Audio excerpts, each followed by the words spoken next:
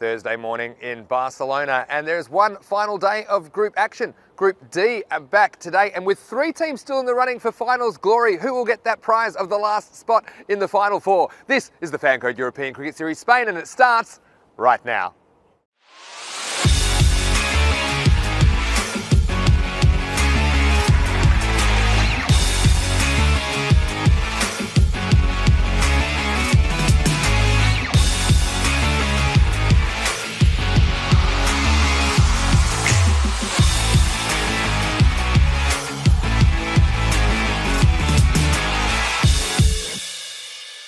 Good morning to you wherever you're watching around the world. It's Vinny Sandhu here, Mr. Maximo for the European Cricket Network, and welcome to day 24 action in the FanCode European Cricket Series Spain. Today we'll see 5 T10 matches. They're actually the final 5 group matches, and today we're going to find out who is the final semi-finalist that will take part in finals Friday tomorrow. So first up on the calendar we've got match 116, which is the Trinidad Royal Stars versus the Black Panthers. The two captains are with the match referee. Here's the call.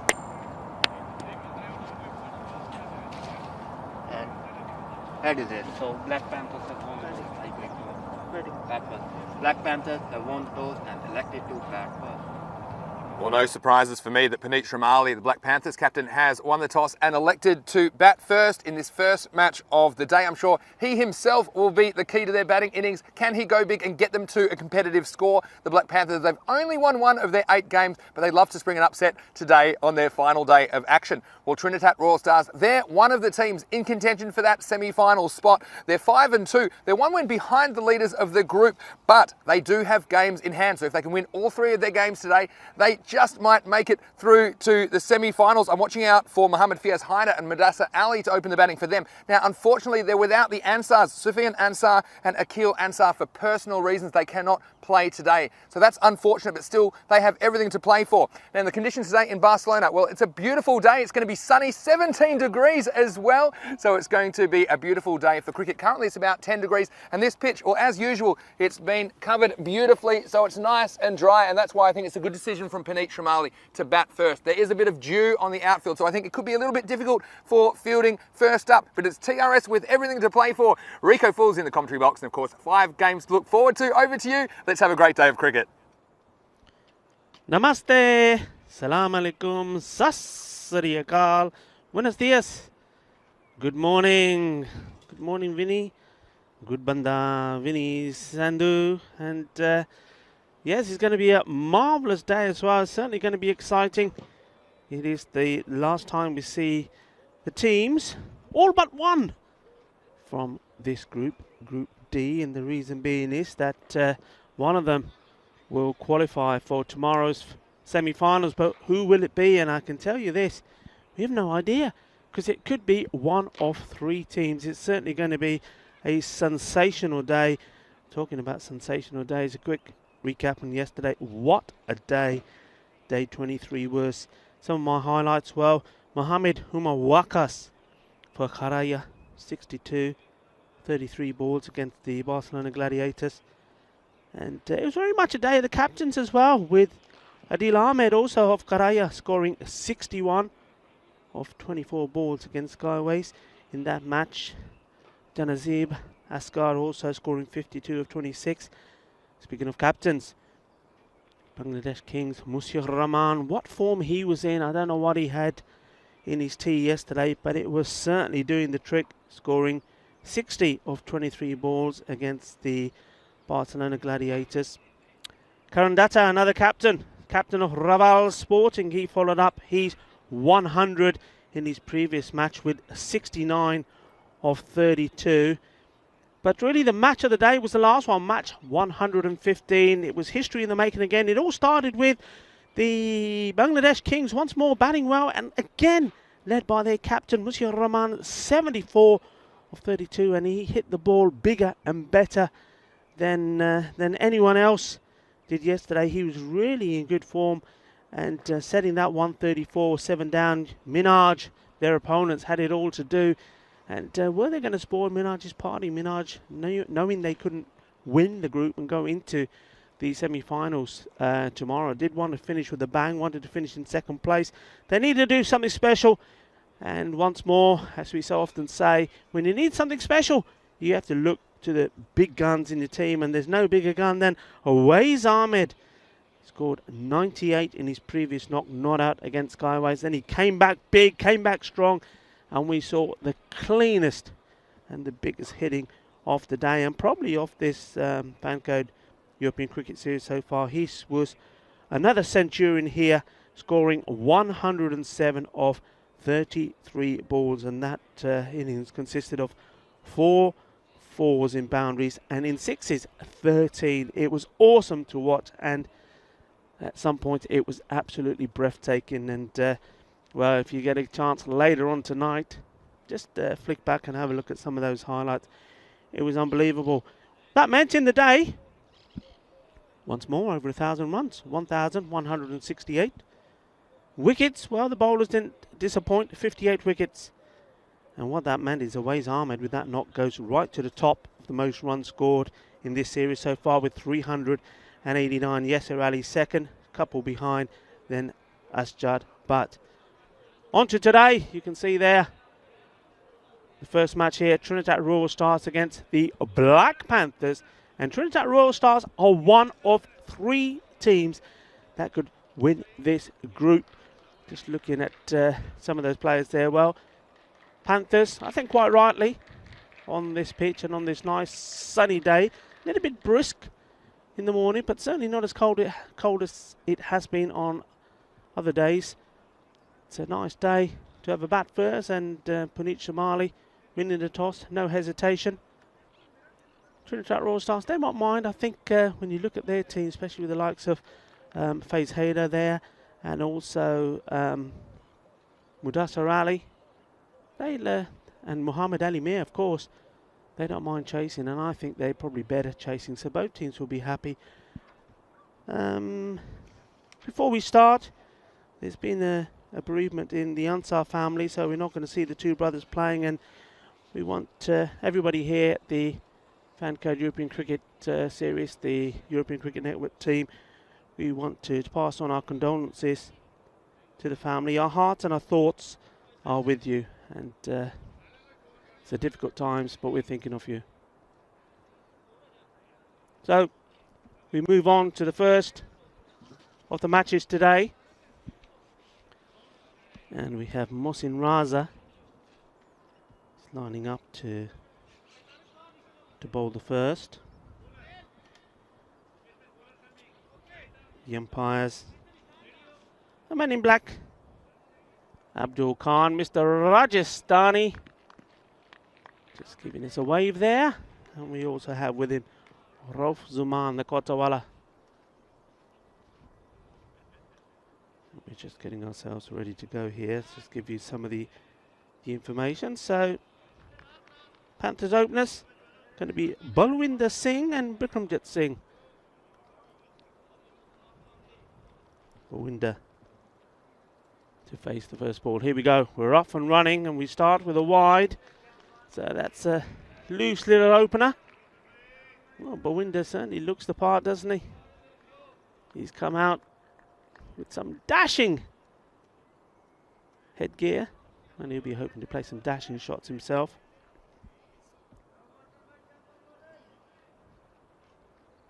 The Balwinder just pushes this one back down. Beautiful start to the day. Certainly is so much brighter now. Walking up here, up the hill, up this Montjuïc hill to this beautiful setting, this Olympic ground, surrounded by Olympic memorabilia, the Olympic Stadium.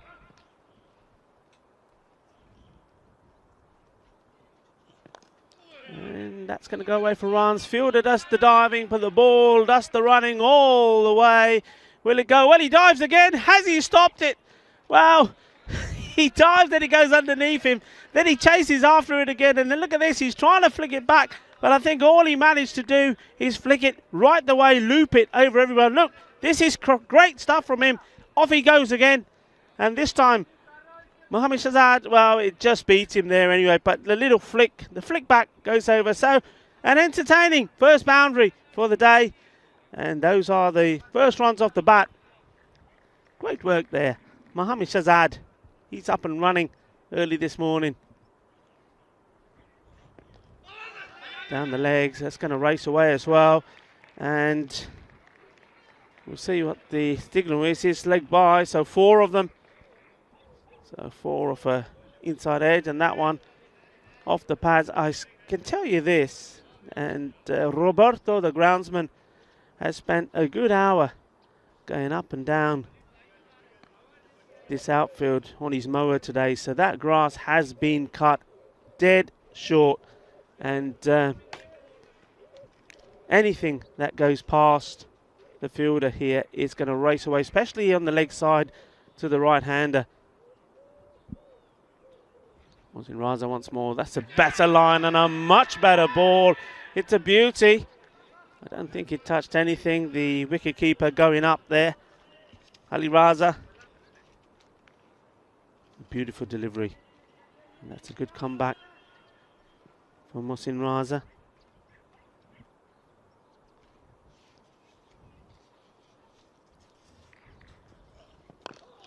Nicely played. European cricket at its best. An exciting day. One of 3 teams can make it into tomorrow's semi-finals. Whoever wins out of this group will be playing the unbeaten Pak Aike. So it's certainly not going to be an easy semi-final, by no means. It's well bowled, nicely pitched up, and well played by the batsman as well there. Vikramjit Singh waited on it. It was the slower delivery, just pushing it out. So productive and entertaining first over on what promises to be a very entertaining day. So 11 without loss after the first.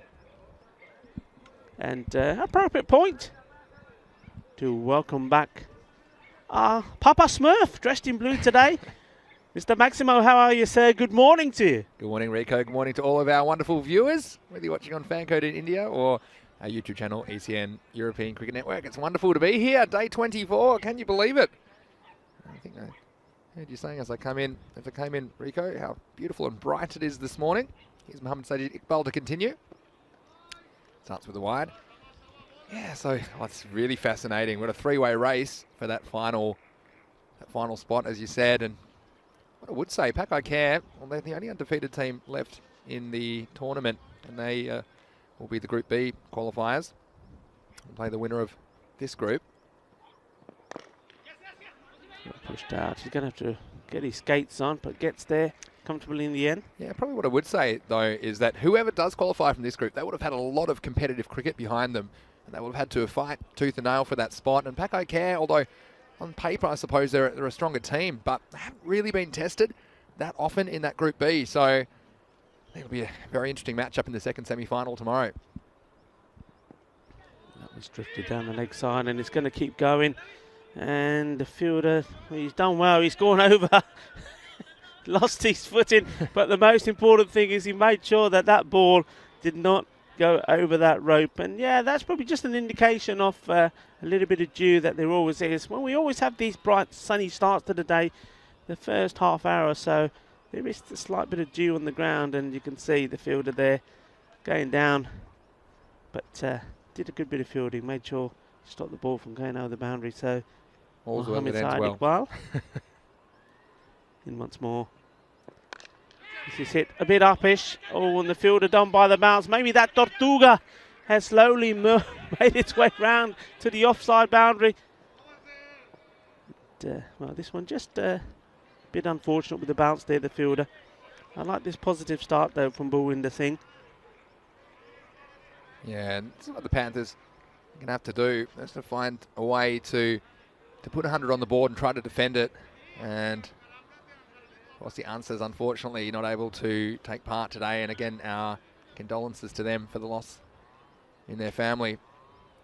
And I think that TRS a little bit weaker as a result of their absence, no doubt about that. But Black Panthers, well, they've already picked up a win in this series. Anything can happen. And Trinidad Royal Stars, 3 matches today. So we mentioned that they're one game behind the leaders, but they do have games in hand. They've got 1 game on Barcelona Shaheen and 2 games on Falco. So they win all their 3 games today. I think they'll probably progress. It's nicely played.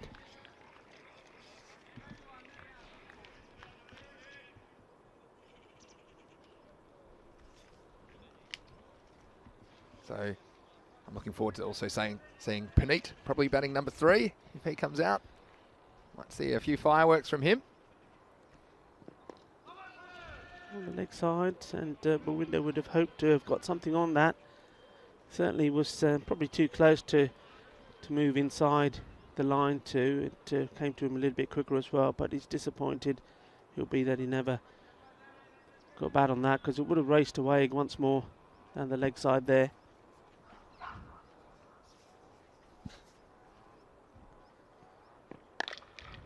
Hit out, and the fielder gets down well, does the fielding. Just looking in the YouTube chat this morning. Good morning to Nate, who's watching from Tennessee, and Luke Belgium, of course, saying great weather asks for great cricket. That's wonderful. And who else we got? Keanu Nolan's watching this morning. He thinks that the 3rd match of the day will be the critical one that will give us a winner of the group. Definitely a lot will be on that TRS versus Barcelona Shaheen match. It's nicely bowled and nicely played. Nice bit of cricket there. I like that. It's sensible stuff so far from these 2 batsmen. And many a batsman would have probably tried to go across the line here. But not the case from Bikramjit Singh. Vicky, yep, as he likes to be known. We've got Land Raver in there this morning. It's always great to hear from Land Raver. It's got some great questions as well. Kessus is there. He's a real party in the chat today. So why don't you join us in the chat? ECN European Cricket Network. We always welcome your thoughts and your questions. We'll do our best to answer them. End of the 2nd over. It's 20 for no loss. Yeah, nice start going at 10 and over. That'll please them. Haven't lost a wicket as well, and that's important. Raza continues and continues to struggle to find his line. A couple of wides he's bowled early this morning. Just falling over down the leg side, and the ball just keeping that natural path. Here's some comments for you. Always some good ones in here. SG wanted to know, did they stop play yesterday when Skyways got their first and only wicket? I bet the champagne was popping last night as they celebrated that milestone. We know that they had to work very hard for it, didn't they? I think it was 439 runs between wickets for Skyways. And V. Ravi saying, talking about me being Papa Smurf. Well, Papa Smurf without moustache and beard. I don't know. I like the Smurfs. Had a bit of a crush on Smurfette back in the day. Oh, Smurfette, is that why? Is that the? It's a bit of a gender disparity in the town. I always felt for Smurfette. She could have her pick of the guys because there was about 100. Yeah, but she, only Smurfette.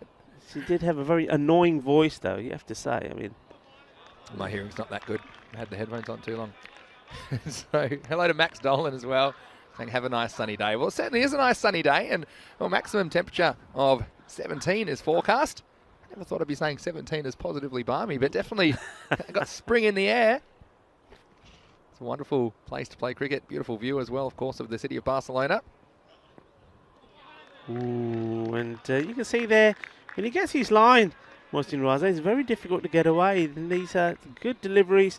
Batsman just has to come. He's done it a couple of times the over before. He's just got to realise he's not going to get too much on these, so just play straight, push it out in the offside, take the single. Oh, where did it pitch? Was it on line? Yes, says the umpire. The only doubt here for me was whether it pitched outside the line. You see it again, but he was certainly right across, and it was certainly hitting. Well, let's have a look. I'm sure we'll have a good replay of that. Well, the only question for me was the height. I think mostly we'll see this from front on, I'm sure. I think it's a matter of where it impacted the pad as well, and whether it was in front of off or outside. And I feel that's enough in front of off. I think couldn't definitively say that hit him outside the line of off stump. So for me, it was a good decision. I don't mind the LBWs being given in this format of the game as well. You've got to reward the bowler for beating the batsman. So I think, yeah, if that's one of those umpires call ones, that if he'd said it was not out, I could understand what his doubts were as far as where the ball impacted the pad. But all in all, good decision and good news. We're going to see some Puneet. You're getting enough Puneet in your life? Here's Puneet Shamali coming out to bat at number 3. That's down the leg side. Good ball to a right-hander, but not to the lefty. Yeah, so Panit gets going. We might see a competitive score on the board. We certainly hope so. Yeah, he's a great character, Puneet. Lovely guy. And, also can hit the ball well when he gets going. We know that he has scored a 50. He's scored 123 runs so far. Also picked up 8 wickets, and he will add to those statistics with that single. So moves on to 124. And what I do like here, and I will say this to every batsman, regardless of what number you bat, I like that he's starting to come out with a helmet on now. Yeah, definitely. And that'll be the end of the over. 22 for 1, so pretty tight over there. Only 2 runs off it, and the wicket, of course. So Black Panthers just have to find a way to get 100 plus on the board, and I want to keep around that 10 and over mark. You can see at the moment just falling behind. That's what one good over can do. Into the power play, so 5 outfielders will be allowed from now. Yeah, Mohammad Sajid Iqbal is going to continue. So they're going to bowl themselves out. Shamali to face.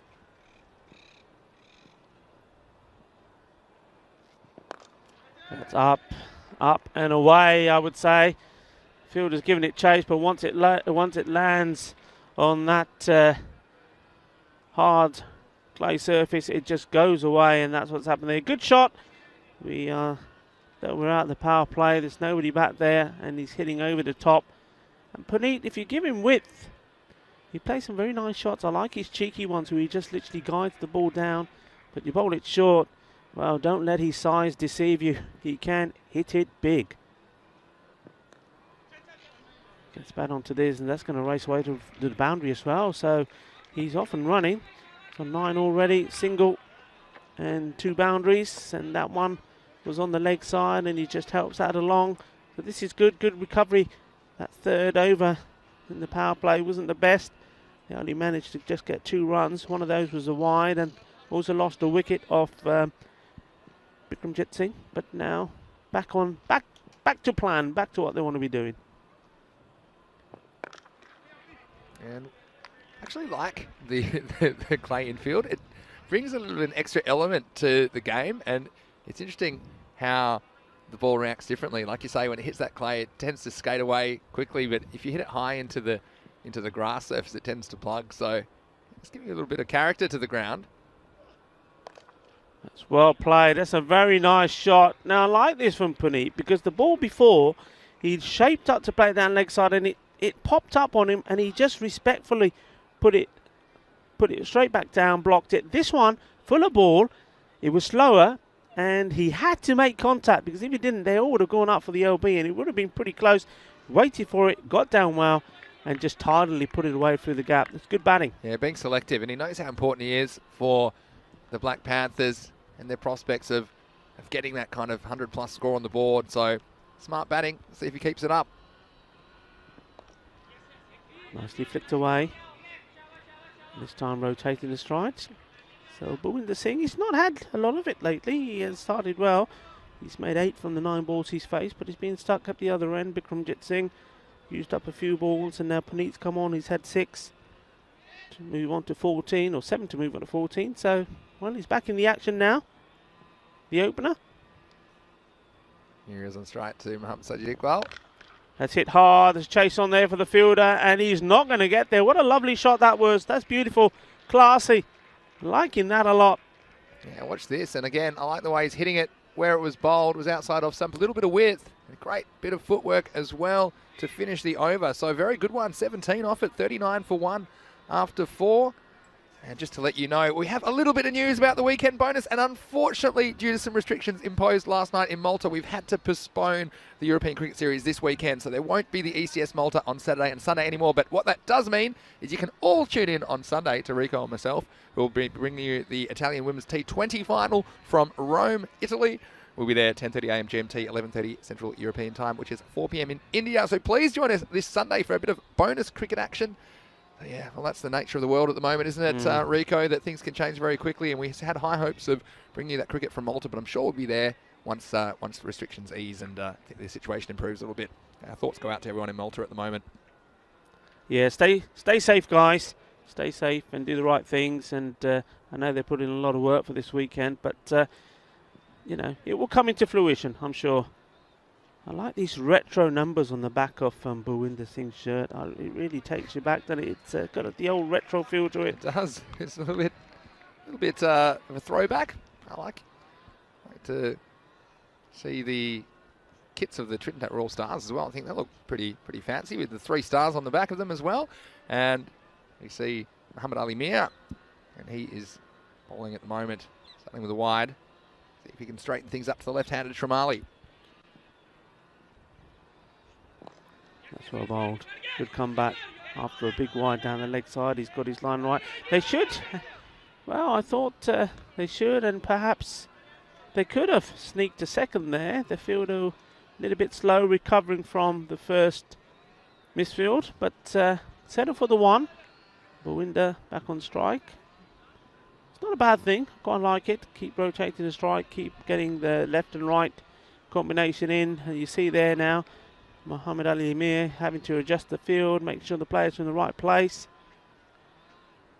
He's opting to have the 3rd right on the boundary, which I like at this point.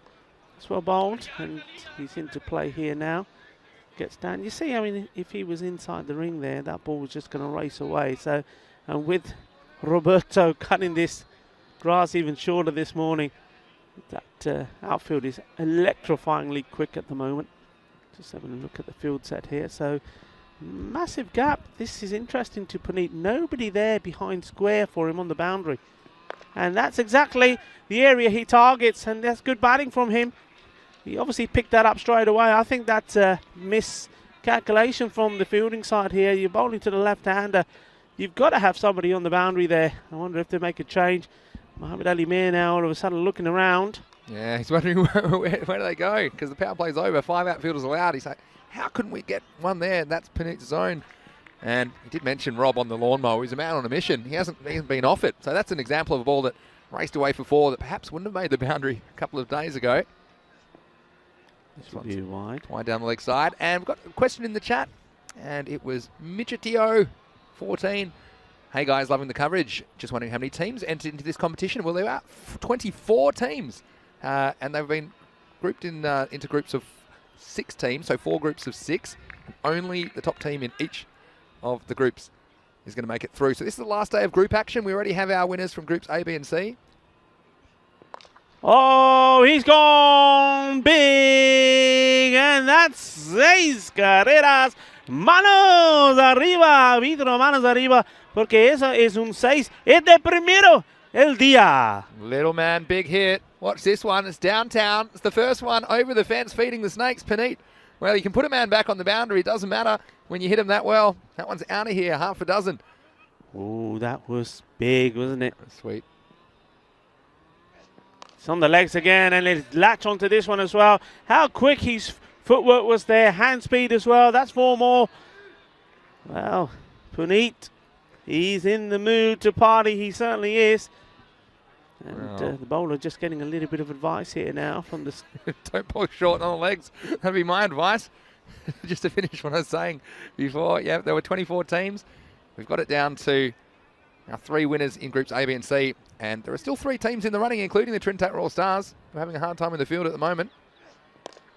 He's in the air. Could be a chance. I don't think he's got the legs to go all the way. And the fielder a little bit slow getting to it. Very fortunate that the ball hits his shin and stays there planted on the ground.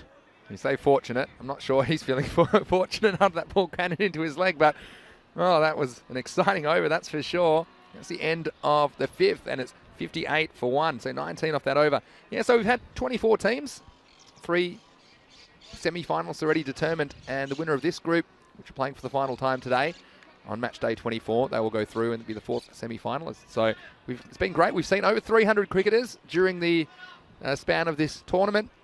It's been great participation and getting more awareness about cricket in the country, and a lot of people, even though spectators aren't allowed at this tournament due to restrictions, but a lot of people asking about it, a lot of buzz locally about it, and it's just wonderful for the game to be able to show it and expand it, and that's what the European Cricket Network is all about.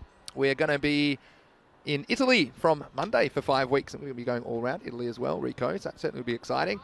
And we hope you stay with us on the European Cricket Network. Tell your family and friends about it, because I think pound for pound, you're not going to get better entertainment in cricket anywhere on the planet. Down the leg side.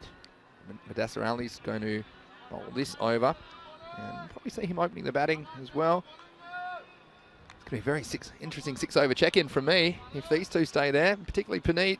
And we know he's hobbling now. I think he wears those. Does he still wear keeping pads? Because he does. He wears keeping pads, and they're not really as much padding as you get in batting pads, but he wears them because of his height. And he's been smashing them all over the place since he's been batting at keeping pads. This one's going to be in exactly the same spot. Well, have to get the X-ray machine out. Poor Puneet. Lightning strikes twice. Oh dear. Well, you got to love. I mean, if you don't love Puneet, you don't have a heart. And he's one of the most popular players. You can see why. I can also see why you like the Smurfs. He had to get out of the way of that one.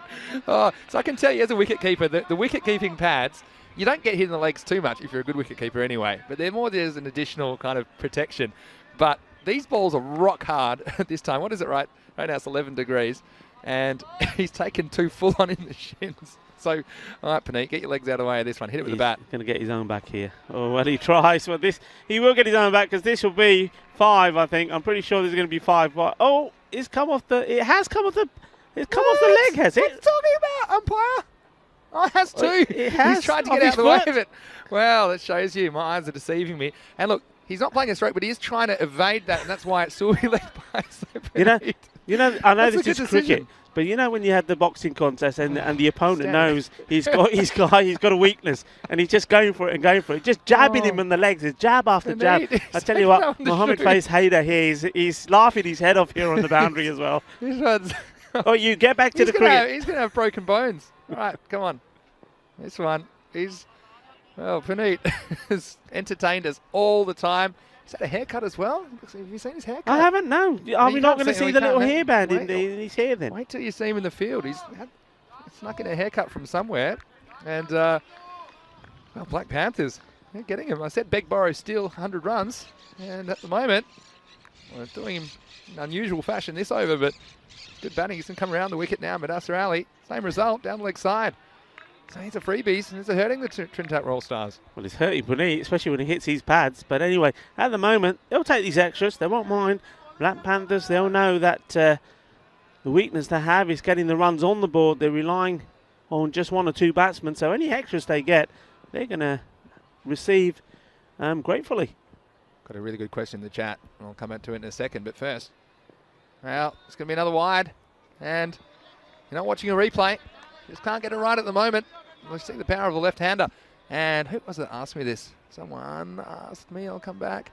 He's asking me, have I eaten? Oh, it's Keanu. Have I eaten at the restaurant that's on the Trinidad jersey? I can tell you, actually, we have a Cordoba restaurant.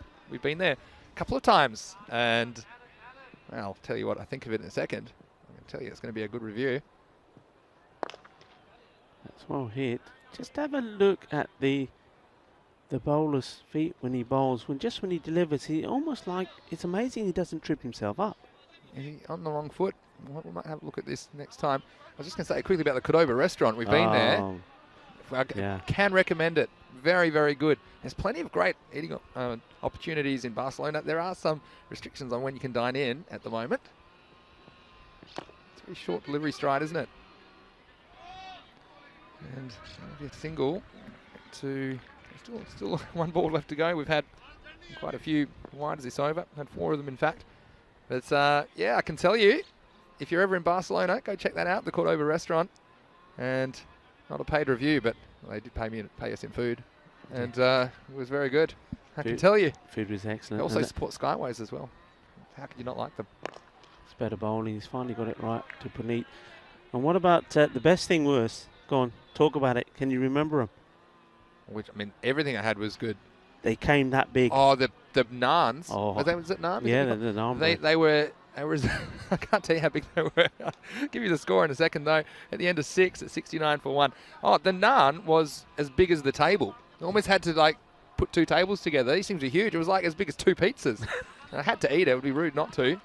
But, yeah, thanks for that, Keanu. question. And 6 over check-in time, 69 for 1. Well, how are these two going? I mean, they've had a lot of gifts, but now I'd be looking, well, 10 and over minimum with wickets in hand. And you're looking at 109, so something 110 plus. It'll be a testy little chase for the Trinidad Royal Stars. They've got some good batsmen, of course. I'm sure probably see Mohammad Fiaz Haider up the top of the order with, I think maybe Mudassar Ali or Mohammad Tajid Iqbal. It's a chance. Oh, his footing went, and you know what? He's done remarkably well, the fielder. You just watch this again. That's Mudassar Ali. His footing went, how he stayed on his feet as he was going out of down, and then he got one hand to it. If he took this catch, it would have been the most amazing catch you would ever see. Look at that, no feet, and well, he just did well to get a hand on it in the end. Had to throw a hand up in hope, and he saved 4 runs, possibly 6. We don't know where that would have bounced, but well, a bit of luck for Puneet as well. He hit it hard. It wasn't going to be an easy catch, even if he did have his feet set.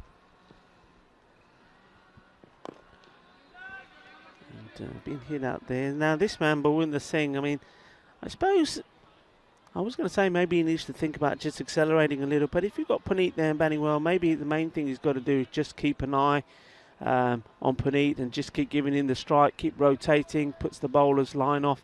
Captain trying to get the breakthrough here, Amir. It's nicely played out to the off. Should be just a single.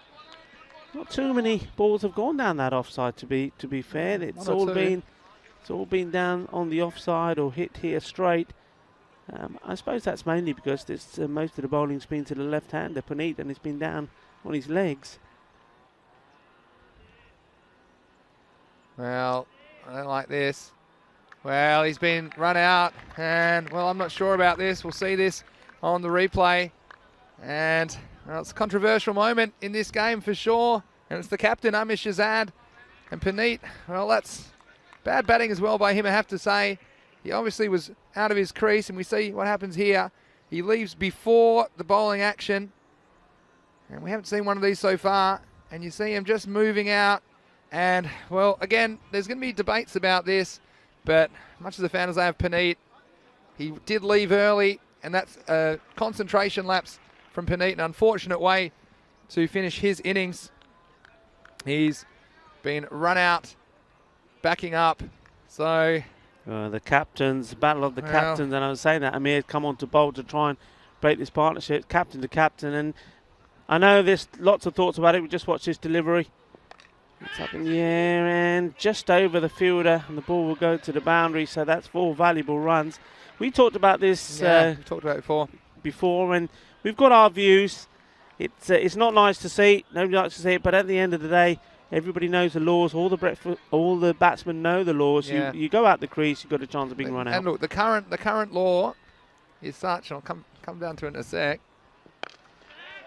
He's gone for the big shot, and it's well taken. That's a good catch. It wasn't going to be easy, and I was thinking that Balwinder Singh maybe he needed to let cut loose, but while Puneet was there, he was just giving him a strike. Decided he had to go for a few shots himself, but he's gone at a critical stage here because now you're going to have 2 new batsmen at the crease. He needed to wait just a little bit longer before going for that big shot. Yeah, and you see what Amir Shahzad is thinking as well. Everything was going against his team. He needed to do something. Yeah, it takes a lot of courage because you know it's going to be an unpopular decision to Mankat Puneet, but when it comes down to it, you see it sparked another wicket. So resurgence from TRS this over. This next one's a dot ball. Yeah, I suppose the law has been changed. And we'll see that's the end of the over. And at the end of the over, we'll just get the score for you. But perhaps while I do, we might look at what is coming your way tomorrow. And it's going to be finals Friday on the 12th of March. It's semi-final 1 and semi-final 2 of the FanCode ECS Spain. Then we will have the European Cricket Championship group draw in the intermission between games 2 and 3. Then we have the 3rd place playoff, and finally the gold final starting at 2:30 p.m. in GMT, 3:30 in Central Europe, and 8 p.m. in India. So the score 76 for 2 at the end of 7. It's happening very fast here. Here is Hamd Ali Mia to bowl. Yeah, 3 batsmen out, isn't it? 76 for 3. I think the scorers just struggling to update the scores. It's not coming through as quick enough for us. Well, what I'd say, as we see the next one driven through nicely for 4 runs, about the run-out rule, it's always put on the bowler as bad sportsmanship or whatever. But to be honest, the rule can be rephrased as their batsman getting an unfair advantage of leaving before the ball's bowled, which is basically that the bowler wasn't in his delivery action, and especially in this form of the game. I'm a huge Puneet fan, you know, that makes me a little bit biased, but in this occasion, it was a concentration lapse by the batsman that caused the dismissal, and the bowler had every right. So this one driven away nicely off the back foot, and well, another resurgence. And this time it's Jagjit Singh who's come out and hit two beautiful boundaries through the offside. This time, just giving himself a little bit of room, finding the gap, and boundaries keep coming. Well, what it is going to do, it's going to spice it up, isn't it? It's going to spice it up because I'm pretty sure the Black Panthers won't like what's happened to his captain, so they're going to be, there's going to be a little bit of spice and chili in this match now. This one probably just be the single in the end. They'll run hard, but won't be the one. Yeah, a bit of chat, obviously, about the Mancad, and everyone's got their opinions on it. But I think, look, it's not hard to wait until the ball's bowled or the bowler commences his delivery action to get you out of your crease. So I think in the end, well, this is edged, and a very fine third man's going to keep it to one. In the end, I mean, if you're stumped by a little bit, you don't go, oh, you're just out, don't worry. I mean, there used to be a different rule. That's why I think with the Mancad, the negative feelings about it. The old rule used to be the bowler could more or less pretend to bowl, and then as a non-striker, you'd leave your crease, and then would go back and hit the stumps. And that's, to me, very poor. But the next ball, so we're going to miss. But the law's been amended to make it that the bowler has to do that before he commences his delivery action. So there's no reason to be out. And if I'm comparing it to other sports, for example, in baseball, you can get a bit of a lead off your base, and you have every right to go and try and get them out if you think you can. So I don't see anything wrong with it personally.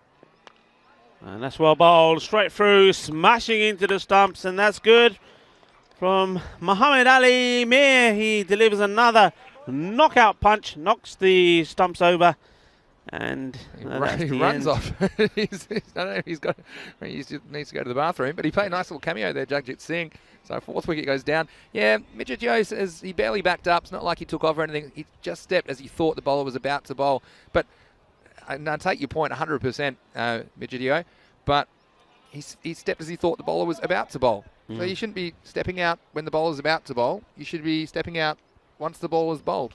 And that, to me, and SG made a good point. So it's the only way to keep them honest. I mean, and I agree. So, well, I do have my own opinion on it. I know everyone has opinions, and again, it takes a lot of courage really from the bowler to do it as well, because he knows it's going to be an unpopular thing to do. But he thought it was going to turn things around for his team, and of course, a lot on the line for TRS on this final day of group action. So he decided, he spotted Puneet, and he actually had time to spot him being out and take the opportunity, didn't he? So he spotted that opportunity and took it, and that's how early Puneet went. So, well, it's unfortunate, but I think Puneet won't be backing up again so quick.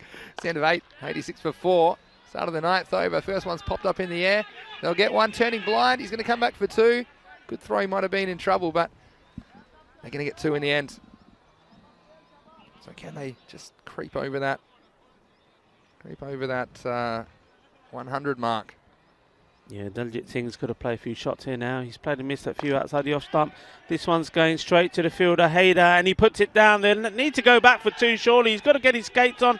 The throw's gone to the wrong end. If it went to the keeper's end, would have been interesting. Haider just a little bit slow for me again for this. We've seen him take some good catches. This one, he didn't get himself into a very good position. Yeah, true. And he was on the move, wasn't he? It's always difficult. Your eyes are moving. That last one, it probably could have been overthrows as well, but the throw hit Amarjit Singh as he returned for the second run. I don't really see anyone backing up, so they could have got a third, but still, I think the 2's a good result. They've got to run hard here. They're just going to get the 1 this time. It's certainly been a spirited batting performance from the Black Panthers, you'd have to say. The last time these two teams met, I think they only scored 55 against TRS, so it's a much improved performance. Shows you how much they've come along during the tournament. Ooh. Able to block that one down in the end. So we're going to get heaps of cricket action today, that's for sure. Now, can we see a couple of boundaries here? It's that 9th over at the moment. Amir Shahzad seems to have things under control. This is pushed out. Will just be the single. And that is the end of the over. Yeah, 93 for 4. So will they get the magical 100? They got one more over to do it. Dersaraj, I like this. He said, I'm personally just annoyed that there's fielders with the numbers 000 and 00 on the ground, which is mathematically and logically the same number. It's true. 000 in Australia is the emergency line. I think you mentioned 112. Yeah, we were game 112 yesterday. Yeah, 000. We call the cops. And so it's, I don't know. We've seen some interesting numbers. In the ECS last year, we saw a player which had 666 as a number in his. Well, they were supposed to be his stats, weren't they? Yeah, I think he's hit 6 and over. Yeah, so this starts with a wide. So I'll take up to 94. You see Madassa, who struggled with his control in his previous over. He's got the ball in the hand. Yeah, a couple of big blows here now. He really has to come down and give it everything. He's struggling to open his shoulders. He's sort of hitting from... See what I mean? He's not getting that bat all the way high up and coming down on it. He's sort of just going halfway up. So Amarjit's sitting here now. We know that he can give it a good old whack. We've seen him hit a few big ones. Yeah. He could do with a good explosive end to this innings. Get to the 100, and that's going to keep it very interesting indeed. Here's Madassa, and you can see now with the right-hander, he's having no problems at all because on the top and outside, I think, yeah, if you're Black Panthers, you just need to scramble or whatever runs you can off this. Get up to the 100. It's a psychological part of the game, isn't it, when you put 100 on the board. Let's see if Madassa helps him out with a few extras, but at the moment he seems spot on. These are the balls that were crashing into Puneet's shin. these exact balls. You see the difference there? I mean, I was talking about Diljit Singh not really being able to power the ball, but at least he's getting bat on it and getting the single. Amarjit Singh here, he can power it, but by swinging and missing, we've just seen 2 dot balls go by. And, well, he's powered that. It's a slower one. Well, he needed to make contact with one. He does. This has gone all the way. Shaka ho gaya. That's nice. They needed it. Another one would do him nicely. Well, that was taken off the stumps. And don't worry about working in singles. When you get half a dozen like this, how well was this timed over mid-wicket? Just what they needed. It brings up the 100 as well for the Black Panthers. 101 with 2 balls remaining. Right. Well bowled, actually. Another broken good foot. running. He's hopping up and down. Tell you what, they'd win a 3-legged race, I reckon, with this kind of training. The Black Panthers. I hope he's icing his shins. But he's probably saying, what are you worried about there? I had 3 of them. He's going to be shoving a pillow between his pad and his leg next time he comes out to bat, I'm sure. Anyway, last ball of the innings. Get your skates on. It's well hit. And they've got to run and run. Running. Arriba, Andre, arriba, una más, rápido. Well, in the end, there's going to be 2 and 2 only. So that will end the innings. And the final score will be 104 for the Black Panthers. Well, winning the toss and batting, we talked about them getting a competitive score on the board, 100 plus. They've done just that. TRS, huge day for them, 3 games. They'll be wanting to win them all. If they do that, they'll be progressing to the semi-finals tomorrow. And it was a bit of a shaky start, you'd have to say, for TRS. Big favourites in this match, but it was the Panthers that made all the early running. And putting on 58 in the first half of the innings, including 39 off the first 4 overs. And you've got to say, it's a pretty impressive performance on the whole from the Black Panthers. Yeah, it was, and that's the LBW. And we were talking about that. It could have gone either way, and we could understand why from the umpire, but in the end, he's standing there directly in front deciding. Everything was good about that. But that just brought Puneet into the action. That was a beautiful shot, that one, from Balwinder Singh. Liking that. Puneet, well, when he got into his rhythm, he sent some big, and that one was the big one.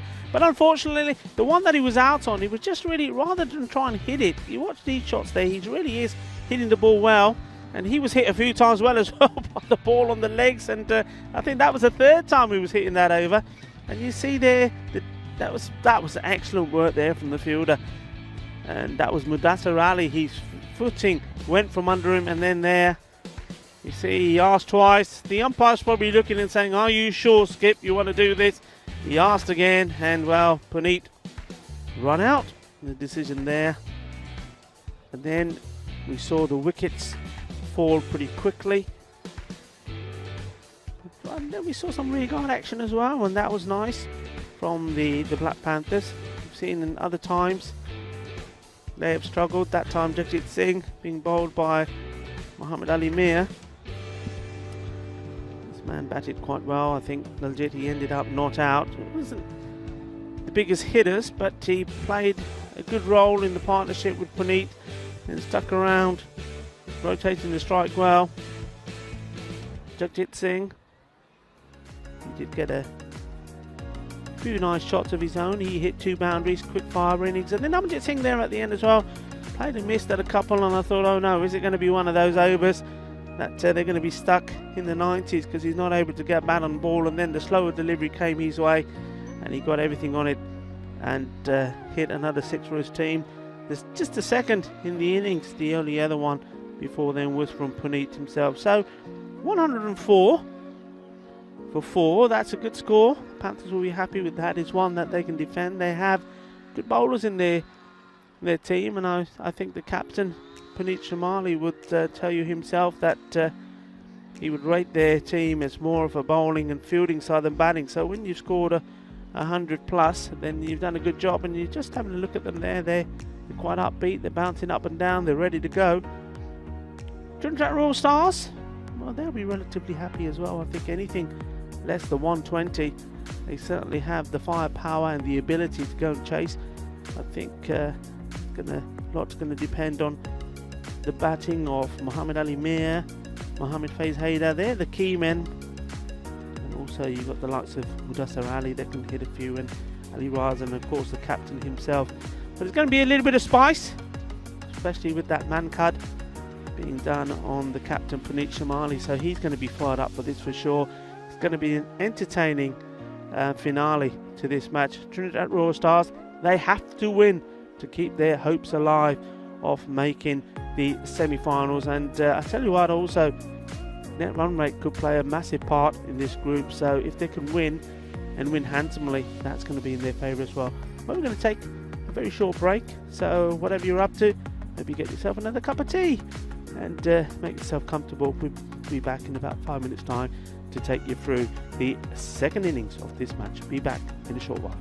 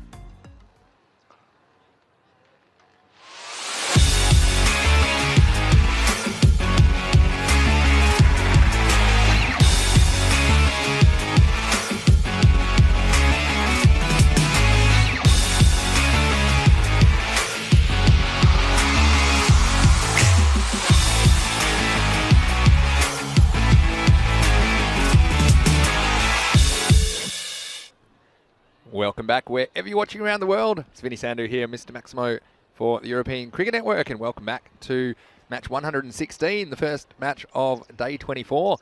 It's the Black Panthers versus the Trinidad Royal Stars. In the first half of this match, the Black Panthers, their captain Panitra Ramali won the toss and elected to bat. They've posted 104 runs off their 10 overs, so it'll be 105 for victory for the Trinidad Royal Stars. Of course, the TRS team still in the hunt for that final semi-final spot on Finals Friday tomorrow.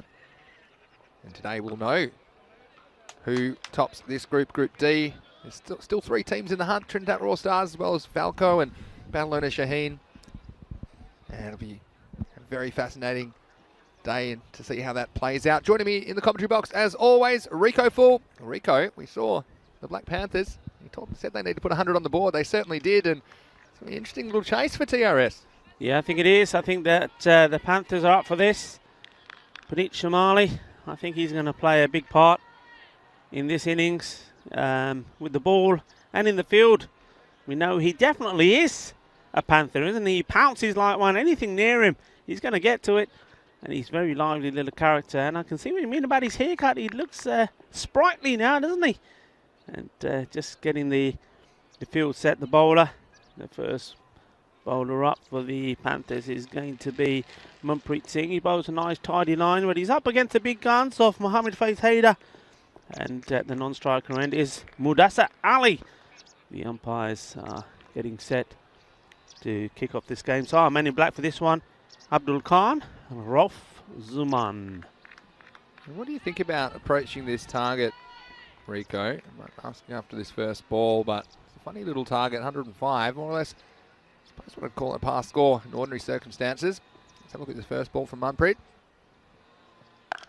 Oh, and well, maybe that answered your question without me saying anything. It's just been smashed away. It wasn't the best of deliveries. It was one of those where the bowler says, I just need to make sure I get it in the right place. But the batsman says, well, I'll put it in the right place if you want. And off it goes for 6. Yeah, this is ask me. Not this. I was going to say, well, do you approach it by taking risks and going hard in the power play and trying to get that run rate well under control? Or do you approach it more from not losing wickets and keeping wickets in hand and perhaps pacing your innings a bit more evenly? Because I suppose there's risks and rewards to both those strategies. This one's a wide. How would you approach it? Would you try for a really big power play and then just cruise to the target? But of course, carry some risks if you're going to be aggressive early. Yeah, I mean, I think the Trinidad Royal Stars, their style is to be aggressive. Their style is to push on and play the shots. And I think inside the power play, yeah, you go for it because I think this is an opportunity to really get your net rate into a favourable net run rate in a favourable position, and that could play a massive part in this group. So yeah, I would try and get these runs quickly. Yeah. Certainly would. And if that means maybe changing the batting order slightly, then so be it. Manpreet in once more. That's a better ball, better length. Balwinder does the fielding. You bring up a great point there, Rico, about the net run rate, and there's every chance, we've seen it come into play on Monday already in Group A, that Trinidad Royal Stars could potentially have the same amount of points at the top of the group as someone else. And so, yeah, it's not just winning this game, but they need to win this game well to improve that net run rate. They do lag behind Barcelona Shaheen and FanCode at the moment in the net run rate stakes, but they do have games against the Black Panthers and also the Punjab Warriors later, where they'd be hoping to win and win well. Singh, this time to Ali. Hello to everyone in the chat. If you are watching on YouTube, why don't you jump in our live chat? ECN European Cricket Network. Jamie Bundy's in there. It's fantastic to see you in there. Again, hope you're having a great day. Hello to George Charles as well, who is joining us. Max O'Dowd saying, how good is European cricket? Well, it's great to have Max O'Dowd in the chat. One beats him with an outswing up. And Max is actually a member of the VOC Rotterdam team, who are the current European champions. After winning the European Cricket League in 2019, we'll be seeing VOC Rotterdam again in a couple of months' time. And that tournament starts on May 31. So fantastic to have you in the chat, Max. Buenos dias, Max. Yeah, glad to have you on board, and hope you enjoy the cricket. Well, we certainly are. We're enjoying the cricket, and we're enjoying the early morning sunshine here today. Is lovely. I mean, it's nice to be stood here watching this cricket, and already have removed those outer layers. You might have. Well, I noticed you haven't got your beanie on, so it can't be that bad. I haven't got my beanie on. I was like a little 7-layer snowman the first couple of weeks here in Barcelona. Now, Max, if you're watching in the chat, which I know you are, tell us, do you still have the wonderful long hair and the ponytail, which you had back in ECL 19, or have you cut it? Because I saw Panit had a haircut today. It's well played, well bowled. This is a good comeback from Manpreet. He started with a real loosener, couldn't get it right. The next ball, well, he's wayward with his line wide, but he's come back well, bowling good line. He's asking the batsman now to play each ball on merit. There's been 4 wides in the over. This one's been hit hard and straight. It's coming this way somewhere, and it goes all the way out the ground. And I just saw the shadow of that over this marquee. I think, oh, there it goes. 6 runs, so a good finish to the over. And at the moment, Trinidad Royal Stars, they're going great guns. That one taking them to 15. Yeah, 17 actually. 17 is it? No, that one's worth 6. So we'll give him 17 today. for that. That's okay. But don't blame you, because you might have had some PTSD before in the the commentary box, because we are really close to the action here. That one was sailing over our heads. Luckily, it went all the way over the fence. But, well, I think the strategy here from the batsman, it's kind of a middle strategy. It's basically, like Panthers, I know their bowling typically isn't particularly strong, although they do have 1 or 2 dangerous bowlers. I think they're just going to wait for the bad balls. And I think that's what we saw there. Hitting the first one for 6, it was a knee-high full toss on the legs. And then some of the other balls, if they're good balls, they don't mind keeping them out and using a dot ball or 2, just making sure they stay there. And you see the last ball as well, slightly over-pitched and no problems going down the ground in the power play. So 17 is a very good start. At that rate, they'll get the runs in just a tick over 6, and that would be a good help to their net run rate. But I'll tell you what, he's fired up, Panit, with the haircut. Like I said, he's going to bowl the second over with his slingy left armers. He'll be bowling to Mohammad Fiaz Haider. He comes for his first. Short, that's nicely guided away, and the man there at third, it was that FFF, as you say. FFF, foot fielding fail. Yeah, and he should have done better there, really. I mean, in a situation like this, when you haven't got, okay, you've got reasonable amount of runs, but you're probably 20 less of where you need to be against a team like Trinidad. Every run you save is important. You've got to get the old dive in, the slide in, and that's also going to help the team as well. I tell you what, Panit, have a look at Panit when he comes back from this. He's struggling. Look, there he goes. You see that? He's limping. He's hurt. Yeah, I know why. He took about 2 or 3 full balls in the shins when he was batting, and he was only batting in the keeping pads. Oh, he's really struggling here. Well, hopefully he's all right, because I thought, yeah, look, he's got a heart as big as a horse, Panit, but the body of a Shetland pony, and he's struggling. He's going to continue, though. Well, and that's been smashed away. Now, look here. I'm going to have to say this. I know he's the captain and he wants to lead by example, as that one is smashed away. Short, horrible. Gandhi ball, Siggy, and it got what it deserved. If you're injured and you're not well, you don't bowl. And I think that's what Bawinda is saying to him here. And that's absolutely right. Bawinda saying, look, if it's hurting you that much, just say you can't continue, because you're only going to injure yourself more, and it's not worth it. Or you need to come off a short run or something at the moment. We'll see how this one goes.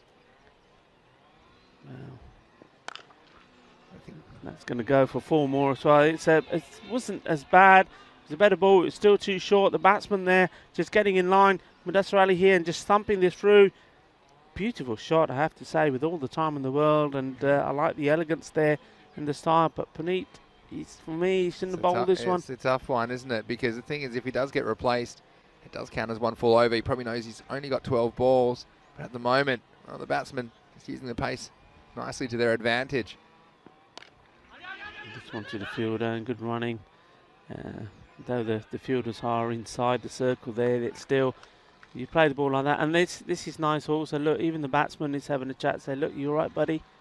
And that's nice to see. I like that, you know. Very good spirit. We saw that yesterday from all the teams, and we're seeing it today. They all know each other well, talking to each other. That's going to be a wide. He left to bowl it again. You're going to enjoy that.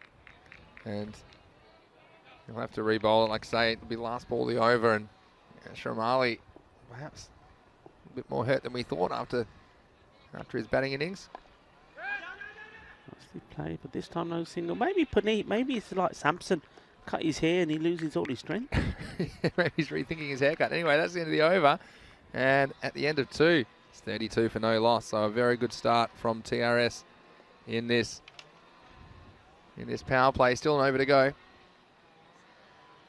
Yeah, Bowinder having a chat with him, and he's saying to him, look, are you okay to field there?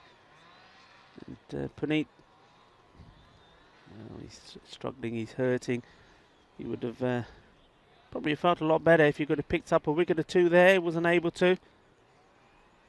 Yeah, it's one of those things. I don't know if it's maybe a bruise. I mean, I wouldn't have thought there'd be muscular damage. And so perhaps he thought he wasn't going to make it any worse. It was just a little bit painful and perhaps a bit of swelling. Of course, he's going to have to back up because the Panthers, they are playing the next game as well against the Hawks. That'll be their final game of the campaign. And there's a few sore and sorry players from all teams, really. As we get into the business end, 5 weeks of cricket, 10 games for them all in the group stage. Bowinder Singh, Mr. Retro. That's a nice shot. It's going to be a chase on for the fielder. He does get there, makes no mistake. Gets the throw in, nicely done, Amarjit Singh. We know about his catching abilities.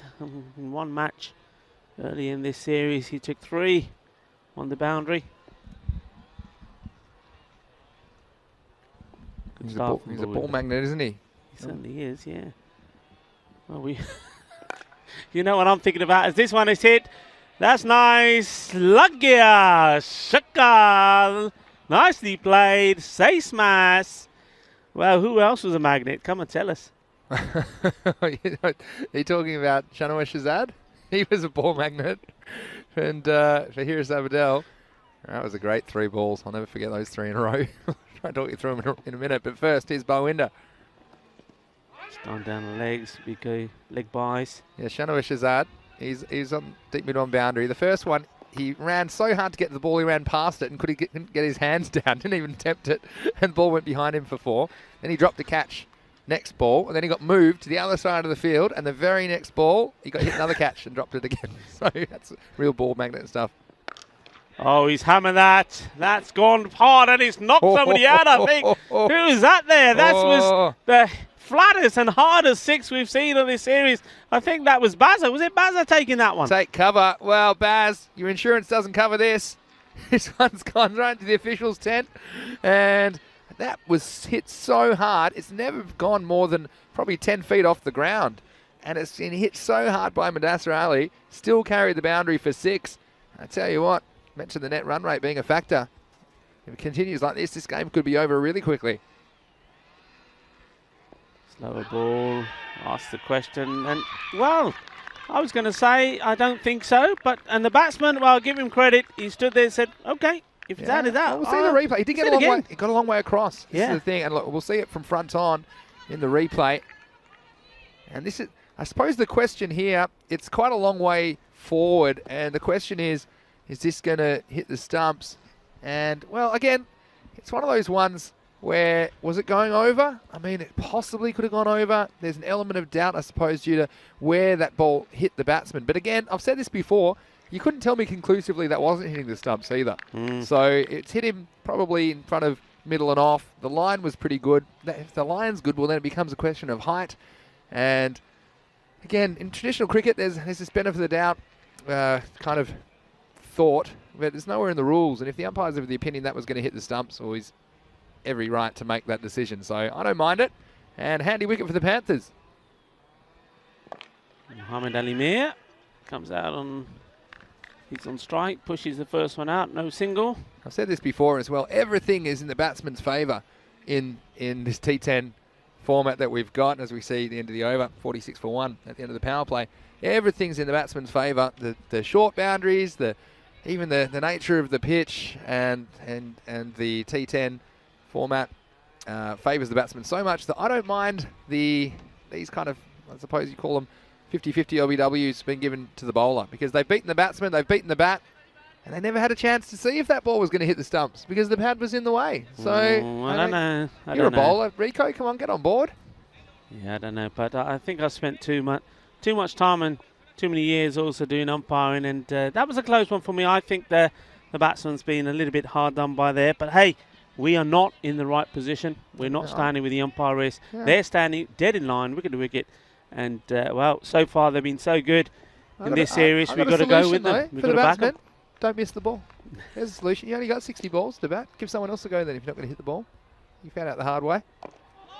But again, we've got discussion in the chat about it. I mean, there's one group that thinks that, you know, it wasn't bouncing over and it was in line, and that's a fair argument. And there's another one that think, well, it was too far forward and you're guessing. That's also another argument. But, yeah, why shouldn't the benefit be given to the bowler? You can't tell me anywhere that it says in the laws of cricket that the benefit should go to the batsman. So it's just what the umpire thinks. And if the umpire thinks that's hitting the stumps, it's a good decision. Absolutely, yeah. And that's it's a radical way of thinking. Good way to but it's a radical a radical form of cricket that we're playing. Here's Akram Ali. Anyway, one of the better bowlers for Black Panthers. Well, that one definitely isn't. If he gives this one, then he needs to be changed. See, this is the difference, though. Because this, you can 100%, we'll see this one from front on, that you can 100% be sure this one is missing the stumps. And you see where this hits the batsman. It's heading down the leg side. And that's why it's not given out. So this is why the system works. Yeah, beautiful day, isn't it, in Barcelona for cricket. Here's Akram Ali. This has been hit up in the air. There will be a chance here for the field if he gets his composure, and he does, and he takes a very good catch indeed. How well he adjusted himself there. That ball was in the air a very, very long time, and Daljit Singh comes up with a super catch and removes the other big hitting batsman. Well, they've got to hold their catches if they're going to be competitive in this game. And Daljit Singh, well, he looked to his left, he looked to his right, and said, oh no, I think this one's coming to me. But no mistake. And you could see Amarjit Singh, he was chasing the ball from about 40 metres to his left. He came around to help the fielder out. He wasn't required, though, and Daljit Singh takes an important catch. So that will bring the captain, Amish Shahzad, to the crease. So the early momentum of Trinidad Royal Stars being halted by a couple of wickets. And maybe this game's got a couple of twists and turns yet. Certainly does, and pressure time here now. Captain is, of course, at the non-strikers then as the batsman did cross. So a lot here now relies on these two. I mean, Mohamed Ali Mir, we know about him. He likes to hit the ball well and hit it hard. The captain, well, he's probably just quite happy at the moment just to play an anchor role, get these runs. That's pitched up well and, well, deceiving. A little bit of air, a little bit of flight, but also dipping. Yeah. Good stuff this from Akram Ali. Yeah, it is good stuff. And we've seen him taking wickets throughout this tournament for the Black Panthers. And he was a shining light for them before they got cool, the Panthers. And he's still doing the job for them. This is good. Back-to-back dots. I like it. I like it. And it's just, look, Mohamed Ali Mir, it's very strong stroke maker. He's just come to the crease, but you watch him, if he gets going, he can give it a real whack. So probably just having the same approach. The good ones he needs to keep out, and he's going to go after the bad ones. Pushes this one out. They take the single. It's good running. Also the benefit of the very fast start, 46 in the power play, getting the rate under control, getting it down below 10 and over, and it doesn't put too much pressure on the new batsman coming in. As we see the end of another over. At the end of that one, it is 100. Oh no, it's 105. That was the 48. That's the target. 48 for 2. Oh, the game be over. Anyway, coming up, we're talking about ECL, and of course, Max O'Dowd was in the chat. It's coming your way on ECN from May 31 over 4 weeks. These are the 15 domestic champions and the best clubs of 15 European nations, and they'll all be competing along with the defending champions VOC Rotterdam from the Netherlands. So you can catch all the action here on May the 31st for 4 weeks on the European Cricket Network. And for all the extra information and articles regarding the European Cricket League, you can go to europeancricket.com, the website. Please do. Sukhjit Singh, the new bowler, is gonna have a go here now. And wow, another wicket here, and anything could happen.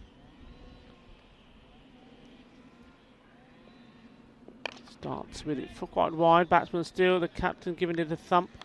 Sorry, that was Mir. Captain will now go on strike here to face what will be his first delivery. Yeah, it's an interesting one, isn't it? TRS, they would have hoped to win this game very comfortably, and they still look to be cruising, but those wickets just changing things, and this rate still between 9 and 10 and over. So These two all want to stick around and take them home. He's trying to give it a big hit, and then he's ended up, could have been stranded in the middle there. Good work again from Bawunda. I certainly like the energy that he's giving the Panthers, and he's really trying to G him up. You saw there he was trying to support Puneet when Puneet was struggling through that over. Did a good job with the bat, and now he's doing it with the field. Bowled well. In the air, there's a chance. Big wicket this. And he's put it down. How will that hurt them? And that was crocodile style, and it didn't work for him. Oh, crocodiles eat fingers, Rico. And this one, well, we talked about the importance of holding their catches, and this one was a total miss hit from the captain, Shazad, who sliced up in the air. Akram Ali, he's been so good with the ball, but this time, clangs it, down it goes. This should just be a single, but, well, come back to the chat for a second, and County Nolan saying, can't wait for the ECL, I'm so excited for it. The ECL 19 was great. He advises people to go back and watch it, and you can do that if you go back on our YouTube channel, this exact YouTube channel, ECN European Cricket Network. You can get all the full games as well as highlights from the tournament back in 2019 of the European Cricket League. Of course, last year's was cancelled, unfortunately, due to the global situation, but it will be great to be back this year. It's hit hard, and that's well fielded once more. He's doing an outstanding job out there, Diljit. You saw him take a super catch, and now a bit of ground fielding. Well, Daljit Singh and Amjit Singh there on that part of the boundary. Puneet here. Good, hasn't he? And Daljit on the deep mid wicket. When you're hot, you're hot. That one straight into the hands. Just like a little lob, really. Didn't really timing it though. He's a good batsman when he gets going, but he hasn't quite found his timing. They haven't bowled too many wides lately, and I think that's going to be an important factor. We saw 22 extras in the first innings of this game. It's the end of the over. It's 53 for 2. After 5. Just further to the point, we've got the Turbinator, Tejpal Singh, in the chat. He said Punjab Warriors will win the 4th match. That's because he'll be playing. That's why everyone wants predictions. And he did the emoji, like the strong arm emoji. यार मैं तेरी confidence like करता कुछ सानू आज दिखाओ गल भी सुन परोंठे लाके आई आप ना सारी खा के आई. Yeah, I like the confidence, and just saying, don't eat all the prontas, because I think he goes on pronta power. Well, bring a few for me and Maxi as well, eh? Akram Ali on, he needs to clean up his own mess. In he comes. It's up in the air, gets a start. Puneet, in he comes. Takes a catch. Thank you very much. That's the way to do it. Game on. Well, Puneet Shamali, he's such a good pair of hands, and you just wondered if he had the legs to get there. And this one sliced up in the air, and he hasn't quite found his timing today, Muhammad Ali Mir. And Puneet, he was in a flash, and broken leg or no broken leg, he says, no problem, nothing wrong with my hands. In it goes, and another wicket goes down. And could they be pulling off one of the upsets of the tournament here and spoiling the chances of the Trinidad Royal Stars here in match 116? You're seeing it here first on the European Cricket Network. And wow, it's so fantastic that so many people are enjoying the action. Also got Hardeep Singh from the Warriors in the chat. And Desiraj has got a question for you. I'll come to in a second. George Charles says, can't wait for ECL 2021. Should be a great tournament. But for now, let's be focused on Akram Ali. In he comes. Ooh, that quite easily could have been another new batsman that's come in. Is at the other end, and that's Ali Raza. Yeah, Ali Raza's come in. And Desiraj is asking, Rico, how's your cholesterol after all that Pranta talk, mate? No, listen. You'd be absolutely right, but I do walk up that hill in the morning and walk down it in the evening. So I'm getting my exercise as well, so I'm good. Good to hear. This one should only be one. And they're doing well, and the field's well set, isn't it? Black Panthers protecting the leg side boundaries. They've got 4 back there at the moment. Yeah. And you can see that when he forced Muhammad Ali Mir to try and go over the offside, but he only could slice it to long off. The lone man on the boundary on the offside. So he's got a 6-3 field at the moment, only 3 on the offside. I think that's where the runs are. Yeah. New batsman coming in now. Still a lot of work to be done. A lot of work to be done, and I tell you what, Barcelona Shaheen are probably watching this eagerly, and so probably Falco. That's a nice shot, and Bawinda, well, it had to be, and he has been on fire today, and he's disappointed with himself about the throw, but what a great stop, what a bit of fielding, and I tell you what, this is what the Black Panthers do. They're very much similar to Punjabi Warriors. They stick together as a team and they fight. Only 3 on the offside, and it's unfortunate batsman. He put it within the grasp of one of those men. Oh, and that got a little bit of bat onto it. Could have gone anywhere. And that just the single again. And this is the thing about runs on the board. That's why I thought it was a good toss to win, because it was slightly slippery fielding conditions early. And if you remember early in this match, the Trinidad Royal Stars were having trouble with their footing, but already it's drying out in the sunshine. So the Panthers getting these slightly easier conditions. O'Malley, can he get another? And he could. He's going to have to run, and he just can't get there. He couldn't have placed it better. It was a perfectly placed shot, unintentional as it was. It'll be a single. So the end of 6, 57 for 3. And talk about your wickets changing the course of an innings. I'm going to talk you through the over-by-over scores. It was 17, 15, 14, and then the wicket fell. Since then, 2, 5, and 4. So 57 after 6 overs. The first 3 went for 46. The second 3 have gone for only 11 runs. And that's it's changed the game. And now the rate, 48 required off 24 balls, 12 and over, 2 a ball required. And one of the things is the Trinidad Royal Stars, they've got the batsmen to do it, but they just haven't found their timing. And I'll come in a second to probably the strategy that I would be looking for. But first, we're going to have a look at Sukhjit Singh, who's going to bowl his second over. Yeah, Trinidad Royal Stars here, very similar. Very similar, I would say, to the Barcelona Gladiators. They've got the strength at the top, and they certainly have got the firepower in the batsmen. But the batsmen, though they play 1 or 2 good shots, they're not able to turn those little innings, the 16s, the 18s, into big ones. And that's where the better teams, the bigger teams, the experienced teams lead the way. This is a little Chinese cut. Goes for a single. Good throw. That was a good throw, but we're safely home. So look, I'll tell you my strategy. If I was batting at the moment, the way I'm thinking is there's only 3 fielders on the offside. There's 6 on the leg side, including that very fine leg in there. And they've got 4 fielders back on the leg side. So I think what I'd be doing, I'd be giving myself a bit of room. The pace isn't particularly frightening on the ball, and I'd be trying to hit balls on the offside, because if I can hit around, there's only a backward point, there's a cover in the circle, and there's long off. If I can miss those men, then there's 4 every time, and they're just not looking in that direction. It's hit hard, and this one may go. No, but once more it's Daljit. Brilliant work. Oh, go gadget arm, Daljit, and incredible work from him on the boundary. And there might be 4 back there, but this looked to be 4 for all money. And he's just stuck out the mitt, and somehow he's pulled it in and saved 3 runs. But this is an example I'm talking about. He's absolutely laced this. The batsman only gets 1 run for it. You could hit a ball half as hard and get 4 on the offside if you place it well. So see what happens. Sukhjit Singh with the ball. Of course, he picks out one of the men, only with the 3 on the offside. If he took that cleanly, who knows? But I think that's the strategy. That's how you're going to get boundaries. And I think, like, if you can hit it really well and get 6, well, that's great. But the way they're timing them, they're not looking like hitting too many at the moment for 6.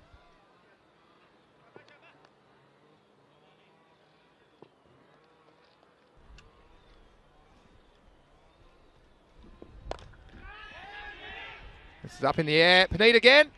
And he holds on. So another catch, Paneet. Reliable as you like. And well, it's not his nemesis, the opposition captain, Amir Shahzad, but Ali Raza's got to go. And again, he's getting under it. And he is looking for that offside, but it was too straight. You see the timing, just losing his shape slightly. Up it went. And Paneet, we can see why is the man in that position, takes the catch again. And, wow, another wicket goes down. And the Panthers, could they just pull this one out of the bag? I tell you what, Trinidad Royal Stars, they will be thinking, what are we doing here? Because they had this game, you would have thought, sewn up. When you look at the power play, the way it was going, and then they're just losing wickets, not able to find boundaries, not able to dissect this field.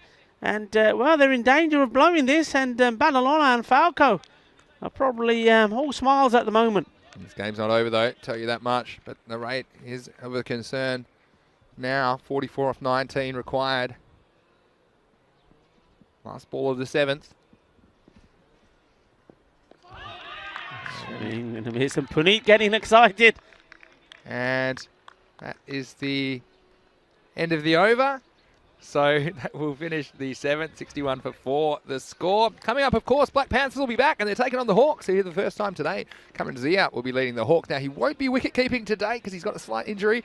That's some news that I got recently, and Karam Shahzad will have the gloves for them. But watch out for Ahmed Javed at the top of the order. Umar Latif, of course, we get to see more of him. Mohammad Shabazz with the ball. Shaquille Ahmed also been good performance for the Hawks. They're 5 and 4, and they want to finish with a win. This, of course, is their last game. As it is the Black Panthers who have the 1 win. Perhaps they'll have another one here. Paneet Ramali, the standout there. there in the Dream 11 points with 574 plus. I think a few more from this match as well. So join us for that match starting in just over half an hour's time. For now, here's Manpreet Singh to bowl the 8th. Nicely played out, and it's nobody there. This one is going to go to the boundary and does. That's a nicely played shot. We were talking earlier, you know where the fielders are, you know how many there are on that offside. Well, if you place it and get it in the gap, it's going to go to the boundary, and straight away there's a change. Straight away a fielder has come across, and it's Akram Ali. You can say it, Rico. Go on. Say it. What I'm going to say. Mr. Maximo, you're a genius. That's exactly how you're going to hit a boundary. And how he didn't even hit that hard. And he got a boundary. No, just timed it. I think Robbie's been mowing the lawn for about 6 hours, so he's going to race away. So that's what you got to do. And 40 off 17. They need a big over, I think. And look, one of those magical overs probably puts them back in the driver's seat. Trinidad Royal Stars. Whoa, that's been hit big, and there is a fielder there. Now he's been sent there. He's got to be on the boundary, and Puneet is, well, he's got steam coming out of his ears here because he's absolutely right. You're there to do a job. You've got to be on it. He is meters away. He should have taken that. Was that 4 or 6? I'll have a look at that again, maybe. But yeah, it was signal 6. But the fielder, right, he was in too close in. Certainly, I don't speak the language Praneet was talking, but I got the gist of what he was saying. And this time it'll be out there, just the single. So again, bringing them back into the game. So what does that make it? Wow, 33 off 15. These headphones, they block out most of the noise. They weren't blocking out whatever Praneet was yelling at his fielder on the point boundary there. He wasn't that bad when he got man-catted, was he? But he was very quiet. How can he got some serious lungs on him? Anyway, here's Manpreet Singh again. Game in the balance. Ooh, and this going to be that magic over we were talking about that Trinidad Royal Stars need. It certainly started that way. Manpreet, he's under pressure. He normally bowls a nice tidy line. He's bowled one over early before and it didn't quite go to plan. We've got Asjad Butt in the chat as well. Rico saying all I can do now in the ECS Barcelona is live chat. Well, it's great to have you here, Asjad. Welcome. And that's the wicket. He needed that badly. And he's come back with a bang himself. Manpreet Singh, Mr. Calm, Mr. Cool. Look at that. No celebration at all. Just turns around and says, okay, next please. Wow. Came up with the ball in the right spot when it counted. Saw him lose it with the wide the ball before, but this time he was a heat seeker. And disturbing the furniture. Huge wicket. Yeah. Huge wicket. And look, you see, it's unfortunate, but the Ansars obviously unavailable for this match today, and they leave a bit of a hole, particularly Sufyan in the middle order. He'd be a stabilising influence at this stage, and also they missed Akil with his leg spin, and you wonder if he'd bowled, perhaps he could have kept the Black Panthers down to something in the 80s, but what a turnaround of events we've had, and we've seen it, haven't we, time after time in the FanCode European Cricket Series, how things can change very quickly. If you told us after 3 overs, and they were cruising at 46, the Trinidad Royal Stars, he would be, well, just over 4 overs later. They've only added 27 more runs. Tariq Mahmood is on strike here, replaces the captain, who really couldn't get going here today. Mahmood on strike. Manpreet into him and just misses those stumps. And well, where's the non-striker going? Whoa. He set off and, whoa. Oh, well, what's all happening here? I don't know what he's thinking there. I mean, the last thing they need to do is throw another wicket away, and Mohamed Saad Iqbal, he was off. Yeah, what was he thinking? And maybe he's thinking about manipulating the strike, but he thought, well, maybe there's one there. But meanwhile, well, you can't really run after you've tapped the ball either, because he would have been out, probably obstruction. Next one, it's a chance. Amarjit Singh, thank you very much. Well, we said he ain't going to miss many. And, well, there's another one. Another one bites the dust. Another one walks back. It's all the Black Panthers here. They've got their teeth out. They've got their claws out. They're fighting, and they're fighting till the end. And they will think that with that one, maybe they've got the game, this match in the bag now. Wow, it's been an amazing piece of fielding that's ended the innings as well. And again, you'd hope to take them, but none of these catches are easy in these conditions. It's fighting up a little bit, but still only 12 degrees. And mention how it was important for Black Panthers to hold their catches, and they've done that for the most part. And we've seen their fielding. How much has it improved really over the course of this tournament? And they've taken some amazing catches, not only today, but in previous matches as well. So end of the over, 73 for 6. So what's the equation? 32 off 12. Here's Shamali to bowl the 9th. And he's got away with that one, hasn't he? I mean, it was short, it was down the leg side, it should have been punished. But different batsmen, you see, different ball game. I mean, he's still struggling. You see, he's not running freely, but he's taken 2 great catches.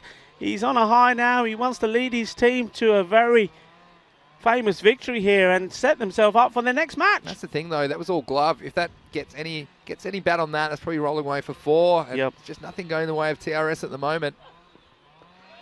You see the difference to the lower order batters. They're going to struggle, and Puneet's a slippery little character, and he came on nicely to the top order, but I think that these middle and lower order batsmen from TRS are going to struggle a little bit. They've got to score runs from somewhere. Strike 2, and well, you can see Mohammad Sajid Iqbal. He is one of the recognised batsmen. He's stranded at the other end. He's only been able to face 4 balls, and he scored 12 off them, but at the moment, he just needs to find a way to get down there, or this game's going to be over.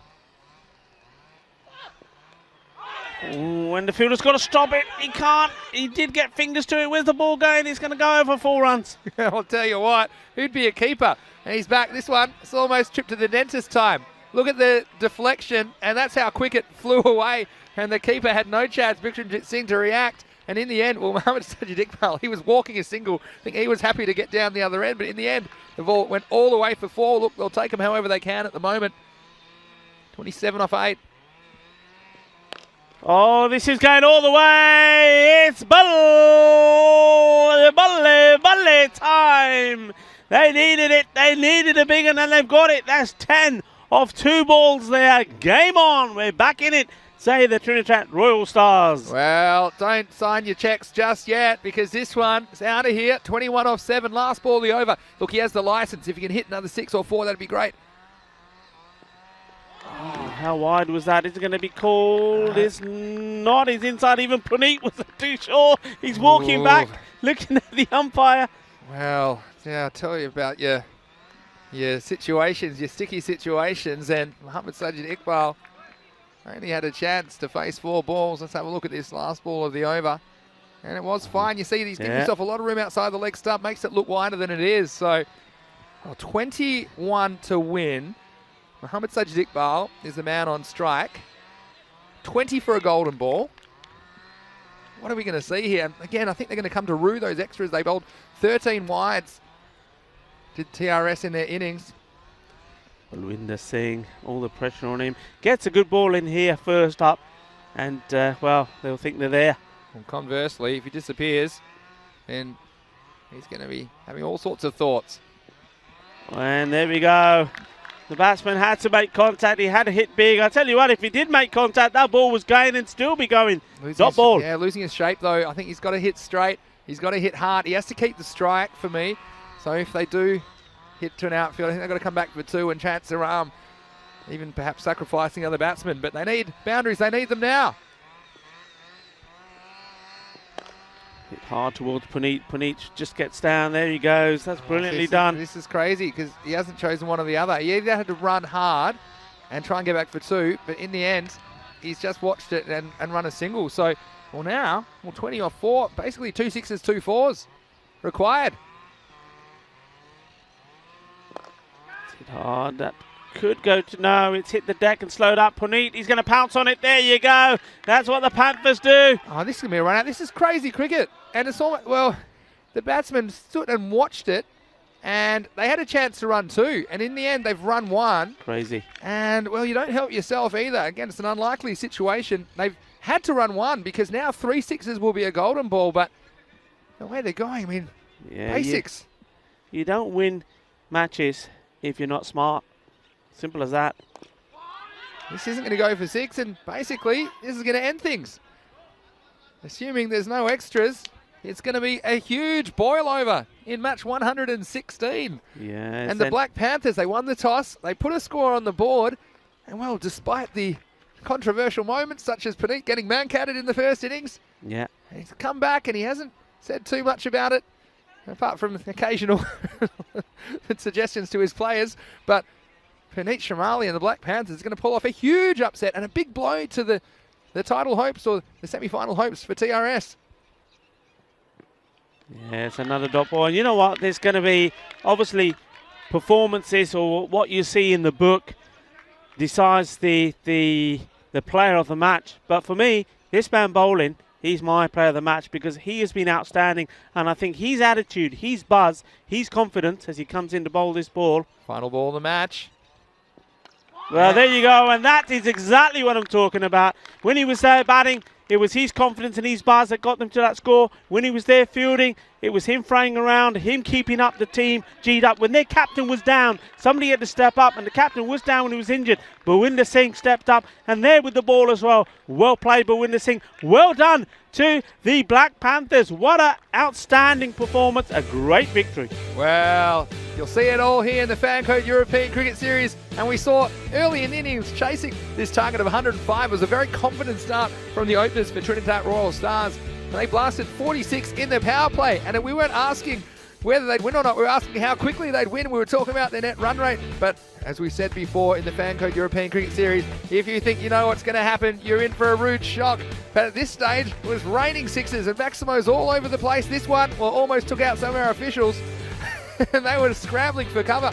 At this stage, you thought something had to happen, and this was it. It was a 50-50 LBW, hit him in line, and the umpire judging him LBW, and that just changed things. And from there were opportunities created.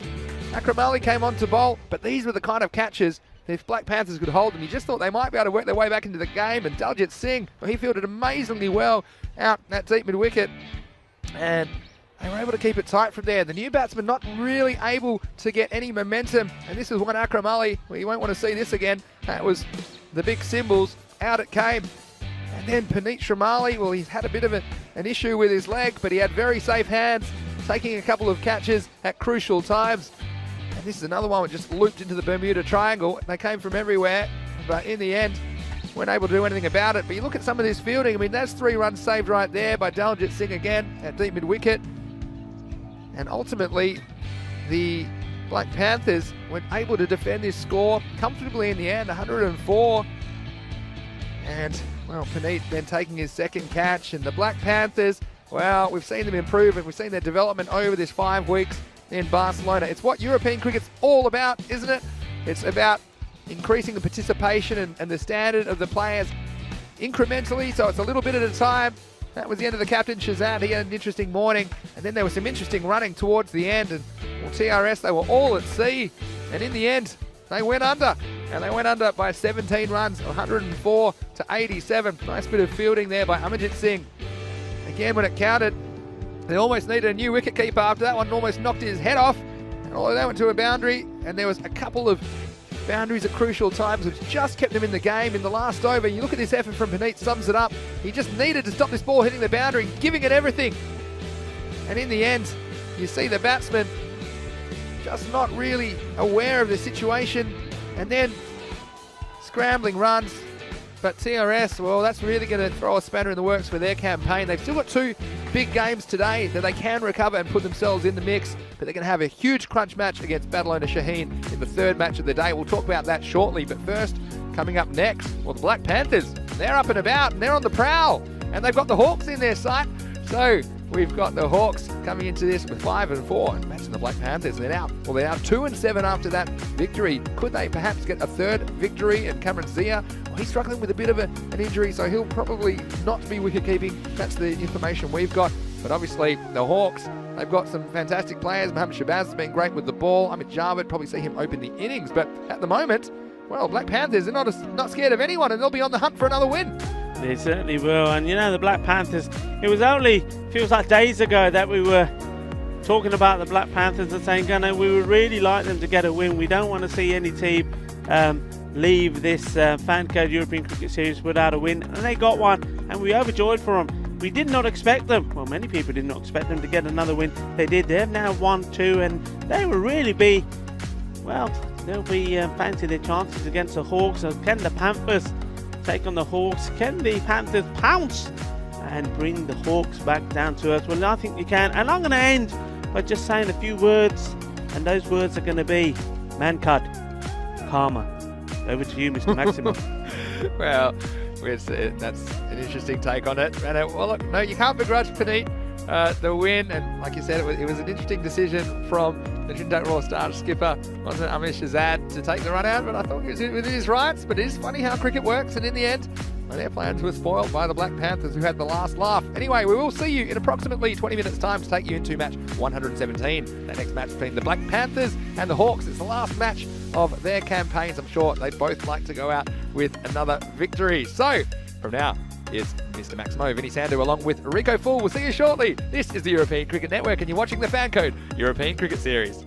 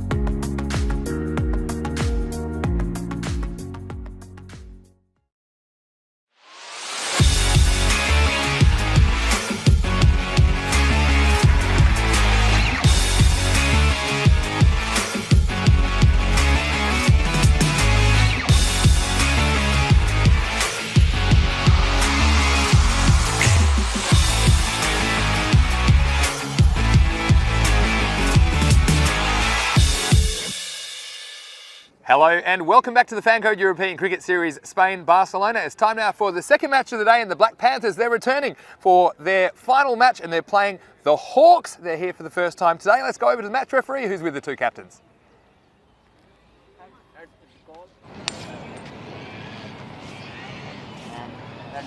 So Black Panthers have won the toss and elected to bat first. Well, Black Panthers, they win their second toss of the morning and Panish Ramali has decided to bat first. No surprises after they batted very well in their first match of the day, putting on 104 in their 10 overs. I'm looking for Panish Ramali himself to do the job with the bat. Let's see if he can go big. And the Panthers, they'd love to spring an upset in their last match against this Hawks team who are 5-4, and they've had a very good tournament. You'd have to say they've got a winning record. They want to keep it that way. I'm looking for Cameron Zia behind the stumps and also with the bat to be the impact player for that team. So Rico, over to you. Still plenty of cricket to go today in Barcelona. Hello and thank you, Vinny, and welcome back to everyone. I hope you've enjoyed that very first match we had. How exciting was that? And the Panthers, well, doing what they had to do and did it well indeed, didn't they? They knew that a victory would certainly put a spanner in the works here in terms of how this group stands. Trinidad Royal Stars, they really wanted that victory. Weren't able to do it. The Panthers in the end bowled extremely well, and what was most impressive I think from them was their fielding. The catching was brilliant, and they'll be looking to do exactly the same again here, and there's no reason why they won't be able to. A good strong fielding outfit, but at the moment first thing they're going to be doing is having a bat, and I like the look of Bhawinder Singh and Bikramjit Singh opening. And then there's no need really for them to change it. Sometimes Puneet comes up the order himself, but I think that worked well. Bikram was out the first batsman. He was out a little bit early, but he can play some big shots. Bhawinder, well, he was the star for me in that that first match against the Royal Stars. I think he was just everywhere. He did his job with the bat pretty well. I think he needed to keep his team's morale and motivation high, and he did that perfectly. And he saw that the captain, Puneet, was struggling a little bit and probably wasn't 100%. So he took over, took charge, and charge they did. The Black Panthers winning their second match in this FanCode European Cricket Series. And now here, well set to probably go on. And, well, couldn't they make it 3? Could it be a fairy tale ending for them? Well, there's every opportunity. The Hawks, they'll have other ideas. They're a strong outfit. And one of those teams, I suppose you could say they're very similar to teams such as Trinidad we've just seen, Fateh Karaya. If they perform, they do perform very well. And especially with the bat, they've got some great hitters. And the captain himself, Cameron Zia, we've seen some very good knocks from him. And they've certainly caused a few surprises along the way in this group, and especially their victories, back-to-back victories against Falco. And it was Falco who needed that victory in the last game to keep their hopes alive. And Hawks, they had other ideas. So anyway, we're getting ready for this game. The umpires are coming out. So this time it's going to be Shahidul Ahmed, Nilkesh Patel, they're the men in black, and it's going to be Shahidul Ahmed is at the bowler's end. And the Black Panthers making their way out as well. This will also be interesting because both these two teams seem to have very, very similar kits. So, well, there's no mistaking Bhawinder. He's still got his lovely shiny red headgear on. No mistaking him. And he's walking out to the end where all the action is. And of course he's got his retro numbers on the back of his shirt as well. So he'll be taking his guard for the first ball. And it looks as though it's going to be Wahid Liai to bowl the first. He seems to be setting his field.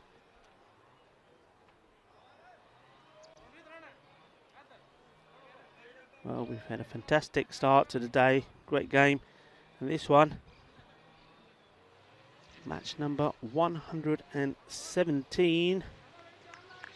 Match day 24.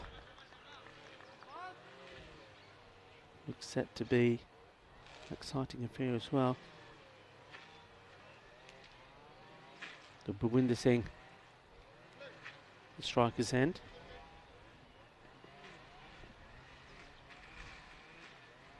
And we are off. First ball. It's become fairly traditional, really, being a wide ball. Barwinder sees that go by. Bikramjit Singh is the non-striker.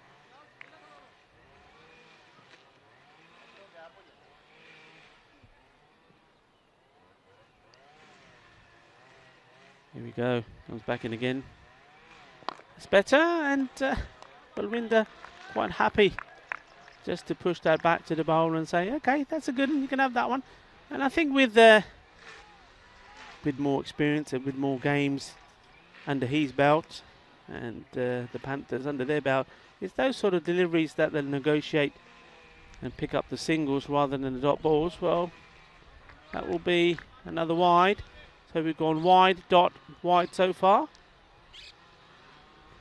Interesting bit of stretching going on around the ground. You've just seen there Nakesh Ahmed doing a handstand on the ground, stretching.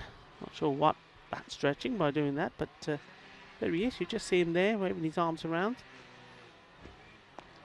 That's down the leg side, so he's gone from 2 wides outside the off stump to this one. The legs are just struggling early on, Wahid, to get his line right.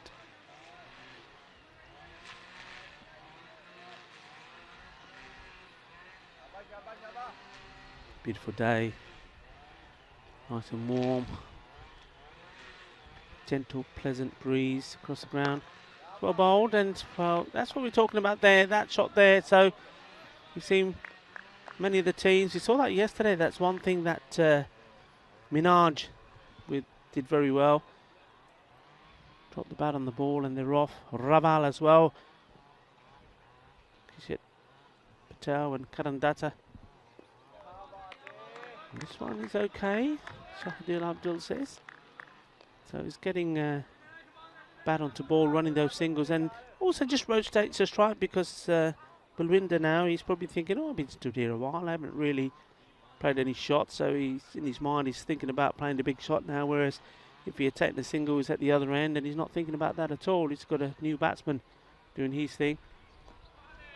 And hesitation, this is going to... Oh, that's well done by the bowler there. He did well because you see sometimes the bowler the fielder gets the ball there and throws it in straight away. He held it, looked, assessed, and waited to see which batsman was going to be committing. In the end, both of them listened to each other and decided to go back to where they were. Nicely done. And that's nicely done as well. And finally, Barwinder says, well, you can't keep hiding the ball wide outside the off stump. I'm going to get bat onto one of them, and well, that was firmly hit, and like the way he guided that as well. Nice bit of wrist movement, middle of the bat, 4 runs, so the first boundary comes off the over as well.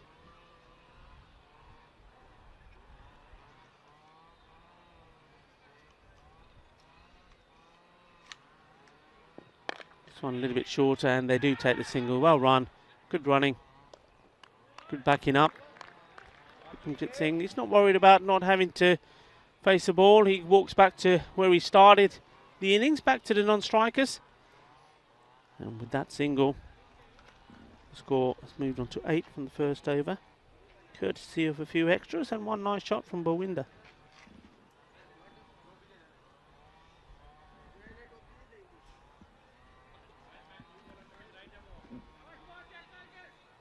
So as we welcome the new bowler, we also welcome back Billy Sandhu into the commentary station.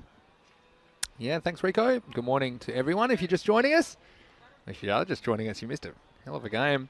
Game 116, the Black Panthers upsetting Trinidad Royal Stars. But here we are, the Black Panthers are back, and they've got the Hawks in their sights now. I want everyone, of course, in our YouTube live chat, ECN European Cricket Network. It's fantastic that you can join us, and it's great that you can interact with us as well as we're on the air today. Here's Mohammad Shabazz. Opening the bomb with some spin, and I like this from the Hawks. And their captain, Cameron Zia, well, you might notice he's not behind the stumps today. He's got a slight injury. But that stops him wicket keeping, but we all see him with the bat. He assures me he'll be fine, and so he's given the gloves for this game to Karam Shahzad. Here's Mohammad Shabazz. So watchfully played away. I think maybe one of the differences between this innings and the innings of the Black Panthers in the previous match is they got a lot of help with extras. That pushed them up over 100. In the end, it was just a few too many for TRS to chase down, but you can see so far, perhaps with the exception of the first ball, been too many given away. This one's hit at a catchable height, but it's into the gap. In the end, they'll scramble through for the single. And a few questions as well. Let's see how Puneet Shamali recovers. He assures me that he's fine. He just had a couple of fairly painful blows into the shins when he was batting, but tell you what, a win. He's done a lot for his condition. This is short. Batsman not quite able to catch up with it. Probably wasn't as short as he initially thought. Not really getting up. And Shabazz, he's a key bowler for the Hawks. You can see why he's been such an important player for them in the duration of this campaign. They've got 5 wins already, the Hawks. They're trying to make it 6. This one, he's down the pitch. It's going to go all the way. Maximal! 6 runs. And going with the spin that time, the batsman, Bikramjit, said, well, I've had about enough of this. I'm after you. Picks it up off a length. And you see just hitting with the turn. Slightly easier shot, setting him scrambling in the dugout. So 6 important runs. Last ball of the second over. This time a swing and a miss. So the 6 was handy. But there were 4 dot balls in the over. 7 off it in the end. And at the end of 2, it's 15 for no loss. Yeah, nice big shot there. I just heard, Vinny, that Puneet's asked permission to get onto a laptop. He's on the Amazon Prime site. I think he's trying to find a plant pot, a steel or aluminium one, which he's going to cut the bottom out of and use them as his pads because he's saying, I need something stronger than these. I need something strong. So good luck to Puneet, and he's searching. Sure. We'll see him out there before too long, perhaps. Here's Wahid Lahadi, bowled the 3rd over. Last one of the power play. So it could be in a bit of trouble if he hits. Not too much on the arm from the fielder, Nakash Ahmed. He's cruising around the mid-on region. Just a single. So they've just got to find a way, don't they, to get that 100 on the board somehow. And I think Shamali, if he comes to the crease, will have a lot to do with it. Here's Wahid Lahadi again. This will help. It'll be thick inside edge, but nice fielding. That's what we like to see, getting the body down. It's so much easier to try and stop it when you've got your whole body, not just throwing a foot at it. Yeah, that's good work there because that's Shakil Ahmed out there. And it's a difficult part of the field to field on because you go from grass to the clay. But if you do get down, you get your body behind it, you stand a much better chance than just trying to trap it with your foot. Here's the next ball from Elahi. That's hit firmly through the offside, but straight at the fielder. Good bit of fielding, and that is an arm. Rifling it back to the keeper. It was too hot to handle for the stand-in keeper, Karam Shahzad. And we're talking about the field, and I actually kind of like it because golf courses and other sports where the field is one element. So here, look, it's a bit unusual. We've got the baseball mound, we've got the clay, but it's just something for the fielders to negotiate. So I kind of like the charm of the Montjuic Olympic ground when used for cricket. Well, there's going to be trouble here if he hits, and he misses. Yeah, if that hit, it was bye-bye. And that would have been an unpleasant end to Bikramjit Singh's innings. And remember, this is the last time we see both these teams. Yeah. And we wouldn't want to end on that note. Absolutely not. And good over so far. 1-1 ...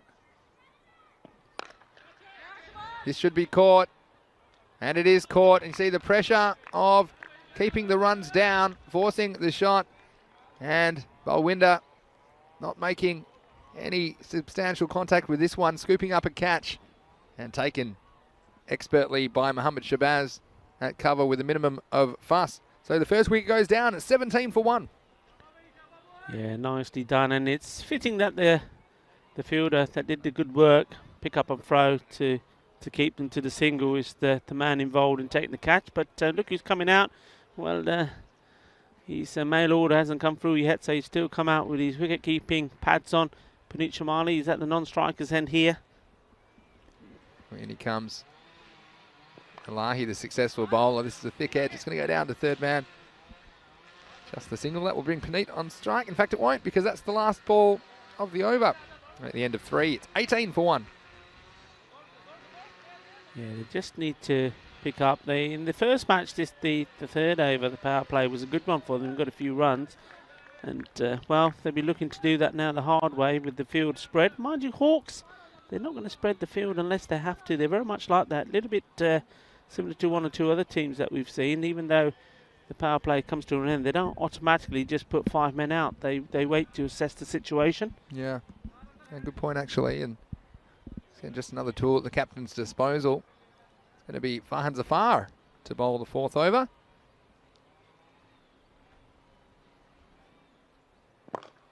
First ball clipped off the toes. It'll be just the single. Now, a lot of chat in the YouTube chat room, ECN European Cricket Network, about the kits being so similar. And if you don't know the backstory, it's actually quite nice. Well, the Black Panthers, they are the Black Panthers. They ordered these uniforms. Of course, COVID at the moment, right? COVID's affecting everything. So I had to wait a long time for them. When they came, they weren't black like they ordered. They were navy blue. So... See this next ball from Zafar. It's well kept out by Puneet. He's going to work it away for a single, so he's getting something off that good ball. And so, yeah, that's the reason they are very, very close. So there's a bit of chat. Desiraj saying, hey, same jerseys. And asking, is this an intra-club friendly? And Ali Jr. saying, seems like that. So it's pretty funny. But anyway, lucky it's cricket, not football, because one team have bats in their hands and the other team don't. So that's how we can tell them apart. The next ball past the outside edge of the bat. And well, the Panthers not getting as many gifts as they got in the first game of the day from TRS at the moment. This will be a wide, again, short of a length. Let's just have a look at this field. The Hawks, they got 4 on the offside, including the third man who's back and the long off who's back, but no one back square. 5 on the leg side, including 3 outfielders. Ooh, that could have gone anywhere. Yeah. In the end, becomes a bye. Even outfoxes the wicketkeeper with the bounce. Yeah, we'll see how Kuram Shazad goes with the gloves as well. I've done it once or twice before, but even if you have, this is difficult conditions because the odd ball keeping low. You see that one bouncing just in front of him makes for a difficult take. At least he was able to block it and keep it just to the 1 by. This one's up in the air. It's going to be in the gap, and it's going to bounce just inside the field of play. And 4 runs. And Shamali, well, this time he's going straight and he's going true. And this was well placed straight down the ground for a boundary. It's a lovely little shot. Just kept his eyes on the ball. And 1 or 2 batsmen would have tempted to go across the line here. But Puneet, nice and straight. Beautiful shot. Last ball the over. It's a full toss. Gets a bit of bat on it. And there's a fielder placed in that exact position, so it'll be just the single. End of the 4th over. It's 27 for 1. And we like to keep you informed with what's coming up on the European Cricket Network. And what we can tell you tomorrow is Finals Friday. Well, it's 5 weeks in the making. And day 25 will be the semi-finals, and then the bronze final and the gold final. So we already know 3 of our semi-finalists. The Group D winner will be determined today, whoever tops this group at the end of this day, Thursday, match day 24. Then we will have the European Cricket Championship group draw coming up in the intermission. There's a 1 hour gap between the matches 2 and 3 tomorrow, followed by the finals. Dan Weston will be arriving today to conduct that draw. 15 European nations competing in September and October. So we'll be drawing those groups of 5 from those 15 nations. So stay tuned. Even during the break, we're giving you a bit of action to follow. And of course, EuropeanCricket.com. You can keep up to date with that and everything else going on in the world of European cricket. And, well, this is the end of Puneet. And immediate success for the bowler, Mohammed Bilal, who's come in and he's crabbed Puneet for room. And we've talked about some bowlers starting with some wayward deliveries. Well, this one was right on the money. Yeah, I like the movement on this. We'll see that again from, I mean, you won't appreciate it from that angle. When you see it from the bowler's end, you can see why Puneet got done by this one. It seemed to do a bit here. Watch this. It really does. Cut in viciously. Lovely delivery. Yeah, it was. And, wow, that's a big blow to Black Panthers. That's their key man gone. And he has to go for only 6. Coming off a nice boundary at the end of the previous over. That'll send a new man out there. And it's going to be Jagjit Singh, who did some good things in the previous match. He'll be on strike. Well, what a beauty first ball. You've seen some bowlers struggle to get their line. Well, he's got that one spot on. And of course, because I'm giving him praise and credit for it, he's probably going to go and bowl a wide here. But he's got to adjust to Jagjit, tall man, right-hander.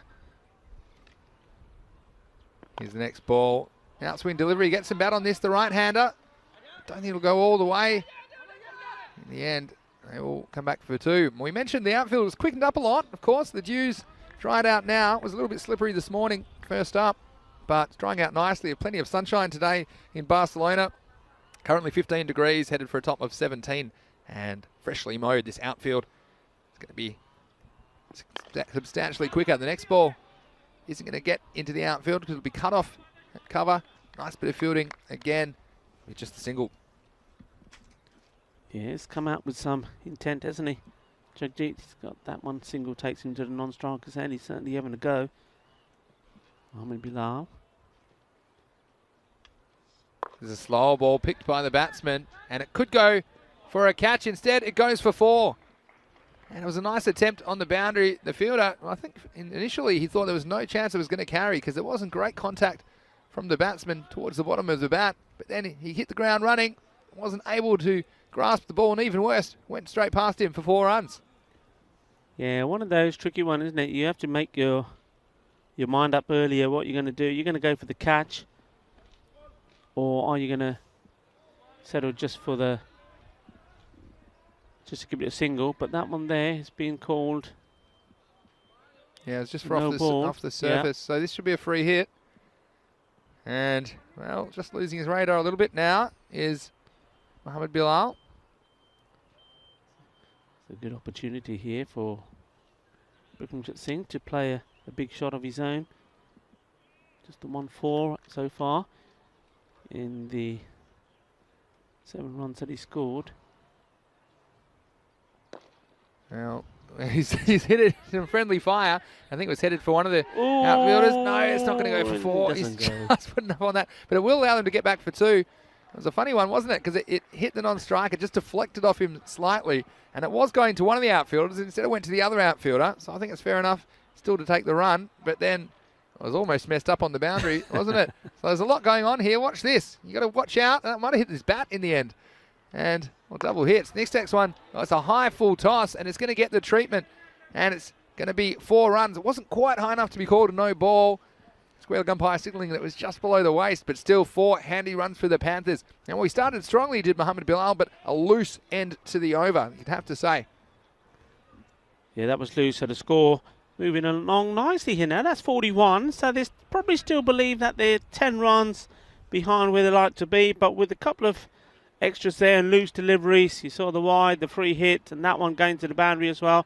Good little recovery, little fight back here, 41 for 2. Got to be a little bit careful. Got at the shot selection here from Jagjit Singh is what he needs to think about. He's there trying to hit every ball. He needs to maybe just stick around with Bikramjit Singh for maybe 2, possibly even 3 overs, and then have a final assault and get that score to 100. They've done it before, and I'm pretty confident that they can do it again, but they can't afford to lose too many wickets at this phase, though. Yeah, I'd agree with that. Here's Nakash Ahmed to bowl the next over, and he starts immediately with a wicket. That's the end of Jagjit. This is a nice start, and for the second over in a row, we've seen the bowler having immediate success, getting it on target, and Nakash, I think he's just motioning. He's a little bit sore, and it might have been a warm-up delivery, but Rico was right on target, and it's the end of Jagjit Singh.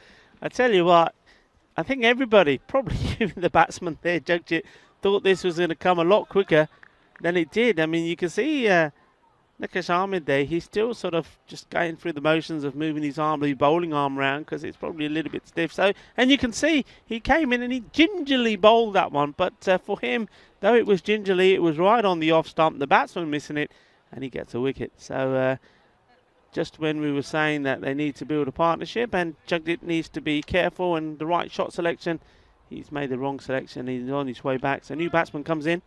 Yeah, and so I think this shot had something to do with it as well. Probably a new bowler. Be well advised to be a little bit more careful.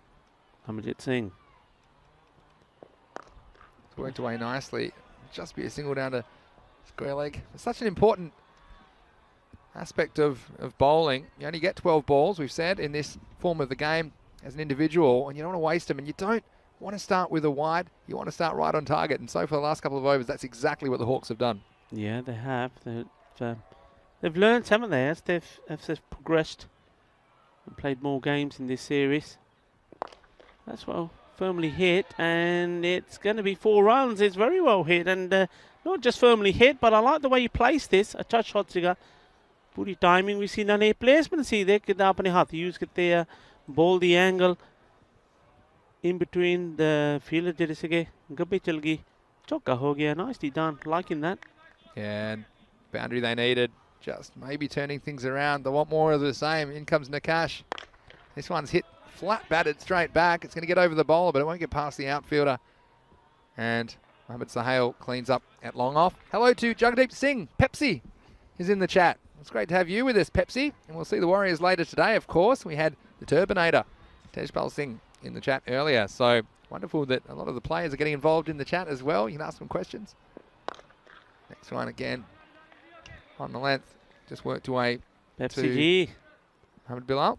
कितना यार कितना ठीक ठाक आया, कितना game च की सन दिखाऊंगे आज. पूरा देखना है, पूरा अद्धी गल अद्धा काम नहीं करना, पूरा काम करना. रन बनाने आज, नाले प्रोंट भी लेके आने हैं.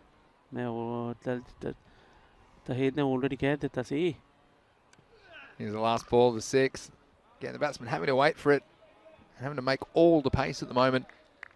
This one will just be a single to finish the over. And at the end of 6, it's 49 for 3. Look, if I'm going to do my 6 over takeaway, let's have a look. 4 overs to go. Look, I think you've got 7 wickets in hand, and I know they're a bit worried about their batting being a bit thin, but I think you need to be targeting 10 and over. That would take you 89. That's at least something to bowl at. And the run rate currently not terrible. It's 8.17, but they want to at least get up to something between 90 and 100, I think. Okay, new over begins, and Farhan Zafar is the one with the ball. Out to the boundary, but not getting past the outfielders. And this is the issue, I think, for the Black Panthers. They're not getting too many of these loose deliveries. They can hit easily for 4 or 6. It's hard work for them at the moment. Well, this one's going to go to the fielder. Yes, it is, and that's a nicely taken catch. Well done indeed. He's been waiting there a while. Nothing's come his way, and sometimes you think, what am I doing here? Surely I'm better off play somewhere else. Well, when he's in the action, he takes a catch, and that's nicely done. And, well, they needed another one back, and Mohammad Sohail obliges by taking the catch. Yeah, and it's not an easy shot. You see, it's on a length. And, look, if you get it in the middle of the bat, it probably goes for 6, but it does introduce a degree of difficulty, especially for the middle order players.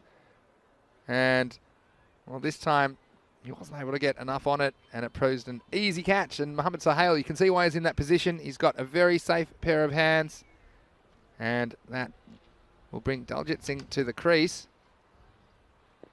It's an on-striker's end at the moment, but Daljit, he took a great catch in the previous match and also did some great work in the field, saving boundaries at deep mid-wicket. So let's see if that translates into his batting. George Charles asking which teams are playing. Well, I can tell you it's the Black Panthers batting against the Hawks, who are fielding. This next one's a thick edge, but they do have a third man in place. Again, that's smart from Cameron Zia, the captain, to protect that area. Even though the throw back in was to no one in particular. Couldn't pick an end, so we threw it right down the middle. It's good to hear from the players, isn't it? We've had Tejpal on there, we've had Pepsi, we had Achad Butt earlier as well. Yeah. It's great that they're all getting involved, not just on the pitch, but watching the other teams play as well. We'd like to see Max O'Dowd as well from the European Cricket League. Yeah, great community spirit there from the players. I like that. Yeah, it certainly is. That's what we're all about as well at European Cricket, a very inclusive community. Thanks for being a part of our community and watching the telecast today. Whether you're watching on our YouTube channel, ECN European Cricket Network, or whether you're watching on FanCode in India, it's wonderful to have your company. Here's a last ball of the 7th over. And it's a wicket. And, well, he started with one. We've seen some off the first balls of overs. And this time, well, finishing with a bang is Farhan Zafar. And another one goes down. This one will cross batting a ball in length. You can see what he was trying to do. Bikramjit Singh, it's the end of his innings. And the score now at the end of 7 is 52 for 5. Just a reminder to all of you, ECN Weekend Bonus. Well, we had some unfortunate news last night that the FanCode ECS Malta, which we planned to bring you this Saturday and Sunday, unfortunately, it had to be postponed due to the coronavirus situation in that country. But I can tell you that you're going to get Rico and I on a Sunday, and it's going to be something a little bit different. It's going to be the Italian Women's T20 final, so we'll have a 20-over match. Don't know how we'll handle that, Rico, but we'll have a go at it, and that will be coming to you from Rome, 10:30 a.m. GMT, which is 11:30 in Central Europe. It's 4 p.m. in India. Don't forget ECS Italy starts on Monday. Start of a new over, short and put away, and this should be for the fielder. He's not going to catch it down there, Umar Latif, and a nice shot to start the over. And Daljit Singh, well, we mentioned his fielding being up to scratch, but this is a beautiful pull shot to start the 8th over. Yeah, nice shot, and one of these two batsmen has to take charge now. I think Bikramjit Singh, he batted very well for 27 of his 15 balls he faced. Just trying to play one shot too many. I guess he felt the need to try and accelerate, and that is exactly what they need to do here. So Daljit Singh, good shot from him, and a few more hefty blows will certainly do the Black Panthers the world of good. He needs to pitch it up. Let's see what he does, Nakash. Slightly more pitched up. Well, the fielder, he's going to take it one-handed. And why not? Amit Javed, he misjudged it. He took a couple of steps in. Number 100. Well, he only used 50% of his hands on this occasion. And let's have a look at this on the replay. And again, it was slightly more pitched up from Nakash, still on length. But short enough, I think, to play that stroke. And Amit Javed took 2 steps in, and then, well, he knew he was in trouble. But then, luckily, he had the key to get out of jail and took a one-handed catch. Well, that was a nice action shot, and one that he'll want to look back at and show all of his friends when he's next sat at a cafeteria somewhere here in Barcelona. And it was one of those, wasn't it? He came, you thought, oh God, he's running too quick, but then he's gone back and it just glided into his hand, and he thought, well, there you go, that's the way to do it. I'll bring Harpreet Singh on strike, yeah. The things you see in the FanCode European Cricket Series. Next one's cracked. A nice shot from Harpreet straight off the bat. Mohamed Zahir will do the fielding, just the single. Yeah, well, haven't we seen some one-handed catches? And I'm thinking, well, Umar Latif, who's out at the deep square leg boundary at the moment, but he took a very good one-handed catch earlier in the tournament. We've had some absolute outrageous catches during this series. This one's worked away just onto the offside. Just be the single. You can see taking these wickets, and it's... Look, the batting of the Black Panthers does fall away as you get lower down. There's no doubt about that. And you wonder about the kind of firepower they've got now. Can they get up to a competitive kind of a total? And this isn't going to help. It's a slower ball from Nakash. Clever bowling from him, taking all the pace off the ball. And Harpreet Singh, again, hitting across the line. This one zeroing in on the stumps. See that leg cutted kind of action, rolling it out of the fingers and completely fooling the batsman. So another one goes down. So desperate times now. 58 for 7, the Black Panthers. That's very nicely bowled. It's one thing is bowling it, the slow ball. I mean, we've seen good demonstration of slow balls. We've seen 2 now from Nakash Ahmed. A lot of bowlers do try it, but it goes wrong. It either ends up being a full toss and usually down the leg side, so it ends up just hurting them and hurting the team. Well, what Nakash is doing here, he's got the height, so he's making full use of his height, and he's just gliding that ball, sort of almost Yorker length delivery, and it's completely fooling the batsman. Clever bowling. He's got that one to a tee. See if he tries it again. This time it's more of an off-cutter delivery. It's a little bit quicker than that leg cutter delivery, and worked away nicely. It's Akram Ali with the bat. Not seen too much of him with the bat. In fact, we'll end the over. So the score after 8 is 59 for 7. And with 2 overs to go, need something substantial to happen, I think, to get up to 80, which I think probably is the minimum they'd be looking at to at least have something to bowl at. We saw them hold the previous team they played, the Trinidad Royal Stars, to 87. And last time these two teams played was 99 to 93, so it was a fairly close game, but the Hawks coming out on top. So you can see that they could somehow get up to that something between 80 and 100, but at the moment, just wonder where the boundary is going to come from. We see Mohammad Shabazz, he's a good bowler as well. He's going to bowl the 9th over, buy off the first ball, so. Yeah, certainly not been easy. There haven't been too many bad deliveries. They bowled pretty much wicket to wicket, and when you look down that scorecard, well, so far boundaries been very few, isn't there? I think there's been 5 4s and just the 1 6. Yeah. maybe 6 now. 6 4s, 1 6, but still not really enough. Got to find a way to clear the boundaries. They'd love a couple now out of the middle of the bat. Here comes Mohamed Shabazz. Again, it's good bowling from Shabazz right up in the block hole. Just digging it out for 1. And Ali Jr. in the chat. Congratulations, the Spanner Fairy's been out and given Ali Jr. a spanner. So you're now a moderator in the chat. So it's your contributions. Another spanner in the works. Nice. Mohamed Shabazz tosses this one up. Be driven out nicely. Bit of work for Mohamed Sahel to do. And look, they're going to come back for a bit of a dodgy too, but the throw bounced in front of Mohamed Shabazz. So again, I don't mind that, putting pressure on the fielder. And Mohamed Sahel, well, perhaps a little bit casual the way he loped around to that ball, and the batsman alert to it, and they came back for a second run.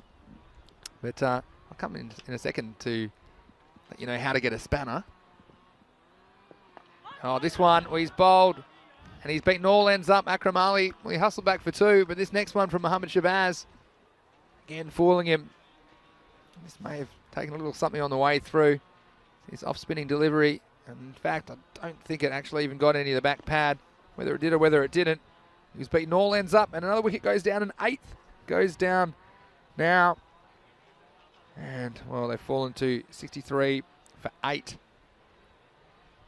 And just going back to the spanners. We call them spanners because they have a spanner next to their name in the YouTube chat. But how to get one? I don't know. I think what it is if over a period of time you make some useful contributions and you conduct yourself in the way that you can be proud of, of what you're saying, then the Spanner Fairy can pay you a visit in the middle of the, not even the middle of the night. This is broad daylight here. Ali Jr. has come up with a spanner, so congratulations. And use the spanner responsibly. So I think the Spanner Fairy can take away what they give just as quickly as they give it out. But anyway, Ali Jr. saying thanks, Vinny Rico. He said, not the most active guy while here in the UK. Hopefully better when I get back to Barcelona. He's missing it. Well, we certainly look forward to you being back in Barcelona. Hopefully we have plenty of series ahead here. It's great to see the situation improving all the time. Here's Mohamed Shabazz. He's in the air. Well, should be caught, and it is caught. So another one goes down. And, well, this innings just petering out with a puff of dust at the moment. And, well, that's the end of Amandeep. While he was there, tried hard, but, well, things falling away very quickly. You can see the difference when Puneet Shamali doesn't make runs. In this innings, well, Bikramjit's made 27, but no one else has gotten out of double figures. And another one goes down. So now we're looking at 65 for 9. And they're down to their last wicket. New batsman at the non-striker's end. Let's see. They can negotiate something from there. It's probably going down the leg for me. Yeah, it's good call from the umpire. You know, the interesting thing here, Vinny, is what I've noticed is the Hawks have been very clever. They've deployed the strategy of every bowler they've put on has just kept no pace on the ball. I mean, it's almost like watching the same bowler has bowled 40 deliveries on the spin, because that's all that you're seeing. No pace.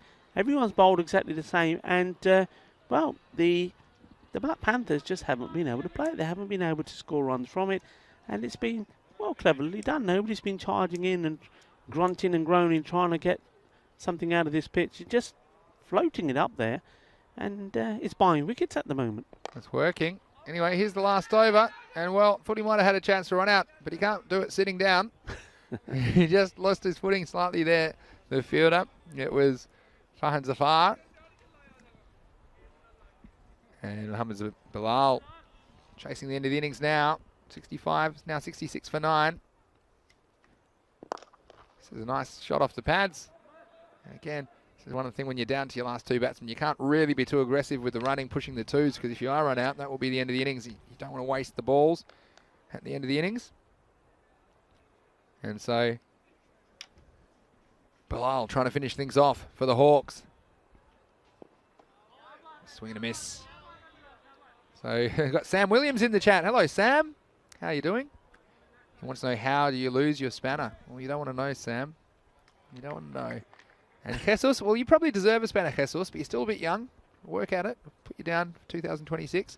This is going to help Black Panther. That'll be a wide. So that takes them up 68 3 balls remaining still.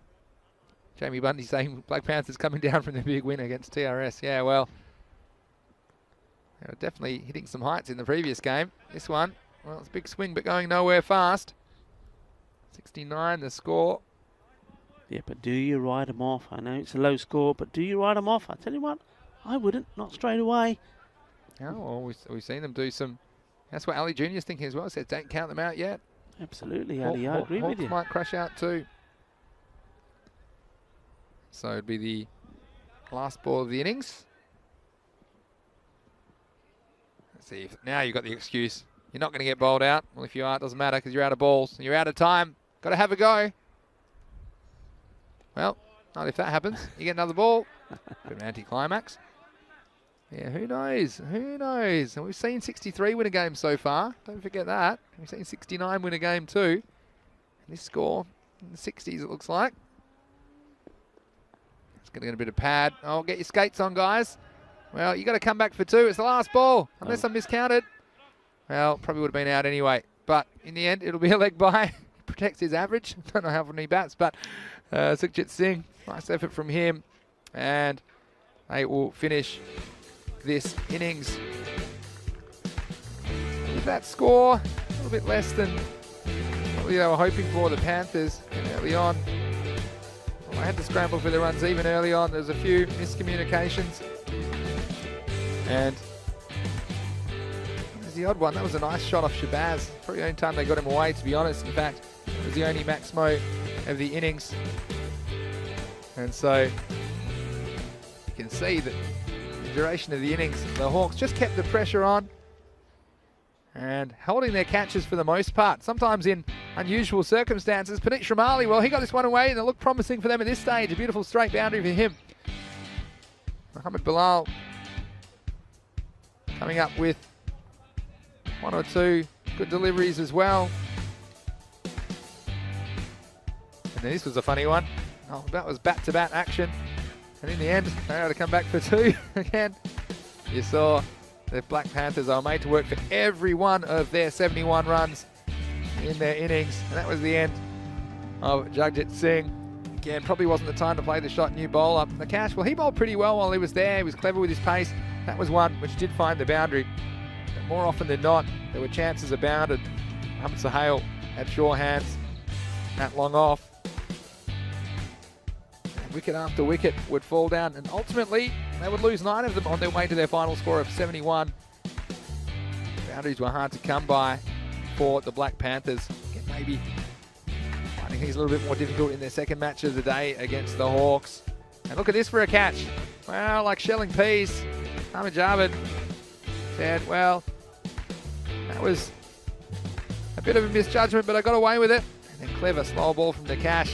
I don't know if he on the heavy weights last night, Nakash, but he looked like he had pretty sore shoulders, but still getting the job done.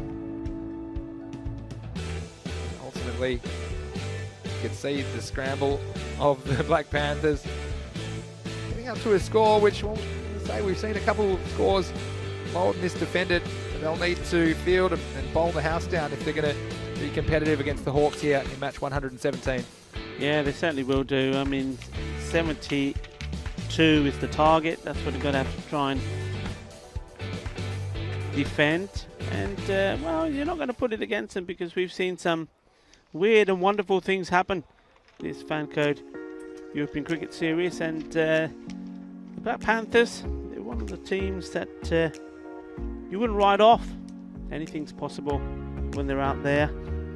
And they've had a good win first game against the Trinidad Royal Stars, who were, well, they were big-time favourites to win that one. And I think the way that they went about their work in the field was fantastic.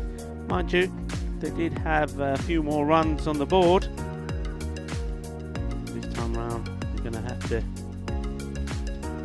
come out and try to take the top order batsmen out early. If they can do that, and certainly if they can find a way to get through the defences of Kamran Zia, then they've got every opportunity. The Hawks, well, like you say, they're just they're playing to finish this one. The last match that they've got in this series on a high. They've had a good run.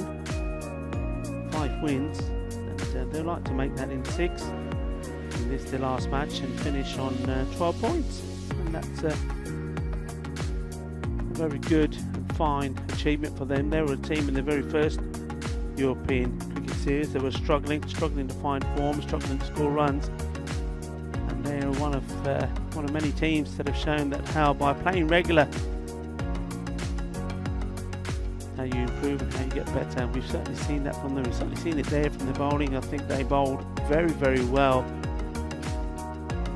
Got to know the pitch and just utilised the bowlers beautifully, just keeping the pace of the ball, line and length, and they didn't need to do anything else. And repeat what I said earlier, it was almost like watching the same bowler just bowling over and over again, because each bowler just adapted that philosophy. Nothing special from the scorecard from the batsman. The only one, Bikramjit Singh, getting well, he's the only man who got into double figures, scoring 27 of his 19 balls that he faced. There were 12 extras to add to that total, but other than that 27, the next highest score was that of 7 from Balwinder Singh, and that tells you the story of that scorecard. With the ball, well, Nakesh Ahmed, when he bowled, demonstrating just what I was talking about, just keeping the pace of the ball, bowling a good line, wicket to wicket. Picked up 3 wickets for 15, so in the end, a professional performance from the Hawks, giving them the opportunity themselves to end their account with a victory. Well, we've seen that from the Black Panthers in the game earlier. They've won 1, and maybe it's fitting that Hawks do win this one as well, and they share the evens, if you like, and it would be a nice way for both teams to end the day with a win in it. And anyway, this is Rico Ford, the FanCode European Cricket Series, getting ready to see if the Black Panthers can surprise us once more and come back and defend a small total. Only managing to put on 71, losing 9 wickets. So 72, the target for the Hawks. The Black Panthers are going to come out in just under 10 minutes' time to see if they can defend it. Well, don't miss it. It's going to be exciting. It's going to be fun. It's going to be action-packed. And, well, join us again in just under 10 minutes' time.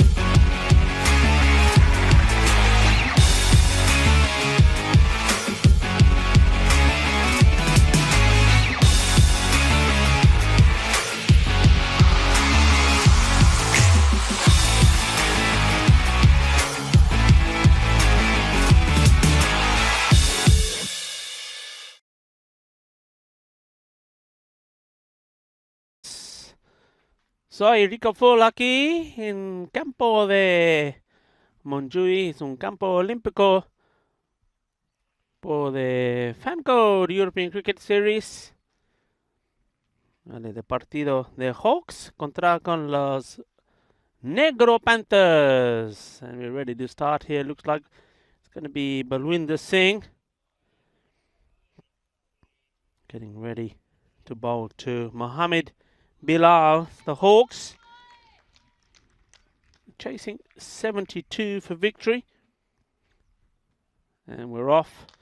And they're off as well. There's going to be a chance here. Could be a first ball. It is indeed. You never count out Amarjit Singh. When he's down there, he's a super magnet.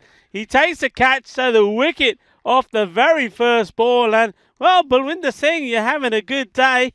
And, well, it's got even better with that one. So, Hawks losing their first wicket, the very first ball of their innings. Well, what can you say about this man, Amarjit Singh? He's just absolutely brilliant in the field. And he just... yeah, to make a bit of ground, you know. He's come over, probably, I would say, at least some, I don't know, sort of 80 yards. He's come across, jogging along, and then those hands, nothing's come out of them so far. I've probably really badly jinxed him now. But every time the ball's come his way, he snaps it up. And that's going to be close as well. It's really close. Yes, he's gone. It's 2-2. Well, would you believe it? Both the openers, Mohammed Bilal caught by Amarjit Singh on the boundary. And then this time, Harun Zafar right in front. There's, well, the only thing the umpire had to think about was it moving enough to miss the leg stick? Well, the batsman was inside his crease, and I think that's a good call. He's got to go. Well, what a start. He's on a hat-trick. Well, I've been singing your praises all day, Balwinder Singh, saying that you're the man. You're the man that's been keeping the Black Panthers alive and kicking. You've been giving them the juice. Giving them the juice to come up with that victory in the first game against the Trinidad Royal Stars. And here he is now, leading by example once more. He's on a hat-trick. And the new batsman is in. Is Cameron Zia, the captain. Well, come on, buddy. Just get in on the stumps. Make him play. No freebies. In he comes. Gets ready. Balwinder Singh. Hat-trick ball to Cameron Zia. Well bowled. It was right up there. And Cameron Zia pushing it out for a single. Well, what a great start this was. Fantastic. Well, I said you never write them off. And, of course, you don't. 2 wickets already. 3 balls gone. 1 run on the board. 2 wickets down. And this is the first ball here now for Mohammed Shabazz. He played that well, didn't he? Right on the money. It's not no freebies here at the moment.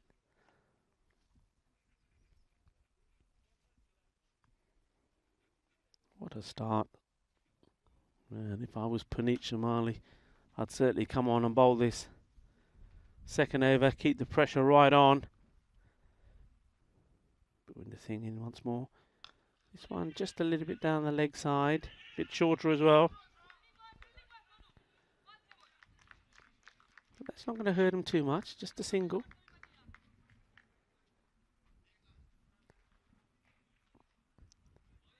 Just wondering whether they just want to maybe have Daljit Singh in, maybe, I don't know, maybe another 10 yards in, just to put that pressure on the leg side, not give the singles. They've not got too many runs that they're defending. As that one goes outside the off stump, the batsman has to go. Well, what a start. So that is the end of the first over. 2 runs from it.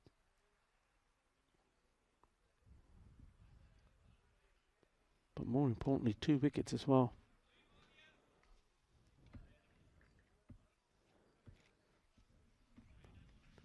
Well, it's not going to be Puneet. Now, I thought he was running okay, to be fair, when he was batting.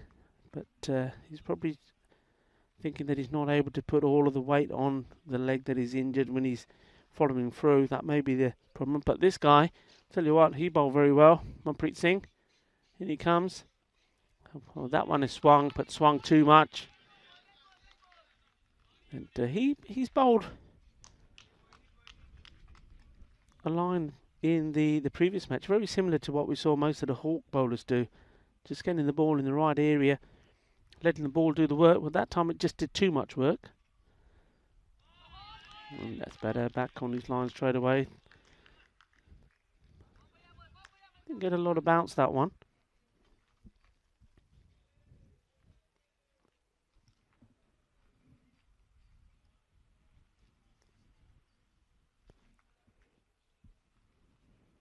Oh, that's very well stopped. Can he get the throw in? Oh, well, if he could find it and get the throw in, that would have been brilliant. But what a good stop that was. That's Harpreet Singh. He's gone at him quick. I mean, first of all, he could not afford to let that ball hit his pads. If that hit his pads, everybody, even I would have been appealing. He would have had to go and get good bat on it. Harpreet Singh made a great stop. This one's played down to keep it to 1. And Amarjit Singh, he's not going to make any mistakes. Well, you just get the feeling here that if the Panthers could take the wicket, the scalp of the captain, anything is possible. Trying to force it. And a bit of teamwork there, a little bit of pass it on. Harpreet Singh passing it on to Diljit. Diljit getting the throw in. Once more, just a single.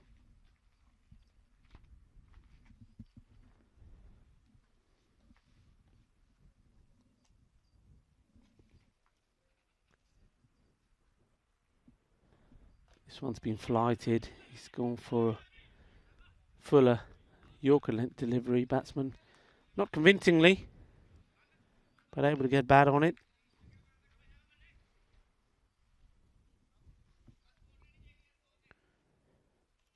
So Mohammad Shabazz gets to the non-striker's end. Captain now on strike.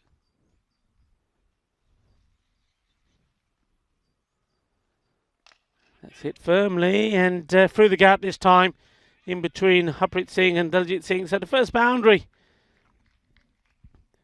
And that certainly would, at the end of that over, just take a little bit of that pressure off. So 10 for 2 at the end of 2. Manpreet Singh just straying slightly in the last ball. You could hear the team all saying, okay, no boundaries, can't afford a boundary now. Changing it straight away. You see here, my call would have been to just get Bawinder to finish his spell. Maybe see if you could get a couple more scalps. Puneet's not a bad call. I would have gone with Puneet to bowl the second. But Puneet, the captain, decided no, he'll bowl this one.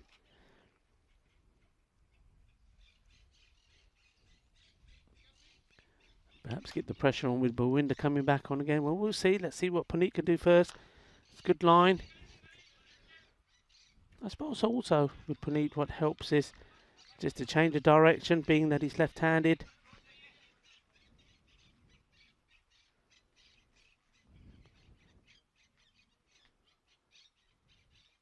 Oh, that's a big shot. And Cameron Zia, the captain, hits that one clean and sweet out of the ground.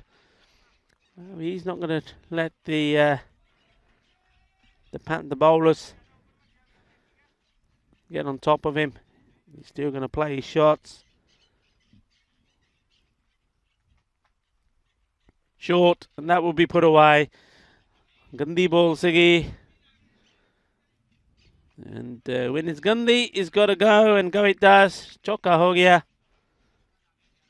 It's 4 more to the total. He's got to get it up there. The first 3 balls, they were okay. And then that one, short, put away. He really hasn't got the speed or the pace, and this pitch, likewise, to give you any benefit really in that ball. And it just sits up there for the batsman, and all of a sudden the confidence is starting to click for Cameron Zia. Hit this one, hasn't timed it, but there's nobody there, and despite the efforts of Amarjit Singh, it's going to be 4 more. And yeah, I think Bawunda's right, saying you're just using your pace, slow it down a little bit. And also, we are also inside the power play. And was it worth the gamble? Maybe.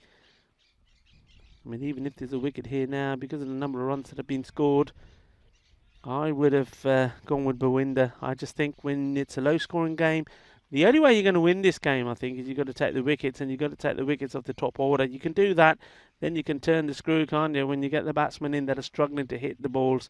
But when you still got the batsmen in play that you know can change the game, low-scoring game, you use your best bowlers, trying to get those wickets, and perhaps Puneet maybe should have just left himself to come down a little bit more. This one's been hit hard, and well, how about that with some fielding? Well watched. And as soon as it goes into his hands, it's released straight away back to Puneet. Nice throw, no chance of the batsman getting to. In fact, they had to really run quick just to get the one, but it is the end of the over, and the destructive captain Cameron Zia goes back on strike, and the score 26 for 2 after 3. So that is the end of the power play, and after a disastrous start when there were no runs for 2 wickets, they've made a recovery here, these 2 batsmen, mainly down to Cameron Zia. Mohammad Shabazz has only 3 to his name of 7 balls, and they're still experimenting. They're going with Akram Ali.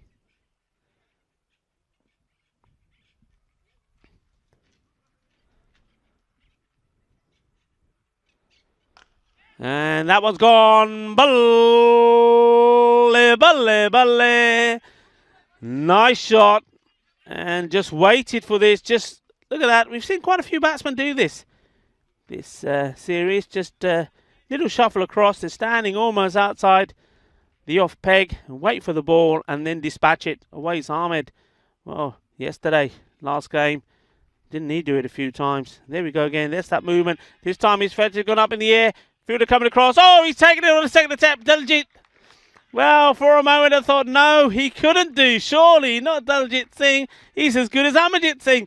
Well, it popped out for a split second. But fortunately for him, it was right in his view, and he could just take it on the second attempt. Well, that's a big wicket. Cameron Zia, he was not going to change his game for anybody. He played a few big shots, but I tell you what, with his wicket gone now, once more, the Black Panthers will be thinking, okay, we're back in this again. Big man's gone. He was the only one who showed any real strength in playing any shots. Any real danger was coming from him. Remember, Mohammed Bilal, Farhan Zafar were both gone without doing any damage at all. Both ducks, all down to Balwinder Singh. Akram Ali. And this is hit hard in the air, and nobody's going to stop that. 6 runs, and that's the only thing that's going to hurt the Panthers here.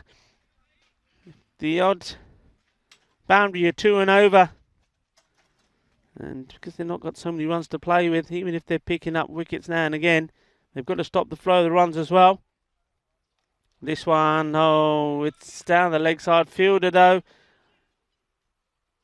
does well, keeps his eye on it. If it was a little bit either side of him, he would have raced away to the boundary.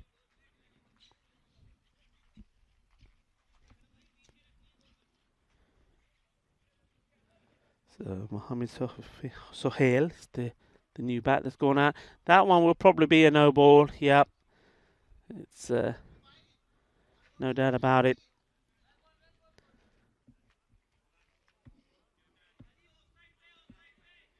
So this will be a free hit. And the bowlers also being told there, as well as the captain, Puneet Shamali, that that's first and final for the bowler. Can't do that again. It's well bowled. Not too much damage done. Just a single of the free hit.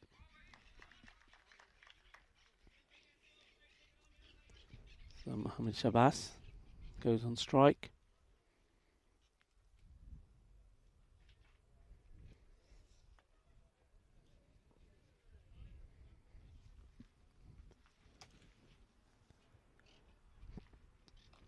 It's well played. Kept the pace completely off that.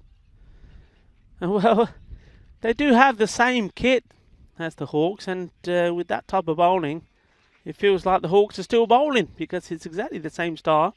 That over comes to an end. And though there was that wicket of Zia, it's still a good one. It's 41. 3 down. The required rate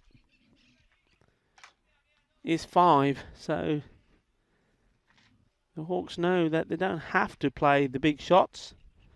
They could just look to take the singles and plot it around, and if there is a bad ball, take it on. But knowing the way they play, knowing their style, I don't think they're going to do that at all. And once more a change. So they are changing it around. It's Sukhjit Singh, so not going with the bowlers that have worked for them. And this one's been smashed, and smashed hard. That's big. And that's going to hurt them. It's 6 runs off the first ball of Sukhjit Singh's spell. And, well, he's got something to think about here as that one comes back to him. It was a naughty ball. It was a full toss. Drifting into the legs and smashed away. What's the reply going to be? And it's going to be a good one. He's got him. So another wicket goes down. It's 6 and out for Mohammad Shabazz. Coming down the wicket. No pace on the ball once more. And, well, thank you very much. Your day's finished. Off you go.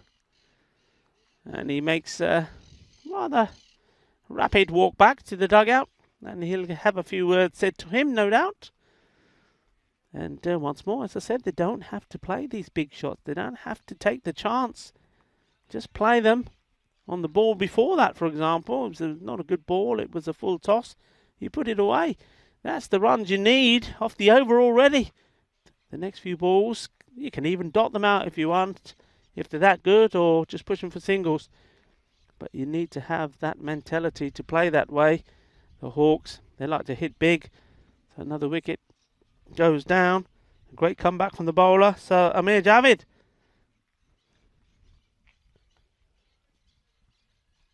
On strike and gets a good one. He had to dig that one out, didn't he?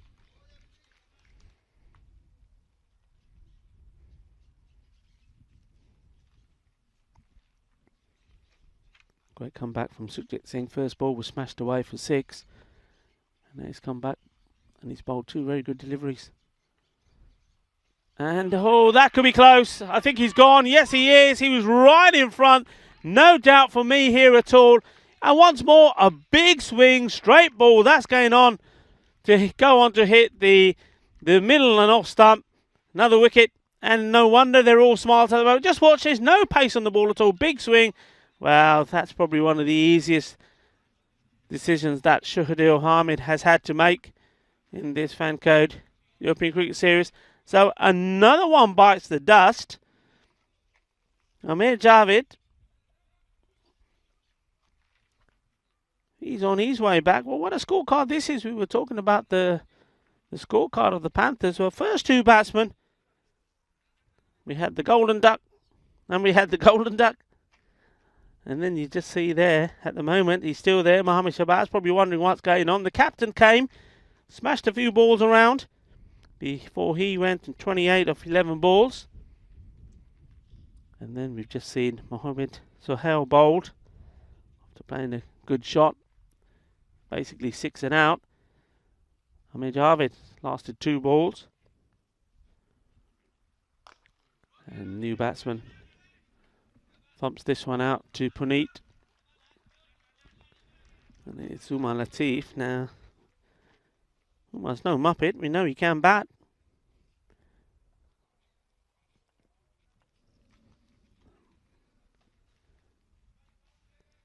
Mohammad Shabazz. We'll take that. It's down the leg side. We'll get the wide. Nice try by the fielder to try and distract the umpire, but not our men in black. You don't. They're on the ball. It's not easily done, so wide ball signalled.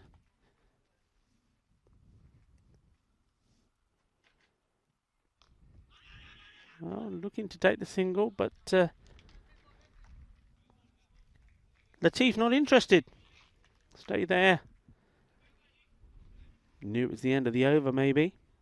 We'll take a walk down to the other side. So where we're at the halfway stage. 49. But look at that, 5 wickets down.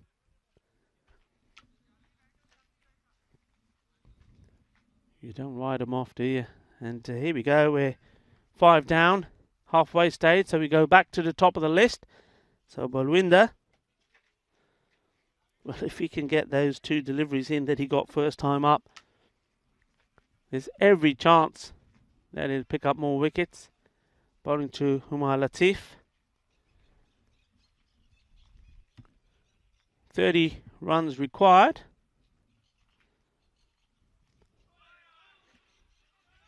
And that's going to help. Goes all the way, and it's a little bit of bat on that. I thought for a moment, were those arms going to be spread out, but there was bat involved, and chase it, Jagger. But not able to get to it.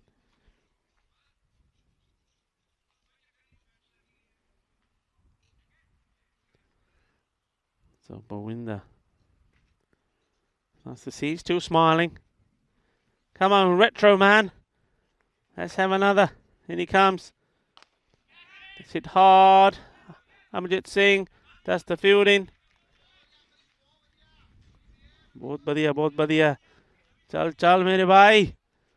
जाके दे फट्टे. Well, Puneet is waiting. He always gets involved in the field at some point. Well bowled. Didn't give him anything that he could get any leverage on. To play that down into the deck, cut onto the offside, single taken.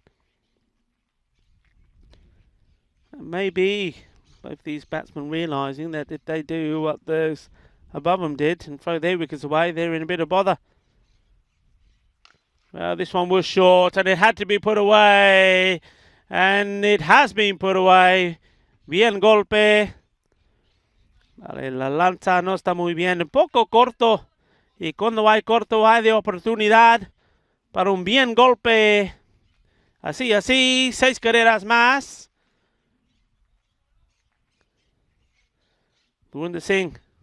What's the reply? Better delivery. The batsman, Latif, swinging blind this time. Beautiful day, and earlier we could hear the sounds of the lawnmowers, etc. going in the background. Now we can just hear these parakeets. I think we've got some parakeets that have are nesting in one of the floodlights above us. That one's hit out. And a slight bit of hesitation. Good throw. And asking the question. Well, look at this. This is great.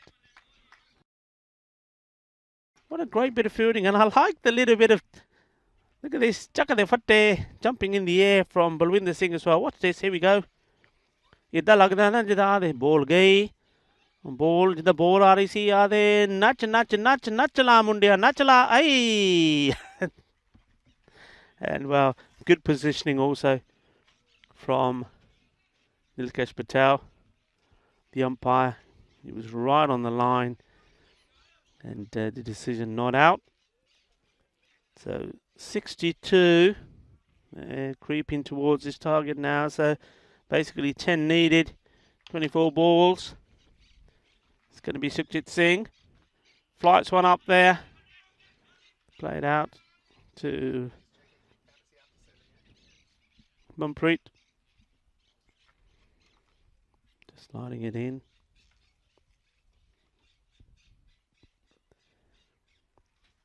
And just to remind you, obviously we got the big one coming up next. Tell you more after this ball. And he's got a wicket.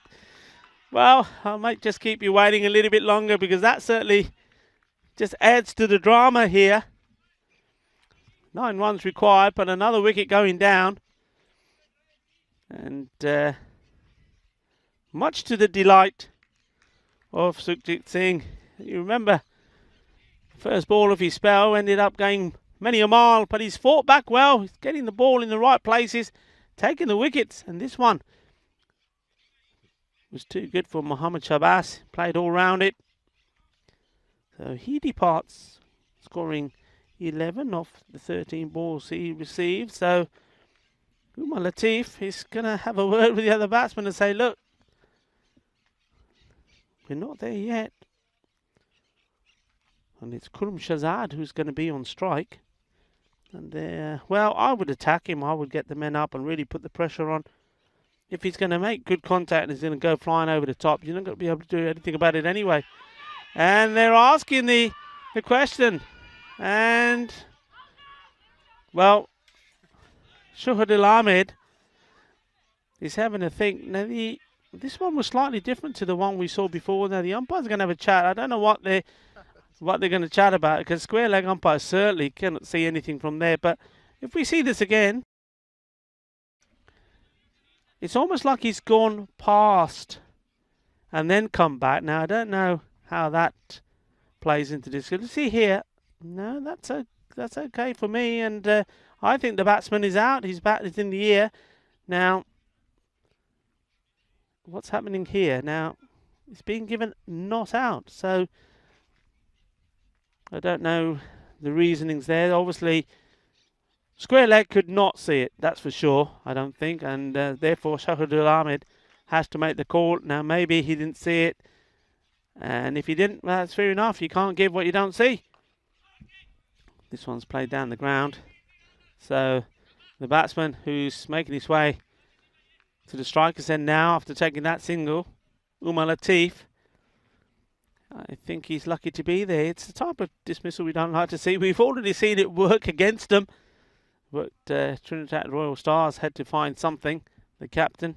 And what he did that. The man cut to Puneet. Puneet Jamali had to go. No fuss from him, I have to say. But when they've tried it, they've not been successful. And maybe we'll find out later why. But anyway, back to the action. And, well, you don't need to do it. You can get him out that way instead. That's far better. And it's far more convincing. Just bowl him out instead. And what a fine bit of bowling this has turned out to be. Sukhjit Singh, that's his fourth wicket. And, well, there you go. Many of you will probably say, hey, what's going on there? He shouldn't be there. But it doesn't matter. He didn't contribute anything more to this match. So another wicket goes down. So Umar Latif gone, bowled. Bowled by this man, Sukhjit Singh. Well, I tell you what, the next batsman coming in here now is going to be full of nerves. And we are into territory which the Hawks are going to be a little bit uncomfortable about. Because, look, just to remind you, 8 runs needed. We've got 7 wickets that have gone down.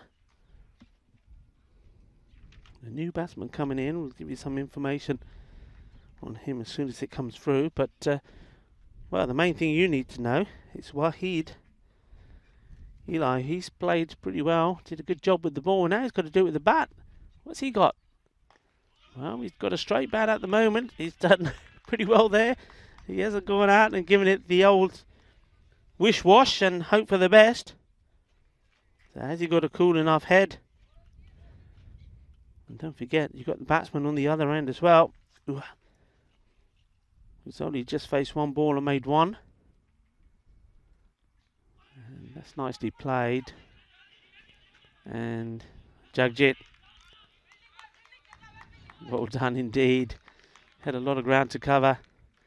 Well, that's why they're the Panthers. They move like the Panthers as well, and they feel like the Panthers. the end of the over. So let's give you the scores on the board. So it is 65 for 7, 7 gone. And remember, this is what we've got coming up. So much action. I started talking about it, couldn't finish it. Barcelona, Shaheen, come back. The big guns. Well, are they going to fire today? Babar Khans, Hamza Salim, of course, then Dilwara, the Khan brothers. And then, of course, you've got Malik Samihur Rahman and also his brother, Malik Mati. They're in that as well. And it's an all to play for against the Trinidad Royal Stars. Barcelona win that, and they could be guaranteeing themselves a place in tomorrow's semi-finals. And that's not what they needed from Puneet Shamani, the captain.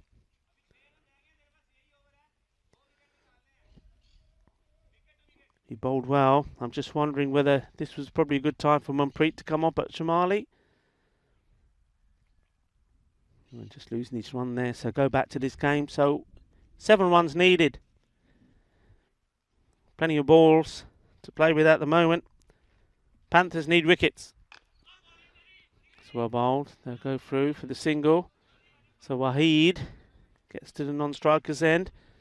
Can cross one more off the score.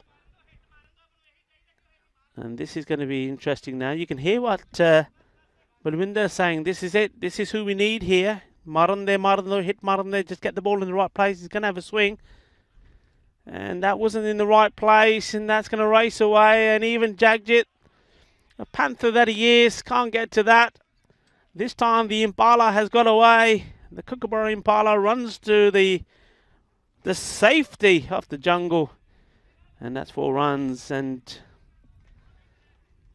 just goes to show, doesn't it? It was what we've been talking about. I mean, Puneet is a fine bowler, fine cricketer, but just trying, he's actually trying to do something with the ball. When you see the likes of Balwinder, Manpreet, Sukhjit just putting the ball in the right place. You see here again, just trying hard to get something on it, trying to get something out of the pitch, whereas the other bowlers just letting the ball do the work. And that's what's worked here today. It worked for the Hawks, it's worked for the Black Panthers. Puneet once more. And that's a lovely shot. That's going to go just, I think, just inside. 1 bounce. Is it 1 bounce? No, it's been signalled 6. So all the way. So that is the end of a fascinating contest. And either way, 4 or 6, it wouldn't have mattered. 6 was signalled. That's the end of, well, a fine contest. And in the end, I tell you what, you see these highlights here, the Punjabi Warriors, they'll be watching this and saying, well, you know what? That's the sort of things that we do. That's the sort of drama we bring into the game. Well, this time, Black Panthers doing exactly the same thing. Never say die. They kept fighting. But likewise do Bengali CC as well. We've seen a lot of teams approach this attitude. That one was close. Great stop there. And that's when all the pressure was on. Just kept applying the pressure. And we saw some great bowling performances. The odd hit that went away. Oh, that's excellent work from the Panthers. 6, 7 wickets. And if they could have had the rub of the green, if 1 or 2 things could have gone their way, who knows? But in the end, you're always going to be up against it if you don't get into the 90s to the 100s. They will know that. And they will know that if they could have got to that score of 100, things could have been a little bit different here. One thing there will be is very proud of their performance. That man should be very proud. He bowled exquisitely. Sukhjit Singh took 4 wickets. And that was an easy decision for the umpire. Yeah, they should be proud. They come as newcomers to this FanCode European Cricket Series here in Spain, Barcelona. The new boys, they played very, very well. They've made a lot of friends because they've entertained. They've entertained us. They've given us action. They've made us smile. And they've also made us appreciate some of the talents. That one I just don't understand. Don't get that at all. We may find out more, and if there is anything that maybe I'm not familiar with the laws of the game that may have changed. I will bring that information to you, but perhaps it could just be as simple as the umpire didn't see it. He was watching straight on, not watching that area of the pitch, and therefore you can't see it, you can't give it. Hats off to the Panthers. They're giving us a good morning here, the work that they've done, and also to the Hawks. Well done to the Hawks as well. What an improvement this has been the first time we saw them. And they've ended on a high themselves. That victory, adding 2 more points to their total 10, so they finish on 12. They finish with a healthy played 10, won 6, and losing 4 of those games, and they'll be very, very proud and should be very proud of that. Congratulations to them, and well, congratulations to both those teams for giving us a fantastic game. And speaking of fantastic games, well, this one that's going to be coming up. Remember, we're going to have a slightly longer break than normal because of the early finish, so coming on the half hour, so 11:30 GMT, 12:30 here Central European time, and those of you watching in the Southern Indian continent at 5 o'clock. Well, what a match this is going to be. Trinidad Royal Stars, they'll be licking their wounds, won't they? Mohammed Faiz Haider, Mohammed Ali Mir, Mudassar Ali, Amir Shahzad just never got going in that first game against the Panthers, allowing Panthers to end this day with a victory for them.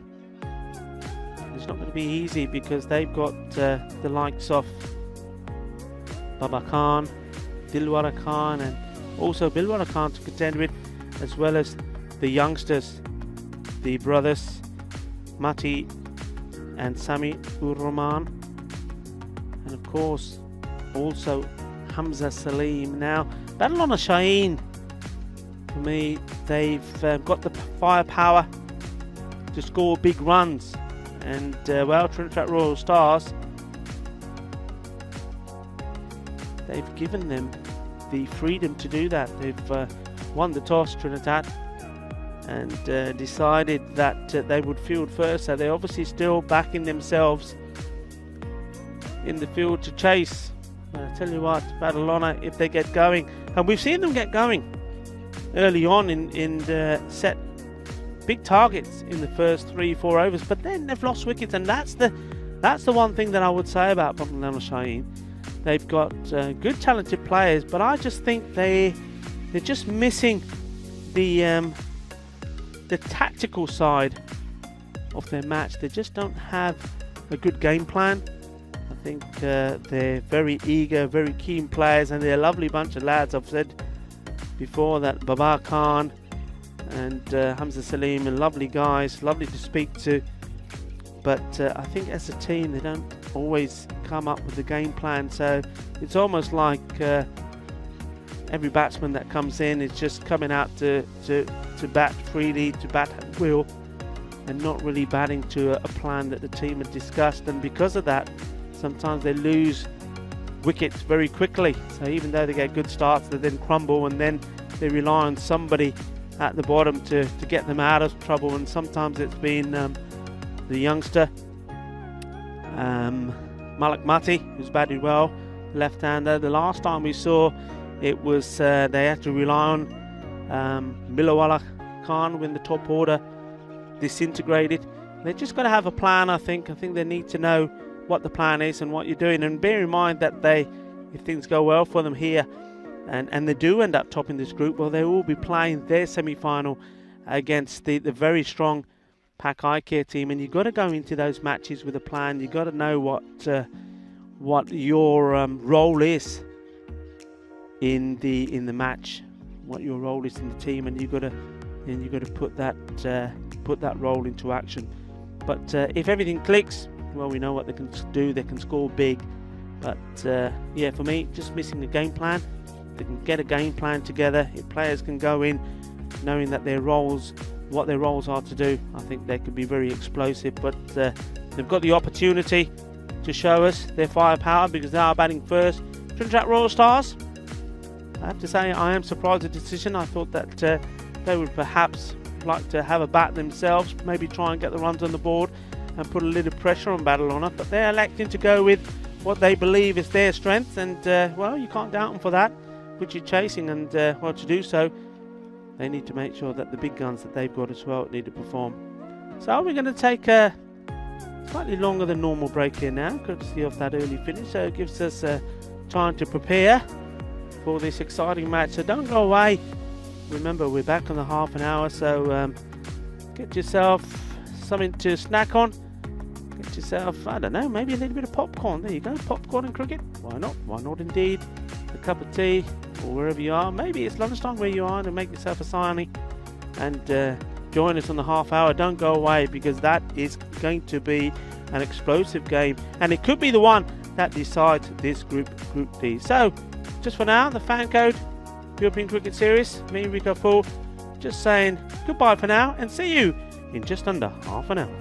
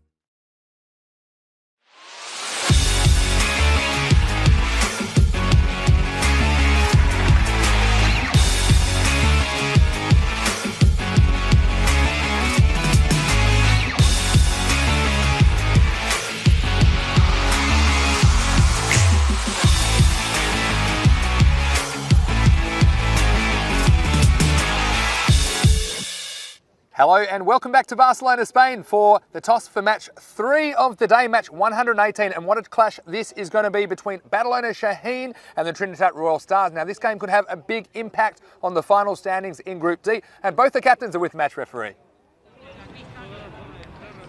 Tail is the call. And tail is it. So Trinidad won the toss. Are you going for ball first also? Trinidad Stars won the toss and they're going to bowl first. The bowl first? Okay, so Trinidad Royal Stars, they are going to bowl first. The captain, Amish Shazad. It's an interesting tactic after they weren't able to chase down the Black Panthers score in the first match of the day, but hopefully they think that's their best effort or their best opportunity to win this game against Barcelona Shaheen. And Barcelona Shaheen, well, they've got their eyes on the prize, and that prize is a spot in the semi-finals, a spot against Pac Care on Finals Friday tomorrow. So Barcelona Shaheen can put themselves in the back, the box seat if they're able to win this game against TRS. Well, TRS, can they come back after that shock loss to Black Panthers? It's going to be very interesting to see. Over to you, Rico, in the commentary box. Thank you very much. Yes, this is going to be the one. This is the one everything counts on. Certainly for Trinidad Royal Stars, they have got to win this one. It's the only hope that they've got to progress into the semi-finals tomorrow. We're just having a look at that group. So Barcelona are top. They're joint with FanCode at the moment on points, but they have a far superior net run rate. Remember, you can see this. Just go onto the EuropeanCricket.com side and you can see all the information yourself. All the stats are there, and of course the tables as well. And well, a victory here for Barcelona Shaheen against the Royal Stars. But the Royal Stars then would more or less be out of it.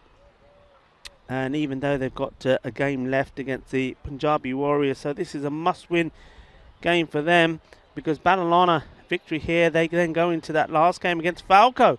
FanCode have the opportunity then to bounce back if they can beat Barcelona and be on the same number of points at the top there, but then it all goes down to the net run rate. So one thing that Barcelona Shaheen being put into bat here will want to do, as well as win the game, is win it well. So they'll be looking to pile on the runs, and if one team can, certainly Barcelona Shaheen can.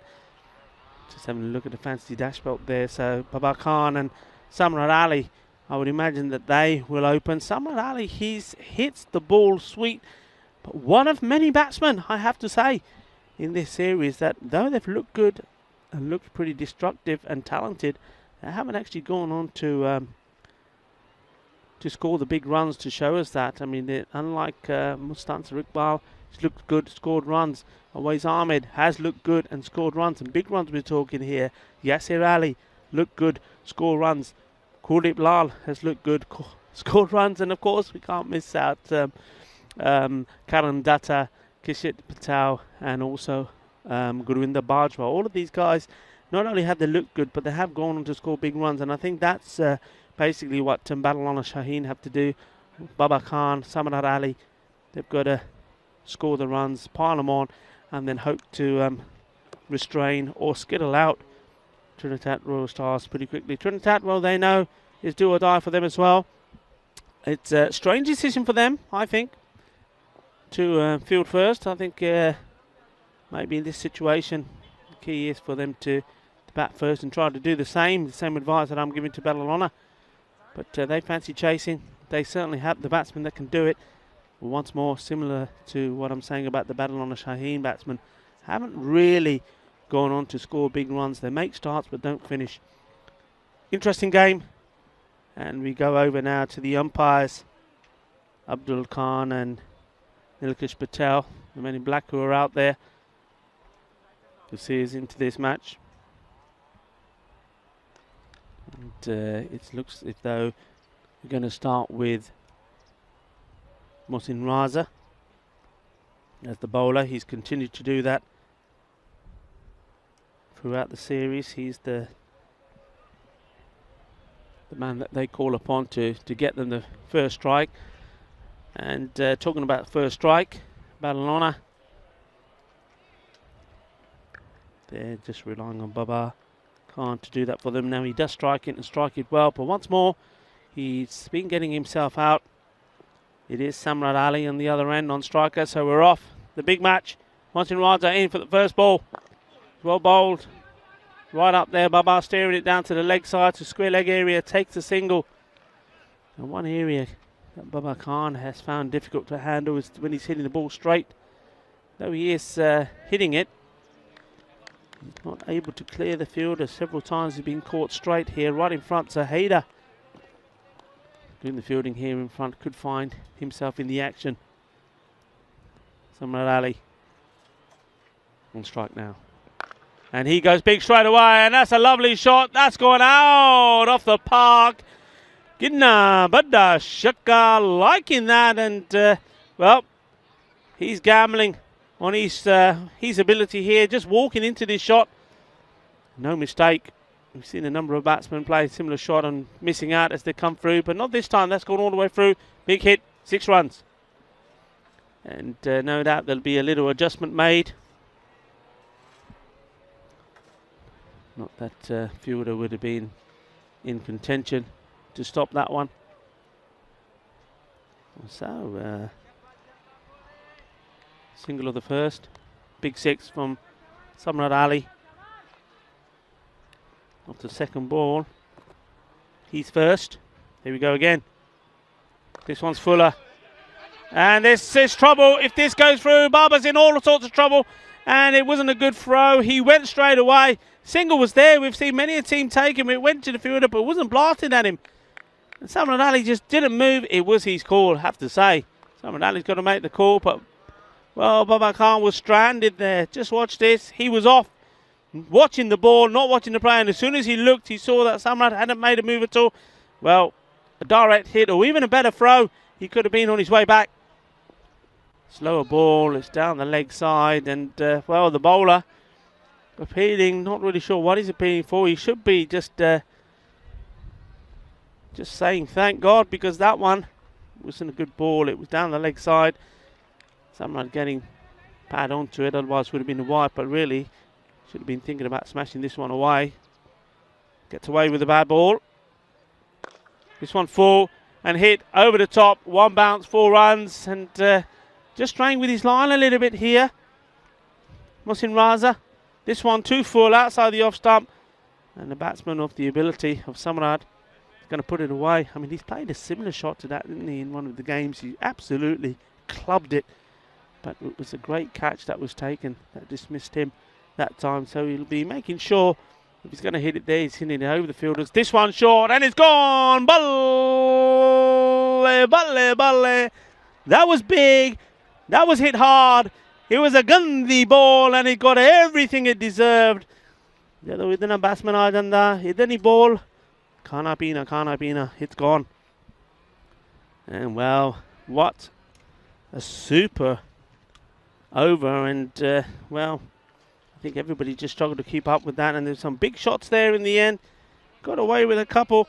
Big finish. It's 17 without loss. So Barcelona Shaheen doing what they need to do as we join in the commentary position once more by Mr. Maximo. Good start from Barcelona. You could say that. I think I'm losing my touch, Rico. I was always creating wickets, wasn't I? But maybe I'm running out of puff like some of these teams, I think, as we get to the back end of the tournament. But yeah, ideal start for Barcelona Shaheen. And we mentioned at the toss, they were sent in by Trinidad Royal Stars. I don't think Barcelona Shaheen would mind at all. They like to bat first. They like to go big. And they've certainly made a great start here in match 118. It's Sajid Iqbal. And that's gone all the way over. That's a lovely shot. And I said that Mabad Khan has been out a few times playing this shot. He doesn't follow through, but this time, you see that even still then, he's lifting rather than hitting. A few times he has got it wrong. I still believe he needs to be trying to get just a little bit more oomph in that shot just to make sure. But this time, the timing was weak. Direction of the wind favourable to him. And this one's wide and being called a wide as well. And he's looked threatening at times. Well, really, every time he's batted Baba Khan during this series, but he hasn't quite got on with it. And you just wondered if he does get going, what he might be capable of. And certainly his timing was right in that previous Maximo. This one he'll just dig out and take the single.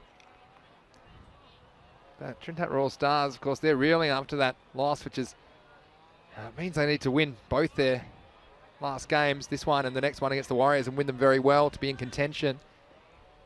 And well, they'll be fighting like crazy to stay alive in this group. And that one's been sent. Lumba, shaka. That's big. It's gone all the way, and it was a full toss. You can't feed these sort of deliveries to a batsman who's hitting the ball so well and in good form. He's just going to send it away. You've got to make him work for these runs at the moment. They're just feeding him. Yeah, put a bow on this one because this is a gift from the bowler. It wasn't that quick. And when he gets it right, he's a difficult customer, Mohammad Sajid Iqbal, but Samad Ali's not going to miss out on those. Down the leg side. I take this opportunity to reflect on the morning so far. And the Black Panthers, well, what a way for them to go out. Of course, they didn't quite get it done, but they certainly created a few moments of madness as they were defending that total of 71 the previous game. But Puneet and the gang, as well as all the Hawks, say goodbye to you from this edition of the ECS. I'm sure it won't be the last time we see them. And hasn't it been brilliant? 24 teams, over 300 players we've seen in this region, and a wonderful facility and organisation, and it's been great to bring you all the action. So we'll be back bigger and better, I'm sure, in the future in Spain. Ooh, that's better bowling. It's right up there. It's fuller, and that brings to the end the second, and it's still going along nicely for Barcelona. That moves them on to 31. And the difference it makes to be able to clear the boundary, you see there, still getting 14 off the over, just that Maximo making all the difference. And hello to everyone as well that's in the YouTube chat today. If you're joining us, ECN European Cricket Network. It's one of the unique and special features about watching ECN cricket is that you can get involved and ask us questions and make comments, and we'll air as many as we can. It's great to see a lot of chat in there. Can't even follow it that many, but Luke Belgium's in there. Obviously got a bit of a break from work at the moment. And also got Wazza in there. And Ganesh is in there as well. So thanks very much for joining us, and keep those comments coming in. Another single to Babar. You know, he's in as well. Gangadeep Singh, captain of the Punjab Warriors. And we'll see them in match 4. So hello, Gagandeep. It's wonderful to have you in there. Max Dolan as well. And Sashigalji. yeah. How are we? That's racing right fielder. That's well. Good throw, and he could be in trouble. Ooh, Baba. He was having second thoughts. He called through for the run, and then maybe realised how quick he was. That wasn't that quick. This throw was poor. Yeah. In the end, you've got to get it back on the full from there. Baba, again, it was a good early call, but I think a good throw might have had him struggling. His little legs pumping. Yeah, he got him there in the end. Threw it into the deck. I think he just missed the early one right at the beginning where he set off, and Samad Ali wasn't even looking, and well, it was a case of ball watching from Babar. I saw Babar turning around. I thought, lucky it was Babar Khan that had to do the big U-turn, because Dilawar and Bilawal, I think they might have struggled to get back, but yeah, he just has a knack of getting himself out, Babar Khan. If he doesn't get out, could be set for a big score. Might be able to see what he's actually capable of with the bat. Hey, Mudassar Ali with the ball at the moment. Last over the power play. Well, that's well bowled. He's unlucky. He's very unlucky indeed. Got that in the right place, and got a little bit of swing there as well. A little bit more. And Babar would have been on his way. And this is good bowling because they know the strength, particularly of Babar, whereas Samad Ali can play shots probably to all parts of the ground. Babar is limited. And keep him outside the off stump, you've got a good chance. That's too wide. Yeah, you said it. And these extras, they cost TRS before as well. That one just a little bit too wide off stump, as that man Mudassar Ali had his issues getting the ball in the right spot. Bit of talk about lawn bowls in the chat. Yeah, you heard of lawn bowls? I've heard of it. My grandfather loves his lawn bowl. He's been playing for 58 years. Yeah. Hello, my grandfather, John Mather, back in Perth, Australia, in case you're watching. Watch sometimes. He's got hold of this, and well, you can say goodbye to that one. Been hit firmly, middle of the bat. That's a nice shot. Well, that was just a little bit shorter. It allowed Babar to get under it and smashes it away. Yeah, that one, again, I like the way he hits through the line of the ball here. Not trying to cross-bat it. And they've got a very straight long off. And Manasseh Ali, he's a bit predictable. He's often outside that off stump. Good no call this time. Yeah, lawn bowls, it's a very good game for people of all ages. But it's all judgment. And, you know, you just have to roll these big, I suppose they're big like rocks. And they're weighted. Well, they're smooth rocks, okay? Smooth rocks. But they're weighted one side and the other, so they'll actually bend in a certain way. You've got to hold them the right way. That's also important. Otherwise, they bend the wrong way. Here's Manasseh Ali. Playing this one down to the man at square leg, and that will be the end of the over. So he's hogging the strike a little bit here, Babar. That was his single there at the end of the over. Score moves on to 41. So fairly good power play. I think I always say that a good one is if you're in the 40s. Well, they're definitely in the 40s, and more importantly, they haven't lost any wickets. So this is a good start from Barcelona Shaheen. Certainly is. Well, 40 plus in the power play is a great start. Has been halted a little bit, I suppose. 10 off that over. And 17, 14 and 10 so far, the 3 overs.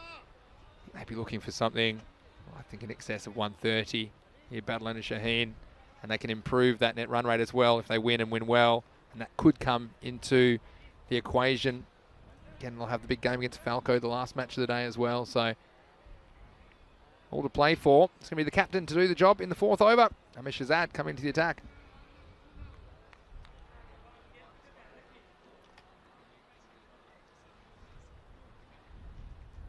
Just waiting to set his field. Now, Babar, what will he do here? Will he go after him, you think? Well, he does, and it's hitting the pad, and Ahmed Shahzad now has to do the fielding, and a direct hit would have had him, and so once again, Babar Khan first survives the OB, then very slow going. I can understand that because he's back on his back foot here. Yeah. But, well, Ali didn't care. And his heart was in his mouth. This one was going down the leg side, but Babar Khan, again, he's slow to respond because he's already looking up the umpire. And it would have been out if he'd hit that time. And, well, he survives. This one is closer, but it's in height-wise it was, but I think it's still going down the leg side. The captain is frustrated. I think he realised as he started to go up. Oh, no, it can't be. Well, let's see it again. I'm not sure he realises as much as you think he does. Watch this from front on. And this one, well, it was a bit closer, but perhaps still going down. This is big, and it's gone all the way over on top of the 10th where the scorers are. Nobody likes those coming your way because you just don't know where they're going to end up. And anyway, it's safe.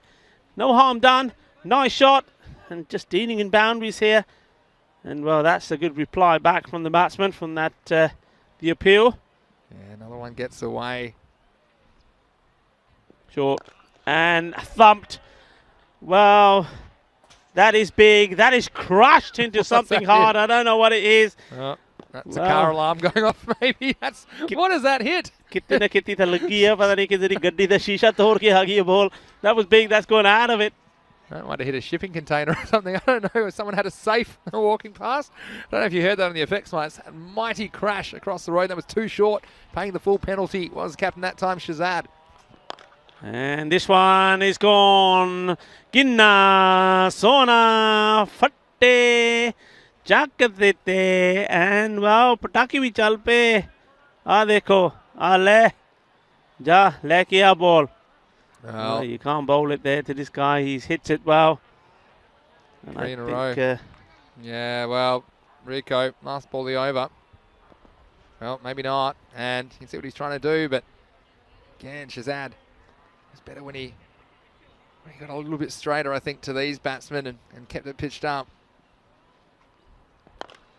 Yeah, it's a little bit flatter. There could be half a chance, but even though the fielder there jumping up as high as he could, and that was Tariq Mahmood, but can't do anything about that. That was definitely a magic over, a magic one for Barcelona Shaheen. Yeah, they move on to 67 for no wicket after 4. So huge over for Barcelona Shaheen.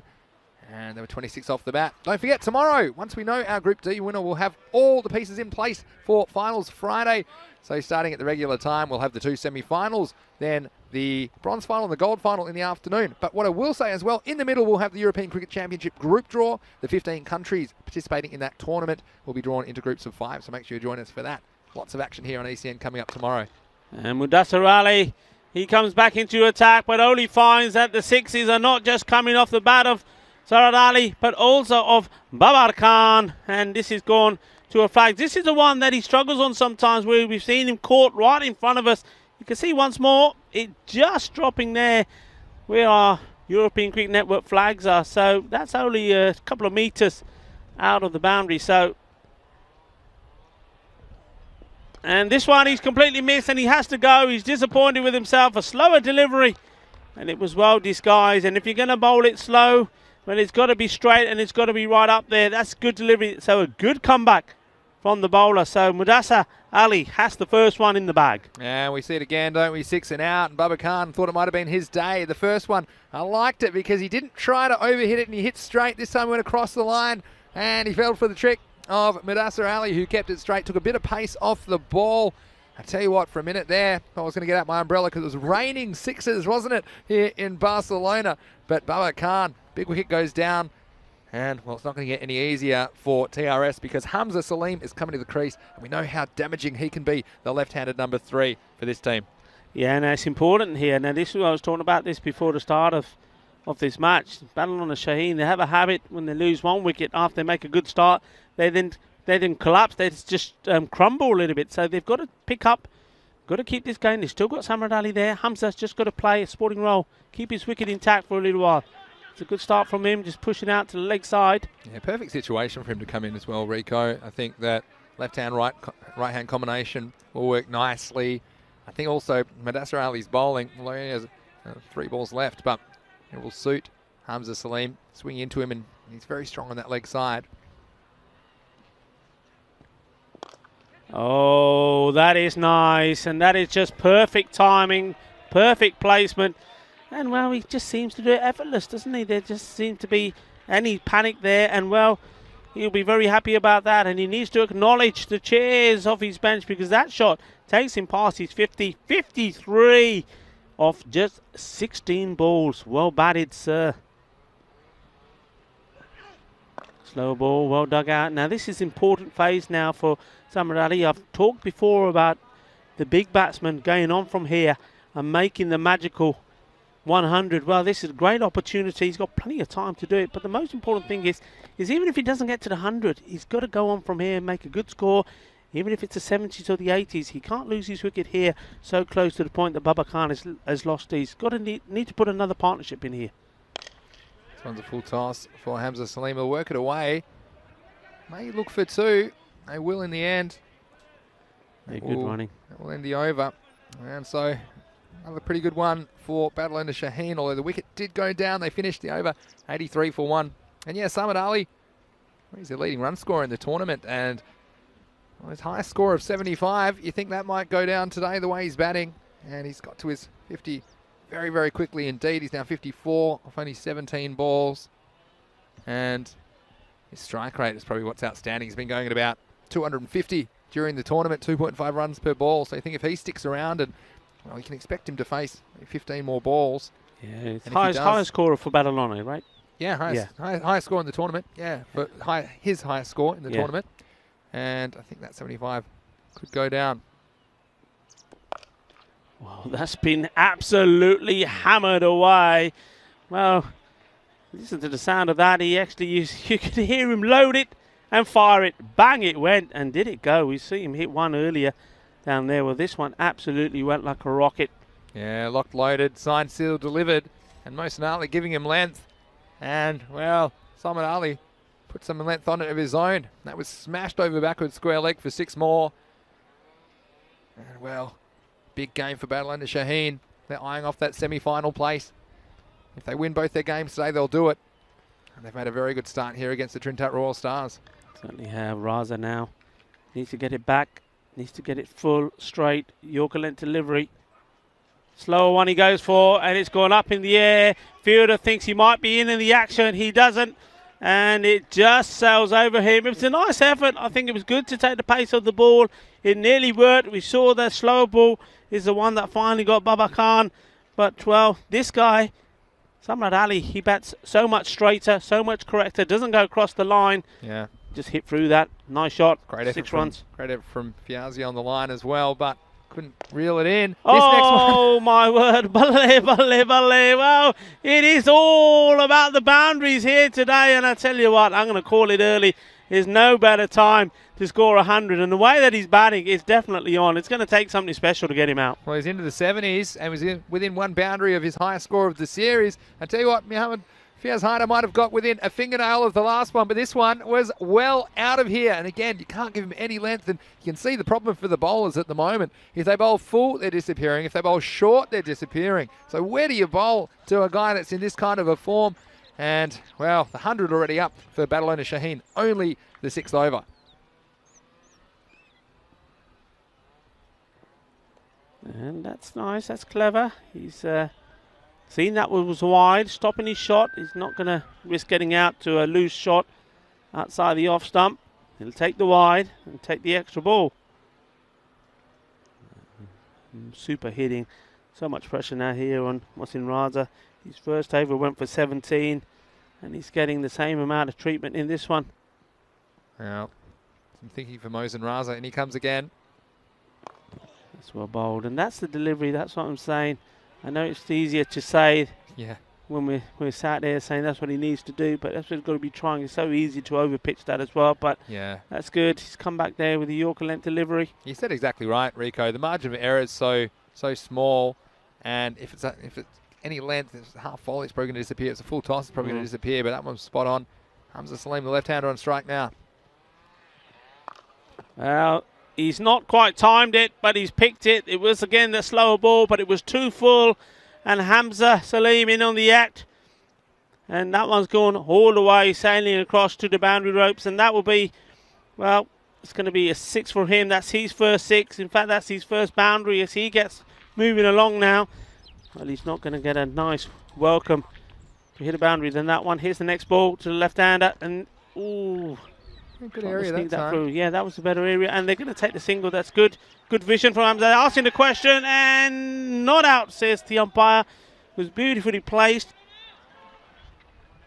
Yeah, it was a nice piece of fielding as well, and perhaps right now it might be the only chance to get these two the kind of form they look in. But it was better bowling to Hamza Salim in the first place. See this one. Hamza Salim does favour that leg side, I think. In the end, well, they'll go for a run, and then he had to get the skates on, didn't he? I think he's just home. It was a good decision from the umpire. Yep. He's in good position as well, side on, to make that call. So, good bit of fielding nonetheless with a direct hit. That'll be the end of the over. At the end of the over, it's 110 for 1. Well, 6 over check-in time. With these guys there, I think they're eyeing off 15 and over, perhaps even more. But let's say 15 and over times 4 overs, that's 60 runs, and that'll be 170 runs. And look, even if they cruise at 10 and over, they're going to get 150. So, could be a very big score on the card, especially if Hamza Salim gets going, and he's only just, of course, come to the crease. Yeah. Faced a handful of balls, but could get ugly real quick. And Kashaf Hussain is the man with the ball. He's going to bowl the 7th over. Nicely picked up on the left-hander. The field has been set for that, so that's good. And obviously Hamza will have a look at that and know that he's just got to get his wrist into play a little bit. You can see him just practicing the shot there. It means that he's going to be playing it a little bit later. But take the single, won't mind that. He won't mind giving the strike to this man, Samrat Ali. Doesn't quite get hold of this one. Yeah, I like the change of tactics, though, with the spin bowler. We've seen it before, especially with the opening batsman. They tend to have to make all the pace themselves, and just more chance of a false shot, bottom line. And it's a chance here, and it's well taken. It had to be. That's very, very good work indeed. Brilliantly done. A nice catch, always dipping forward. He's coming forward. And well, Samrat Ali, he went for the shot, took him on. No pace on, and that's the difference here. He's got a hit against the pace. Outstanding catch Amir Shahzad. Outstanding catch. And he had to come in. It was low. And we talked about the spinner just increasing the chance of the false shot. And he hasn't played too many, you'd have to say.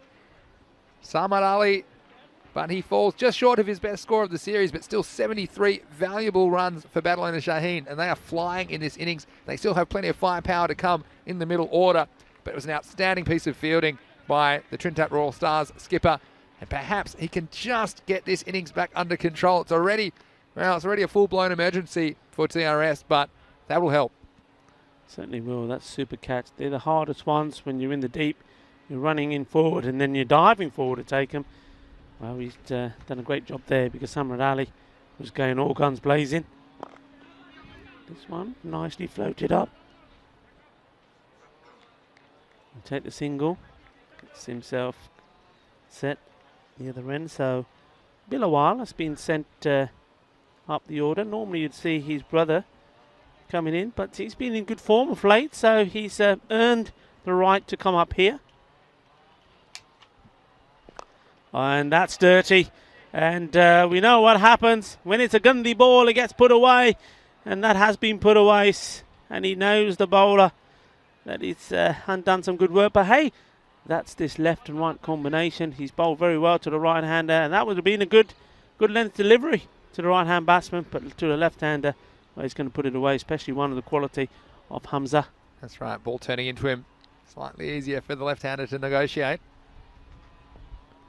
And this one's going to go through. It's been called a wide. The fielder does a bit of foot fielding and successfully stops the ball. So 2 wides. Yeah, and then that's the difficulty as well, working out where to bowl. And I think you just got to err on the side of offside to the left-hander, but it'll be the right-hander on strike now, Bilawal. Short. And he's hit it hard, and he's hit it mighty big as well over those 2 men.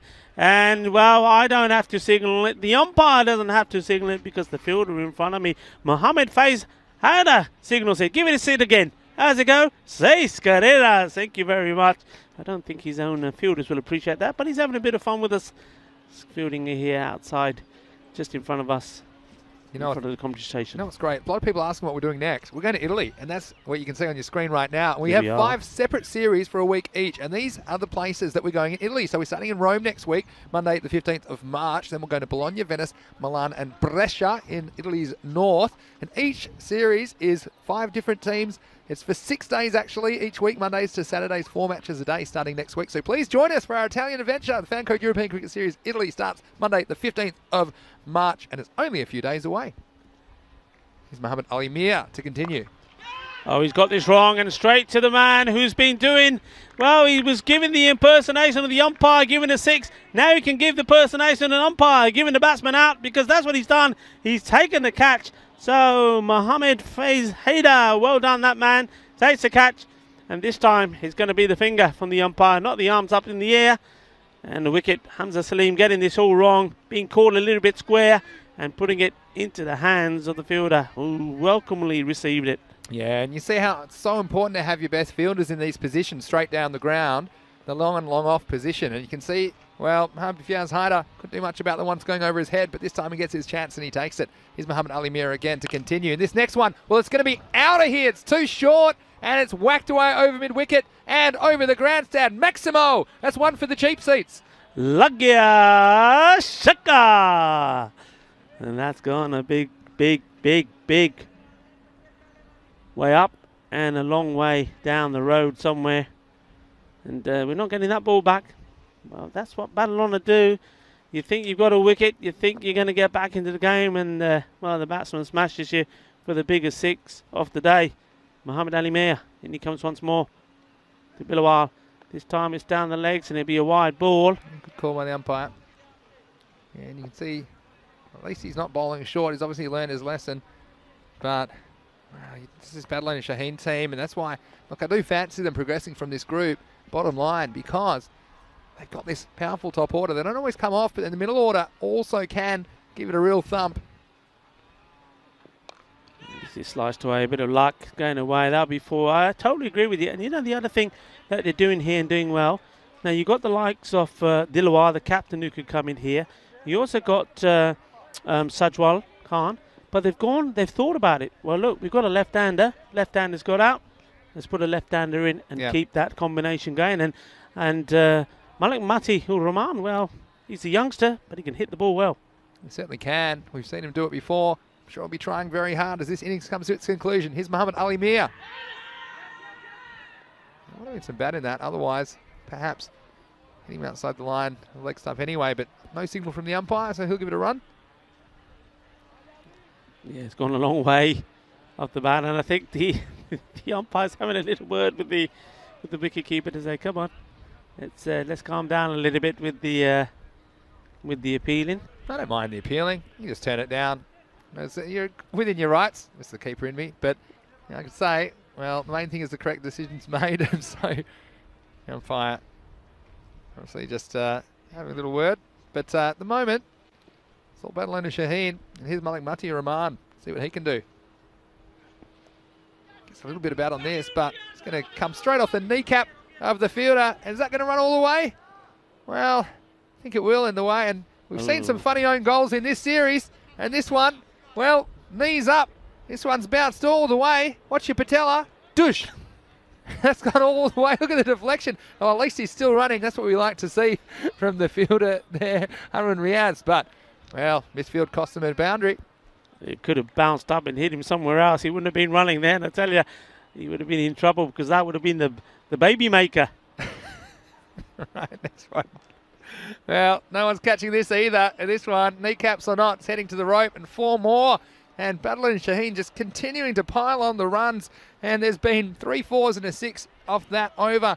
So crazy stuff, even though there was a wicket in it as well. So count them up, 146 for 3, magical over, 20 off it and a wicket. Badalin Shaheen perfectly primed for a final assault and take this score perhaps even north of 170. Yeah, I mean, you see, this is now this 9th over.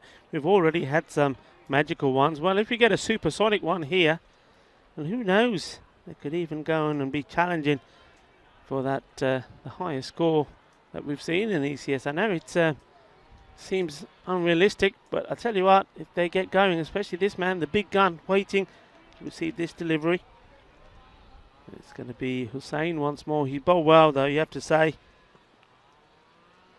Keeping the pace off the ball. Here he comes. And, well, that's the big swing and a miss. And the ball's come off the pads onto the bails. And just for a moment, the wicketkeeper thought, well, hang on, I think I might have him. But, well. Yeah, it can happen.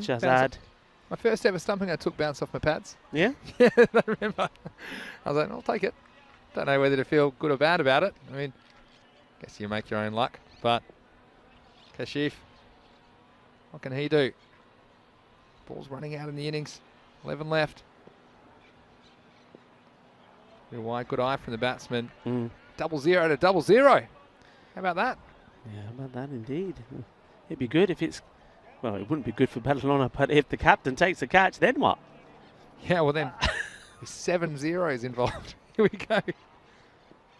So I'm not bouncing. And that's probably one of the things I've noticed about Matt Billowell when he's batting. Tends to favour the leg side, doesn't he? And these are balls that straight bat, and you get under that, even though it didn't bounce too much. Straight down the ground's the play. Well, he's got a hold of this, and nobody moves. They just say, right, that one's gone, get another one out, umps, and he does. Well, he obliges. This is why you can't bowl short, and you can't bowl leg stump. And you learn the lesson the hard way. He'll say, thanks very much, too short. I'm sending this one. I don't think I even saw it. It was into the sun, and just pointing, well, I'm glad it didn't come at me because I had no idea where it was. The 150 has come up.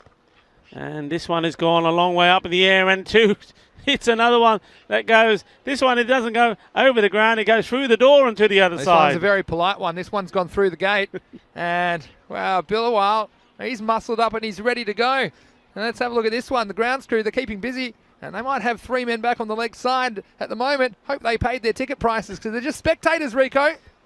Yeah, this is just fantastic hitting here. 159. There was a couple of dot balls at the beginning, which I thought, well, okay, that's gonna hurt them. But he's come back and played 2 big shots, and well, he's taken some advice from some of the fielders that have said, look, try around the wicket. Dangerous. He's gonna have to get it right outside off stump. No margin for error. It's probably not where he's looking for it, and Oh, well, okay, I can. Would you have taken it? Yeah, why not? Yeah. I mean, now you've got the left-hander on strike. I'd say the ball turning into the left-hander. I say you take every run possible at the moment. You got two good batsmen here. This has got it completely wrong. And, well, this will happen to you when you're getting all kinds of punishment. Now, the angle's going to favour the left-hander here. They've only got pretty straight mid-wicket back on the boundary. This is what I was going to say as well. There's every chance there's going to be more extras to come with a change of angle. So why not? Yeah. You could maybe get a wide and extra again. So just keep going and rack them up, stack them up. Barcelona Shaheen here in match 118. That'll be wide still, and they'll take it. Yeah, I mean, I saw the wide call afterwards. I thought it was going to be giving us a no ball, but it wasn't actually as wide as I thought it was. So yeah, I was just thinking whether you'd want Bilwala to be taking the free hit, but yeah, true. And regardless, though, I think you see there now, strikes change back again. And there it goes. It's big, and it even gets his own teammate running for cover. How about that, you guys? Well, you're giving me some jip. You thought I wasn't good enough to come in next. Well, here, take this. Well, crossbar challenge, Rico. That's hit the crossbar of the dugout. And watch them all go scrambling. Wow. What a lovely shot. Their own social distancing. A bit of friendly fire from the big man, Bilawal Khan. He's putting on a 6-hitting frenzy here. You know how important this match is to Barcelona Shaheen. Anything can happen. They need to win their remaining games. And this next one will be a wide. And this is the issue for the leg spinner. He's wondering how he's going to get out of this over. Still one ball remaining. He's just trying to wonder, how can I not get hit out of the ground for another 6? It's another magical over. Certainly is. And a 6 here makes it supersonic. Let's see. And he doesn't get the 6, but he will keep the strike.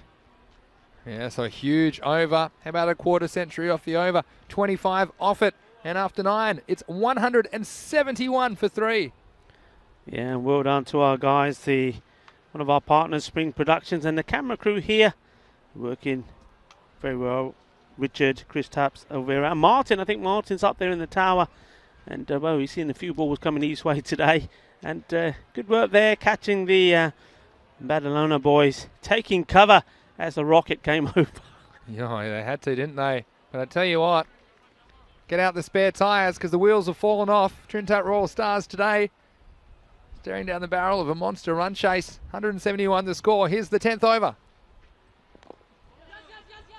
That's good running. It's nicely bowled. He's angled it in to Bilawal, not giving him the ball in the arc that he likes to hit it in.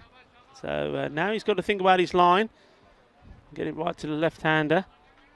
Yeah, that's right. And again, take everyone at this stage. Why not? Here's Mohammed Sajid Iqbal. Oh, this one did a little bit, but it was down the leg side. Good ball to a right-hander, but it'll be an extra delivery. And what we might see, though, we'll see TRS giving it absolutely everything in the second innings of this game. They do have some batters that can hit, but they just seemed a little bit out of sorts in their previous performance this morning against the Black Panthers. They'll come out all guns blazing for sure. Oh, that is nice. That's very, very well played indeed. And, well, if you think that he can't hit the 6s, well, he certainly can. Beautiful shot. Yeah, that one's downtown. Watch out. Call a taxi and bring that one back. That one's gone all the way. Beautiful shot of Barcelona. Of course, we love the scenery here. What a great place to play cricket. Beautiful day as well. Barcelona Shaheen enjoying it. Oh, and he's gone for another. He's up in the air. Has it got the legs? And well, it's plugged on the ground. The batsmen have just gone through a single. Where did that go? That one went so high. Well, like I say, sometimes almost brought rain on a sunny day. Like Matia Rahman was no one back on the boundary. Would have been a difficult catch if he was back. Anyway, look who's on strikes. Bilawal. Oh, and he's missed out on that one, a rare one. He's came down. He's given himself some footwork there to get to the board. I don't know why he's done that. He's played pretty well. Just planted firmly inside his crease, but he's come down trying to hit this one hard and straight. Missed out. Dot ball. 191's the high score so far. They're within reach. High score of this series. I don't think they're going to get there because this will just be a single. Oh, and look, now Bilawal is woken up and he's going to try and surely can't make it. And he's going to make it, and they might get another one, but Bilawal, if he runs a 3, we're going to have to call an ambulance. And he was very slow to get going, and then realised, well, I might get 2 here. I tell you what, the mind said yes, but the body was unwilling. Look at this running. He said, I'll just take the single, but then he had an idea. Well, what about if I tried to come back for 2? And then at this point, any decent throw was going to have him. You see it coming back, and the keeper, in the end, throwing it. I think it's been a very close call. I'm saying 1 short here. Is it 1 short as well? I think they've called 1 short, yeah. Is that right? Was that 1 short on Billawal? I have to say that again. Well, Billawal is probably thinking, why did I do that if I'm going to get nothing for it? Well, what he has done, at least he's got himself back in strike. And if he hits this ball hard and out of the ground, he'd be happy about it. Yeah, well, that's a lot of running for 1 run. Anyway, here we go. Last ball of the innings.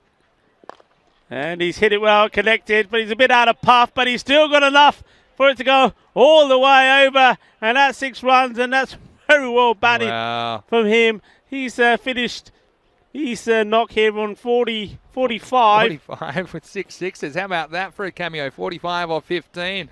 And at the end of the 10 overs, Barcelona and Shaheen, they've been sent in. They said, yes, no problem. We'll have a bat. We'll put on 188 runs off their 10 overs. They've sent a statement to all of their rivals in Group D. But first, there were a few running between the wicket scrambles between the openers, Samad Ali and Baba Khan. Samad Ali in particular was brutal in his innings of 73, hitting straight and true. Baba Khan as well. Well, he looked good for a while, but you have to say as well they were helped by some errant bowling along the way as they've built their way up to this monster total of 188. Yeah, I mean, good work there, but wasn't good enough to remove him. He's pretty quick, you know. That one was the appeal for LB. No, the captain didn't like it. And, well, if this was a direct hit, he certainly would have been going. Another appeal, he thought, come on, this one has to be. Umpire move, gives it the shake. And there's this shot. Well, this time, he got it spot on there, the ones that normally have been his downfall. Playing it well. And that's his usual shot. Great caption there of the fielder. But then he decided to go across the line and he was disappointed with himself. Just watch as he's seen that. There he goes. Says, why did I do that? But this man, well, Samad Ali, wasn't he in good form? And I like the way that he just fancies himself playing those shots. And he was joined by Hamza Salim. Played some nice shots himself, but didn't really get going. Just see that. There was an absolute brilliant catch there, and that was the captain saying, yep, I've got it, got the wicket. That was a great catch. That brought this man to the crease, and he didn't have any plans of leaving it. He stayed in it most of the times when he hit the hitting, all from inside. Soft dismissal that time. That was Hamza.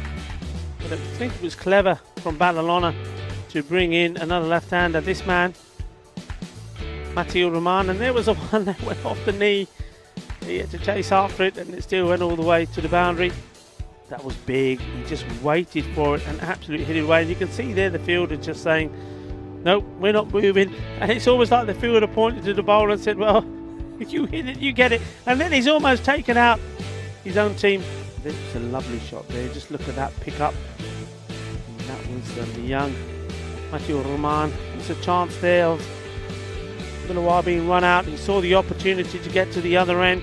It only counted as 1 run because 1 was short, but well, he made up for it. He made sure that he didn't do all that running for nothing by hitting the last ball over for 6. So, well, there you have it.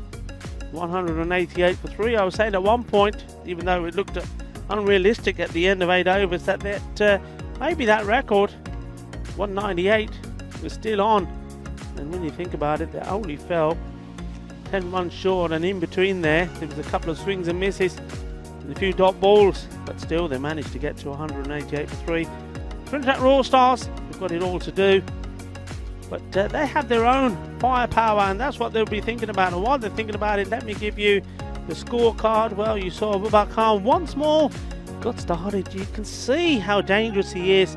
It just seems to get himself out, not able to get past into the 40s, 50s and onwards. Samad Ali, well, he was going so well, I was pretty sure that we were going to see maybe the 8th centurion here, but it wasn't to be. He got caught by it was a fantastic catch by Amish Shahzad, the captain of Trinidad Royal Stars, but he great contribution from him. 73 of only 23 balls. Hamza Salim faced 7 balls, 17, but there at the end, good partnership between Bilawal Khan and also Malik Mati Ur Rahman. Bilawala 45 of 15. Mati well played some nice shots himself, 2 4s and 1 lovely 6. 15. So at the end of all of that, exciting and entertaining innings, just what we expected we were going to see from Barcelona Shaheen. They certainly did not disappoint, scoring 188, only losing 3 wickets. So Trinidad Royal Stars have only got a few moments to compose themselves, get their batting order into gear. And the one thing I will say to them, they've got to be careful here, because you seem to think that they've just got to come out blazing. I mean, yeah, okay. Nobody's going to tell them differently. They need to score runs, and they need to score runs quickly. They can't do too much tiki-taka. There's got to be a few boom-booms, but they've got to pick the right balls. They also, it's very important that they take the singles. You saw that Barcelona did that well. They did rotate the strike. It was not the best of running early on from Baba, but all the way through their innings, though they were hitting the ball well, they were also running well. And I think rotating the strikes, especially when you had the left and right hand combinations there as well, did cause trouble for the fielding side. So Trinidad Royal Stars, they've got it all to do. It's a big ask, and I'm sure it's going to be one of the most epic run chases if they are able to do it. So here, Rika Full comes to you live from this beautiful part of Spain, Barcelona, the Olympic Montjuic ground. We're going to take about a 5-minute break, so join us right back as we come back to the action to see if Trinidad Royal Stars can chase down 189 for victory.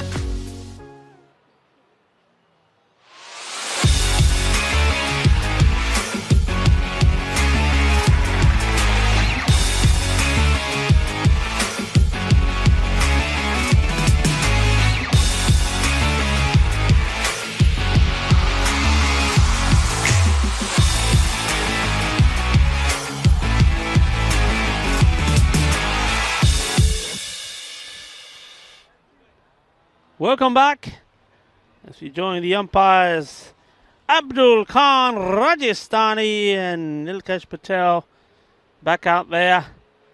This beautiful looking ground. Doesn't it look great? Roberto done a great job. He was out there early this morning, trimming it away. This outfield is lightning now. Looks absolutely immaculate under the sunshine. And we resume this match. Match number 118 on day 24. Barcelona Shaheen looking to book their place in the semi-final. Well, winning this one and winning it big is what they needed to do to get them almost home to the Royal Stars. They have a chance themselves. Well, they need to win desperately to stay in contention. But a lot of runs have to be scored. 189 to be precise. And they also have to negotiate some pretty good bowling. And, well, for me, one of the bowlers of this series has been this man, Hamza Salim. Hasn't been at his brilliance with the bat. We know he can be. But with the ball, he's been electric. He's bowled quick, he's bowled fast, and he's bowled intelligently. Hamza Salim bowling the first over. And he's bowling to Murdasa Ali. And we're off. Here comes the first ball.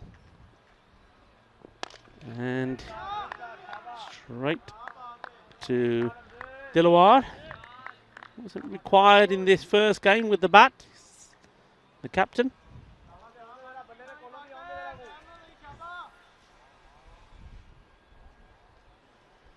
And it'll be interesting to see how this goes, because with that required rate already almost at the 20 mark, they do need to score runs and score quickly, but at the same time, they have to keep the wickets intact, and this one's not gone anywhere. And it was one of those that's crept up on the batsman. And, anything that's, it's almost, you're almost at a stage here, you say anything that's not a boundary, it's a good ball. It's the power play that they need to make the most of now. Mohammed Faiz Haider. If I got to know him well, he's normally always in front of us, so now he's got to do a bit of batting. Short. Oh, that's well bowled. And, well, there's not been too many deliveries like that any batsman has had to play. And if anything, that just takes you by surprise, because one thing you're saying to yourself, probably on this this pitch, is to say, okay, get forward, watch the bounce, and then you get that one. Well, he's had a little bit of chin music, and then he comes again. And well, that's another one. Short, fast. And there's nothing wrong with that. It wasn't high enough to be classed as the one short for the over. It's got to be over the shoulder, in between the shoulder and the head. Anything over the head from the bounce, straight from the bounce, is a wide ball. So it's no signal yet for one for the over. Where will this be? Short or full? He's gone for a better length. Straight. Angled in at the batsman. Unable to do anything with it. Quality bowling. Just one on the board. And one more to come in the over, unless he bowls an extra. And when you're chasing a big target, when you need to get after the ball and the bowler's coming in, doing this sort of stuff with the ball, you're probably saying, well, is this mission impossible or what? Oh, and it almost could have been curtains as well. That was quick, right through him. And that's a fantastic start from Hamza Salim. And just underlining one of the reasons why I rate him very highly as a player. So, one over gone, the score on one. And at that point, we welcome back Mr. Maximo.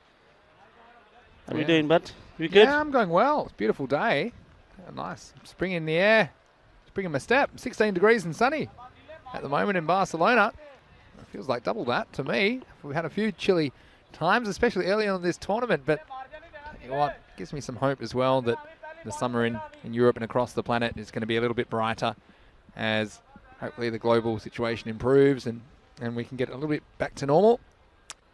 Here's Adil Abbas with the ball. And a good start from him. You can see the frustration now starting to build. Mudassar is trying to hit this one big, just trying to loft it over into that vacant area on the leg side. Yeah, and look, you can see the difficulty with the quality of bowling. And Battle and Shaheen, they did bat well and they played some sensational shots, but also it's a perfect storm of some poor bowling in there as well. And they were given quite a few loose balls to put away and a lot of extras. This will be a chase on for the fielder, and once it gets rolling there, I don't think you're going to catch it. Rolling, rolling, rolling. This one, not just hits the clay. And you see the fielder, there's a moment where he thought he was going to hit the clay, and he's like, I'm in trouble here. I think he thought he was in the game, and then he just saw it rolling. Just gave it that extra boost. It's like in Super Mario, you know, you hit those, you skate forward. Oh, I just love this ground. It's very unique and special. That's what you're going to get in the European Cricket Series. Here's Abbas again. It's going to be wide, I think. Yeah, yeah. I'm looking forward, of course, to our journey, our travels in Italy. Of course I am, and we made many friends there last year. It'd be good to see some of them again and some of the teams. But it's also going to be a very sad day to leave this Montjuïc setting. I mean, it's been a fantastic 5 weeks we've had here. We've absolutely loved it, loved the teams, loved all you guys. It's going to be sad to say goodbye. Yeah, feel like a local. Here's Abbas. Yeah, they're going to take that run at this stage and hope for the best. I think, yeah, as you say, it's been beautiful and everyone's been so hospitable here. And it's the longest we've ever had in one place in the ECS so far. It's been a lovely place to have it, a great facility, and I'm sure we'll also have a lot of exciting adventures and a lot of other places that'll feel like home as the year goes on. So stay with us. It's well bowled. Yeah, I mean, Vinny's not wrong, you know. He says it. We've been here so long. It is like being home, and Vinny invited me over for a glass of wine the other day in his room, and I went in. He's got pictures of his family up on the wall and everything. You've definitely home made sweet, it like home, home sweet home. Home sweet home, yeah. Little welcome mat. Yeah. I mean, can't have any visitors, but you know. Here's Adil Abbas. Oh, and he's got his man. I'm not going to say that probably was a good Yorker delivery. It was probably more a very quick, fast, low, full toss. We'll see it again here. But it was accurate. It was on the stump. Yeah, it was probably more of a full toss than anything else. And when you're playing down the wrong line, when you're trying to hit the ball towards the leg side when it's on the off, that's what's going to happen. So he goes. Yeah. And, well, it was on the cards, wasn't it? They were getting frustrated. Something had to give. And in the end, well, it's Mohammed Haidar. He's gone for a 6-ball duck. Yeah, and that's disappointing for him. But you can see the difference in the bowling quality. And Balin and Shaheen, obviously, if they are to progress and if they perform well enough today to take that last semi-final spot, they've got a big game against Pakai Care. So they'll be wanting to fire on all cylinders. And you see that Adil Abbas, I liked what he's done since he's come into the side, and he's doing a great job here opening the bowling. Oh, that's good, isn't it? That's a lovely bit of bowling. Yeah, and full and straight and outside the off stump as well. So very, very good over. And after 2, well behind the ball game, Trinidad Royal Stars 7 for the loss of 1 wicket. Yeah, I mean, he's been a real plus, a real addition to this side, hasn't he, Adil Abbas? And all of a sudden he comes on. Hamza Salim has got some support at the top. I mean, not that he didn't have before from Matiur Rahman. And this guy, well, remember him. His radar was spot on, this young bowler, Mohammed Samiur Rahman. I really liked him.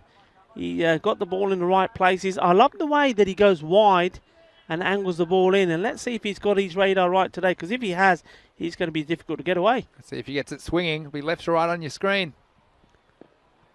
One more dug in. It's an interesting thing, swing bowling, isn't it, Rico? Because sometimes you'll get particular balls that will swing and others won't. And there's no real rhyme or reason to it. You can look at a box of cricket balls. You couldn't say which ones you think will swing and which ones won't. And also the conditions. It's a bit of a... We've got scientists that can do all sorts of things. They can't tell you why the ball will swing. And we seem to think cloud cover makes the ball swing more, but nobody can tell you why. And here's Sammy. Well, I tell you what, that's coming through with a bit of zip through as well. He's getting some bounce as well.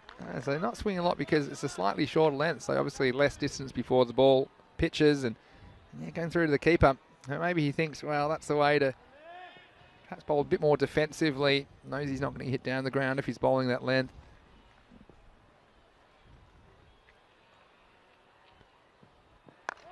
And this one slightly on the legs and gets put away. And that's the difference, isn't it? You just see there, good balls, good length in the right area outside, what I say, the off-stump corridor, and the batsman is struggling. And that one strayed ever so slightly. And Mudassir Ali, he's onto it like a flash. Yeah, that was the line, wasn't it, as well? And a bit easy for the batsman to tuck that one away, again, using the pace when he's bowling at pace. And we're still in the power play, so only 2 outfielders allowed. They've gone for a deep long on, and now there is a man deep in front of square leg, but that one was tucked away behind nicely for 4. And there you go, back out on the off-stump corridor, and it's a different ball game. Yeah, absolutely, and that's exactly when Badal and Shaheen need to put it. I just want to say a quick hello to Andy House, who is in the chat, one of our team here at ECN, having some well-deserved time off. He was here earlier in the series, so it's great to see you and some of the regulars as well, which is fantastic. Andy in the house. Andy in the house. Hola. Andy House, how are you doing? Great guy, Andy. And we look forward to spending more times with you ahead. I think he's coming to Italy for a little bit of it, I think. Yeah, he is. A little bit of Italy for Andy, and that's great. Also got Jamie Bundy in there. Hello, Jamie, and Keanu Nolan as well. Land Ravers in there. Waz's in there from Tasmania. I wonder what time it is in Tasmania. I think it's prime time viewing, probably 11:30 at night. Well, that was a little bit too wide. It has been called a no ball as well, so left to bowl this again. Also be a free hit. Yeah.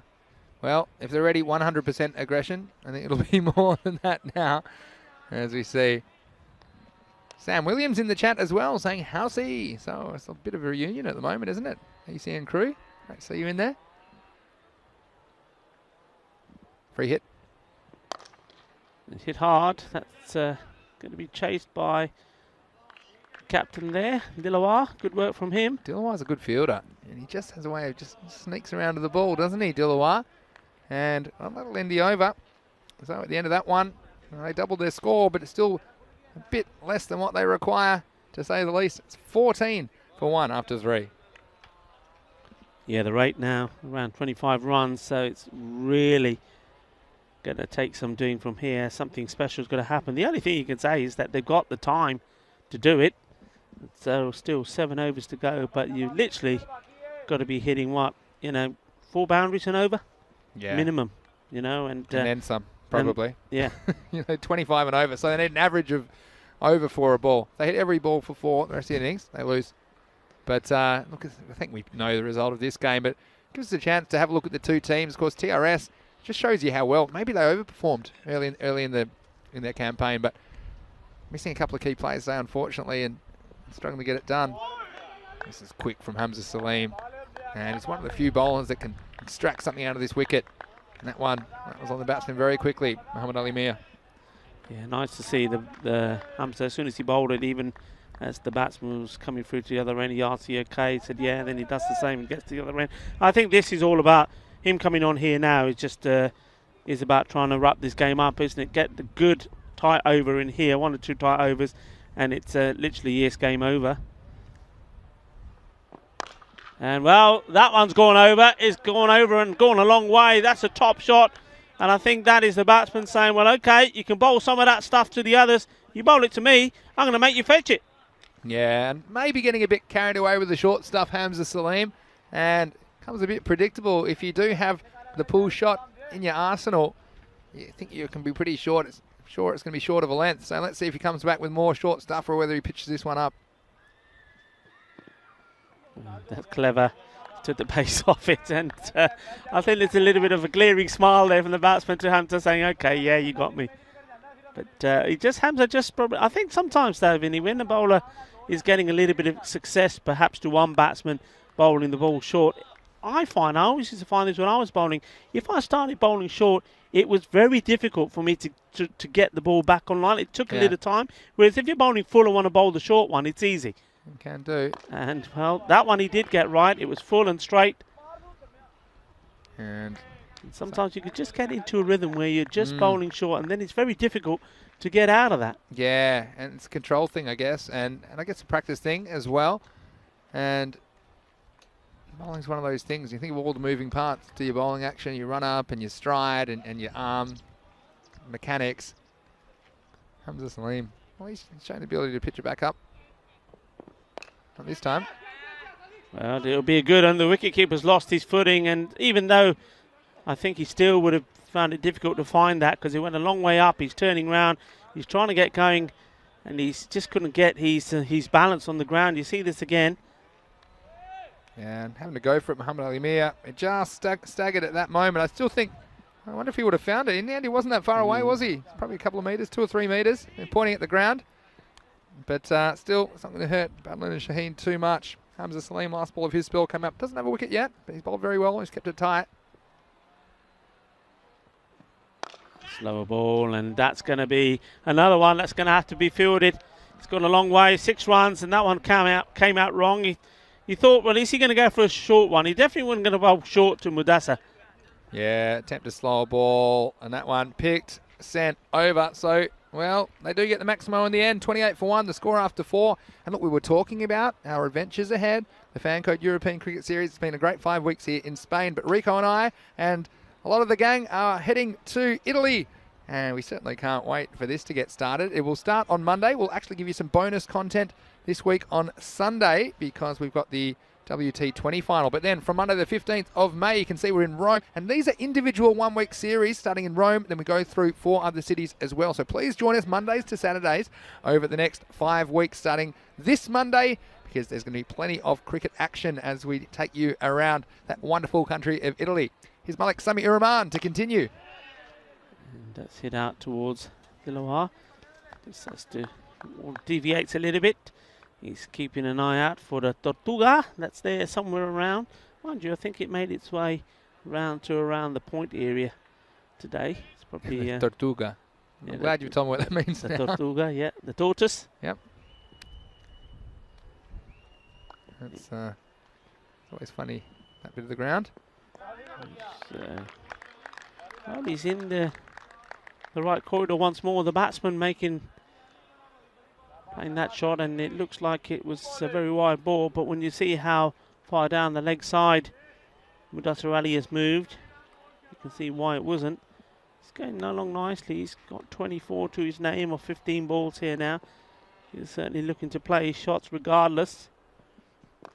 And that's well bowled, very well bowled there. The fielder keeps his eye on it, on that dangerous surface.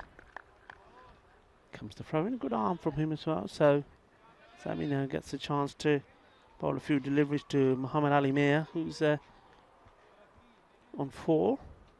Just received 6 balls so far. Yeah, shows you how, I mean, look at Malik Sami Rahman, and he's not bowling badly, but just shows you sometimes it all comes together. When we go back to that hat trick, he just had the ball on a string, didn't he? And he was getting it to swing prodigiously from off the leg. Everything was going his way, and this prime example, this wasn't a bad ball, but it was edged away. He's going to go for runs, and cricket's a real fickle game. And I guess every day is different, every match is different, and we've seen, even within the series, I think back to Prince Daman, the Ripple Warriors came out and smashed them all over the place earlier, and then in the next match he wasn't able to continue that kind of timing or momentum. So yeah, just something to think about, I suppose. If you're playing and you're not having the best time, just know it can turn around. Yeah. And the next game it could all click for you. It could be your day. Absolutely, and I think one example of that comes to mind is Omar Ali. Yeah. You know, of the Bengali CC. Spot on. And hello Omar, I know sometimes he's on the chat. If he's not on there, he might be on later. But yeah, he struggled, and struggled to a point he was getting very, very frustrated with himself. And I remember a conversation that myself and Vinny had with him before one of our walks home. And I'm not saying that did the trick, because his own teammates were telling him the same thing, which was, look, when you get in there, count the first 10 balls, say I'm not going to get out. Then after that, get going. And he seemed to apply that, and it's worked for him. This one's a little bit slippery as well. That will end the over at halfway point in the innings. Well behind the running Trinidad Royal Stars, 32 for 1. Yeah, good over there though, wasn't it? Just 3 runs from it. And though he hasn't got that Yorker firing, he certainly found that a good line outside the off-stump. Batsmen have struggled with it. It'll be interesting to see what happens here. Remember, we've seen Dilwar as well. He's turned up and decided, well, I'm the captain, so I'm going to be the spinner of the team. And he's not bowled bad. I mean, he does, it looks like, speak of the devil, looks like he's taking the ball here and going to bowl some of his leg spin. He's always going to bowl you 2, I think, on average and over. That's going to be down the leg side, and it's a free hit for the batsman. But every so often he gets one in the right place, and it's quite difficult to deal with. We've seen him bowl a batsman round his legs as well, haven't we? Yeah, he's good. His good ones are good, as we say in the business. Dilwar Khan. Let's see how they come out over the wrist leg spin. A little bit short, but Hamid Ali Mia only able to drag it away for a single. I was just looking at the Trinidad Royal Stars and wondering where it's all gone wrong for them. And I go to their first round of games. In the first 5, they beat both Battle and Shaheen, and they beat Falco in consecutive games. And that's when they were really up and about. That was in games 78 and 80. Since then, they lost the return fixture to Falco. And well, they'll be going down in this one. And with that loss of Black Panthers this morning. It's a quicker ball, well bowled, and swung and missed by the batsman. Yeah, but you see that Trinidad Royal Stars at one point, they were 5-2. And well, after this, I think they're going to be 5-4. And they're going to finish their campaign against the Punjab Warriors in the next match coming up after this. We will have some toss news for you shortly about that, but I'll have my final thoughts on that in a second after this ball from Dilwar Khan. It's well bowled. It's hit firmly as well, and Hamza Salim tries, he does, cannot get to it.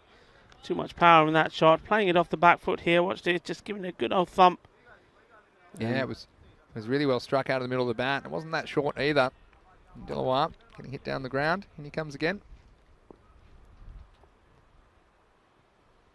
Well, that one, I think it's bowled him. That's a beauty. That's really good delivery. And I think this one's done a bit. Let's have a look at it again in the replay, because it's right in the right areas, isn't it? Look at this. Yeah. Yeah, that one it was. And again, it wasn't really a ball that you could hit a cross bat shot to. And Mudassar Ali, all he has to go after hitting a nice boundary down the ground. The next one, hitting across the ball in the stumps. Again, flicking the off stump. And, well, the second wicket goes down for the Royal Stars, 37 for 2 now. And just finishing what I was saying about TRS, look, let's remember, it's their first series. And we were talking about them as genuine contenders. In fact, you know, and some people, amongst the crew and amongst some of the pundits around the ground, they were thinking that they were the form team. They'd beaten both Falco and Barcelona Shaheen. Yeah. If they had a good day today, they were going through, bottom line. But unfortunately, circumstances have conspired against them. Obviously, unfortunately, the Ansars are unable to play, and especially that loss against Black Panthers really put on the back foot. They've never really recovered. But we hope to see them back bigger and better next time. And we'll certainly look forward to their progress, as we've seen all the teams after they've had a go in the FanCode European Cricket Series. They come back, they improve their cricket, and Ravel Sporting, probably one of the best examples of that. And they've sailed through to the semi-finals in Group C. Yeah. Another good bit of bowling, and well, in the end, it'll be TRS versus Punjab Warriors coming up, and it'll be their last game, both of those two. Punjab Warriors will be chasing a third win for the series. They had a couple early on, and they haven't tasted victory since. Yeah, they'll be hoping they can do what the Black Panthers have done. The Panthers were the same. They were really struggling to find a victory somewhere. They threw one away. We thought they had it in the bag, but they came back strong. And in the end, with the victory this morning, ended up with 2. So can the Warriors do the same? Really well bowled. And well, I don't know if the batsman was walking, but he gave himself up. Let's have a look at this on the replay. And the only question for me is if this pitched outside leg stump, because it's going to spin right to left on your screen. And again, we'll have a look at this. Where does this bounce? Oh, again, it's a good shout. It's a very good shout. I mean, it's probably pitching on leg stump. And was it doing enough straightening down the line? Again, don't mind that. That's an umpire's call decision. And Dilwar, he might have been complaining about the wides, but what it did do, it gave him a couple of extra deliveries, and he's grabbed one off the last ball of the over. So after 6 overs, the score, Trinidad Royal Stars, they're 39 for 3. Yeah, so going back to that, it's going to be interesting because, of course, this game looks like it's going to be Barcelona Shaheen. And they're going to have a little bit of time to prepare for that battle, the epic battle between them and FanCode, which will really then decide what's happening in the semi-finals tomorrow. But before then, the Punjabi Warriors, well, they will be keen to get another victory under their name. And, of course, they also are debutants to this series. So that'll be interesting. But, of course, I think the Trinidad Royal Stars will also want to pick themselves up. New over begins. Malik Mati Rahman to bowl. Starts with a wide. Look, and there's some discussion about this Group D and thinking, well, a Barcelona Shaheen going to sail through. Well, this will be a good win, but what this does set up is a game against FanCode where if FanCode win and win well, it'll come down to net run rate. And so we'll have the exact equation for you by then, that if FanCode win by a certain amount, then they could potentially overtake Barcelona Shaheen. But Barcelona Shaheen in this form, can't see that happening. Yeah, and also, of course, this victory here is going to help Barcelona Shaheen even more, isn't it? They're winning this one quite emphatically. Yeah, they are. And so just to explain that to you, and you always have a look at the standings, of course, on our website, ecn.cricket, like I'm doing right now. But Barcelona Shaheen, they'll have 14 points off 9 games, and FanCode will have 12 points. So if FanCode can upset Barcelona Shaheen the last game, it'll be equal on points. It'll come down to that net run rate, and that's why this margin of victory is very important for Barcelona Shaheen. Wide ball and a little bit of pressure. I think personal pressure perhaps is the word on Malik Matiu Rahman, because from being one of the strike bowlers, he's now coming on here midway through. His brother, his younger brother. He's an afterthought. He's a batsman now. His younger brother is coming on the bowl before him, and I was teasing him actually the last time they played. I said, all right, because he missed a game, and he comes with this delivery. And that one's been clubbed high, and it's going to go all the way. 6 runs. Nicely picked up, nicely played. A little bit too short. Good shot. Yeah, I was saying to him, I said, look, you know, I don't think they need you. I think your brother's taking your place now. And with him coming on to bowl before him. So he's trying to, he's got a point to prove here today. We were obviously just joking, but that was a nice shot. A little bit too short. Just has to get fuller. Gets to do what his brother did well, and that's find that line outside the off stump. Muhammad Ali Mir can bat. It's going to go nowhere fast. It'll be just a single. Now, Keanu did have a question about the previews for ECS Italy, and they will be on the website. I'm not quite sure when, but I know the team are working very hard gathering all the information, so I would think definitely by the weekend you'll have the preview for day one, and of course the team previews as well on our website, europeancricket.com. It's a great place to go to get all the standings, the fixtures, as well as all the articles and information about all the teams and players in the ECS. It's nicely played. That's Ali Raza now, who's out there. Yeah, Ali Raza's out there with Muhammad Ali Mir. And well, you have to feel for TRS as well. Of course, they've had a difficult day so far, and a bereavement in the Ansar family. It's keeping Sufyan and Nikhil Ansar out of this lineup, and obviously missed those, but our best wishes and thoughts go out to the Ansar family. This one's worked away just a single, and we made him hustle in the end. They're going to come back for a second. It's good running in the end from Muhammad Ali Mir. And well, a lot of discussion already about this next match as well between TRS and the Punjab Warriors. And well, Luke's tipping an upset. He says, I think TRS will be down after 2 losses today, so I'm going for an upset. Punjab Warriors to win for me. And well, let us know your thoughts, what you're thinking about that game. I know that Nate in Tennessee, I bet that he's set an alarm because he's been quiet for a while, but I bet it's the middle of the night. He'll be up and watching that one. Big Warriors fan. Well, is it a chance? Well, it's a chance to go over the wall. In fact, it's gone all the way. Maximo, 6 runs to finish the over at the end of 7. It's 57 for 3. A beautiful shot here. And Matty, well, can't take a trick. When he was short, he went, and this one was on a good length. It was a very good shot, though. In the end, you can see what got TRS in a position where they could possibly have topped this group. It's not going to be that way for them, unfortunately. But looking ahead, they do have their final match, Trinidad Royal Stars against the Punjab Warriors. And the Warriors, it's their final appearance and their only appearance today. And we've certainly enjoyed getting to know them. The last chance to see Pepsi and the Turbinator. As I said, it would be a great sitcom. And they're listed to open the batting for the Punjab Warriors, as well as the captain Gagandeep Singh. Also look out for the Hardeep Singhs, both senior and junior. And also we've got a couple of new faces there, so let's see how they go. This is a beautiful cover drive to start the 8th over. Slightly over pitched by Dilawar, and he disappears. And a beautiful cricket shot for 4. Yeah, that's a lovely shot. It was wide and high. And Raza, well, didn't try and hit it too hard. Just foot to the pitch of the ball through the gap. Nice shot. Well, Dilawar needs a reply. And that's a better delivery. And got a bit excited there. Thought maybe, but it wasn't to be. And also, you know, you're talking about improvement of players throughout this series. And, well, I've got to say, this man here, the wicketkeeper, Hamza Ali, he looked at all sorts when I first saw him back in October last year. And he certainly has improved. You see him here standing up, doing a good job. A nice take there. Ball before from Dilawar. He's getting in the right positions when the throws are coming in from the fielders. Yeah. He's worked on his game. Yeah, good point as well. And it's all about improvement, isn't it? Across the board, teams and players. Oh, missed stumping. Yeah, I think he's maybe just that one, his balance. I'm not sure how wide it was. Not sure if it was past him too wide, but maybe he just wasn't down low. Now here we go. And yeah, you see it just getting his fingertips, but that was all about the eye. The eye wasn't on the ball. This one's up and through the gap. There's going to be a chase on, but I think the ball is going to win the battle. It does.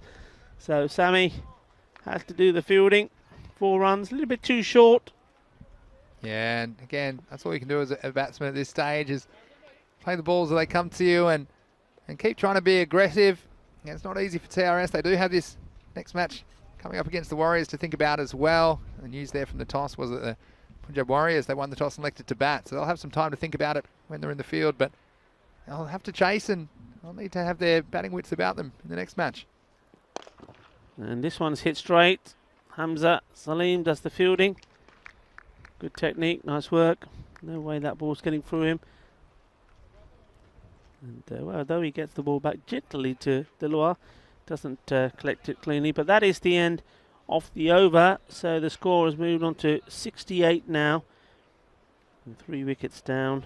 And well, 2 more overs to go. He still bowled very well though. Dilawar went for a couple of boundaries in the second over, but shows he's capable of that wicket-taking delivery. And I think that's important when you're going to be coming up against potentially Pakai Care. If they make the semi-finals, you've got some good players to get rid of. So you need bowlers that can come up with that wicket-taking delivery, that dangerous delivery. And here's one of those bowlers. So I'll be happy to pick up a couple of wickets today. Also could have got a 3rd if that stumping was taken. Anyway, let's have a look at the 9th over. And it's Kasim Hussain with the ball for Badal and Shaheen. Here comes Kasim, and well, that one's been drilled, and Harper, there is a fielder there, and I think he did, looking at his reactions, get some few fingers to it. Baba I think that might be Baba, yeah. I remember Baba, he's hiding from wicket keeping because he got one on the end of the fingers. I think he wanted to be anywhere else but under this ball here.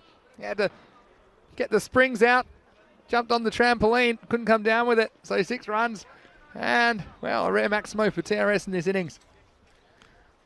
That was well hit, and well, Ali Raza, since he's come in, he's not hanging around. Nice shot there off the umpire, the flags behind, gives you an indication of the win. And that one, nobody's moving right through that gap. Good bit of hitting, solid shots. It's nice to see, nice positive finish here from Trinidad Royal Stars. And of course, this is all very important. They do have another match to play. They need to finish on a high. We know that they are just as capable as any team. Score big runs, play big shots. Yeah, so it's nice to see them get a couple of boundaries away. And that's a nice opportunity. Yeah, we've got the next match coming up between the Warriors and TRS. But why don't you, in the break, if you're in the chat, let us know what your favourite moments of this series have been. We're into week 5, of course. It's hit up in the air, and well, it is. Yeah, Salman Ali says thank you very much. Safe hands, that's what he does so well. And that's once more about the fielders in the right place. They could be there a long time. He's had to do nothing all the time in this innings, and right down deep into this, the 9th over. First time the ball comes to him, he's ready to take it and makes it look easy. Comfortable catch. Very good pair of hands. We saw him taking over the gloves as an emergency substitute at one stage. Salman Ali, but he's very safe on the boundary. And so, well, it was a nice little innings, wasn't it? But unfortunately, it comes to an end for Muhammad Ali Mir goes for 21. And the score now 79 for 4. And tell you what, there's a couple of interesting things happening in the chat. Yeah, I did say, why don't you let us know during the break or now what your favourite memories are of the ECS in Spain this year. And listen to this from SG. He said he's just come back from the grocery store. They had Pepsi on sale, so it's a really good omen for the Warriors up next. I'll tell you what I think about that in a second, but first, let's have a look. Kasim Hussain, who's got a wicket, and he might have another one. Oh, it falls just short of the third man. They'll jog through for a single. Look, the reason I said I'd be worried about that Yeah. is if Pepsi was on sale, that's Pepsi going cheap. Ooh. And we don't want to see Pepsi going cheap for I the like Warriors. what you did there. I like what you but did if there. Pepsi's going cheap, it could hurt their chances of posting a score. Last ball of the over. Let's blast it. It's going to be Maximo. All the way off the wall. And warning, warning. 6 of the best for TRS. End of the over. And at the end of the 9th, it is now 86 for 4. Yes, I mean, that's just, I mean, I don't know if turbans were on sale. It was a half-price turban day at the grocery store. And that'll be double trouble. What do you think, Rico? Double trouble. Okay. Well, getting ready here for the last over. I looked out there and I thought, where's everybody gone? It's just like normally I'm so used to seeing some fielders here in the boundary, in the circle in front of us, and nobody there. I thought they haven't left early, have they? But maybe we're waiting for Baba Khan yet to come from a long way, didn't he? I tell you what, he won't want to return catch, hurting his fingers. But he's going to bowl the 10th and final over. Already got Wazza coming in with a response, which I like. Leg spin bowler.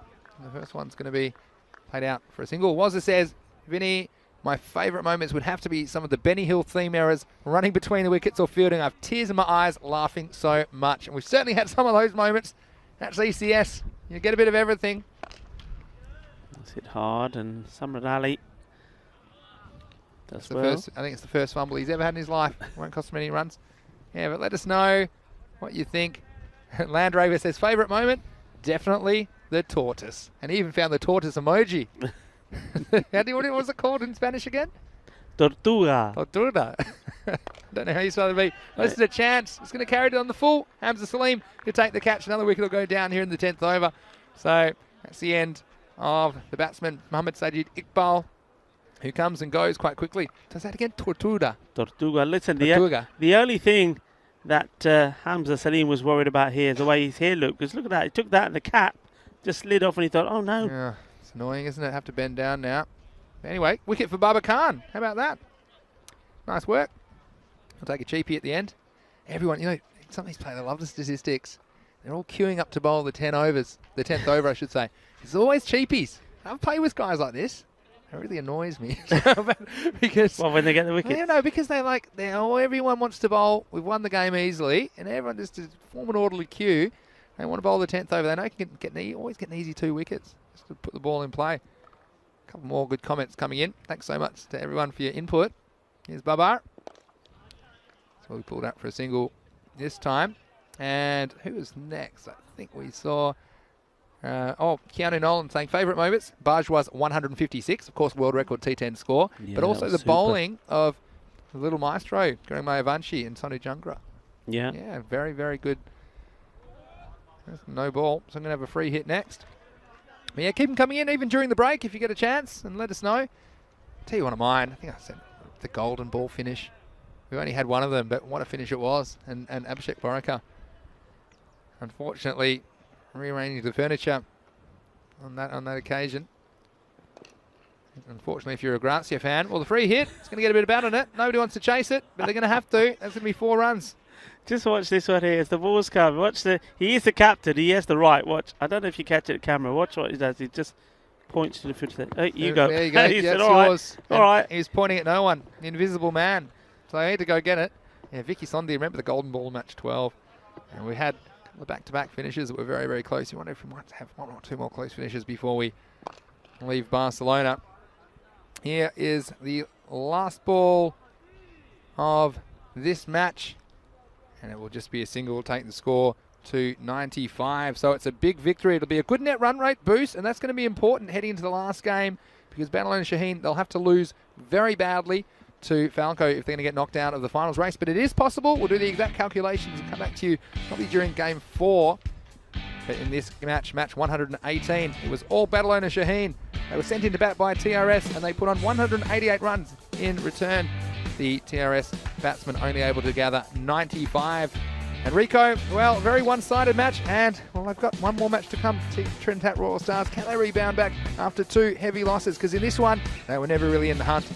No, and you know what? There's a lot of chat about who's going to do what between them and the Punjabi Warriors. Of course, I'd love to see the Warriors do well. A nice bunch of lads. They're always talking to us, whether they're here or whether they're on the chat, and they've made loads of friends. But I just think I've got a feeling here whether we're probably going to see the real Trinidad Royal Stars in that match, and that could be painful for the Punjabi Warriors, because if they do all click, they've got 3 very good batsmen there at the top end, they can be pretty destructive. But here, well, it was the story very much of Barcelona Shaheen. They showed their strength, they showed us just why they are competing right at the top of this group to qualify for the semi-finals, and this victory here in emphatic style will certainly help them. They had a very good net run rate anyway, and this good win is just going to increase that. So they do have one match. It's going to be the final match here today against Falco, which is going to be it's going to be absolute epic battle. I think Falco, we've seen them in every single series. They're a strong team, talented. They are missing some players though. Certainly they could wish that Awais Ahmed stayed with them, but he didn't. He moved to Minard, and we've seen just how destructive he is. They're also missing their captain, Cameron Raja, and I think those 2 players, I know it's a team game, but those 2 players, they have definitely missed them, and they haven't been able to find anybody to take their place. And sometimes I just feel that Adil Sawa is out there on his own. So that's going to be a great battle, and of course they would have watched this victory here from Barcelona Shaheen, and well, they're probably trying to come up with a plan. Well, the only thing I can think of was maybe the best thing to do is to try and keep the pace right off the ball. But I don't think they're a team that have been kitted out with spin bowlers or the slower bowlers that keep the pace of the ball and bowl wicket to wicket. So Trinidad Royal Stars, we've seen them twice already today. They've been unsuccessful. They haven't been able to bat very well. They haven't been able to score big runs, and we've seen that a few times from them now. They've got those big guns here. So Mohamed Faiz Haidar, he was another soft dismissal from him. Yeah. Mohamed Ali Mayer, he stuck around but didn't really get going. Ali Raza looked good. Yeah. It's nice to see him play a few shots. Same as Mudassir Ali. They're there. They know they can perform. Excuse me. They know they can score big shots, but it's just not happening for them at the moment. And the Punjabi Warriors, they'll be thinking, okay, this is a team, they're a little bit down at the moment, let's take our opportunity. Yeah, and they'll be all guns blazing. The Punjab Warriors are only matched today, and well, basically this becomes a final for both of these teams, their final appearance in their 10th match, and it will be very interesting to see who ends up getting the win. I think you're right, Trinidad Royal Stars a bit low on confidence, and they probably feel like they've had it at this point after 2 very tough games. So stay tuned to us, because we'll be back in about 20 minutes to take you into the next match 119. Then we'll have the huge match, Barcelona Shaheen versus Falco, match 120, 2 hours after that, and we'll have the exact equation for you when that match takes place. So until then, we'll see you shortly. Just recapping this result: 94 for 5 in response, 10 overs, of course, expiring in the innings. They were well short of the target. In the end, they scored exactly half of what Barcelona Shaheen were able to score. And with the bowling, I was impressed with Dilawar Khan, 2 for 17. Adil Abbas, we didn't see him a second over. It wasn't really required, but he impressed me early with the wicket as well. 1 for 6, and also singles for Qasim Hussain, and Baba Khan getting the cheapie in the last over. But please join us in about 20 minutes time. We'll be back for the next match 119. The Punjab Warriors taking on TRS, who are back for their 3rd match of the day. But until then, it's Vinny Sandhu here, Mr. Maximo, along with Rico Fall. This is ECN, and you're watching the FanCode European Cricket Series.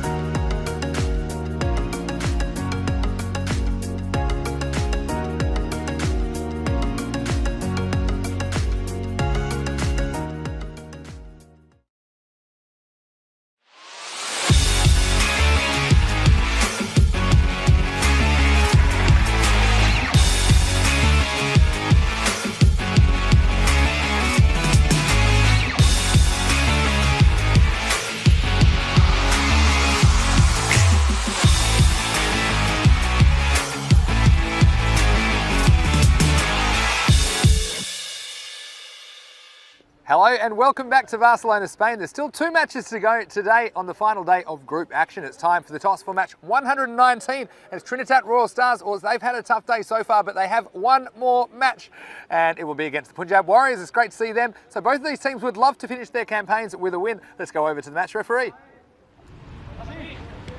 Tails is the goal. And tails is it. So Punjab Warriors won the toss. Punjab Warriors have won the toss and elected to bat first.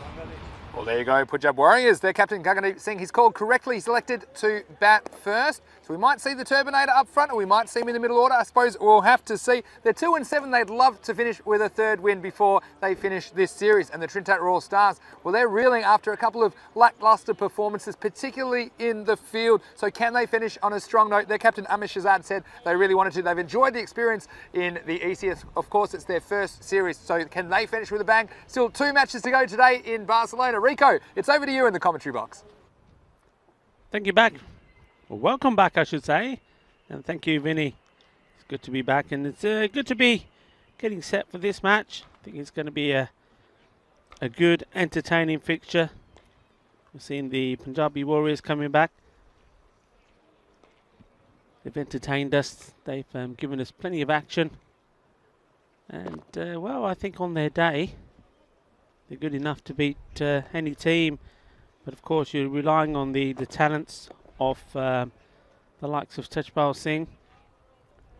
He's got to score some runs. We've seen what he can do. I think he's seen getting himself out cheaply. I've seen the fantasy dashboard there. So, Tejpal, Gagandeep Singh, Pepsi. Well, he's also always in on the act, and Hardeep Singh, senior and junior, they're very key in this. And we have seen some good bit of batting throughout. A little bit like when Fateh first got started, they couldn't really get set on the batting lineup, and we saw different people come and go at different parts of the stage at the top order. And they finally got themselves a set 4 or 5, and they've gone with that. I think Punjabi Warriors, they're at that phase in this series. They're just finding their feet, just finding a little bit more about which batsmen are suited to this format of the game. So I wonder if there'll be any changes there. Well, one thing I will say, well, let's give a shout out to Charanjit Singh. He's bought us some nice Indian sweets here today for us to enjoy. Myself, Vinny, and of course the whole team here, European Cricket Network team at Adalb, Max Bai, Sharad Brumbat, Barry Eaton and Carly Linnett, and of course the umpires as well. We talk about Abdul Khan, Nukesh Patel, Shahudul Ahmed and Rolf Zaman, and led very well by the tournament referee Shubh Navjot Singh.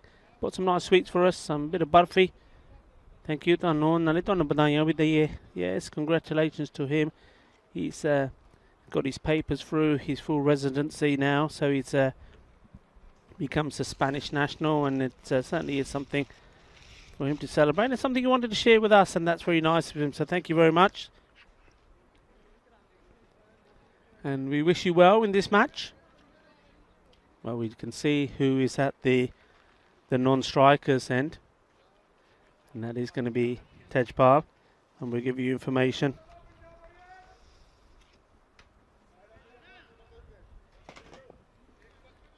Of the bowlers, I can do that now. That's just coming through, so Mohsin Raza, should be able to tell you that anyway. You should know without looking. Mohsin Raza in all games today has opened. They had a good game. One of the few Trinidad Royal Stars that had a good game last time. Bowled fairly well and did well with the bat as well. As we get ready to start match number 119 on this day 24.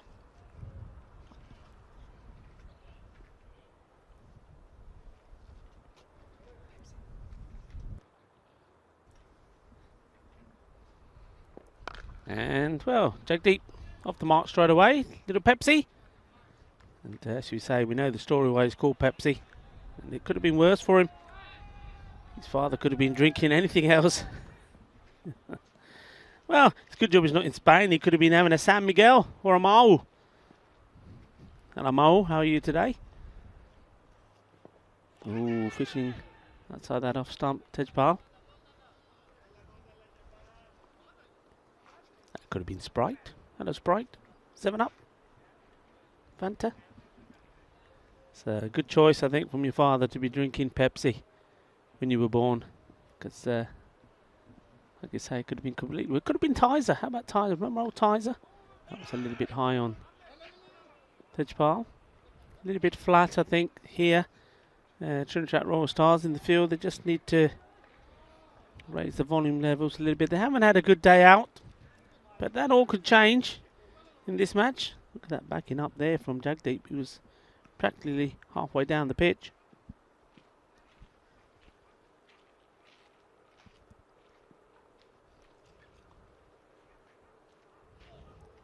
Slow delivery, and he's not got hold of this. It could be the end of Tejpal Singh. It is.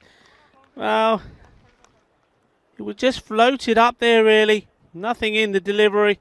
He's gone for it. And you see this here. He's reaching for it as well, so not able to get anything behind it.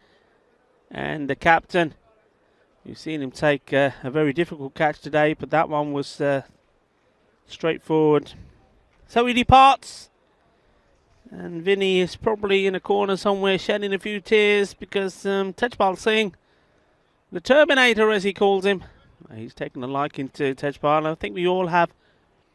And no doubt some of you, wherever you're watching from around the world, our cricket family are a little bit disappointed as well.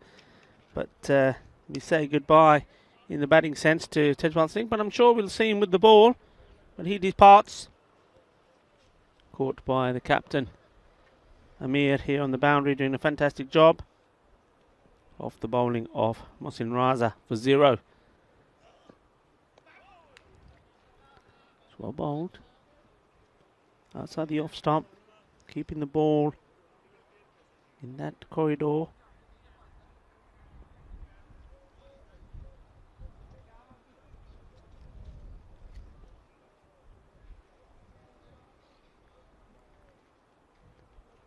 Raza. It's a good full delivery. Maybe just going down the leg and a shake of the head from the umpire. I mean, from where I'm looking from, it certainly looked that way. We'll see it again on the replay, of course.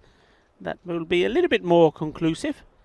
Let's have a look. Here he comes. And yeah, that's a good call for me.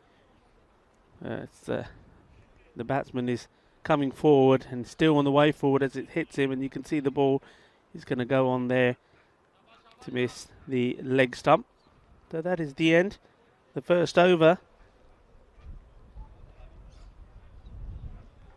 And it's a good one. Trinidad Royal Stars. 2 runs from it, but also the 1 wicket. Right down the legs. They'll take the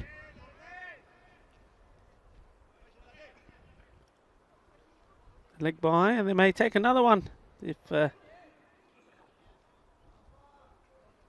both the batsmen were on the ball, but Hardeep Jr. on striker's end wasn't really looking. Ooh, he's going to have to be looking for this one. It's his call.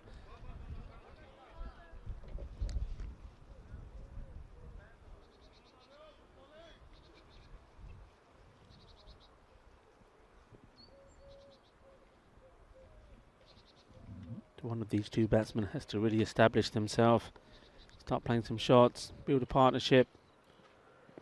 And swing and a miss there. That's gone all the way through everything. I think they will have their eye in a score between 90 and 100. That's what they'll be looking to post here. And they would have seen some of the performances from Trinidad Royal Stars and just be thinking, well, okay, if we can, and we can do what some of the other teams have done with the ball today, we have a good chance of keeping them to that. But that one's gone over.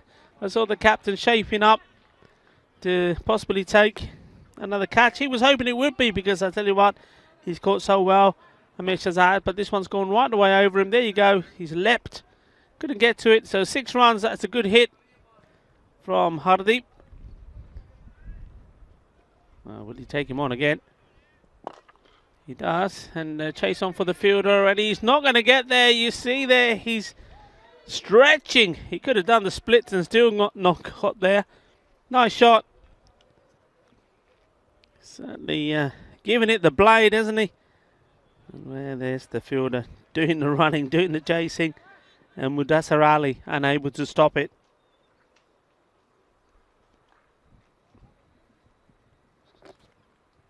And this time, oh, the early place he's going. He's back to the dugout. And he's wanted to take him on. See this, he just moved far too early, tried to make himself a bit of room. The ball really not there for that shot. And, well, not so lucky this time. That's what you say to that. And Hardeep Jr. played a few shots. Got himself to 11.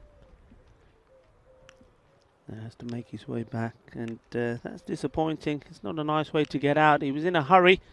Didn't have to be in such a hurry, really. It's still early on. We're only in the 2nd over. He's batting like he's down in the 8th or the 9th over.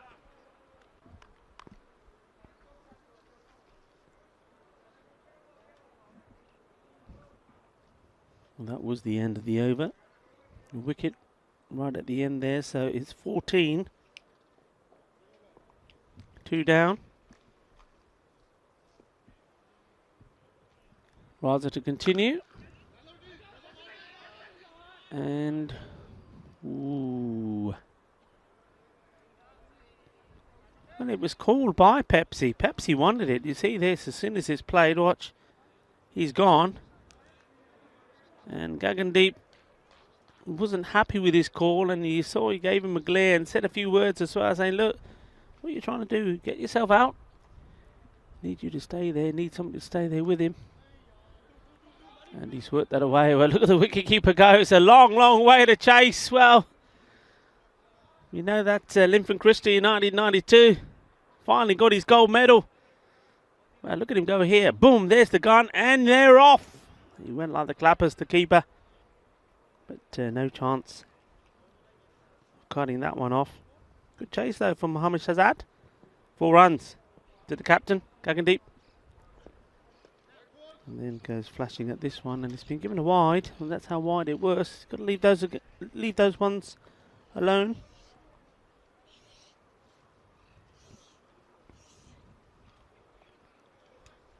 The important partnership between these two, I would say that these are probably, once Tejpal is gone, these two batsmen are quite key. They're the two that can steady the ship, if you like.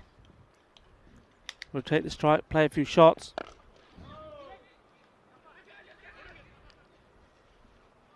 Need to work on the calling. Can't have too much of this yes, no business. A firm call. Yes, no, wait. And if you then want to change it because of something happens, you can do. Oh, and he'll be disappointed with that. But, and then they take, well, that's the most unusual single you'll see, and wait for it because there may be more action there as well. Well, Gagandeep, he was sure he was gone here. Shorter delivery, he got it all wrong. Ball goes right up in the air and amazingly drops in between the bowler and the keeper. Nobody backing up, and there's the throw. And in the end, Gagandeep says, I told you there was a single there. What are you waiting for? Come on, get down the other end. Pepsi on strike. And is he going to get lucky again? He does, just dropping short off the captain. Gets the throw in. The bowler saying, I'm not having my kneecaps removed. And says, yours to the wicketkeeper. The keeper tidies up.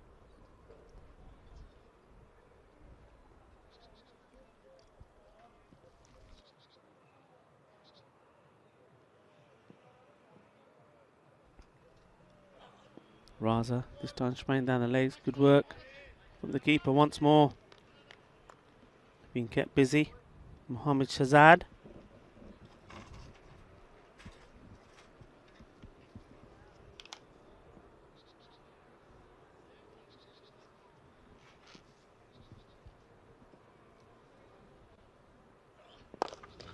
Firmly hit, but straight to the fielder, and good call. Going deep. He was running to the danger end, and that is the end of the over. They're trying to make a recovery here. 23 for 2.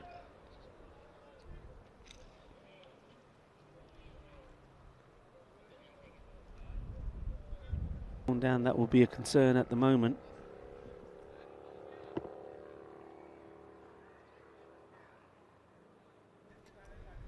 Run rate won't be too concerned. They're probably at the end of the power play.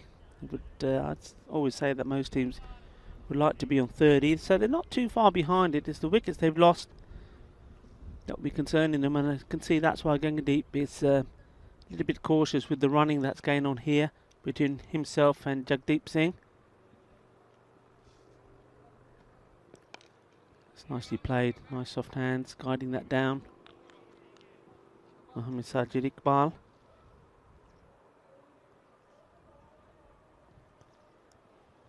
Like before him, Mohsin Raza bowling his second and bowling himself out.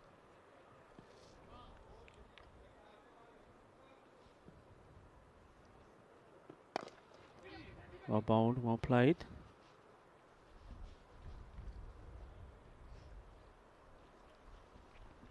Shout out to all the guys working very hard behind the scenes here. Grand staff led by Roberto and Javier. The likes of Govinda Singh Kaur and Govinda Bajwa. That's been hit hard out there. There is a fielder there, well fielded. And well, that's very well run. Saw the throw, was only going to trickle in, so capitalise on that and made it into 2. Good running, good vision, good alertness from the batsman. We've also seen Gurang Mavanishi out there helping out.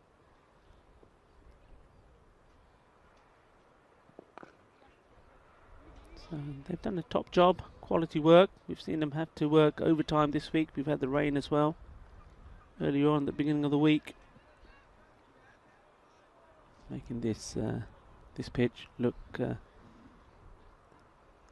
delightful to the eye, I would say. Looks very nice, good job. Roberto cutting this grass early this morning, certainly giving the outfield a little bit more life. That's hit hard, it's in the air, and that's a Bizaway super. Loving that. Nice shot from the captain. And speaking of partners, also Bizaway, our travel partner, Bizaway Super 6 there, and the ball partner as well, Kookaburra. We've certainly gone through plenty of cricket balls in this series, and these coming up to these 5 weeks we've been here. What's the prize going to reply from Sajid Iqbal? Well, it's another shot. This time they'll be keeping an eye on the throw, and it's a little better. And it gets to the bowler just there, and that is the end of the over. So better over there. But, we did see a Maximo.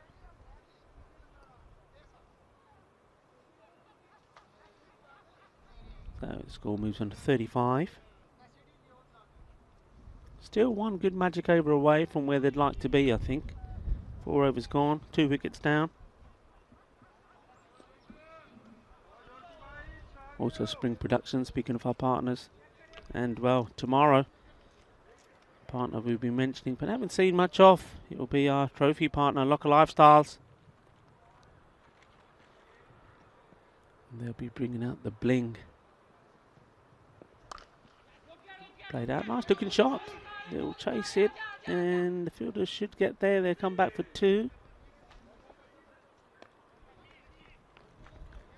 So yes, Locker Lifestyles produce a magnificent silverware. Prizes on offer. Medals as well.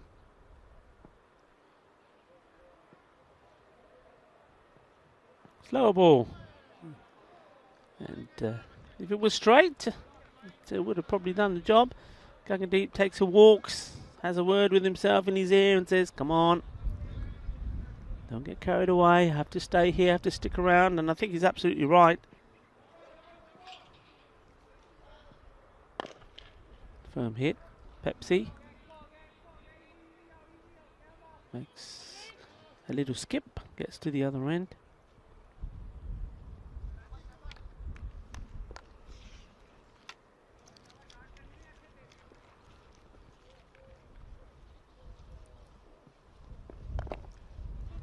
Didn't quite get hold of it, and he's off again. Look at him go. Well, he's trying to set a personal best this time.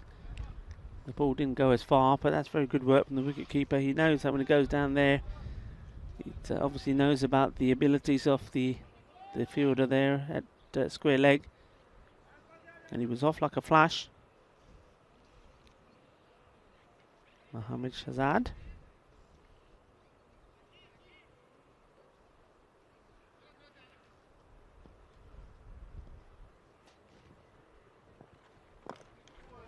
Well bowled once more. That's a lot fuller.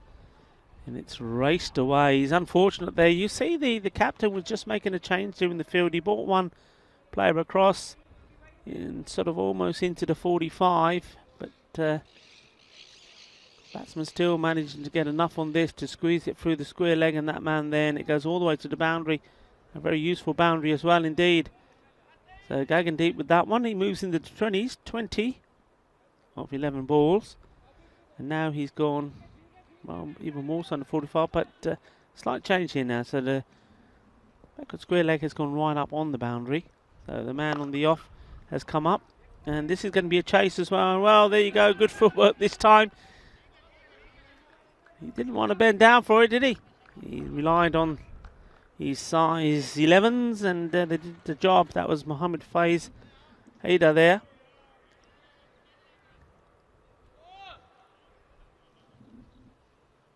The over, so the halfway stage. We move along to 45. They did get the 10 of that over. 2 wickets down. So at this rate on course to get what I would say is the score we said right at the beginning. Despite that early loss, that 90, between 90 and 100 would be good.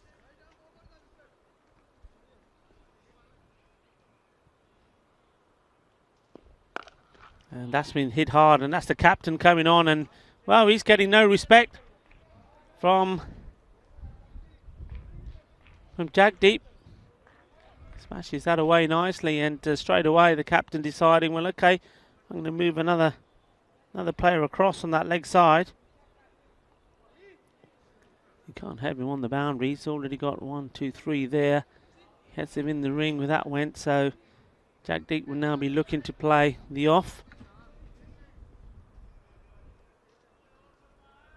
So the 5 men now that he's allowed on the leg. Wasn't the best of balls, and well, the captain following the ball here a little bit. Now he's sending another man out. So what we got here now? 1, 2, 3, 4 out on the leg side.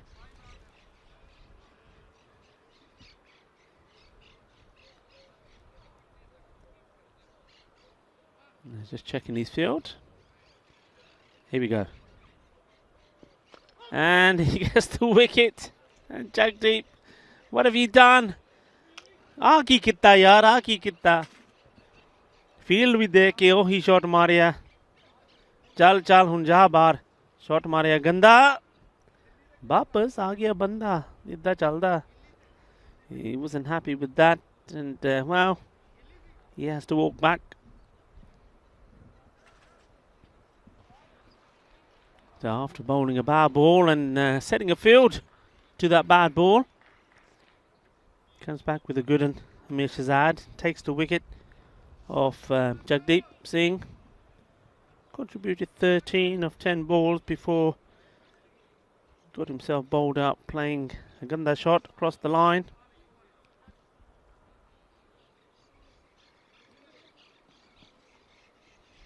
So we have a left-hander to deal with now. Yuvraj Pal Singh. It's firmly hit on the offside. And that's good from Gagandeep. He knows that the fielder there has a problem with his arm, with his shoulder. We saw that early from Tariq Mahmood when he was bowling. He was struggling. Just gingerly bowled. That's clever from the batsman.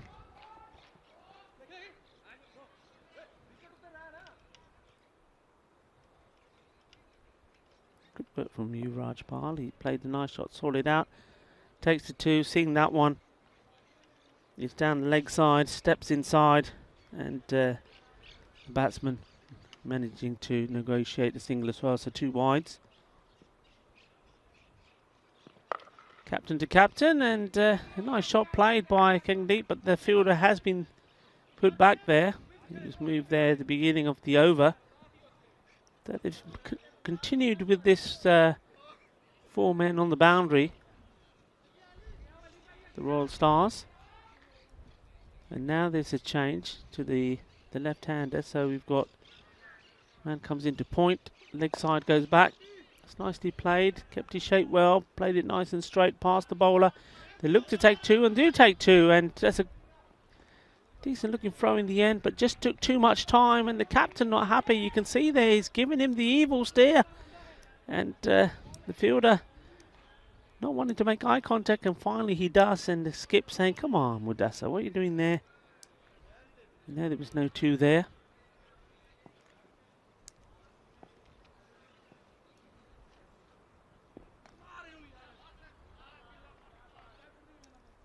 And well, that's what you have to do. He was a little bit annoyed there, the captain. And look at that, he's still having a word with Mudasa. Yeah, and batsman disappointed here. He came in, Yuvraj, and you can see he's a little bit disgusted with himself. Looks good. I thought he was able to perhaps stay there with his captain. Looked confident. But he has to go. And once again, it's just delivery on the stumps. Choosing to play the wrong shot, getting himself bowled. So another wicket goes down at the end of the 6th over, so 56 for 4.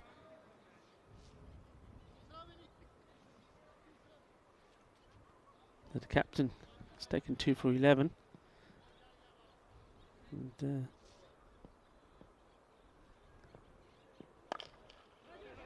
nicely played. They do take the single, and they should come back for 2, and they will. And remember, he's not really got a shoulder. He's running 3 here, and that's very, very well run indeed. And Gagandeep there, he knows which fielder there's got the problem. It's Tariq Mahmood. So when he saw the overthrows and it was going to Tariq, straight away he said, yep, you've got another one here. Good work. Mudasar Ali in once more. This slower ball, and it's going to that man again. They're going to take him on again. This will be interesting. And well, he can't throw. You can see he can't throw. Why doesn't somebody change with him? And the captain is probably listening to what I'm saying here. Well done, Skip. Good call. Put him out of his misery. You know where the ball's going to go now, don't you?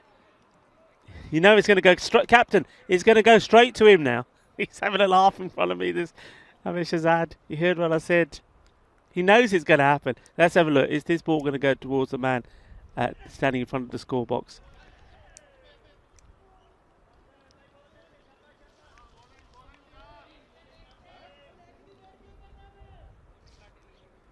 That's a rally. He'd love to get a wicket himself here to finish his work with the ball anyway in this FanCode European Cricket Series.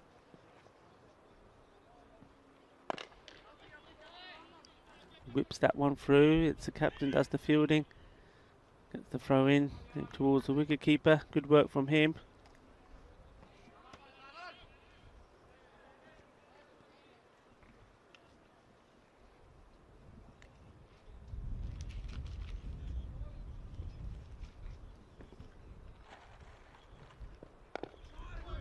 Well, that's well played. He didn't really know too much about it, but he's responded to the call from the captain, and that's good. That's nice to see that. And this is the way to do it. You think he had really no idea where this one went, the batsman on strike. But he's listened to the call of his captain to the non-striker. Watch, he doesn't know where it is, but he's heard the call. He's not looking around to see where the ball is. He's gone straight away. And that's what you've got to do. You've got to have confidence. Person you're batting with, slower ball. That's put away nicely in the gap. That's a very nice shot. And it goes all the way. 4 carreras. अच्छा shot सीगा. Timing, पूरी placement. चौका हो गया. That's nice. And that's get to the end of another over.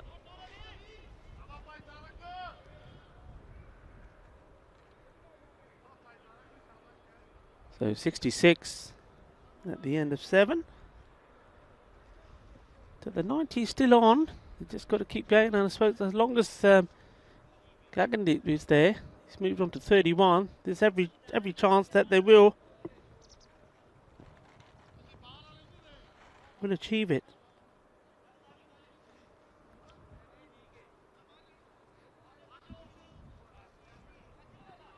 Well, Hardeep Singh Senior just got to play a supporting role at the moment.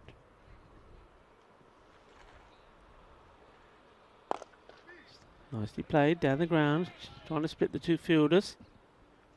Take the single, and maybe a thought of trying to sneak the second, but that's a good call from Gagandeep Singh.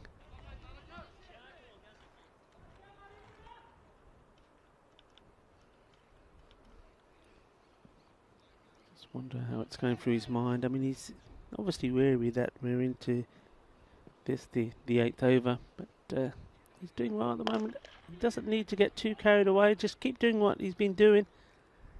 And, well, he's got a great opportunity to score a 50 here.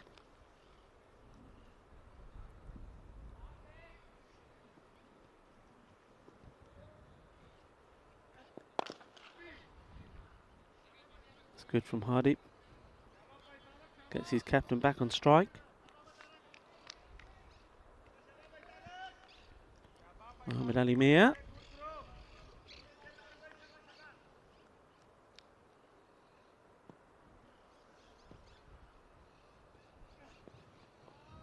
That's going to be too far wide, and he's called it as well.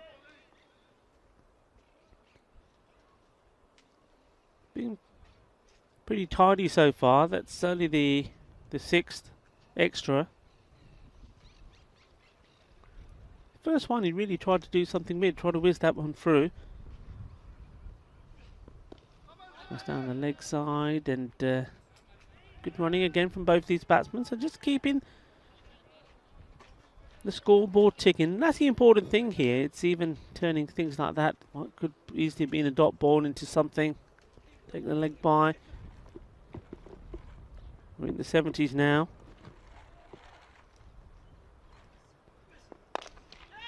Hit out towards Amir Shahzad. Gets down. Gets the throw in. Nobody there at the bowler's end. And, well, they're taking a cheeky one here. It's got to hit direct. And he does. And was the bat in the air? Gagandeep says, "Are you sure?" And the umpire saying, "Yes, I'm right here, standing in the right position." A good bit of work from Shahzad, the keeper. He's had an eventful day. You see here, he's seen the throw come in and the bowler not in the position to take it. And he wasn't aware of the wicketkeeper behind him, so didn't realise the risk. There he did. And yeah, that's a very good call. He was right in line with it. Very close, but right. And I suppose that was up to the maybe the batsman running to the keeper's end saying, "He's right behind you, he's right behind you." It's, how does it go? Where is he? He's behind you, he's behind you. Good work, good throw. And Mohamed Shahzad, he's certainly had an active game. Been running around all over the place. And Gagandeep, finally he goes, and 32 he scored. And that was his contribution that just held this innings together.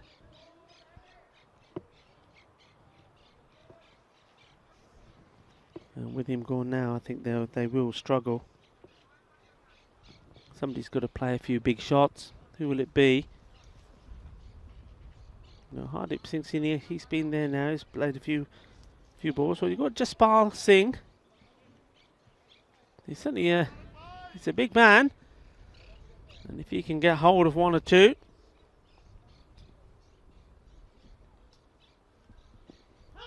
So he's gone right across there. And, well, the umpire was not interested. He was on the move straight away. Signals the leg by. I think the ball... You see, he's standing right in front of his stumps. Ooh, you know what? Well, okay. Shahidul Ahmed seeing something that I didn't there. I thought he was in front. But this one's been whipped away, and that fielder coming to play once more. He's doing his job well, and this time the two batsmen decided not to go. It probably was on. And Jaspal's thing, probably saying, hang on, you have this one. I just want to get my eye in from the non-striker's end.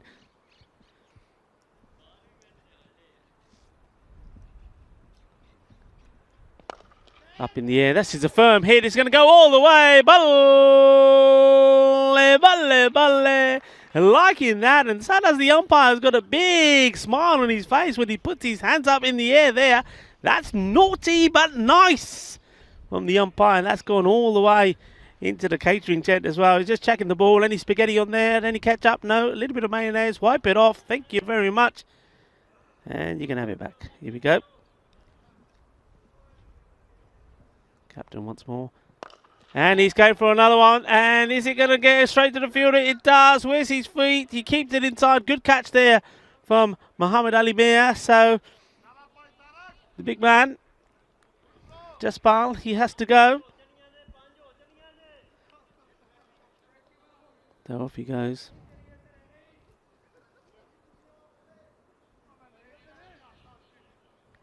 So the bowler, Amir Shahzad, the captain. He's having a good day out there. Well, Jaspal Singh, he said he needed to get his eye in after he got the first one, hits him on his pads.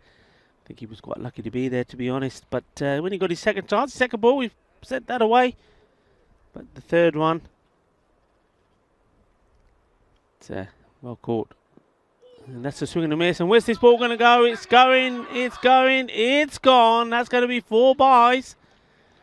All very valuable runs at this stage in this, the 9th over. And off it goes. And he's chasing it, Gill, but he's not going to get anywhere near that. Courtesy of the haircut this ground had early this morning. And number 1. And that ball's racing away. So, here comes Amir Shahzad. That's a nice ball. It's from the block. Could have gone through. Fielder comes in, does the fielding. Batsman thinking about stealing a second. They're not going to now, and that's okay. The end of a good over there.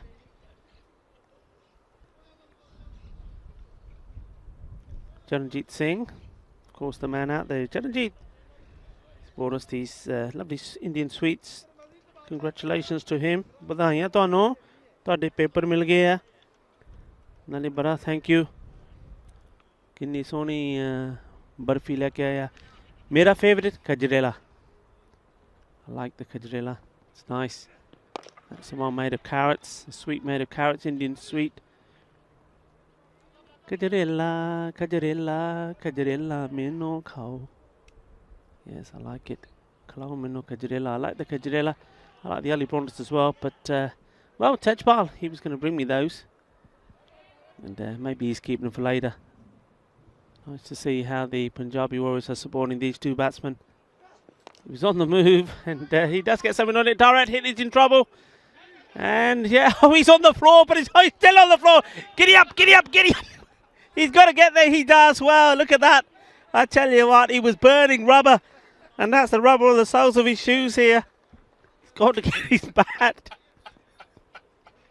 This is great. Look, he's watching the ball, and then all of a sudden he loses it again. Well, only on the FanCode European Cricket Series do you see that. Well, he's recovered remarkably well. Hardeep Singh Senior, great work.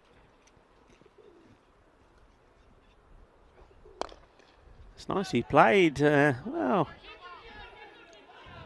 and they're going to come back for 2. Yes, they do. And it's all excitement here, isn't it? And, well, I said 90 would be good. They're certainly approaching it.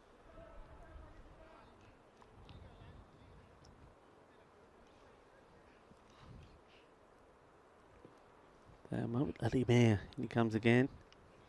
short, and that's well bowled. He saw Hardeep Singh Suni move quickly, and now the wicketkeeper saying, okay, what are you doing? I'm here. Which end you going to? I'll cover both. And in the end, he just gives the ball back to the bowler. I'm liking this. Good, entertaining little contest between these two teams. Both have played their part. And that's lofted. And watch the bounce. He does nicely. And they've got to go, surely. Deciding not to. The Punjabi Warriors, well, they'll be fairly happy with where they are now. A blusty blow here to the boundary would be good. That'll make them smile a little bit more. This last ball coming through. Short and wide. They left to bowl it again. It's another run on the board. 92 for 6.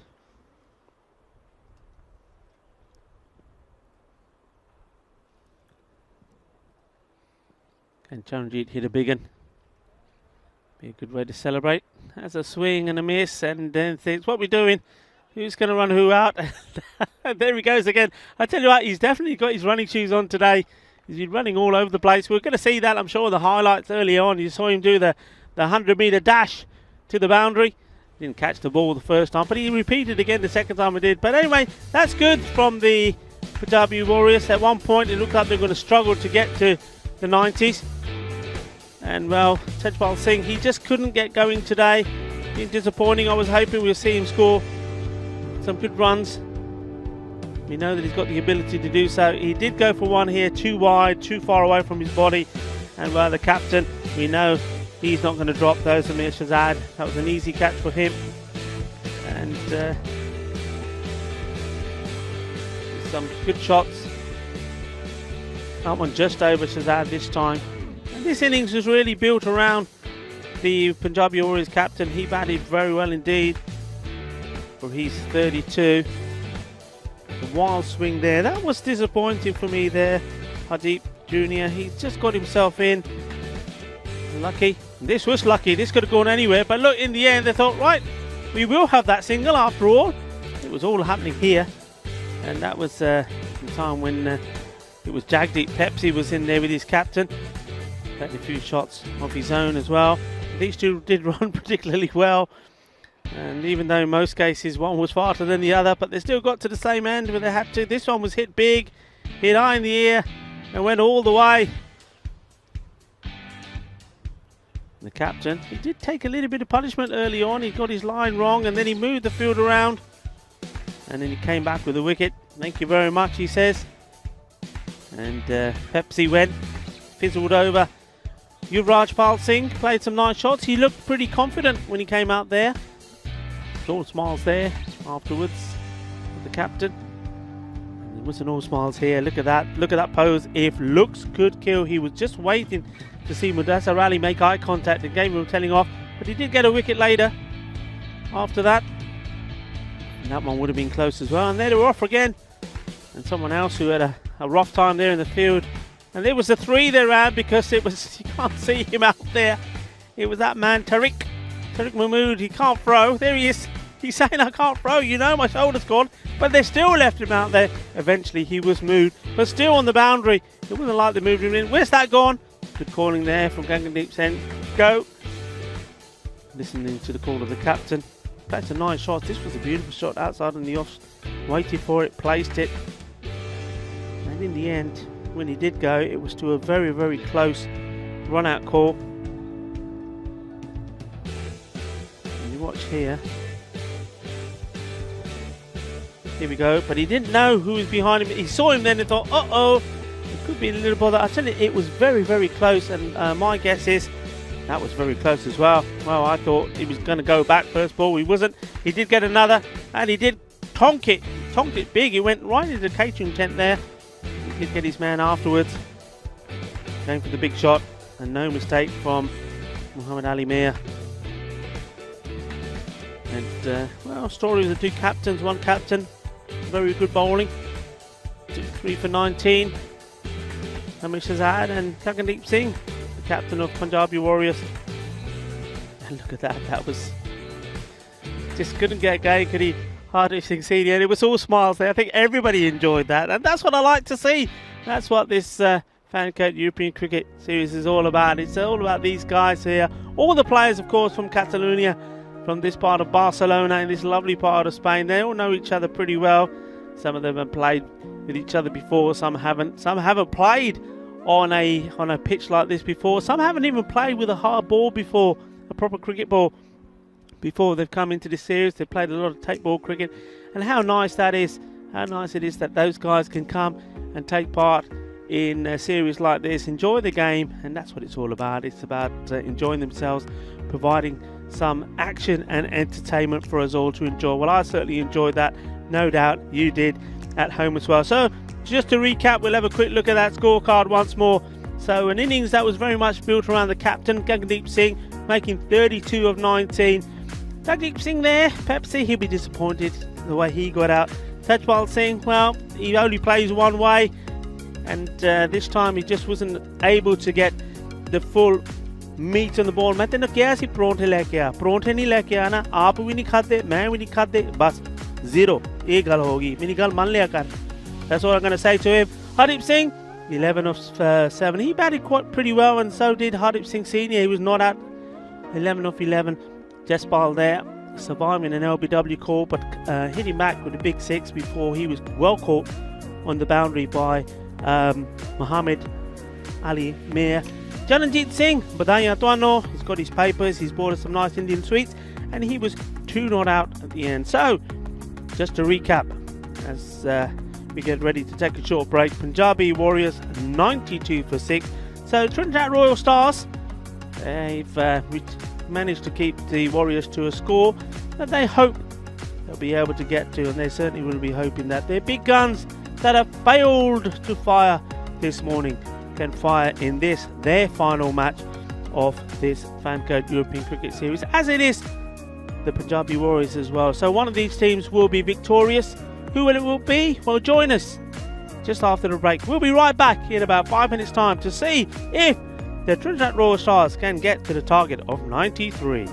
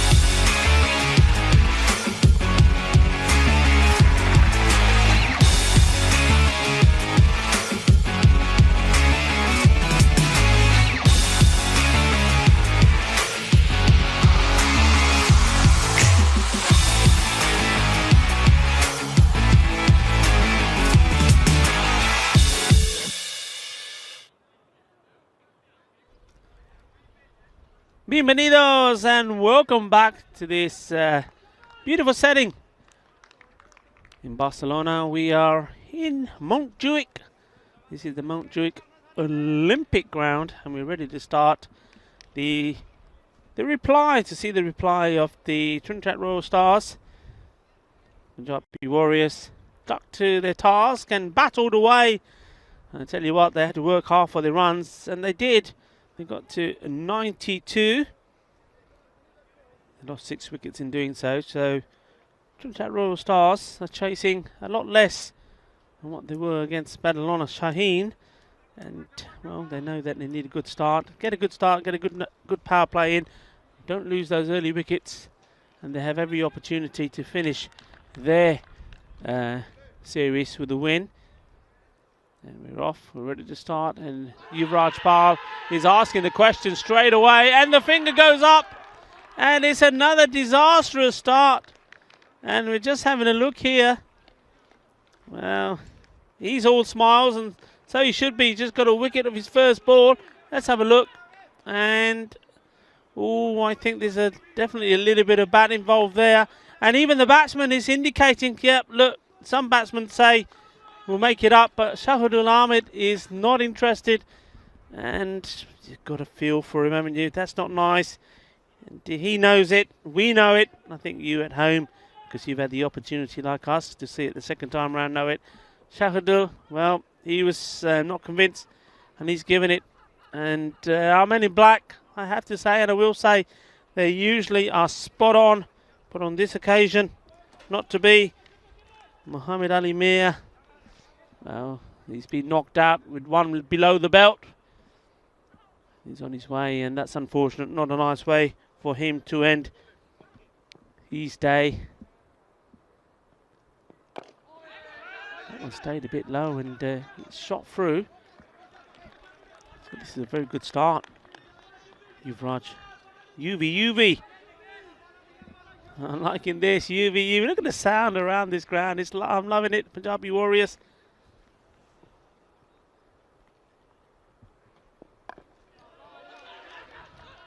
And look at Pepsi there, and he's probably saying, well, yeah, if you thought Mohammad Shahzad was quick behind the stumps, you haven't seen me yet. Well,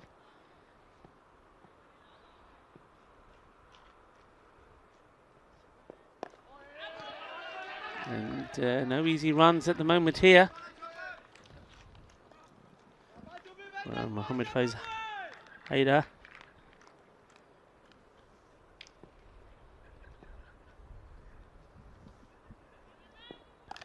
And that's short, straight to the field. And sometimes when things aren't going your way, that's sort of things that happened. He's had to negotiate some good deliveries, and as soon as he gets a bit of width, one that he likes to play well, place it well, but straight to a fielder, still no runs.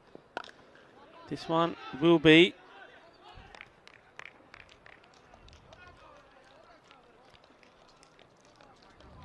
and get off the mark.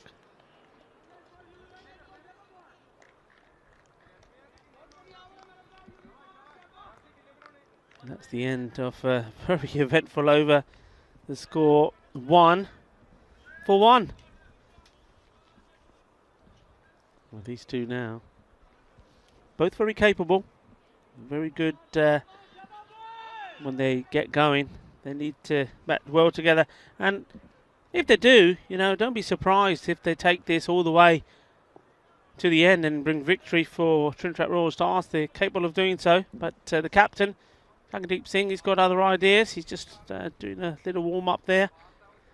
And, well, we welcome back into the hot seat Mr. Maximo. Welcome back, sir. Hit hard and almost a caught and bowled. Well, if he stuck his hand out there, and it could have stuck. And if it did, well, what a catch this would have been. Watch this first ball. It thumped hard. It went like a rocket. I don't think he did get anything on it in the end there, Maxi, but that would have been something. Yeah, it would have been. And hello to you, Rico, again, and hello to all our viewers around the world. That was hit back very hard. Gagandeep couldn't react in time. I was watching the first over. Again, created my early wicket. As you can see, that first ball of the innings. This one is hit big, and it's gone super large. And Yuvi, who was doing the bowling, has to turn around and fetch it. That's a nice shot. It's gone a long, long way. And, well, can these two start and continue and go all the way through the end? That's what they've been unable to do many times, Trinidad Royal Stars. That's really what's cost them the opportunity of getting into tomorrow's finals day. Yeah, you'd say so. And when it comes down to it as well, you know, they've only really got 9 overs to chase it. There's only 1 off that fantastic first over. Have to say, I saw the LBW. Did feel like there was an inside edge on it. But we'll come to that after this. Here's Guggendeep. It's a big swing this time, but not leaving the immediate area. It'll just be a single. But, you know, every batsman's trying that waving the bat at the umpire trick. And it's the boy that cried wolf, isn't it? And it's poor Muhammad Ali Mir. He genuinely got an inside edge, and he's trying to help the umpire out, showing the bat. But every batsman has been... think they're getting inside edge, even sometimes the bat's been miles away from the ball. And then, well, the one time there was inside edge, and look, you'd see those missed at international level as well, these little inside edges. And so, again, the umpire obviously went through his mental checklist and wasn't of the opinion, or just didn't pick up that edge. And in the end, it's the batsman which is on the end of a harsh decision. But that's cricket, as they say. And for every one of those, there'll be one where you probably were out, but you're given not out. So that's unfortunately the game. But it's put the game in a precarious position for the Trinidad Royal Stars. If you told them at the beginning of the day they'd lose to the Black Panthers and the Punjab Warriors, they would have said, tell us another one. This one was a backwards drive off the bottom of the bat.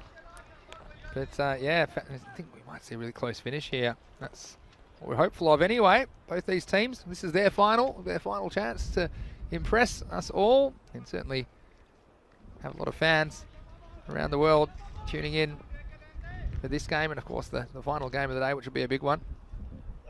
It's well bowled. He's getting the ball in the right area. As you can see, the batsman not really timing it well, not getting it where they want it to go, and that's the end of the over. So a few more runs from it. Unfortunately for Trinidad Royal Stars, no wicket, so the score moves on to 13, 1 wicket down. Yeah, so 80 off 48. Let's have a look at that. Seems to me like 10 and over territory.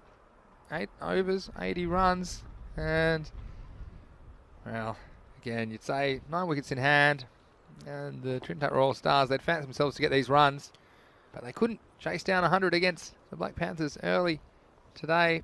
Wonder if that's playing on their mind. Here's Yuvraj Pal. Up in the air and just dropping short. UV in again. He's got some supporters, UV. They absolutely love the fact he got the wicket there, the very first ball of the innings. I mean, it was a tough call, of course, and I think it was quite a big deflection as well, but sometimes they do get missed. It's well bowled. That's come along and goes through quite quick sometimes. You don't think it's going to come through as quick as it does. Usually, I say it the other way around. You think it's going to come quicker. With UV, he does get it to really skid through. Yeah, what I would say is, as well, I'm impressed with the fielding of the Warriors so far. They've been up and about, and makes such a big difference, doesn't it? And these teams, often is the fielding that comes first. Some of these teams that are inexperienced, and it's something they can practice fairly easily as well, working on their skills, their catching and their ground fielding.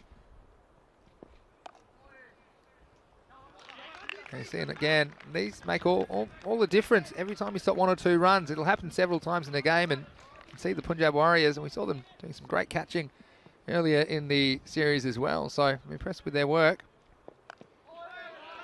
He's going for the big one there, wasn't he? Yeah, and Pepsi behind the stumps. He's the leader of it all. He's as the wicket keeper. It's good to see him having the gloves back on.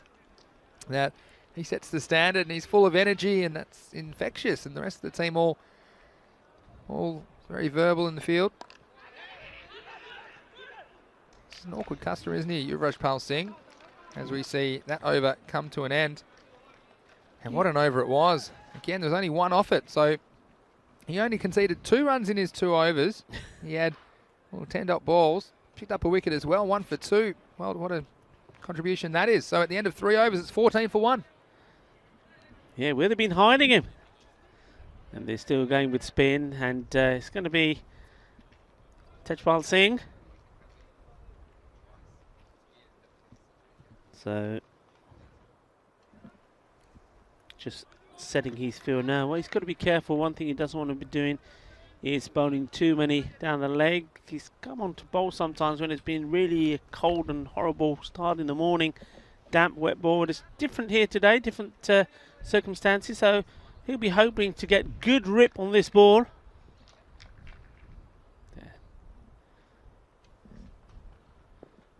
It's a nice start from him. Just played out to a single. Now I think Mohamed Faiz, he's been getting a little bit frustrated when he's at the striker's end.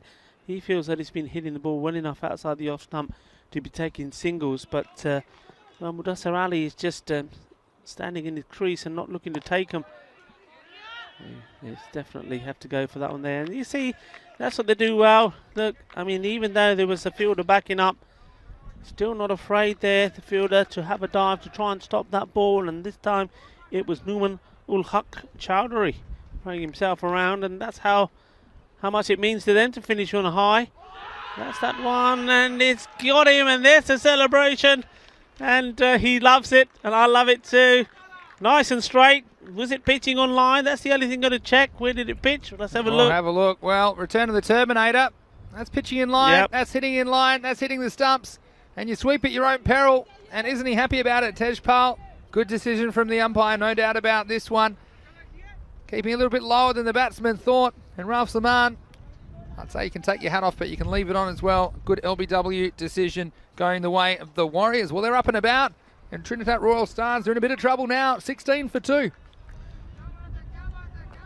Yeah, good bowling. He's keeping the ball up in the right area. He's making the batsman go cross, and that's the key here. Rather than the batsman having a bit of confidence and taking a good stride or a couple of steps down the wicket to play the ball, I think they're being put off by the energetic Pepsi behind the stumps, going across the line. And, well, that was nice and straight. No mistake there from the umpire. He's got to go. So it's 16 for 2.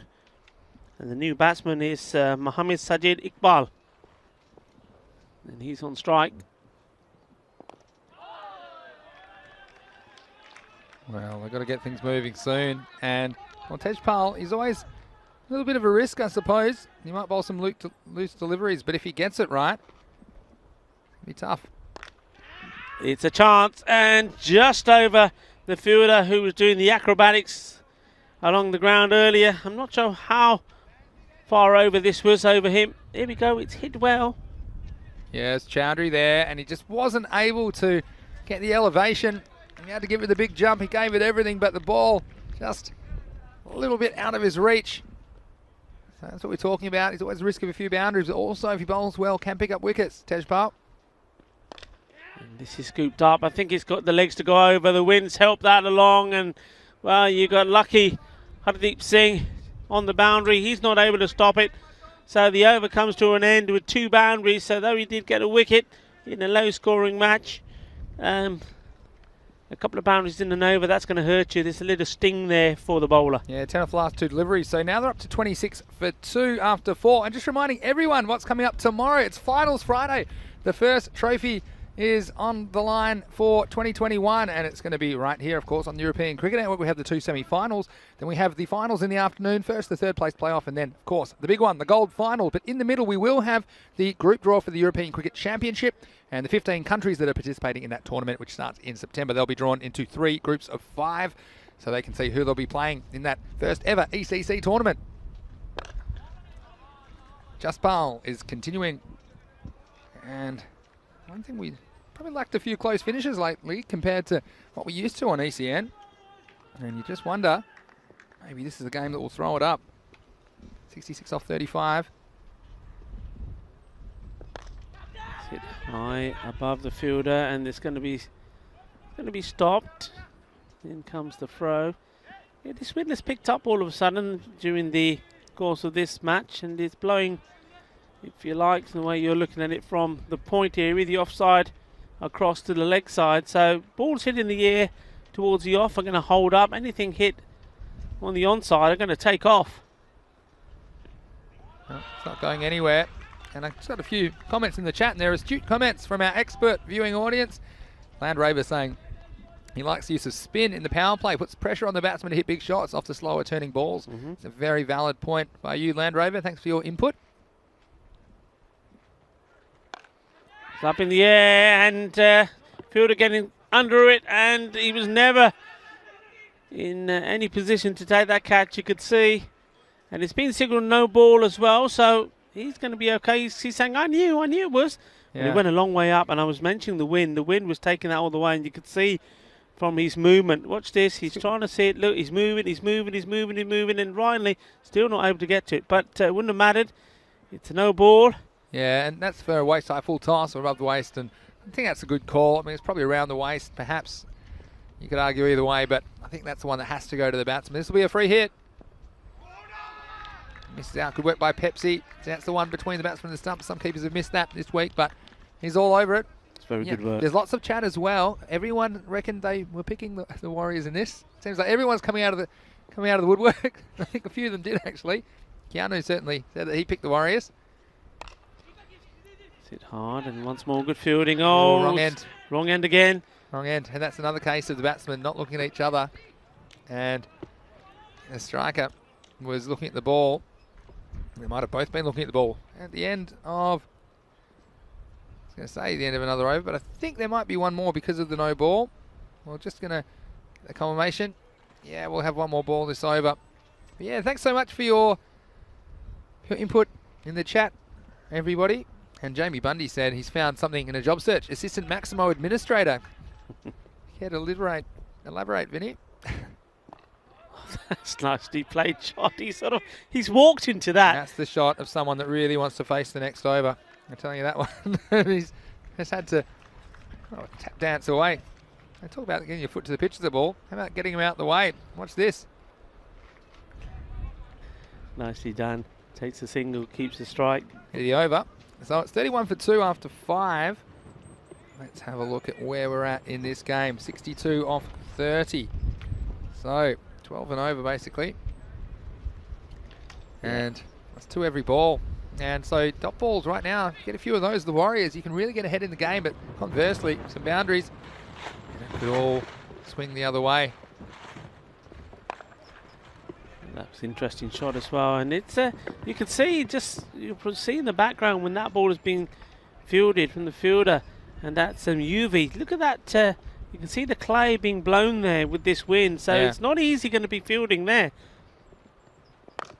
And this is hit and hit hard, clubbed away. But shaka, that one is big. He's liking it, and well, the wind is blowing that way. I was talking about. Look at the way this red clay is being blown. Well, look at the way that ball was blown. That flew away in the air. Big shot. Yeah, absolutely. And that's the one they needed just to relieve some of this pressure. Here's the Turbinator again. Up and over. There is a fielder there. He should stop it. He does. Yeah, this is the danger man now here. Mohammed Faiz Haider. What he's done in this inning so far, he's bided his time. He has played the singles. He's got himself into the 20s, and now he's looking to launch. Now he's looking to take his team to victory. I think a lot depends on him here. Yeah, really interesting. Middle overs, setting up a big finish. Up in the air, it's going to be safe again. I'm just wondering whether, having seen a few that have gone there now, that Gagandeep Singh may think about putting a fielder there, just there, because there's been a few balls gone in the air. Maybe put a little bit of an attack in there from the fielder. And well, the big wicket goes. He's disgusted with himself, the batsman. But I tell you what, come on, give us that celebration. We're waiting for it. And that's the big wicket. We needed it. And he is so unhappy. He's gone back. You go back foot. You do it at your peril. Well, this is Turbinator 2. The Turbinator strikes back. And he does it, and, well, you said it, Mohammed Faiz Haider, he's so upset with himself. He thought he was the man who was going to get TRS back in this match and chase this target down of 93. But, you see, I like this from the Turbinator. Nothing too short today. He's pitching the ball up. Isn't that awkward length? He decided to go back. And again, not really playing straight. He's playing that one a little bit inside out, if anything. Crashing into the stumps. And, well, the Warriors, they had a very good start to the tournament. Could they have the ultimate finish and get their 3rd win here in match 119? Oh, he's got him! Oh! Chakade Patte! That's another one! Hi. Well, that's the way to do it. He didn't perform with the bat, did he? He got a duck, and we wanted to see him perform, but he's done it with the ball. Oh, it was off the pitch, but he somehow got the end of the bat on it. And it would have been a wide for sure. Kashraf Hussain saying, why me? And, well, the Turbinator 3, I don't even know what that one's called, return of the Turbinator, and he certainly has returned with the ball, and he's had his struggles with the bat, you'd have to say, late in the tournament. But his leg spin doing the trick, and sometimes, if you can't be good, be lucky, and off the very toe of the bat, a little feather. And what a great catch by Pepsi. He was fizzing around behind the stumps, and now, well, I'd say he's on a hat-trick, but unfortunately, that is the last ball that he will bowl. So I know you can't really have hat-tricks across matches. You might need to have it across years. We might have to wait till the next series and he'll be on a hat-trick. What do you reckon, Rico? Well, maybe, but either way, you won't mind. But what a way to finish. He's taken 3 for 21, and he goes out taking a bow. Outstanding performance from him. What a key player he is for his team. Despard, that's up in the air, and oh, he snatched at it. He tried to take it Crocodile Dundee style, and it goes down.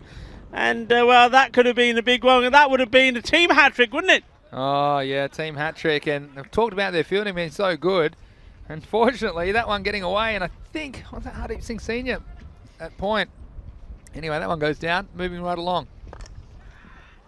This one's uppish again, but it's away from the field. They should get 2.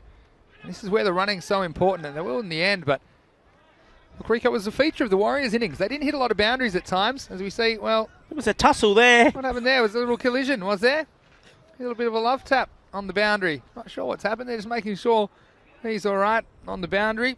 It's Shama Manish down there, holding his head. Let's have a look what happened here. Well, they're both after it. And, well, it was a bit of high contact. I tell you what, he's after it again. Shama Manish, he's not going to catch this one. Quite the rocket out of Mars, but a Trinidad Royal Stars. And, well, an important boundary. And this time it was hit by Tariq Mahmood, who's got out there. And, well, we just think there might be a couple of twists and turns left in this innings yet. But, yeah, as I was saying, the Warriors, they ran really well between the wickets. They were running hard, pushing for those extra runs. They probably got 10 extra runs that way. Oh, he's got him. That's the straight one. And Tariq Mahmood, I was thinking he couldn't get the throw in because of his arm, and there was nothing wrong with him hitting the ball. But this time he's been done by Gooden. So Jaspal Singh has the final say. Yorker length delivery. Adios, amigo. Well, Jaspal comes up with a wicket too, and it's all coming up Warriors at the moment. Another wicket goes down, and they've lost their 5th now. The score is only 47, and time's running out for them to do something about this. And, well, the Royal Stars, they've had the kind of a day that it's been an absolute nightmare for the men in light blue. But, well, you've got to hand it to the Warriors as well. They've been very industrious in this game, first with the bat, like I said, pushing hard with their running between the wickets, and with their fielding, they've set high standards, and most of the time they've held them. And the bowling, well, it's been straight, it's been attacking the stumps. Let's see what new man Hamid Shahzad can do. And this quick running between the wickets. He had a lot of energy, Mohammad Shahzad, behind the stumps, didn't he? I enjoyed him back there today for TRS. Yeah, I think he'd had a bit of rocket fuel before he came out into this match. He was going all over the place. You missed the 100-metre dash he did to the boundary. I saw it. Yeah, you couldn't miss it. I just heard the footsteps. They were everywhere. Yeah, the race was on, wasn't it? Yeah, here's Jaspal again. Last ball over. Hit firmly, and fielders get down, and they're taking the fielder on. And you know, I tell you, that's a good call from the batsman, because it's going to take one hell of a throw. Yeah. With this wind at the moment blowing so strong. Yeah, that's true. So 43 off 18, end of the over. That brings up the 50-55. And here we go. Played out on the offside. Yeah, this one, well, it's an interesting one, because I had that as the end of the over. In the end, well, we'll have to wait and see what the decision is there, because there's every chance. I heard there's some commotion, and we'll sort that out for you in a second. But what I can tell you is that this is going to be a huge match, match 120. It's a match 119 matches in the making, because both these two have a chance to make it through to the semi-finals, and Badal and Shaheen, they're in the box seat. Now, they are batting first. They've won the toss. And look, if they can even lose by a certain amount, they'll still make it through. But Falco, if they can win big and perhaps knock Badal and Shaheen over, then Falco will have the opportunity to make it through to the finals tomorrow. It'd have to be a big win, but it is possible. And it's coming right here in match 120. There's the lineups. Those fantasy dashboards, you can always find them at our social media at European Cricket. In comes Lucky. And he's bowler's got this. Well, you remember this straight away, this weird action but it's effective, and he deceives the batsman. That one goes through. So let me just tell you a little bit about the last over. So it looked like it was a 7-ball over. And this is a rule of cricket, believe it or not, that if it's not picked up, I'll come back to this in a second. That's going to be a wide, and that almost gets Jack deep on the chin. He has to take a bit of evasive action. He's all right, though. Tell us. I can tell you, look, if there are the wrong amount of balls in an over and it's not picked up, then the balls count. So actually we had an extra ball in the last over. An extra run was scored, and it goes both ways. If the umpire only does 5 balls and over, it will count. And it's very rare, and of course it shouldn't happen if they've been done correctly. But occasionally it will happen. I think we had a trivia question from Jamie Bundy when he mentioned that there was once a 14-ball over when the umpire completely lost control of his counter. It was meant to be 8-ball overs back then. But that's what's happened there, just to explain to you. So 51 for 5 was the score after the 7th over. Still a lot of runs to get for TRS.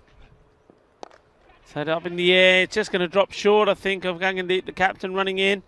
You won't mind there. Singles are not going to hurt them, and he knows that. He's trying to rally his troops. I like the way he captains. He's always there. He's always vocal. Leads by example. He did his job well with the bat today. Yeah. And now he's doing it in the field. Yeah, well, now 39 of 15. Can they defend it, the Warriors? This is going to help.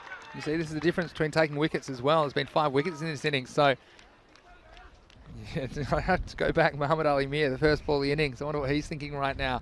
Felt like he got a bit of a feather on that, getting judged LBW, but time's running out for TRS. Hit hard once more. Gagandeep will do the fielding. Well, this is good stuff. And yeah, that Falco Barcelona Shaheen, it will be a shootout. And Barcelona Shaheen, because of the way they've won and the margins of their victory, that's why they're ahead in that contest. That's Falco. If they knock them off, they'll be level on points. But Barcelona Shaheen, the better net run rate at this stage. Lost the radar. And look, one way they might come back into this match, TRS, is if they get a bag full of wides from the Warriors. And there haven't been too many, but that one, just losing the handle, was Hardeep Singh Jr. on that occasion. Yeah, and of course I'm thinking about the next over. Who's going to bowl it? It's going to be the 9th. All happens in the 9th. A magical over there, and anything could happen again. Yeah, I was going to say, it all happens in the 9th, doesn't it, Rico? As you always say, it's where the magic happens, and certainly TRS will be hoping that's the way it goes. So just remind us once more, so the toss news on that big match coming up. So who's won the toss? Yeah, so I can tell you, Barcelona Shaheen, they won the toss. They've elected to bat. So we see the end of another over. So 57 for 5 after 8. Only 36 runs off the last 12 balls. Yeah, so Barcelona Shaheen, look, they can lose. Look, it depends on how many they score, but they can pretty much lose by about 75 runs and still win. So that's basically the net run rate calculation. I say about because it depends on the amount they score, or they can lose narrowly, I'd put it that way, enough and still qualify. But here's Gagandeep. We're going to concentrate this game first. 36 off 12 required. Here's the Warriors skipper coming in. Just be the single. They won't mind that. Yeah, and I think Barcelona Shaheen, they won't mind batting first. That's what they do well, and I can't see them struggling too much. They just seem to be in very good form. Yeah, certainly. And I'll tell you what, he was proud as punch, the captain Khan, when the coin fell his way. Next one, it's going nowhere. Pepsi's after it. Well, he's just going to kick it away. But yeah, tell you what, the Khans, I think I've never heard a louder will bat as when it was Bubba Khan actually at the toss, who was sent to do the coin toss for Barcelona Shaheen. And look, the only hope for Falco is they can knock them over cheaply, and we've seen it happen before. We've seen them bowled out before, in fact, in the series, and then they can knock them off quick enough to improve their net run rate by a big enough amount to qualify Falco ahead of Barcelona Shaheen, but it's pretty unlikely. Get out to the offside at the moment. It's all tiki-taka here, and it's not tiki-taka that the Trinidad Royal Stars need. They need a bit of boom, boom, boom. Yeah, and well, you're running out of time, literally, because 33 off 9. And look, even if you can hit 3 boundaries, you're still looking about 20 off last over. And that's if you do. And at the moment, it hasn't looked like happening. There's been just singles for a while. Haven't seen a boundary since halfway through the 7th over.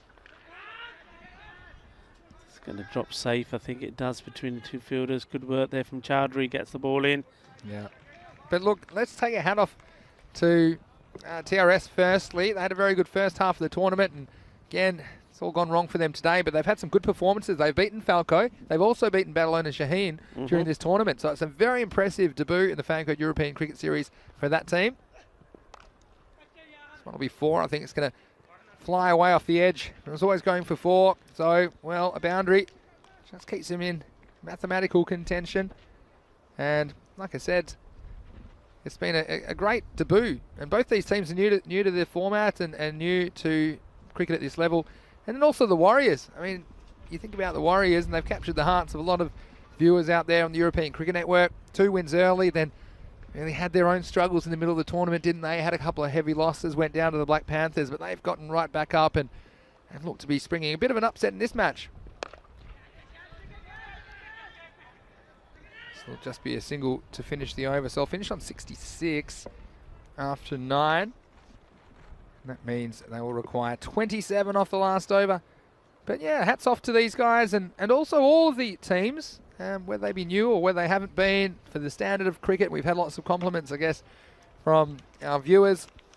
Obviously, it's a unique kind of a format and type of cricket, and we've certainly enjoyed bringing it to you over the last 5 weeks. And yeah, it's a bit sad saying goodbye to some of these teams. I won't get to see a Punjab Warriors game for a little while on the ECN. Hopefully, and all these teams, they want to come back, don't they? Because they want to improve, they want to come back and show what they can do again on the big stage. And so, well, I think this one is more or less over, but they can possibly do it. TRS, 27 required off the last over. Now, how do you do that? Well, basically, you need, 4 balls to disappear out of the park for a start, out of 6. And it's Hardeep Singh Senior who's going to be trusted with that not happening for the Warriors. And our first one's a dot, and gets more and more difficult now. You need basically 5 to disappear. But look, it's been a great effort from the Warriors. I've loved their enthusiasm and their skill in the field as well. Double dot. That'll put it beyond all doubt now. But Luke Belgium saying 0.1 chance for FanCode to qualify from this group. Well, I don't know about that. I think it's a little bit higher than that. And Barcelona Shaheen definitely in the box seat though. One's short up, strike 3, off you go. But what do you guys think? Will you be around? And Nate, of course, saying Warriors for life. What a fun team to follow this tourney. Thanks for the smiles, Warriors. Yeah, certainly. I know that Nate loves the way the Warriors play their sport. It's, at the moment, this game's winding down. Let us know your thoughts, and please stay with us because we do have that game coming in about half an hour's time. The big game, Barcelona Shaheen versus FanCode. Can you believe it? Match 120, Rico. The final group match here on day 24 in Barcelona. I'll get a run eventually off this over. And that'll set up the last ball, which will be faced by Mohammad Sajid Iqbal. But yeah, thanks very much. Happy's in the chat saying, afternoon guys, not really a great day for Trinidad Royal Stars. That's the understatement of the year, Happy. Tell you about that. Here's the last ball of match 119. Ice cream cone to finish. Yeah, and have a flake with it as well. A bit of 99 and job done. Yeah, and Hardeep Singh Senior, well, wasn't he happy about it as well? And yeah, it was the ice cream cone, wasn't it, in the end? But what a performance from the Warriors. And look, you can see them all smiles, and weren't they excited about it? They've got so many fans out there. There's Pepsi. We'll certainly miss seeing him, and we hope you stay with us for the highlights of this one, match 119. This was the first one, a bit controversial. They put him right in front, but appeared to be a little bit of bat in there. Splinters falling off it, but the umpires haven't made too many errors in this one. Perhaps that was one we can debate for a while. But then this one, well, that was spicy. And watch out as the captain deciding not to risk the fingers on that. And then you just thought for a while that TRS, they had the good batsman at the crease, but then that LBW, the Turbinator, he came in and had immediate impact, and then wasn't he happy about it? His trademark celebration. And this one, well, that just got over the fielder. He bowled that off stump line, didn't he? And occasionally one disappeared off the Terminator. That's the way he plays. Jaspal came in, and again, this one, well, went miles up. It's called a no ball in the end on that occasion. And the Terminator, he was back in action as well in the 6th. This is where it all happened. FanCode European Cricket Series. Wouldn't be long before he struck again, and that one keeping a bit low and throwing the head back. Whiplash. Mohamed Fiaz Haider, he looked to be able to keep TRS in the game for a while. Very next ball. Well, this one, I think this one was so wide it was another postcode, but still close enough for the batsman to get a little splinter on it through to the keeper. Pepsi holding on. Jaspal, he got in the act, and now TRS, they knew there's some real trouble brewing. The rate was going up, went north of 2 a ball and kept going. And much as they tried, Pepsi again full of energy and fizz behind the stumps. Gagandeep Singh as well. Captain flying away for a boundary, and then Hardeep Singh Senior in the end taking a wicket off the very last ball of their campaign, the Punjab Warriors. And weren't they happy about it? The star jumps were up and the Warriors are up and about, and I know all their fans out there on ECN will be sensationally happy that they were able to get their third win of the tournament in this, their final match, 119. And what a game it was, 92-67. But looking ahead now, this is the big one, match 120, Barcelona Shaheen versus Falco. So wherever you are around the world, make sure that you are with us in approximately 25 minutes time, because we will be back to bring you into this one. Barcelona Shaheen, well, looks like a fairly similar lineup, same lineup I think for this as the lineup we saw earlier today as they dismantled the Trinidad Royal Stars. Falco, well, it's all on the line for them. Their only hope is to knock over Barcelona Shaheen cheaply and knock off the runs very, very quickly. Adil Sawa, again, he is going to be a key for them. And you can see Abid Shazad's had a very good series as well from those numbers. So we certainly look forward to bringing you into the last match of the day in about 25 minutes. And of course, tomorrow, Finals Friday. Make sure you are here with us. There's more cricket to come as well. Sunday, we're in Rome for the Italian Women's T20 final. And then we have 5 weeks in Italy. That's going to be an adventure starting on Monday, the 15th of March, which is just a few days away. So, Rico, just looking at this scorecard one more time. Why don't we look at this? And, well, it was a pair of 22s that kept him in the game. Mohamed Fiaz Haider and Mohamed Sajid Iqbal. They were the ones who really kept TRS in the contest. But when they went, there wasn't much to help them. Mohamed Shazad chipping in with 11 not out at the end of the innings, but faced a lot of balls, wasn't able to do too much with them. And with the ball, well, the Turbinator, 3 for 21. He got big wickets when it counted. Also, Yuvraj Pal Singh, a lot is up to him. And bowling spin in the power play paying off. A wicket with the very first ball. He only conceded 2 runs off his 2 overs. And that was worth its weight in gold. Also, Hardeep Singh Senior with the wicket off the last ball of the innings. So, Rico, what a match that was. And not far away from the big one, Barcelona Shaheen. And you think if they bat well, they can bat Falco out of the finals in the first innings. Yeah, what a match it was. I mean, first going back to that, I remember the first time we saw the Punjabi Warriors. We saw Tejpal Singh with the bat. He impressed. He sacrificed getting a 50 out on 49. And then we saw the whole innings go by, and though we had the information that he was a good little leg spinner, he never came at the bowl. And I remember us looking at each other, and you probably heard us on the commentary saying, well, what about Tejpal? Why aren't they introducing spin?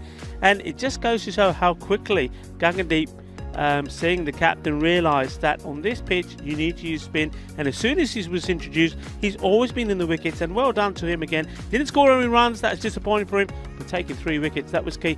And going back to this next match, you know what I'm looking forward to? Yeah. I'm looking forward to Mohamed Zishan bowling to some of these top order batsmen of Barcelona Shaheen. It's going to be a very interesting contest. It's going to be the best of the best in Group D going head to head.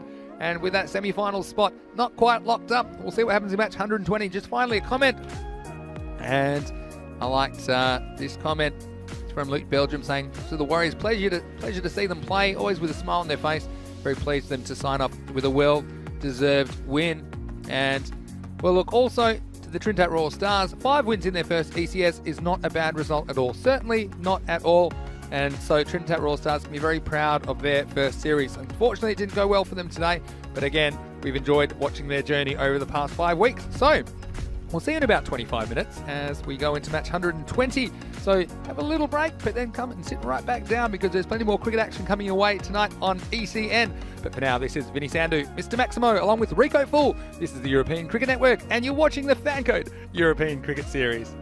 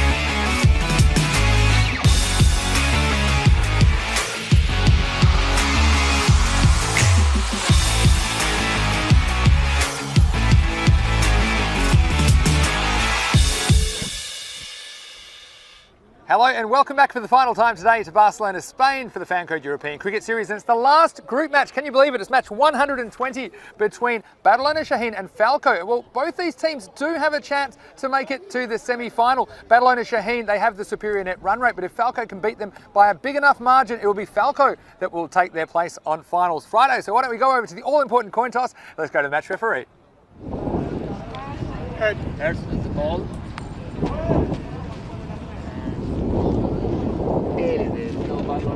We're going to go first. Barcelona Shaheen won the toss and elected to bat first. Well, there you go, Barcelona Shaheen. They've been pretty good with the coin tosses and they love to bat first. And I'm sure they're going to try and put a big score on the board. That is the way they like to go about their cricket. If they can put a big enough score on the board, they can probably bat FanCode out of the finals in the first innings. So let's see how it goes, Rico. This is the final match of 120 group matches. And of course, Finals Friday tomorrow. But let's get ready for this one. Over to you in the commentary box. Thank you. Well, let's get ready to rumble because this is the big one in this group. Barcelona Shaheen. Well, there's loads of statistics out there that they could be looking at, but, well, the one that they'll be wanting to look at more importantly than anything else is to go up there and do what they normally do, and that is to go, bat well, put the runs on the board, and then win this game. And to do that, there will be no doubt at all that they will be the team that will be going into tomorrow's finals day. And they will have a very difficult task as well against the team that's already there waiting to see who their opponents are going to be. And that is the very strong and undefeated Pak I Care. Well, the umpires, they're making their way out. It's Nilkesh Patel and Rof Zaman. And no doubt we'll see the FanCode team. As we see the fancy dashboard there, led by their captain, Rahman Ullah. And of course, the big names there. You see Adil Sawa, well, he's got to play a big part here. Mohammad Yassin, I like the look of him. He's a great player, great wicket keeper.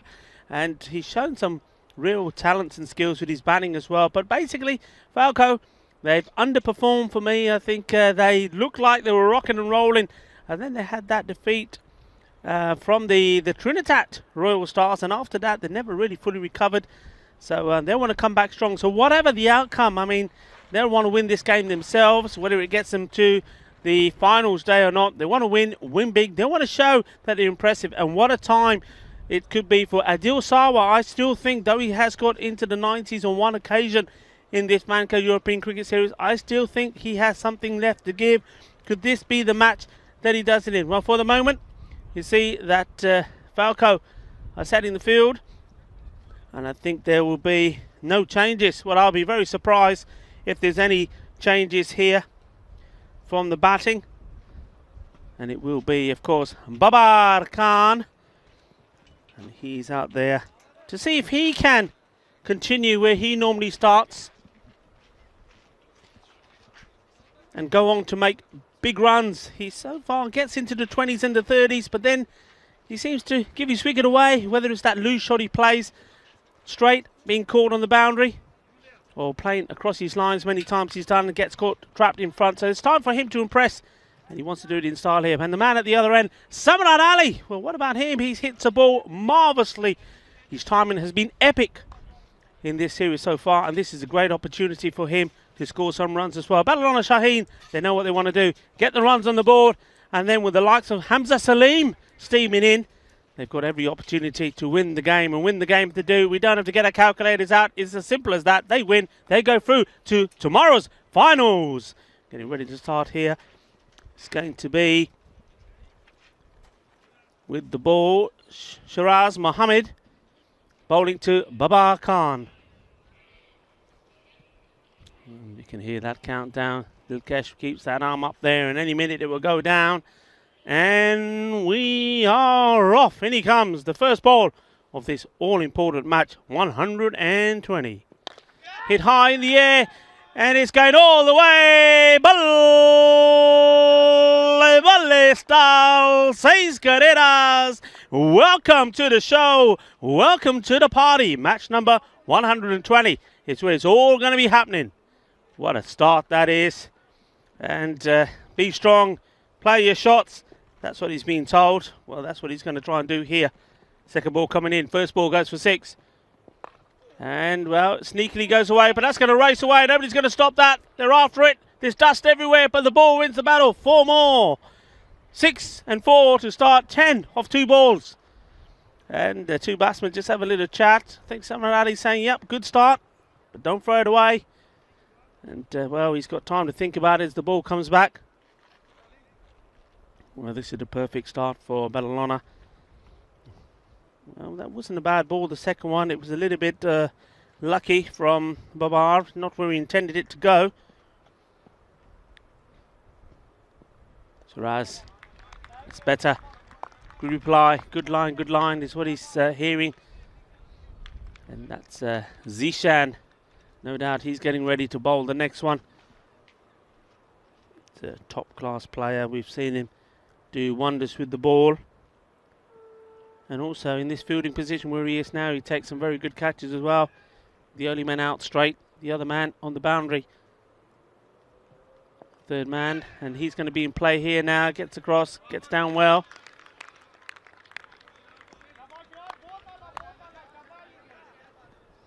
So Ali, Samrat Ali now to face his first.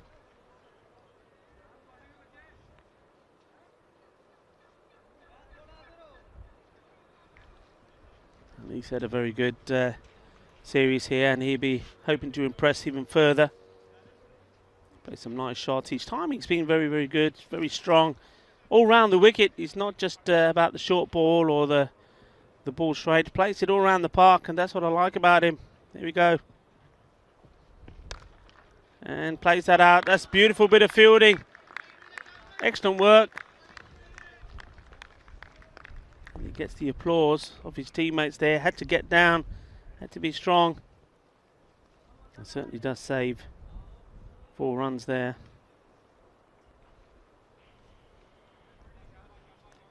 Shaba from the FanCode boys. Zishan.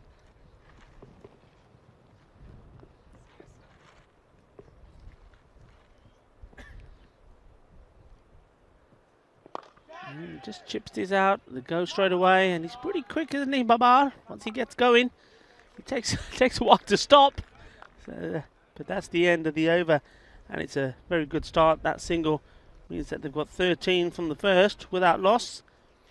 And Rico Fu, FanCode European Cricket Series, joined here by Vinny Sandhu. Welcome back, sir. Thanks, Rico, and thanks to everyone for tuning in, of course. Looking forward to this, the final group match. 120 matches down for the year, but plenty more cricket coming your way on ECN this year. We plan to bring you over 1,000 matches before the year is out. And of course, after we're done in Barcelona, we'll be off to Italy for 5 weeks. 5 individual series, 1 week each. And, well, we've got an interesting scenario here, don't we, with Barcelona and Shaheen.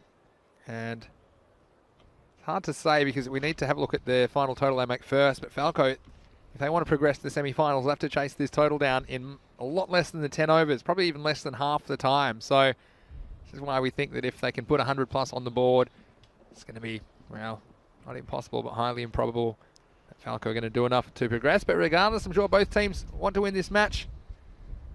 And hello to James Stewart, who's in the chat. I haven't seen you before this match today. James, great to have you in there. And Arma Martin as well is in the chat as well. Welcome to you guys. Here's Mohammad Zishan to bowl the second over. Oh, it's short and it's cracked, and good fielding. And he won't be able to get up in time to stop the single, but still saving 3 runs. Well, I tell you what, that's that man, Super Mario. He's been absolutely on form here. That's the second one he stopped. He's saved FanCode 6 runs already in this match. That's what they have to do. And we've seen before, Barcelona Shaheen, it can all go wrong for them as well. We saw that way back in the match where they lost all their wickets. Against FanCode last time, they only made 68. That was back in match 32. And yeah, TRS, another occasion where they failed with the bat, only scoring 81. So I guess FanCode's best bet is that they can hold them to a total well under 100 and then chase it at breakneck speed. And with Adil Sawa, for example, at the top of the order, who's to say they can't do it? So Barcelona Shaheen, though, I think I mentioned at the toss how quick Barcelona Shaheen were to say, well, bat. I think the coin had just landed and they were all over it. And good toss to win. They're very happy to be batting first. Here's Mohammad Zishan. This is hit straight. Not hit that well. And it's going to be missed by the fielder. And it's going to go all the way for 4 runs. Samad Ali, well, he tied the ball exquisitely in his previous innings, but this time not quite getting the full contact, but still doing enough to get it past Mohammad Shiraz and a boundary. Yeah, it's a nice shot. He knows where the field is. He knows he doesn't particularly have to whack it to this part of the ground. As soon as he gets past Mohammad Shiraz, it's going to be 4 runs, and that's all he's done there. Zishan certainly bending his back. He's giving it everything. Yeah, looking forward to this contest. Here he is again to Samad Ali. Runs played back past the ball. They're going to go for a run. It's a bit of a dodgy one if he hits. Oh, he could be in trouble here. And, well, the call has to be made by the umpire, but he says he's home. Yeah, good call that for me. I'm looking at it from the wrong angle, of course, but from what I saw, I think he just got there. Well, it was a good piece of fielding to hit the stumps. We'll have a look at this on the replay. And it was a late decision to go, and he had to go from a standing start. And this one, well, again, I think if you slow that one down, it might be very, very close, but the umpire, too close to call for him, wouldn't make the decision. In the right position when he was in the right position. And look at we looked at that slow motion then. Even then, we were struggling. But often those direct hits, you'll find, you'll be surprised how often they're out. And here's Zishan again. Beautiful cover drive this time. Find the field to be no run. Yeah, some discussion about the last game when there was a 7-ball over because umpires miscounted, and just confirming that if that happens, all the balls are legal balls, and anything can happen on that 7th ball. Could be a wicket, could be a 6. And obviously, we do try normally, or in any competition, you try and inform the umpires. But if that doesn't happen and the ball gets bowled, then it's a legal delivery. And James Stewart also saying, what if there's a 5-ball over? Well, if a new over hasn't started, you can go back and you can bowl the 6th ball if the error is picked up. Here's Zishan to finish the 2nd. Oh, it's a short ball. Baba Khan getting a bit of action in the boardroom. End of this 2nd over. It's 19 for no loss. Yeah, but just finishing. This one was quick, wasn't it? Quick, fast, and really did bang it in. Look how quickly it goes past. Look, watch this. Finishing with a short ball. Let's have a look. Really bending his back. And Baba, well, if you got any bat on that one would have flown away, but 2 overs down, 19 the score. So a good little steadying over from Mohammad Zishan, only 6 off it. And really, one of them was a fairly streaky boundary from Samad Ali, where you thought perhaps Mohammad Shiraz could come around and cut it off. But Ahmed Martin saying he's home. Another brilliant decision from the umpire. Luke Belgium saying, looked into me too. You can have a vote. I can be slowing that one down later. I'm going to go against the grain. I think he might have been just out. Just my naked eye. Yeah.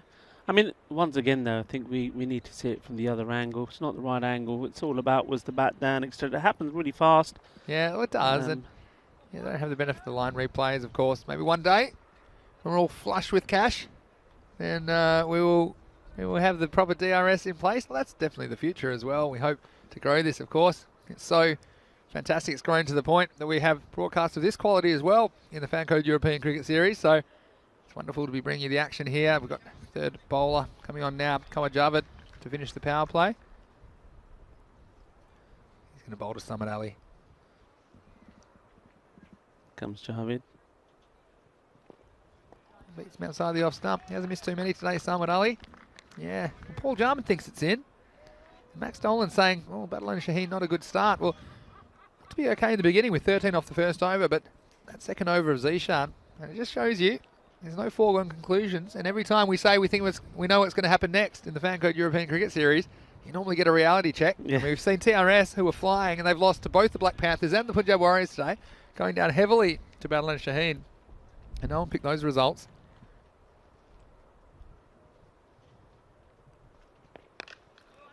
Worked away on the offside. It'll be slightly to the side of the fielder, and they'll get through for a single. Yeah, I mean, it's not the usual start, of course, but you know what? Sometimes, and we've seen it a lot of times with Barcelona Shaheen, they make fantastic starts in the first 4 or 5 overs, and then wickets tumble, and they really come to a halt almost in the second part. So they've got the talent to score quick runs in any phase of the game as long as they've got wickets in hand. So they certainly won't be too bothered about this at the moment. Yeah, that's exactly right. That's the way they like to operate. And it's Baba Khan. He's in business right now. He faces up. Short, and he goes for it. And he's going to get enough bat on this to get 4, I think. And this is what we were talking about. You can try him out upstairs, but if your field's not set, if you're going to try and go short, I think it's worth having a 3rd man, perhaps even a fine leg back on the boundary, because I get the man straight down the ground on the boundary, but if you're bowling that short, then you're more of a risk to go for runs in that area. And Bubba Khan just getting enough bat on that to get him 4 runs. Yeah, now this, I tell you what, I don't think this is a bad thing for Bubba Khan. He's getting the short stuff. If things go the way they look like they're going to go, he's going to be facing a bit more of that because he'll have the firecracker to face. He'll have probably Mohammad Jaffrey to face as well in that semi-final, and they're certainly going to bang it in as well. This one's fuller, and I think he's found the gap down the ground. He has. Well, using the whole 180 degrees of motion as Bubba Khan. The first one was right behind him. This one straight down the ground. Long on and long off were in place. They couldn't do anything about it. It was straight down the middle. 4 more runs to Barcelona Shaheen. Yeah, lovely shots. And this is also important for his confidence. He's getting the short stuff. He's not letting it bother him. And when he gets his chance to play a shot, he plays it. He's just having a little word here about the field positioning. He's happy with it now. Here comes Kawajava again. Just unsettled that time, the batsman, so they're going to have him re-bowl this one. That's okay, Adil. You go wherever you want. So can they get this early wicket, which just might spark something, Falco? Trying everything at the moment. Kawajava. And he comes. Oh, this is up and away, and again, that third man region. In fact, this one might have gone all the way. It's flown a long way off the bat. We'll wait on the decision of the umpire. And Bubba Khan, well, that's a Maximo. And this one, throwing everything at it. The kitchen sink, the pantry, and all the tablecloths, and just over the rope for 6 more runs. And Barcelona Shaheen, they're away in the power play. Yeah, this is quality batting. He's played that. There's nothing edgy about it. See that again. He knows what he's doing. I don't think he expected it to go all the way for 6. Well, they have got a man now there on that boundary. Sawa, who was in front of us, has come in. So Baba will take this on as well, I'm sure. Well, he does. And this time there's a man there just for that. And the wicket goes down. Bubba Khan. Well, I'm not sure if you noticed the third man back. And tell you what, it's the third time the third man coming into play. And a very good catch taken there on the boundary. And Javed comes up with a wicket just when Falco needed one. Yeah, I mean, he was set up for it, wasn't he? We saw 2 go behind there to the boundary. The last one all the way over for 6. Third man went back. He would have known that's happened, but he still flashed and flashed hard. But this time not enough to take it all the way over the man. Catch is taken. So Baba Khan, well, he's still continues to struggle to get out of the 20s. Yeah, great catch by Abid Shahzad down there on the third man boundary. And would you believe it, when you're a captain, sometimes, he's a bit slow on the uptake, I think, Rayman, on this occasion, but when he finally put a man down there, it went straight to him the very next ball. And, well, at the end of the over as well, at the end of 3, it's 34 for 1. We're going to see Mohammad Zishan bowl out his second over. Of course, 5 outfielders are allowed now that we're out of the power play. Just want to say thanks to Rod G for his wonderful comment. He said, great to see cricket in Spain. Long may it continue. Been a wonderful tournament. Well done, the organisers, umpires, and the commentators, in all caps, the commentators. So I think, is he yelling at us? If you're yelling, I think it's a friendly yelling. So thank you, Rod, and thanks very much for your wonderful comment. And again, thanks to all the team from the European Cricket Network, which makes this cricket happen. Here's Zishan, well, big swing and a miss. And Samad Ali, well, if I was him, I'd perhaps be knuckling down a little bit after Bubba Khan has gone. And again, easier said than done. He's been joined by Hamza Salim. And, well, Salim, the left-hander, is a very dangerous player in his own right, isn't he, Rico? Yeah, I mean, we know about the batting strengths of Barcelona Shaheen. And the other thing with Barcelona, I think, I've rarely seen them change the way they play. I haven't seen them ever say, right, okay, we're just going to buckle down here. They just play the same way. And that what we saw there from Baba Khan sums up Barcelona Shaheen. Well, this one's wide. I think it'll be called a wide. Again, flashing at it was Samad Ali. Yeah, Amar Martin has an interesting comment. He says, personally think it's nearly impossible to bowl in the block hole while bowling on carpet pitches. I don't know about that. But his second part still shows courage to bowl bouncer when on their hitting zone. So kudos to the bowlers as well. So, well, it certainly is a difficult tactic, because if you get it wrong on that short ball and it sits up and just asks to be hit, doesn't it? But if you do have a bit of pace, we've seen the better bowlers get something out of this wicket. So something in it for everyone. The batsmen, of course, have enjoyed it. If it's just an easy pace to hit. Here's Mohammad Zishan. And this one plays off the front foot. And the fielder down there negotiating that. And the man just took the wicket. Kawajava down there at deep mid-wicket. And Rod G said, yes, friendly indeed. Sorry for shouting. No, I know you were being friendly, Rod. Where are you watching from, Rod? Let us know. It'd be fantastic to hear where you're watching from. And all of you, if you haven't commented in the YouTube chat before, please do, because we love to always hear new voices and new characters in there. It keeps our day interesting, and that's one of the unique and special features about this FanCode European Cricket Series, that you can interact with us while we're on the air. Hello to Mohammed Atif as well, saying Zishan on fire from Pakai Care. I think they might be doing a little bit of sneaky stalking on their... Sneaky. Well, one of these two will be their opponents. Looks like it'll be Barcelona Shaheen at this stage. Next ball down the leg side and almost getting away from the keeper, but it'll just be a wide in the end. Yeah, that's a good take, isn't it? Because that was an awkward height. It's down the legs, and you see Yassine, he's just repositioning the helmet there, giving himself a little bit more room. And yeah, so even the good bowlers you see there, the likes of Mohamed Zishan, even he struggles a little bit when you go from right to left. That one would have been a good ball to the right-hander, not so good to the left, so would he get it right here? He has to make the adjustment. In comes Zishan again. It's shorter, worked away by Hamza Salim.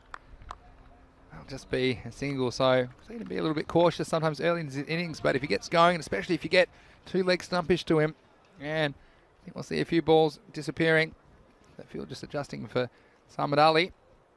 And it just shows you a couple of wickets can change everything. And well, they've got one, Bubba Khan, but like you said, Rico, this Barcelona Shaheen lineup, they only know one way, and they've got the depth, really. All of their top 6 or 7 can all hit the ball sweetly, and they're not afraid to go. This is shorter again, and beaten was Samad Ali. And, well, Mohamed Zishan, well, perhaps he's just we're definitely testing out the social distancing, wasn't he? As he, not sure how close he got to Samad Ali that time, and said, well, thought you could bat. And that one was halfway down the track. Perhaps just a little whisper. Was it a bit too quick for you? A bit of byplay between the bowler and the batsman. Yeah, well, let's see who's going to have the last say, because I'm sure Samad Ali will want to reply back to that and reply with the bat. That's the best way to do it. In he comes. Oh, this one, well, Samad Ali being tested at the moment. And Zishan, he beat him with a short one, he beat him with the fuller one. And this just shows you, and we've talked about it before, haven't we, Rico, that sometimes you can be timing the ball really well in one match and come out. That's only been probably 4 hours or so since Battle and Shaheen were last batting. And he looks all at sea at the moment, Samad Ali. Have a tough little period. Yeah, sometimes he comes out and he's timing the ball sweep from the middle of his bat right from the word go, but slightly up a level a little bit here from what he's had so far. That one's straight down the leg, and it's going to go all the way. That's going to be 5 runs. Oh, count them, high five. And this isn't what you want in Zishan. Well, he's bowled a very good over, but this has let all the pressure off. Look at the extra effort. He's trying so hard, but he's just lost his shape a little bit at the crease and sprayed it down the leg side. And even worse is that the keeper, Mohamed Yassine, couldn't negotiate it. So 5 for free, and you don't want to do that if you are Falco at this stage. And Samad Ali, he's been struggling this over to get the ball away, but he'll enjoy that. That's 5 more runs to his team. Yeah, I get a feeling this could be a short one. I think he might want to bang another one in here to Samad Ali, take out a little bit of frustration created by his own wayward bowling. Let's see. Can he finish the over here? Or maybe not. He's overcorrected. And Zishan, well, one thing I'll say about Mohamed Zishan, he gives it 110% effort, doesn't he?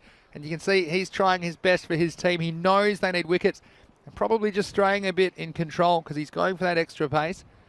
It's at the moment, well, handy runs for Barcelona Shaheen. And like we said, if they do post this 100+ total, it's going to be extremely hard for Falco to catch it in time so that they overtake them on net run rate. This time, well, another swing and a miss. And Mohamed Zishan says, well, the humanity, where is the justice? And Samad Ali says, well, I'm still here and you're not, because that's the end of Mohamed Zishan's 2 overs, and at the end of 4 overs, all the 4s, 44 for 1.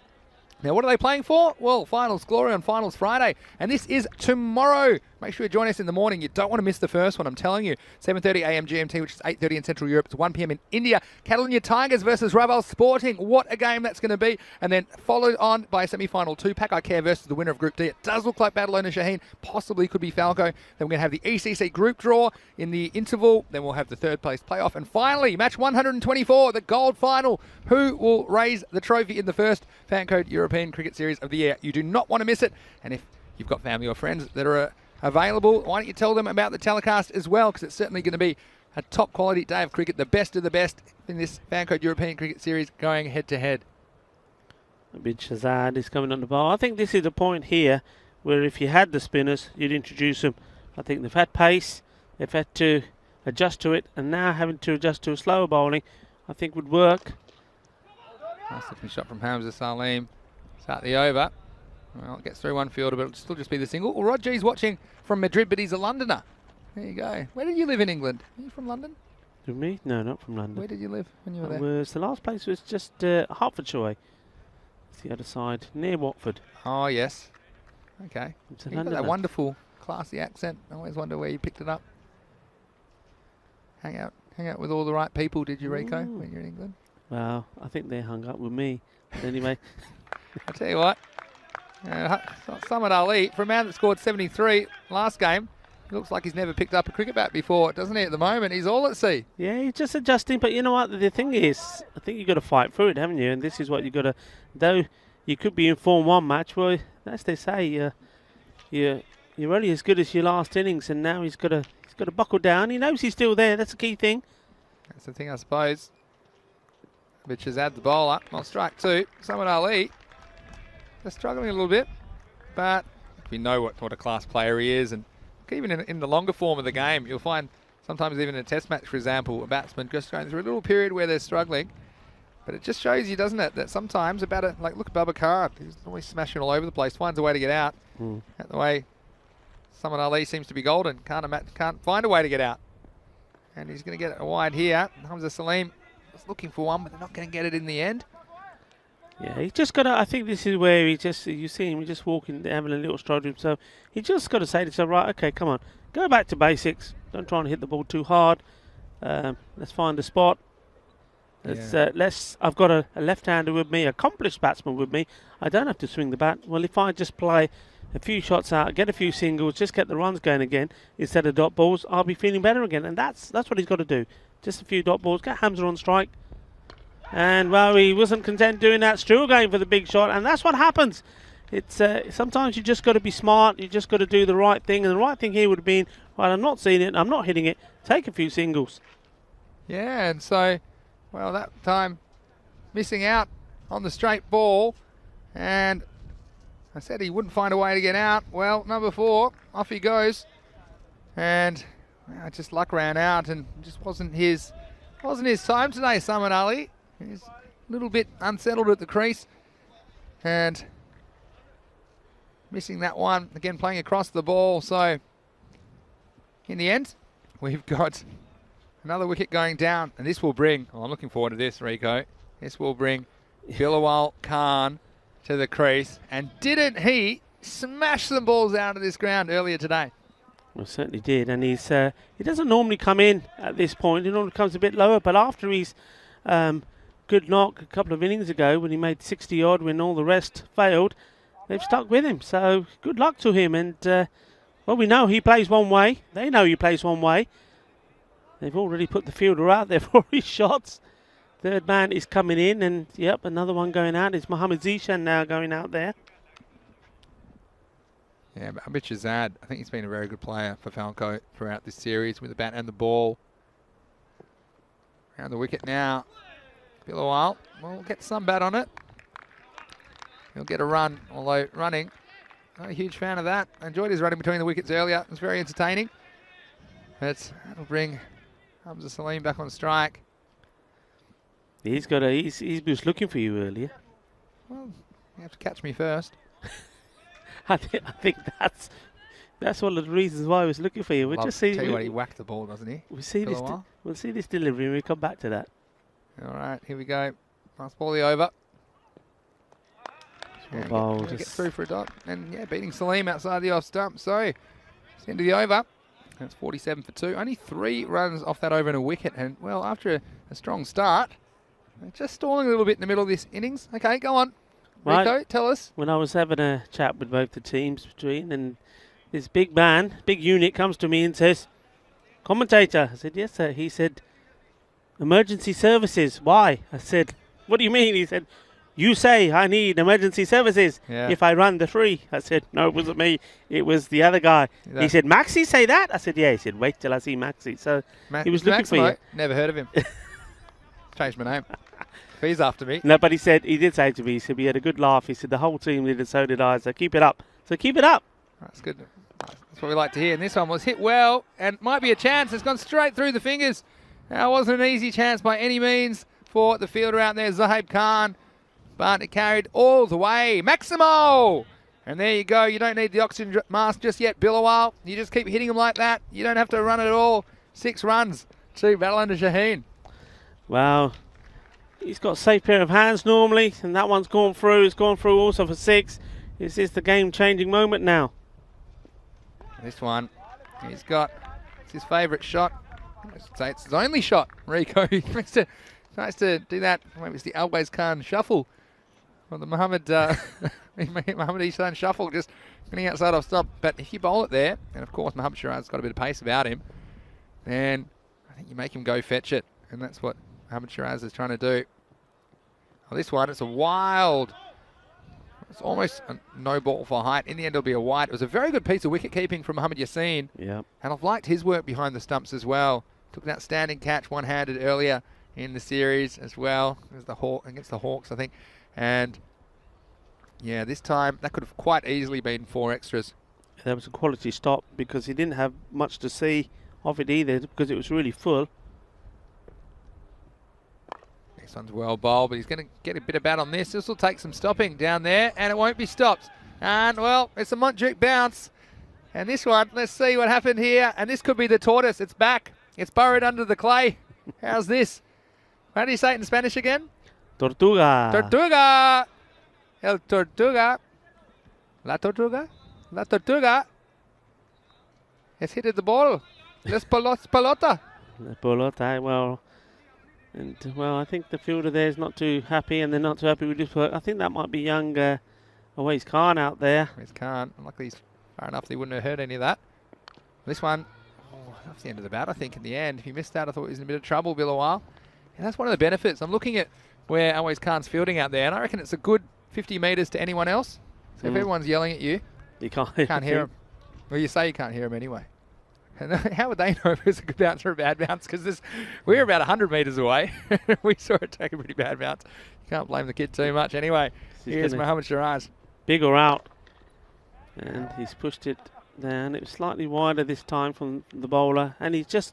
And once more, we said that's just classic battle on a Shaheen. The ball's there, he's just playing his shot. Yeah, he dug it out.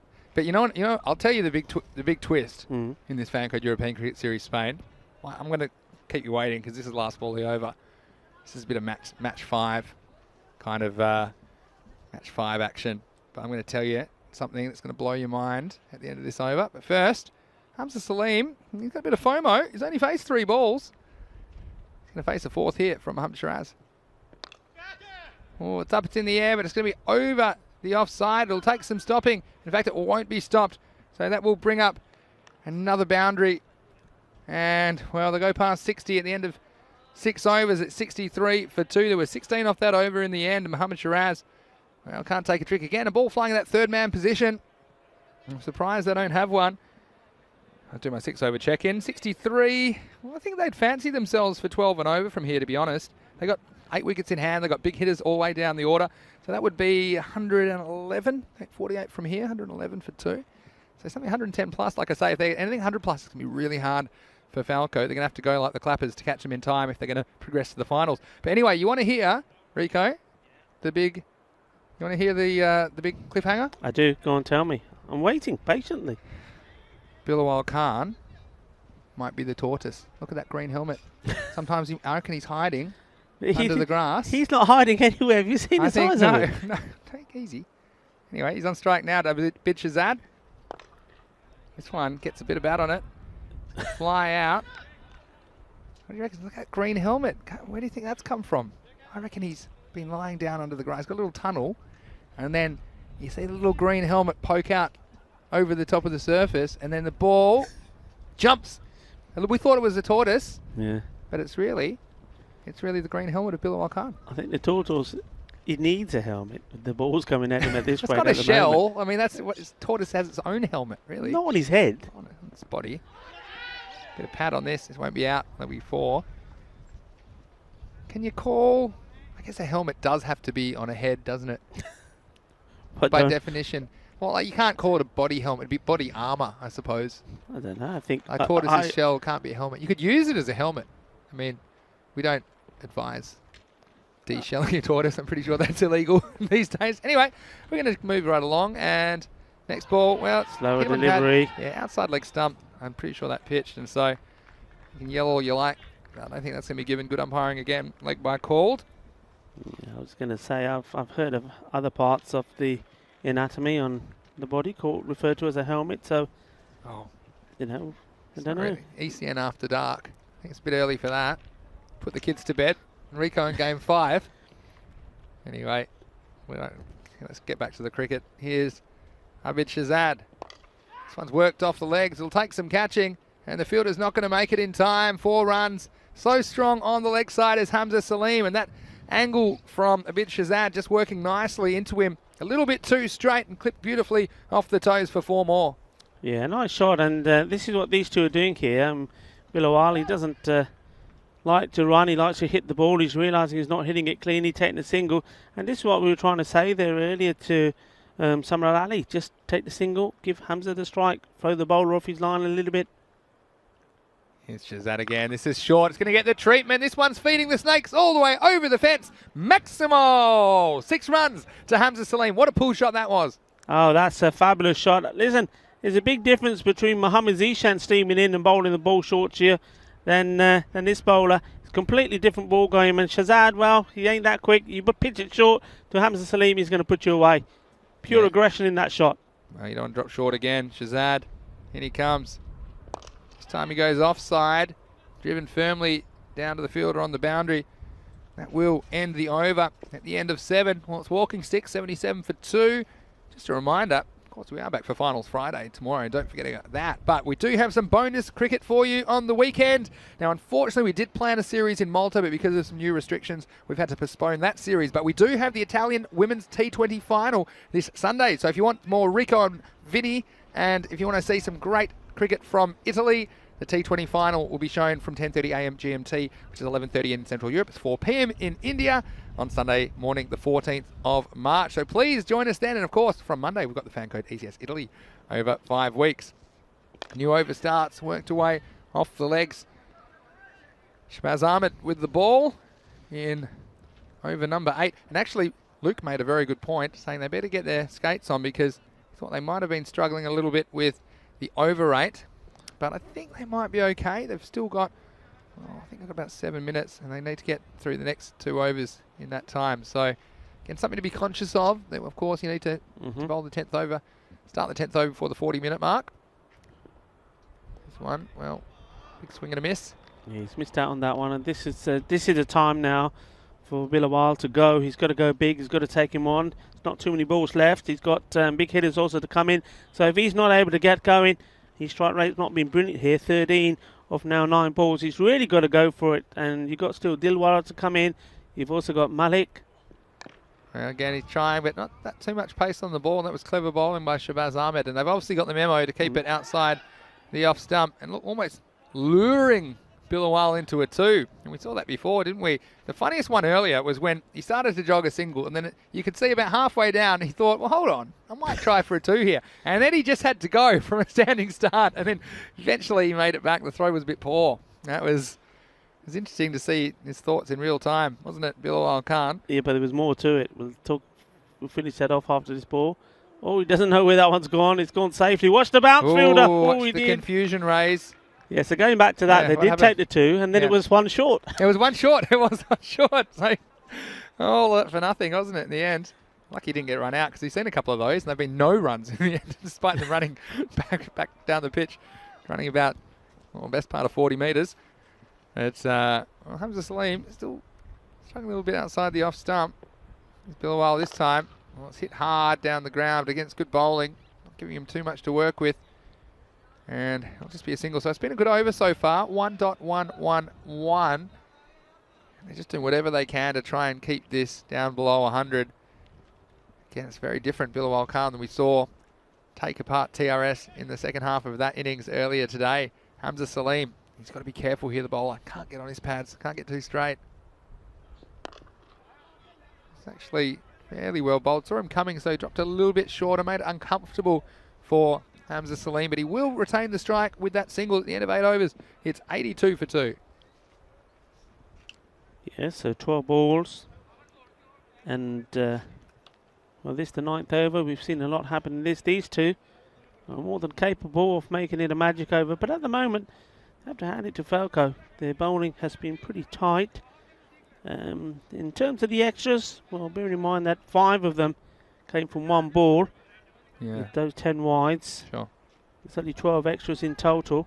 So, I'm thinking here, though, still batting on a Shaheen. They still would be eyeing up the 110. Yeah. They'll still be looking to play big. And I think these two have probably had a chat and said, right, okay, it's time to go. It's time to go ballistic. Yeah, party time. Join the party, Hamza Salim on strike. It's a beautiful shot, cut away, and it's not going to be stopped. And, well, just a little bit short and outside the off stump. This is a beautiful cricket shot, Rico. It was the correct shot to play, and he executed it perfectly. Yeah, that's class. That's top draw, and I like the way the hand comes off the bat there as well. It's like he's swinging a blade, and, well, he certainly did slash that away for 4 runs. Like a samurai, wasn't he? The way he used his hands to really get through that ball. Got Keanu Nolan saying he's looking forward to the Italian Women's T20 final. Can't wait. Here comes Kawajavid. Oh, this time I think it's just flicked the pad, and that's why I won't get a wide for it. Missed out on it. Yeah, certainly did. He was lining that one up. He was just probably wondering which street he wanted to hit it into downtown, because I thought that one was going to disappear. Yeah, Keanu saying, well, it's after dark, 3 a.m. here, Vinny. So, Rico, you can get away with your alternative material. But, no, it's certainly great to be here late on the day in Barcelona. Here's Javid again. This time, driven away off the back foot. Just be a single. What I would say from FanCode, it's been a good comeback from them, hasn't it? Because, well, they were 44 off 4 overs, and they looked at that time with wickets in hand like they could accelerate and go to a very big score, maybe something 130 plus. But, you know, it looks here, perhaps they might be able to keep them to something around 100, and we'll have to do the calculations. But and it would be, I suppose, possible for them to chase it down, but it would take a huge effort, probably Sawa to go absolutely ballistic if they were going to do that. But we'll of course give you the exact figures with the net run rate in the break to make sure that everyone's informed what is required from FanCode. I'm sure they'd love to win the game as well, just in its own right. But obviously that carrot of the last semi-final place against Pakai Care tomorrow. This is short, and well, I don't think he's got all of it. The fielder's underneath it. And he holds on for a fantastic catch. And what a good piece of work that is down there by Awais Khan. He had a few problems earlier with the bounce. Well, there's no problem as long as you don't let him bounce. And a great catch out on the square leg boundary. I'm sure he had the sun as a factor as well down there, but a great catch from the young man and a wicket for FanCode. Yeah, he did really well when he was... I think he's smiling there because he thought, oh no, he's not going to go on top of the mound, is it? And he gives the point this direction. Well, in the end, he does have the last laugh. He said being in the water a little bit there. There was the misfield. Then you saw him sliding and diving, trying to stop one earlier. The lovely cut shot from Hamza. But this time, hangs on, takes a catch. Now, that could be the difference, that one, between 110 and maybe just 95, 100. Yeah, well, watch out. And look at this. This is a man on the move. This is a man with a plan. Dilwar Khan said, well, I'm the finisher. Get me out there. And he's got 8 balls left to score 87 for 3. He didn't get a bat earlier today either, did he, Dilawar? No. He's spewing about that. He sets the order normally. And he sent in Dilawar first, but he did very well in the last game. Here he is on strike now. Well, he's going to get into it straight away. Crack that one. That one's got altitude. That's all the way. Maximo. And that's the way to start your innings when you've been waiting to bat all day. Yeah, and this is what we're talking about. When if you look at that, they lost the second wicket in the 5th over. And since then, they've poodled along. And we've been saying with the last 4 overs to go, it's time for them to get going because the big men, the big guns are waiting to come in. So I think they tried. I don't think it was a lack of trying, both from Bilawar and Hamza. They've tried. The bowling has been good. Yeah. But anything that's loose here now has to be put away. Well, I reckon he's going to go again. Here we go. Javid's in. Oh, and he does. Oh, you better forget this one. Stick a stamp on it and mail it back. That's a huge Maximo back-to-back. And what a way to finish the over. 12 off the last 2 balls. I tell you what, that's great hitting. 2 sixes on the trot. Reminds me of a little bit of Gurwinder Sidhu. But I tell you what, Bilwala there is looking around talking to his mate, said, why didn't he bowl them to me? Why didn't he bowl them to me? He bowled really well to me. He pitched up to me. 2 short balls, punished. Well, would you believe it? And, well, pretty much up to that 100 mark now. 99 is the score for 3 wickets after 9 overs. Well, Hamza Salim, I know he's the batsman that's there, but he's probably thinking, well, might just take the single and watch from the other end. I also think he's probably got some ideas about feeding the Snakes over that onside boundary. And he tries, and this one goes all the way. Maximo! And that one had some serious distance on it. Hamza Salim pouncing on this one on a length, clearing the front leg and sending it all the way downtown into Barcelona. That's top shot. That's quality. Exactly what they need here. They're really got to push on hard at this last over. And what a start. And he's ready to rock and roll now, these two. Hitting the ball big. Well, that's 3 in a row for the team. Can they go again? Oh, I think he will. And this one, well, that ball has gone all the way. Not quite over the fence, but it's over the rope. And that's 4 sixes in a row now. Barcelona Shaheen. Well, they've woken up. And I tell you what, they're doing some damage at the back end of this innings. Yeah, all of a sudden, after bowling very well, they've started to pitch the ball short and, well, to either two of these batsmen. You pitch it short, they're going to put you away. Hamza Salim now, he's on the yak. Where's this next one going to go? I know what he's going to try and do. I'm pretty sure Shahbaz Ahmed with the ball has some decisions to make. Oh, this one, you can forget it. And this is a baseball ground. This is a baseball shot. That is a no-doubter out of the ground. Maximo. And, well, after 2 sixes to finish the 9th over, Hamza Salim has started the 10th. 6, 6, 6. Shakka lag gaya, kinna sona. Good banda. That's nice. That's gone. It's travelling. That's gone into the Olympic Stadium. I think it's knocking on the door. Let me in. Let me in. Here comes another. Well, 3 in a row. We're on for 6 in, 6 here. Oh, and there's the 4th one. Hamza Salim. Well, that ball didn't last long. It was in play. It was gone too soon. And, well, hung, drawn and quartered. That one was absolutely smashed down to the ground, feeding the Snakes. They're ducking for cover over the fence. And can you believe this display of hitting from Hamza Salim? Well, that's first 4 balls, 4 sixes. Oh, this, I don't know if it's got the carry this time. And it's going to fall in no man's land. They're going to try for 2. Good throw, might be in trouble. And I think he's run out. So, well, that, I can tell you, just from watching it live, that bounced a lot more. And it had a bit more on it from Shahbaz Ahmed. And that's what fooled Hamza Salim. Just watch this one climb on him. And it got big, got up and under. But still, you can see what he's trying to do. Got down there, came back. A good throw always had him in trouble. And it was right next to the stumps. And the keeper, Mohamed Yassin, doing the job. So, still, the damage is done. 6, 6, 6, 6, and then 1 off that ball. So 25 off this over. And the score now, 124 for 4 with a ball to go. I'll take a breath wherever you are around the world. What do you think about this? Was a saying doesn't understand the length. I'll tell you what. I'm sure the bowlers weren't getting the message either, were they? Was it? But thanks for all the nice comments I've seen in the chat about the ECN team and all the work. But first, let's have a look at the last ball of the innings.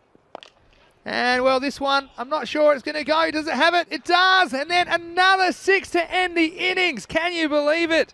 And, well, it's Malik Mati-ur-Rahman who's come out and he's struck his only ball that he's faced out of the ground as well. So what an over. In the end, there'll be 31 off the over. And they'll finish at 130 for the loss of 4. That was a positively supersonic finish to the innings. And we go back to the start of the innings, Enrico. Well, it was a slightly cautious start, you could say, from the openers. Although they did play their shots only though one way. They had a few troubles and some good fielding by FanCode, kept them down, especially that second over. Only went for 6 from Mohammad Zishan, who bowled well without a lot of luck. You'll see this one here, right up in the block hole. And this was a moment where, well, we thought it was a very close run out. You tell us at home what you think. Again, umpire making the call, that's fair enough. It was just this moment with Bubba Khan, interesting little duel, wasn't there? He went backwards, he went forwards, he went backwards again. A couple flying away in the third man region. And they had an idea. They said, why don't we put a man back there? And you know what? The very next ball, straight down his throat, and that was the first wicket to fall. And Bubba Khan, again, he's looked threatening every time he's gone out there. Meanwhile, a couple of freebies from Mohammad Zishan. It was an interesting little battle he had with Samad Ali, who eventually fell, didn't quite find his timing. And that's when it looked in the middle of the innings where things were stalling for Barcelona Shaheen. And then Bilawal came out.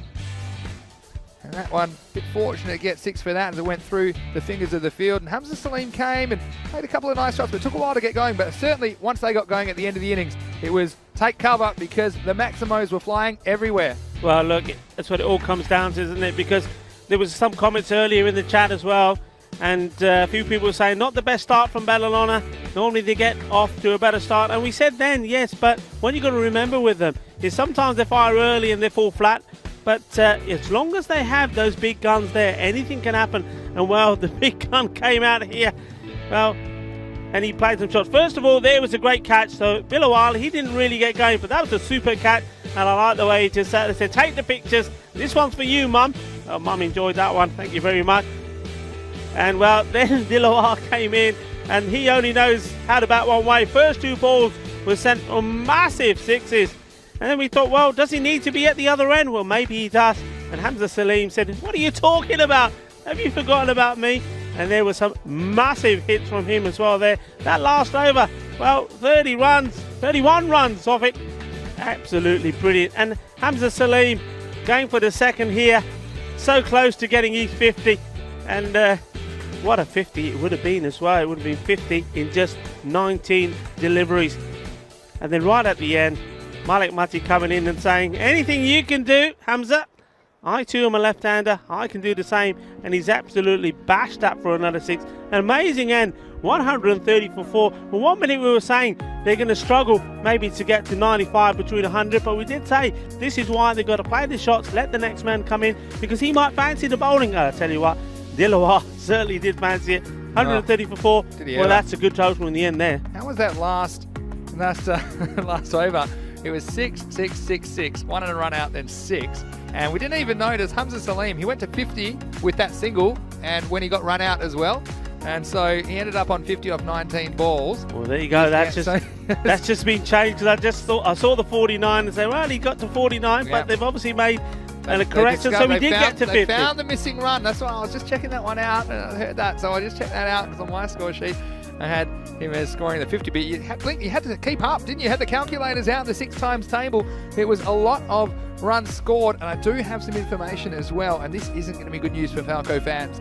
Now, look, they can progress if they chase this target down, but they only have 4 overs to catch it. Now, I'm not going to say that's impossible. It's basically 4 supersonic overs in a row, and, well, you can't see it happening. So, well, maybe FanCode need to adjust their expectations with that information coming to hand, and they'll go out there and look, they would get a lot of satisfaction as well from winning this match. And I think that would probably, if I knew that information, which I'm sure has been passed on to the FanCode players now, you just go out there and you try and win it. You got 10 overs. Let's see if we can knock them over.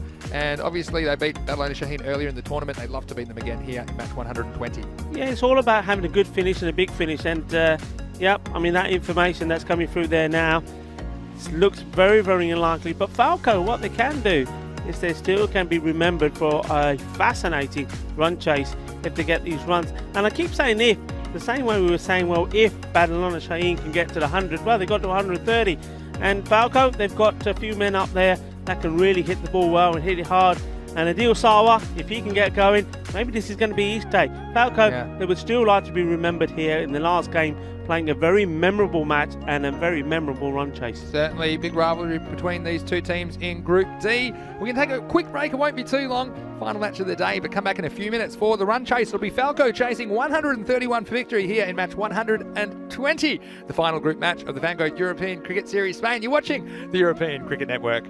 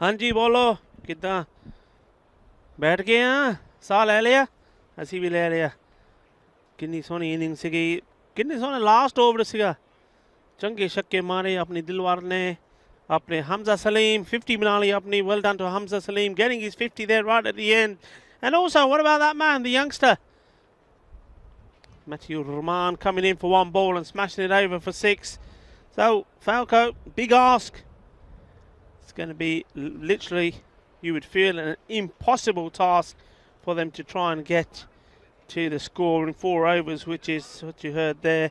Mr. Maximo saying was needed for them to progress to win inside the 4 overs.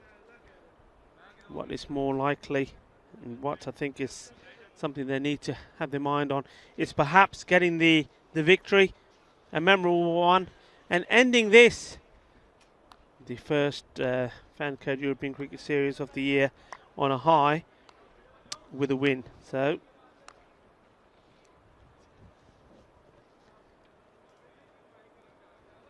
just having a look round, and it's going to be Hamza for sure. He's not tired. He says, "Captain, no, I'm not tired. What are you talking about? Tired? I'm ready to go. Watch me." And we all watch him go. This is going to be a fascinating contest. Hamza just setting the field here. He's having a chat with Dilwar.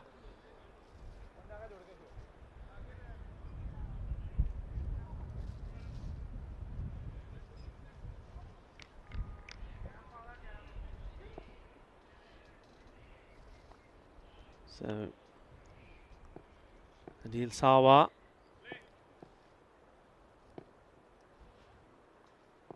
Placed the first ball and short, crashed away.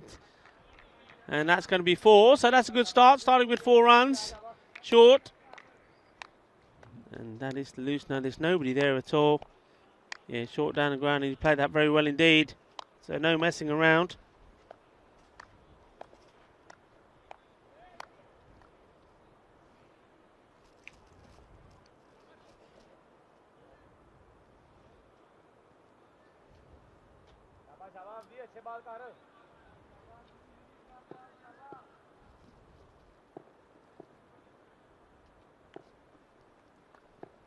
So Hamza needs to make up for that one. In he comes.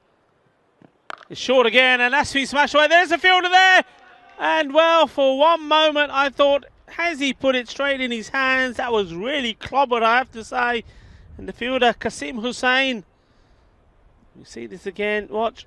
I just picked him up there. Didn't even spot him there, and he's just not able to do anything about it. Goes all the way over. 6 runs.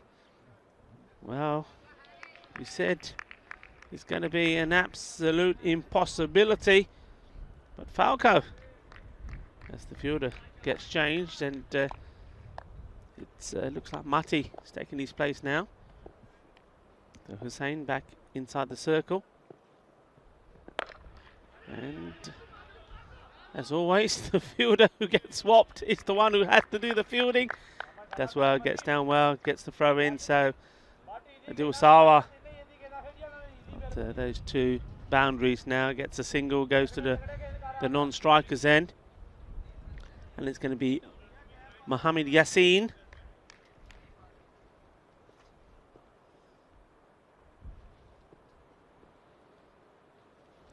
Just taking guard, ready to go. Here comes Hamza. Short. And well, that's a lovely shot. How about that? That's quality. And Falco, with these 2 there, well, do they dare believe? Do you dare doubt them? Well,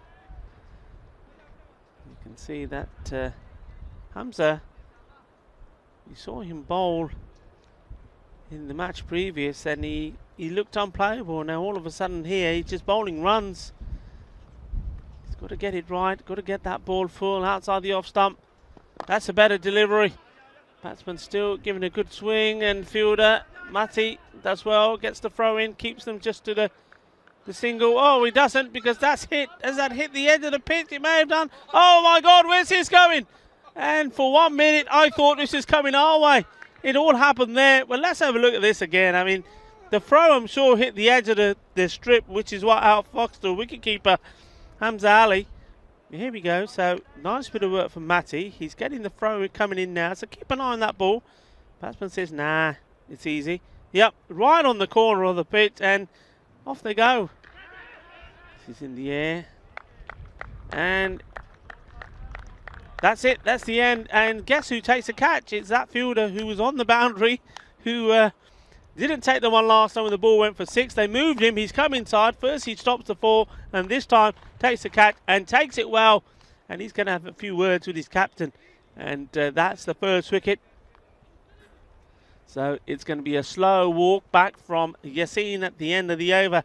So it is 19 for 1 at the end of the first. And Vinny, I know you were trying to sit down and get a word in there, but there's so much going on. I was backing up the throw because I don't think anyone else was. One of the things I do love, and look, it's an unusual thing for sure. It's temporary pitch, and the edges, things can happen. And that time, you saw the ball bounce back at the guy who threw it. And then they've gone for the overthrow, and then there's the keeper. I'm pretty sure it was the keeper that pounced on it, Hamza Ali, and he's thrown it so wide of the stumps. I thought no one's, and it was just when I was walking back to the commentary box. I thought, well, I'm going to get this, but it's going to be 6. But in the end, well, Adil Abbas is going to bowl the second over. He's bowled very well today. Well, he forgot to bowl that one, but he's when he remembers to bowl, he's been a very good bowler for Barcelona Shaheen. I think he'll be a weapon in the semi-final, and we did mention that Falco have to get these runs in 4 overs. It's just basically not going to happen. They need 4 overs, like, to give you an idea of what a 31 and over looks like. It was the last over of the Barcelona Shaheen innings. They need 4 of those in a row. First one only 19, of course. So I think if you're Falco now, you just concentrate on trying to win the game. I think that you have to look at it that way. And they'll be disappointed, of course, that they let Barcelona Shaheen get away, particularly at the end of the innings. But, you know, they've got pride to play for, and they're a proud bunch of guys as well. They've had some success in the domestic level in this region, and I think they need to concentrate, knuckle down, and try and knock off this target. It's a pretty challenging one as it is in the 10 overs of 131. Here's Abbas. Well, this one was going to be plumb. close. It looks dead. And, well, the batsman not liking it, but that looked pretty close to me. Perhaps he's trying that whole inside edge trick that we've seen before. But I tell you what, I didn't pick it up. We'll see it on the replay from front on. Well, to me, it didn't look like the bat was anywhere near that. And sometimes I think you can fool yourself as a batsman. That one, well... It looks like it was Yorker length delivery, Yeah, hitting him right in front, to be honest. Abid Shazad, he's probably disappointed. In fact, I know he'll be disappointed because he's a very competitive player. And it just shows you how much it means to these guys as well.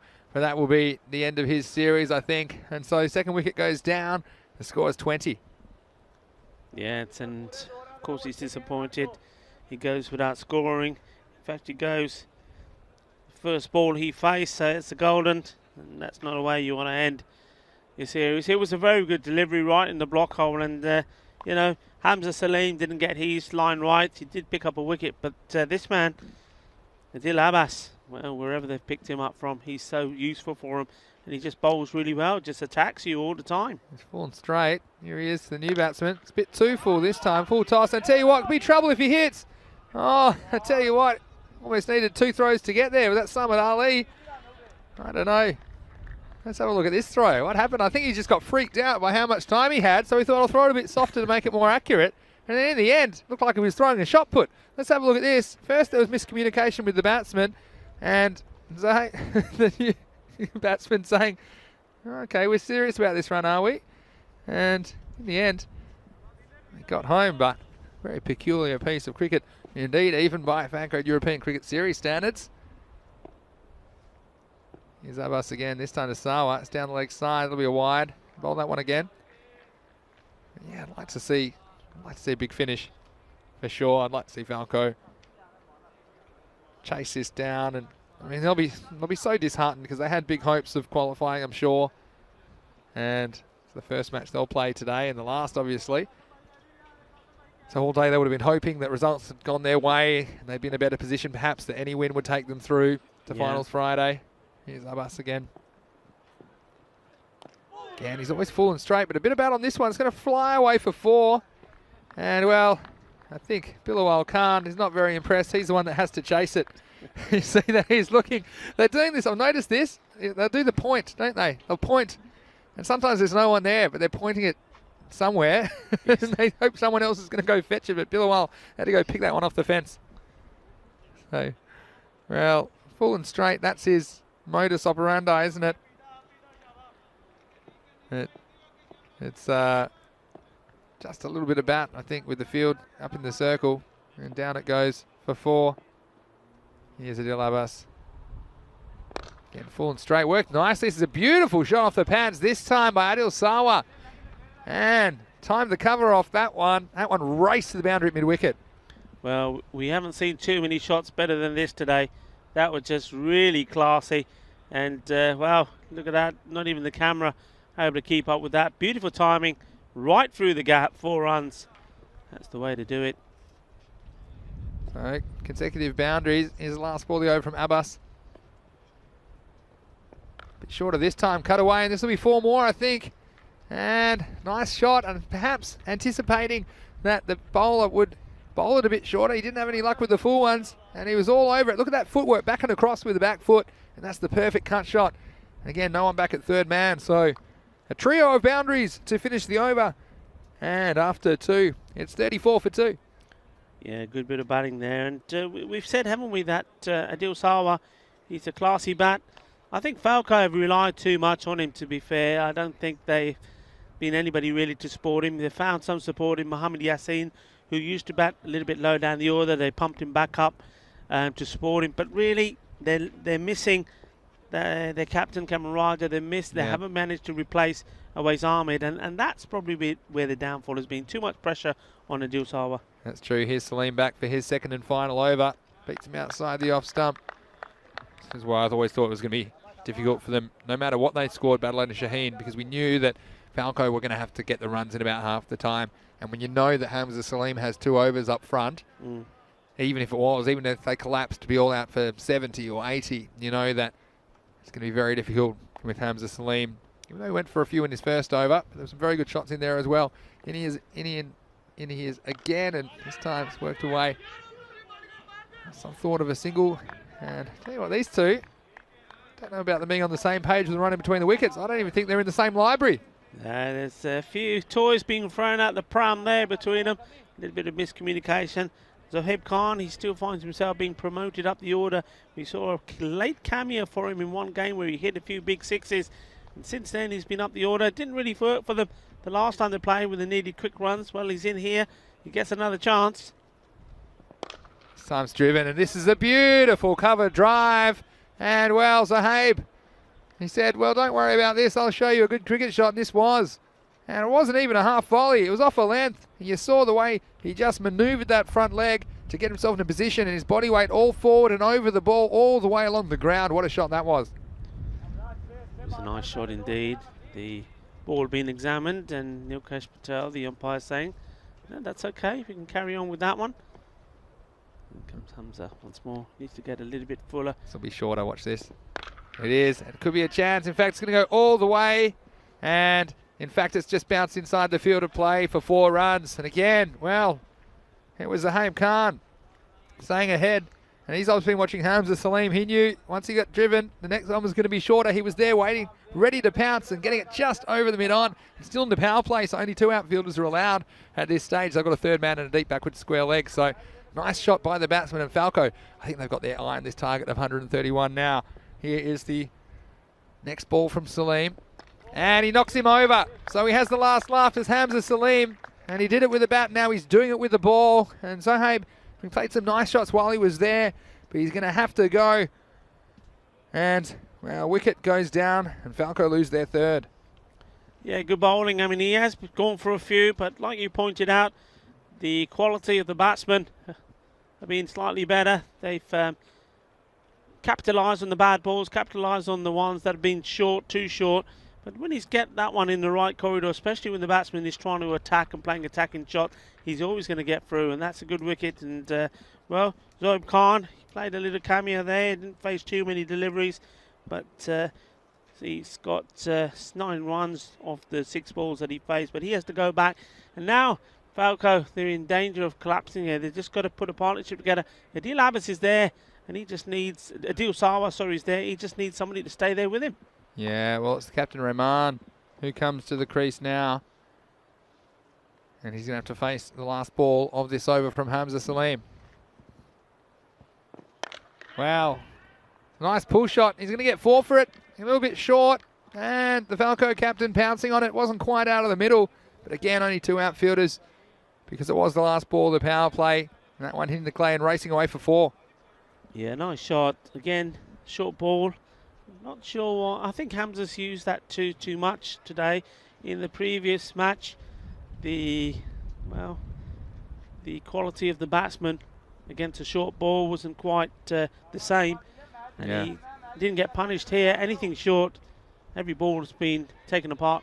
Yeah, 46 for 3 at the end of 3 overs. And yeah, I think you're right, Rico. I think the element of surprise is important with the short ball. And I think when it's overused and it becomes a bit more predictable, then the batsman can set up for it. But I think when he's used it before, it's really come out of nowhere and it's caught the batsman off guard. So you saw the batsman basically predicting that it would be short, and they were setting themselves up to play that cross bat stroke, and they played it pretty nicely on a couple of occasions. But anyway, Adil Abbas is going to bowl to Sawa, start of the 4th. Oh, this one's up and it's away, and it's still going up and it's gone. 0 gravity, Maximo. And that's one for the cheap seats. It's gone all the way. Well, that is one that we call the Bizaway Super 6. It's still going. What a big hit that one. That's going into the road for sure. Watch out if you drive your by. And if you see a white thing, I know some of the Spanish may not understand what it is. It's not a baseball, it's a cricket ball. And we'll have it back, please, because we're running out of them pretty fast. Some of the baseballers watching on. Hope they had their gloves out. Here's Adil Abbas again. This one, it's going to be 6 more, and this time he's gone offside. Maximo, back-to-back 6s for that man, Adil Sawa, and he's racing along and he's keeping Falco in this game. Hey, look here, look at the corner of our screen. I've spotted somebody. Somebody who's giving the Maximo signal there, the bit of balle, balle, balle. And I tell you what, balle, balle, balle to you, because that's our man, the founder of the European Cricket Network, Daniel Weston. Dan Weston in the house. He's in the house. Yeah, you know what else? Yeah, go on, tell me. Yeah, you say it. No, go on. We found out it's his birthday. Yeah, it's his birthday. Let's see this ball. Let's watch this from Abbas. 2 in a row. Can he go 3? That's a better ball this time. And, well, he might have run himself out if he picks it up. No, I wouldn't have been so quick to get to the other end if I was hitting him that well. But in the end, it'll just be their single. Yep, Dan Weston's here, European cricket founder and the visionary behind all of this. And it's wonderful to have him here. He'll be here for the ECC draw tomorrow and, of course, to present the trophy in Barcelona. So welcome to you, Dan, and happy birthday to you. Enjoyed a little bit of cake at the break. This one, well, that's a dirty slog. See? You're going to get some of those. Feliz cumpleaños for Daniel Weston. And जी अपना founder था European Cricket Network था आज birthday भी है इतने हैगा नाले कल आऊँगा ता कल होऊँगा draw जरा European Cricket Championship शुरू होना ना September ਦੇ ਵਿੱਚ ਉਹਨਾਂ ਦਾ draw होना सारी other nations ਦਾ miss ना करियो final तो पहला. In comes Abbas. And this is Fuller. And again, they might think about a run, but it hasn't gone far enough this time. Yeah, so it's his birthday, and I tell you what, we had a little bit of zesty. Wasn't it good? Birthday cake, and it was zesty for Westy. Happy birthday, sir. It was. I tell you what, some people might be following European Cricket Network just for the food updates. I think, especially when you get to Game 5, people are tuning in. What are they eating for dinner? What have they had today? But anyway, there's also some great cricket. And this is a good contest. Abbas with the ball. This one turned off the legs, and what was that? Billowal after it. That's his zone down there. That's the I hope the ball doesn't come to me zone. He's always hiding in the fine leg region. I tell you what, do well to get onto that. Just the single to finish the over after an explosive start and end of the over. And guess what, Rico? I know you know this, because we're going to have our COVID tests very shortly. So before we get stabbed in the nose, we're going to tell you about ECS Italy. And it starts next Monday for 5 weeks. We're going through 5 different locations. Each week is a different series. So they'll each have a finals day on Saturday. And it begins this Monday coming up, the 15th of March in Rome. Then we'll in Bologna, Venice, Milan and Brescia. So some great locations through Italy. Again, a great organisation and logistics to put that on at the moment. And we hope you can join us over the next few weeks in Italy. And as a bonus, you've got the Women's T20 final this Sunday as well from 11:30 a.m. European time, which is 4 p.m. in India. So I can't wait to go to Italy. It's going to be amazing. Can't wait. It's going to be a bit of a road trip as well, aren't we? We're going to go to different parts. Yeah. 60 for 3 after 4. And look who's on. Dilawar with his leg spinners. It starts with a short wide one, but it'll just cost him the single. Hasn't he bowled well, Dilawar, today and throughout the series? And I think it'll be a very interesting semi-final when he's entered into the game, because he's the sort of bowler that can take wickets. Absolutely. And one of the things that we said about Barcelona, Shaheen, earlier on is to say that though they do seem to have a little bit of everything, they've got the seamers, got the batsman, one thing they were missing was the spinner. And then all of a sudden the captain must have been listening in and thought, hang on a minute, I can spin. He had a go, he took 4 wickets, and he's not looked back since in that match. And he took 4 wickets in that match, and he's just carried on bowling, and he's always picked up wickets. He's been good. Here he is again.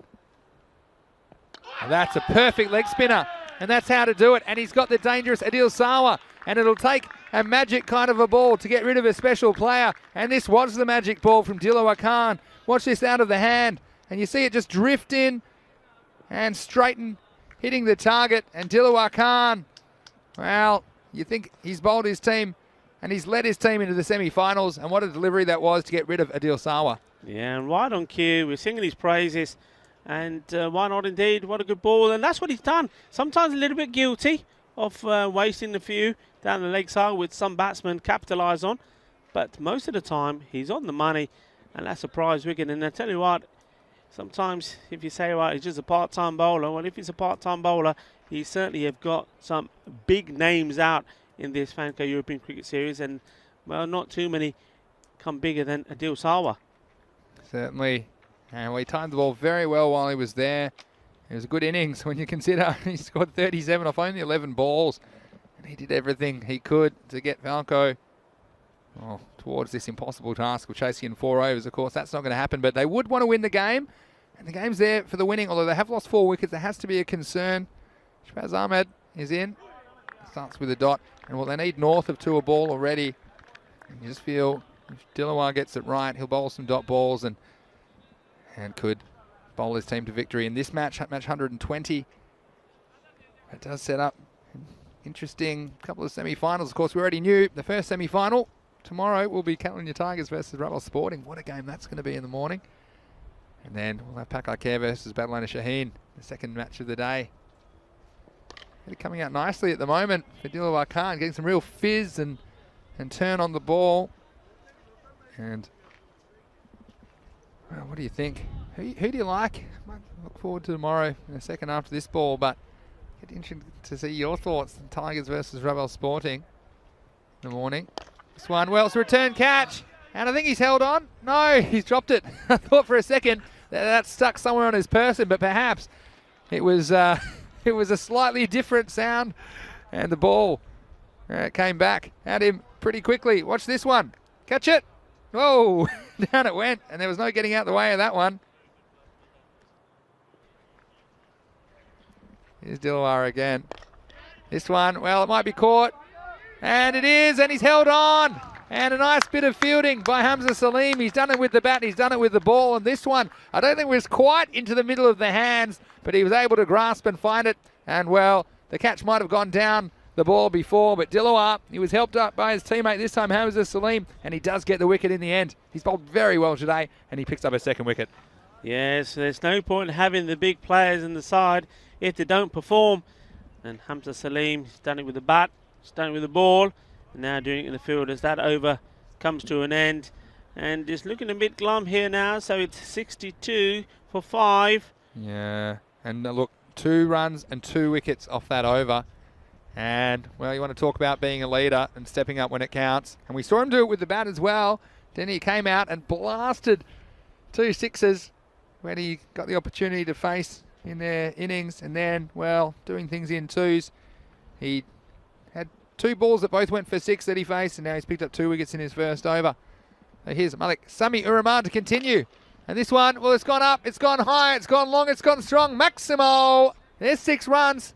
And Malik Sami Uraman said, well, I'm going to come in. Maybe I can take another hat-trick. Instead, he disappeared over long off for 6. Yeah, that's a nice shot, firmly hit. Just a tad short. If you're going to be really critical from his first ball, he's just got to get it a bit fuller. We know that he can. We've seen him knock the middle stump over with 3 balls on the spin with his hat-trick. So he's got to come back again. He comes again. Oh, it's time a big swing. Let's have a look at the equation here. Because, look, the concern is the wickets lost, because it's been pretty stable all the way at about 13 and over. But you have to worry. Having said that, Shabazz Ahmed's hit a good shot. Ijaz Ahmed, we've seen him opening the batting before. So he's another one that can carry the bat. It's going to be very tough against this Barcelona Shaheen lineup. This one's very, very high. Who's after it? Oh, the keeper's after. He's got to go a long way. Oh, that was a long way to go. And in the end, watch this. And we'll take your marks, get set, and then let's go. There's this one. Now, I'll tell you what, it's not like that dream where you're running, but you're not getting any closer. And he's making up the ground. Look how far he's gone, almost to the edge of the 30-metre circle. It's, well, a nice effort. It's nice to see the keeper summing up the situation. He knew that if anyone was going to get there, he was probably going to get there, because the outfielders were a long way away from that one in the end. The result is a long single. Here's Malik Sami Uraman. Yeah, we go back to that one again. And you see Bill pressing the brakes. It took him a while to stop. There was a collision on course there, and luckily he avoided himself. That could have been, well... You don't want to get hit by a human truck. You don't get hit by any truck. Hamza Ali was going to be stretched off there. It could have been. All right, Malik Sami Uraman, in he comes. Yeah, you think the tortoise was after him. He was going to trip over the tortoise on the way there. That would have been very, very ugly. Keepers are normally little guys as well. It's not a fair fight. I mean, look at the pace. And I said that no one was going to get there in time. Pilawar wasn't that far away from it. But I think the keeper said, well, if anyone was catching this, I'm going to go for it. That's the kind of action you can see only here on the FanCode European Cricket Series. Malik Sami Uraman. Oh, this one looks like 6. Well, what a feeling. Over it goes. And beats Adil Abbas on the mid-wicket fence. Maximal, 6 more to finish the over. And they need to keep them coming if they're going to get close to this total.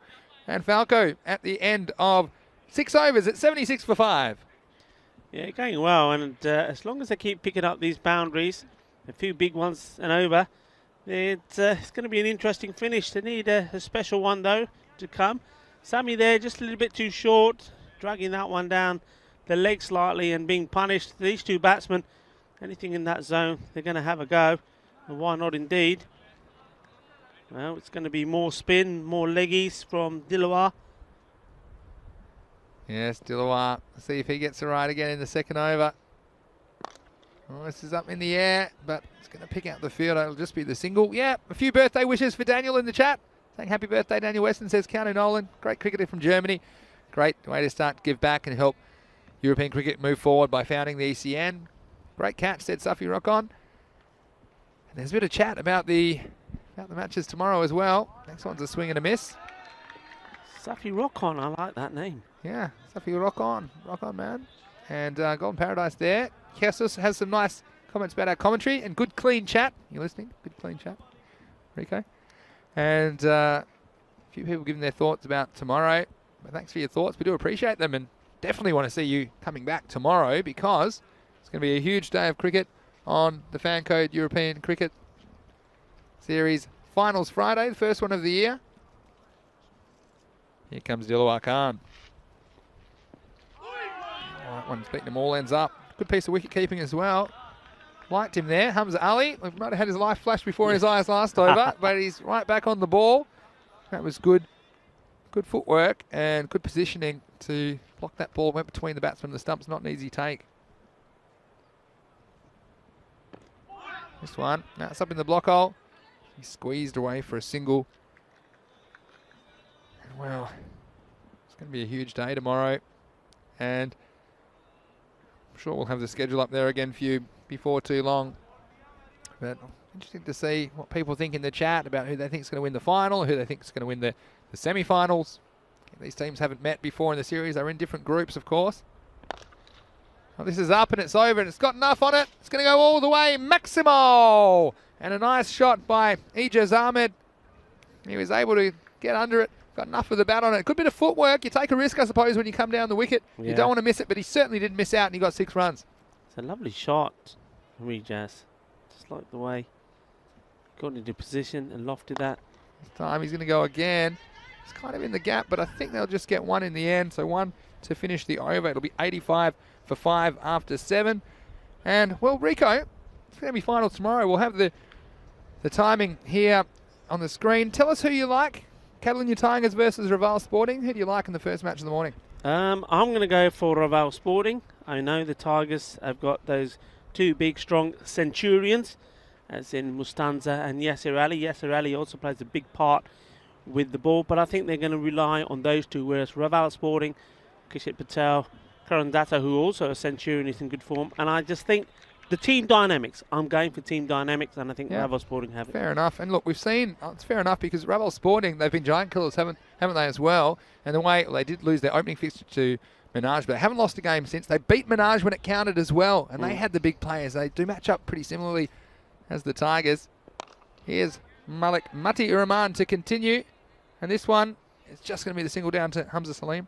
Yeah, but I think Minaj, the way they match up with their strong top order, and then relying on it's probably not the strongest bowling lineup, and Raval Sporting a fairly similar contest against Catalunya Tigers, I think. If they can get those big hitters. This one just struggling with the sun a little bit. Hamza Salim, next ball. It's just going to come off the pad. There might be a chance for a run out. Oh, and he's run him out by a mile. And what a good piece of fielding that is. And Ijaz Ahmed, who is desperate to get down the striker's end. And I think he's just apologising to Shabazz Ahmed, saying, I'm sorry about that. You see, Ijaz Ahmed said, well, look, let's have a run. And I'm not sure Shabazz was thrilled about it. Then he was in the firing line. He said, I don't want any part of this. And and you need the back pad, don't you? The mattress down the back of the shirt to protect yourself from that one. But he's going to go. It's going to be an unhappy end to the series from him. But FanCode, well, they're still with a chance in this game, but that 6 wickets going to hurt them. They need about 2.5 a ball at this stage. And Ijaz Ahmed obviously desperate to get on strike, but he caused a run out on that occasion. Yeah, Shabazz Ahmed, Danny Boy, not happy at all. And why would he be? There's really no need to do that, and it left him stranded. And he was going along quite nicely as well, just starting to play some shots, just starting to get in. And well, Falco getting in the habit of losing wickets at the wrong time. We got Was Up with his thoughts on tomorrow. I'll give them to you in a second, but first let's have a look at Malik Mati Rahman. Now he's gone for it, but he hasn't quite got the contact. He's just going to walk a single in the end. And was a saying that he'll be on tomorrow for sure. Finals time deserves a fine bottle of bourbon and a big smile. Tell you what, that should be our motto. I'll do the shopping. That could be a very interesting finals Friday. Yeah, Crack it open at 7:30 at the toss. 7:30 in the morning. Well, certainly we won't need any assistance to be very enthusiastic about the action tomorrow. I'm sure neither will you if you're watching on ECN. Well, this one's very, very high. I think it's gone very, very long. It's got a carry. It's gone all the way. And the fielder, well, he might have had a chance to catch it, but he was 5 or 6 metres over the boundary. It was Hamza Salim. So Maximo and, well, Kawadravat. Well, you think that he might be involved in this partnership that could take them over the line. Why not? And he started with a really huge shot. 6 over mid-on. Malik Mati Rahman, how's he going to respond? Will he go fuller? Well, he goes again, and well, someone's going to catch this, are they? And the bowler does his own work. And well, 6 and out, you can't blame Kawadravat. Went the big shot, and well, courage. I suppose the difference between courage and stupidity is on the result. And Malik Mati Rahman went short again, maybe it was a little bit quicker. You see, he rushed him in his shot, went up in the air. There was no one on the onside into the circle, so Malik Mati Rahman had to go after it. And a nice piece of fielding, and he's a great all-round cricketer, isn't he? And we love these guys, Malik Mati Rahman, as well as his brother Malik Samir Rahman. Oh, and he just, wouldn't I love to be young again? Oh, I'd love to be young again. That reminds me of my youth. But yeah, what a day he's having as well. You know, we talked about some of these players, and Mati Rahman here. First of all, with the bat, comes in, 1 ball, bang, 6. He's bowled very well. He's been involved in the run out. That caught and bowled. Just a little bit of everything. And, a super performance from him as well. Another star of the future for Cricket Espana. He's one, no doubt, he and his brother. We're going to see a lot more of him in time to come. And that is the end of that over. So the score moves along to a 94 at the end of the 8th over. And, well, Falco, it's not impossible, but they do need one very special something or another to happen here now, because it is coming up to this all special 9th over. It's a new bowler coming in, Hussain, and well, that was almost gifted back to him from Ijas, Mario, so I like to call him. You can't really see why when he's got the lid on. Tell me about the Mario nickname, because how did I miss this? Was this when I was having lunch? No, it was talked about this last time, remember? When I said, have a look at him when he was having a bowl. That one's gone through. Because he was sliding. No, you got to look at him after the game. If you get a chance, go and have a chat with him. When he takes the lid off, and he knows because I call him Super Mario and he laughs at me. When he takes the lid off, he's got the moustache and everything. He just looks like Mario. Honestly, he does. I'll take your word for it. Here's Qasim Hussain. Well, wides, and this game's still on the line. When you consider that after 9 overs, the score was 99 for Barcelona Shaheen. You look at how important that last over was, where they took 31 off it. Jesus has a nice question as well about what is the art of fast bowling. I'll give you my thoughts after this. And this one, will it carry? I think it might. It's going to go all the way. 6 runs, Maximo. And well, always Khan getting in on the act, and some warm applause from his teammates, known mostly for his bowling, of course. But he gets away a 6, and that might just keep them in the game. Just quickly, my thoughts, Kessels. I'm not a fast bowler myself, but I'd say rhythm, rhythm, rhythm. It's all about finding the rhythm, and of course, there's things you can do as you grow up as well, getting your body stronger, getting your body healthy and fit. And I guess fast bowling, though, sometimes there's just some people that can bowl fast and some that can't. Yeah, when you said rhythm, rhythm, rhythm, we'll continue after this delivery. The next one, between miss. Yeah, go on. Yeah, rhythm, rhythm, rhythm. You remind me of the rock star. Oh, rockstar. Zohaib Hamid. It was Zohaib Hamid. Akbar. When he gets his wicket. Yeah. Yeah, rhythm, rhythm, rhythm. Yeah, well, what I would say also is, and this is one of my good friends that played First class cricket in South Africa. I'll tell you this in a second. First of all, have a look at Kasim Hussain. Well, he's not going to quite get all of this. And look at Hamza Salim. Well, he looks pretty bored now. He's thinking about the semi-final, but he'll stop it. 1 run. He said, and this is a guy, Willie, if you're watching in South Africa, Willie Brink, and he played a bit of first class cricket in South Africa as a bowler. He said, all my life I've been trying to bowl faster, and now they're just trying to get me to bowl slower balls. So here's Kasim again. This one will be squared away for a single. So yeah, don't be obsessed with trying to bowl as fast as possible. Again, depending on the type of cricket you're playing as well, let's concentrate on bowling well. And sometimes bowling within yourself and bowling accurately is a lot better than trying to bowl too fast and losing your shape. You saw it with Zishan earlier today as well. And he was trying hard. He bowled some good deliveries, but he sprayed a few as well. So that's probably my advice. I guess I've watched a lot of good fast bowlers from the other end, and that's always an advantage as well. And the best ones seem to be very accurate, and they always had a plan as well. So it's not about bowling as fast as possible. It's also about being clever and outthinking the batsman. Anyway, end of the over, and we'll head into the last over of the day. 104 for 7. Well, I can say for Falco, they're 5 ahead on the comparison. All right, close your eyes. Don't look, close your eyes. All right. Okay, guess who's coming on the bowl? Bubba Khan, 10th over, cheap wickets. Yes, and it is. And 27 required for victory. Well, he might get a couple of cheapies. Oh, this one's going nowhere fast. Well, we might have a run out. Not going to bother though. Why would you? And always calm. Well, you can make a name for yourself. At 26 off 5 required. And we might see this game peter out now, but again, let's reflect on these two teams and two giants of the game in Group D. They've had a tussle. In the end, it'll be Battle and Shaheen that will go through. Well, that was an easy stumping. There's not too many easy stumpings, but this is one. So it should have been taken from Hamza Ali. And he might have run about 30 metres for a catch before. And Bubba Khan, well, he's filthy. He said, where's my 25 Dream 11 points? I know that Bubba Khan could play Dream 11 cricket. He would be his captain every time. So anyway, in he comes again. And well, hoping for a wide. Not going to get it. Yeah, going back to the topic about fast bowling, of course, the very important thing also is the surface you're playing on, the pitch itself. Yeah. I mean, some pitches, yeah, you can bowl fast on it because it's made for it. Others, there's no point. It's going to give you nothing. I'll tell you a story very quickly that I heard, so I don't know if it's true, second or third hand, that Brett Lee, of course, famous Australian fast bowler, was meant to play a first grade game in Sydney, so a game for his club. And he's already a big star at this point. He rocked up in the car. I'll wait for Bubba Khan first. Oh, the reverse is on. Watch out. And he went, oh, he didn't even get a wide. It was wide enough to be called a wide. And he stumped. Well, there we go. There's a bit of everything. Gives me longer to tell my story because that'll be a wide and a wicket. Because he got his stumping in the end, didn't he? In the most unusual of circumstances. And maybe he thought that if he reversed his stance, he could be the other side of the line. So that was something pretty interesting. Watch this.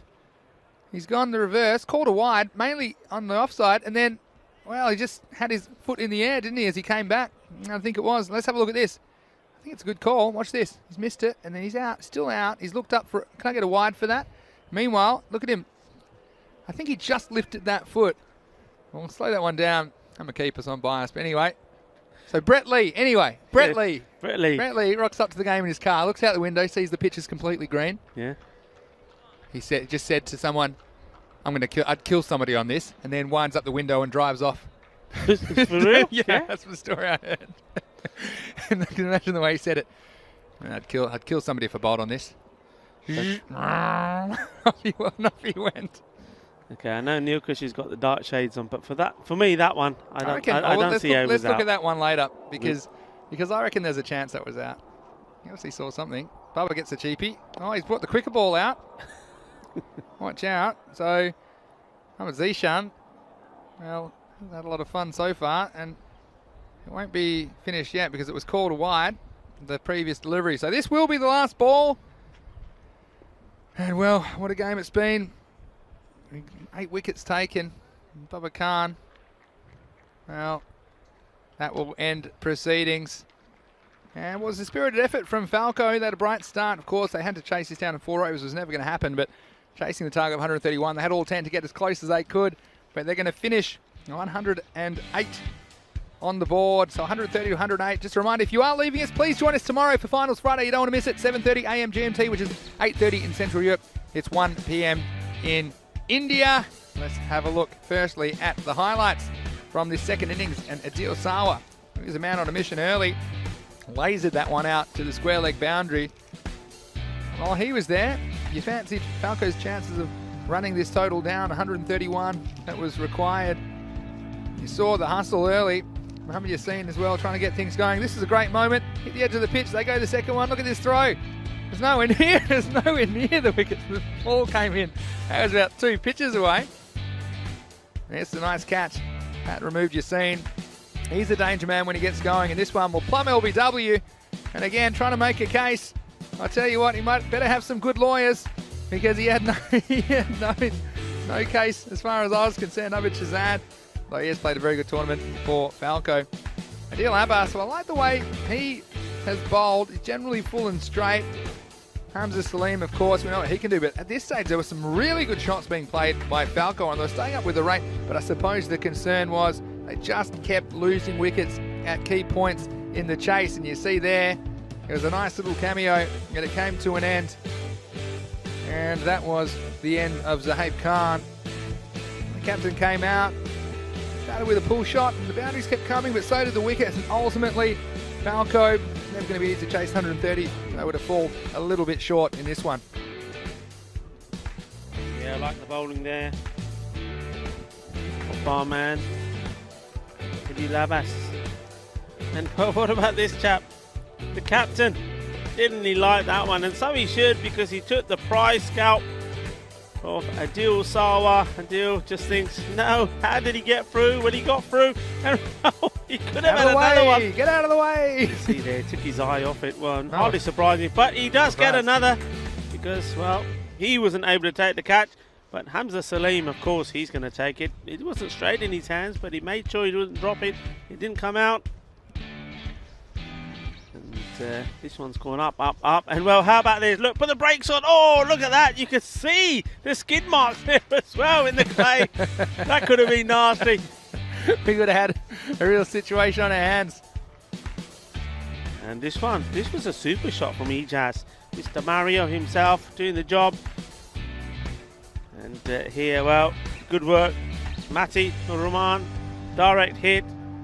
And, well, Danny wasn't happy there. This one went a long, long way up, and it was still going as we were watching it. And look, that one was a bit quicker, and I tell you what, gave himself a chance. Said, well, I'm going to do the job myself. Again, Babylon and Shaheen, they're all going to have to contribute if they're going to challenge Pakai Care, who are undefeated in this tournament so far. Let's have a look at this one. Watch this. They cross over. Now this one, okay, that's not back. That foot isn't back. And how about that one? Well, maybe. I'm making a case. Now Rico and I are going to have to slow that down on the way home. I'm going to have to try and find a screenshot of that one. But regardless, just confirmation of this result.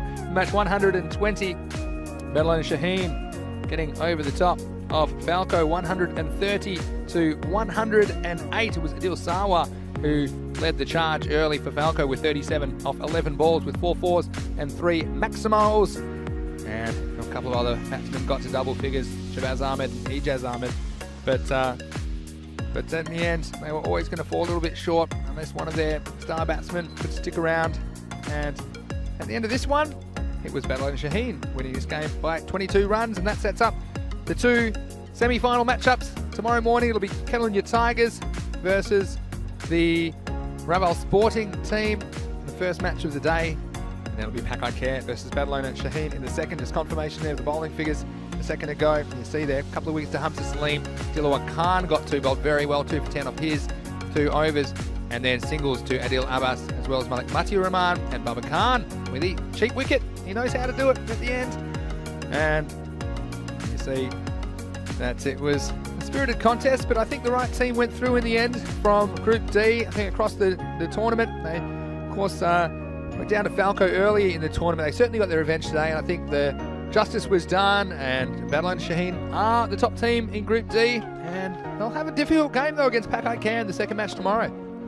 It will be difficult. The two have met in similar circumstances once before, and on that occasion it was a high-scoring one feast, and it had a lot of drama, a lot of tension, and Badalona Shaheen just ended up 2 runs short, and on that occasion it was Babar Khan who made a spirited 70-odd runs, if I remember correctly. He had taken one on the lid, a quick one from Cameron Raja. He had injured his leg. He was falling apart, but he didn't give up, and in the end fell just 2 runs short, and that will be on their mind, and they would love to have sweet revenge. Yeah, so just a reminder also, tomorrow in the interval between the second and third match, we'll have the European Cricket Championship draw. Dan Weston is here. He is a year older, of course. Happy birthday, Dan. But he will be helping with the draw, the 15 countries into 3 groups of 5, and that's coming your way on Friday the 12th of March 2021. It is the first finals Friday of the year. We certainly hope that you can join us. We're going to take a walk down the hill now. We certainly hope that you have a wonderful evening wherever you are in the world. Thank you again so much for joining us. And just a reminder to go to our website, europeancricket.com, for all the match previews for tomorrow. I'm sure they'll be up very, very shortly. Also, our social media at European Cricket's a great place to go for all the little highlights and snippets from today's play. But for now, this is Mr. Maximo, Vinny Sandhu, along with Rico Full, saying have a wonderful night and thanks for being part of the ECN family. And from everyone at the European Cricket Network, we hope you have a fantastic evening. But it's bye for now from everyone at European Cricket. We'll see you tomorrow.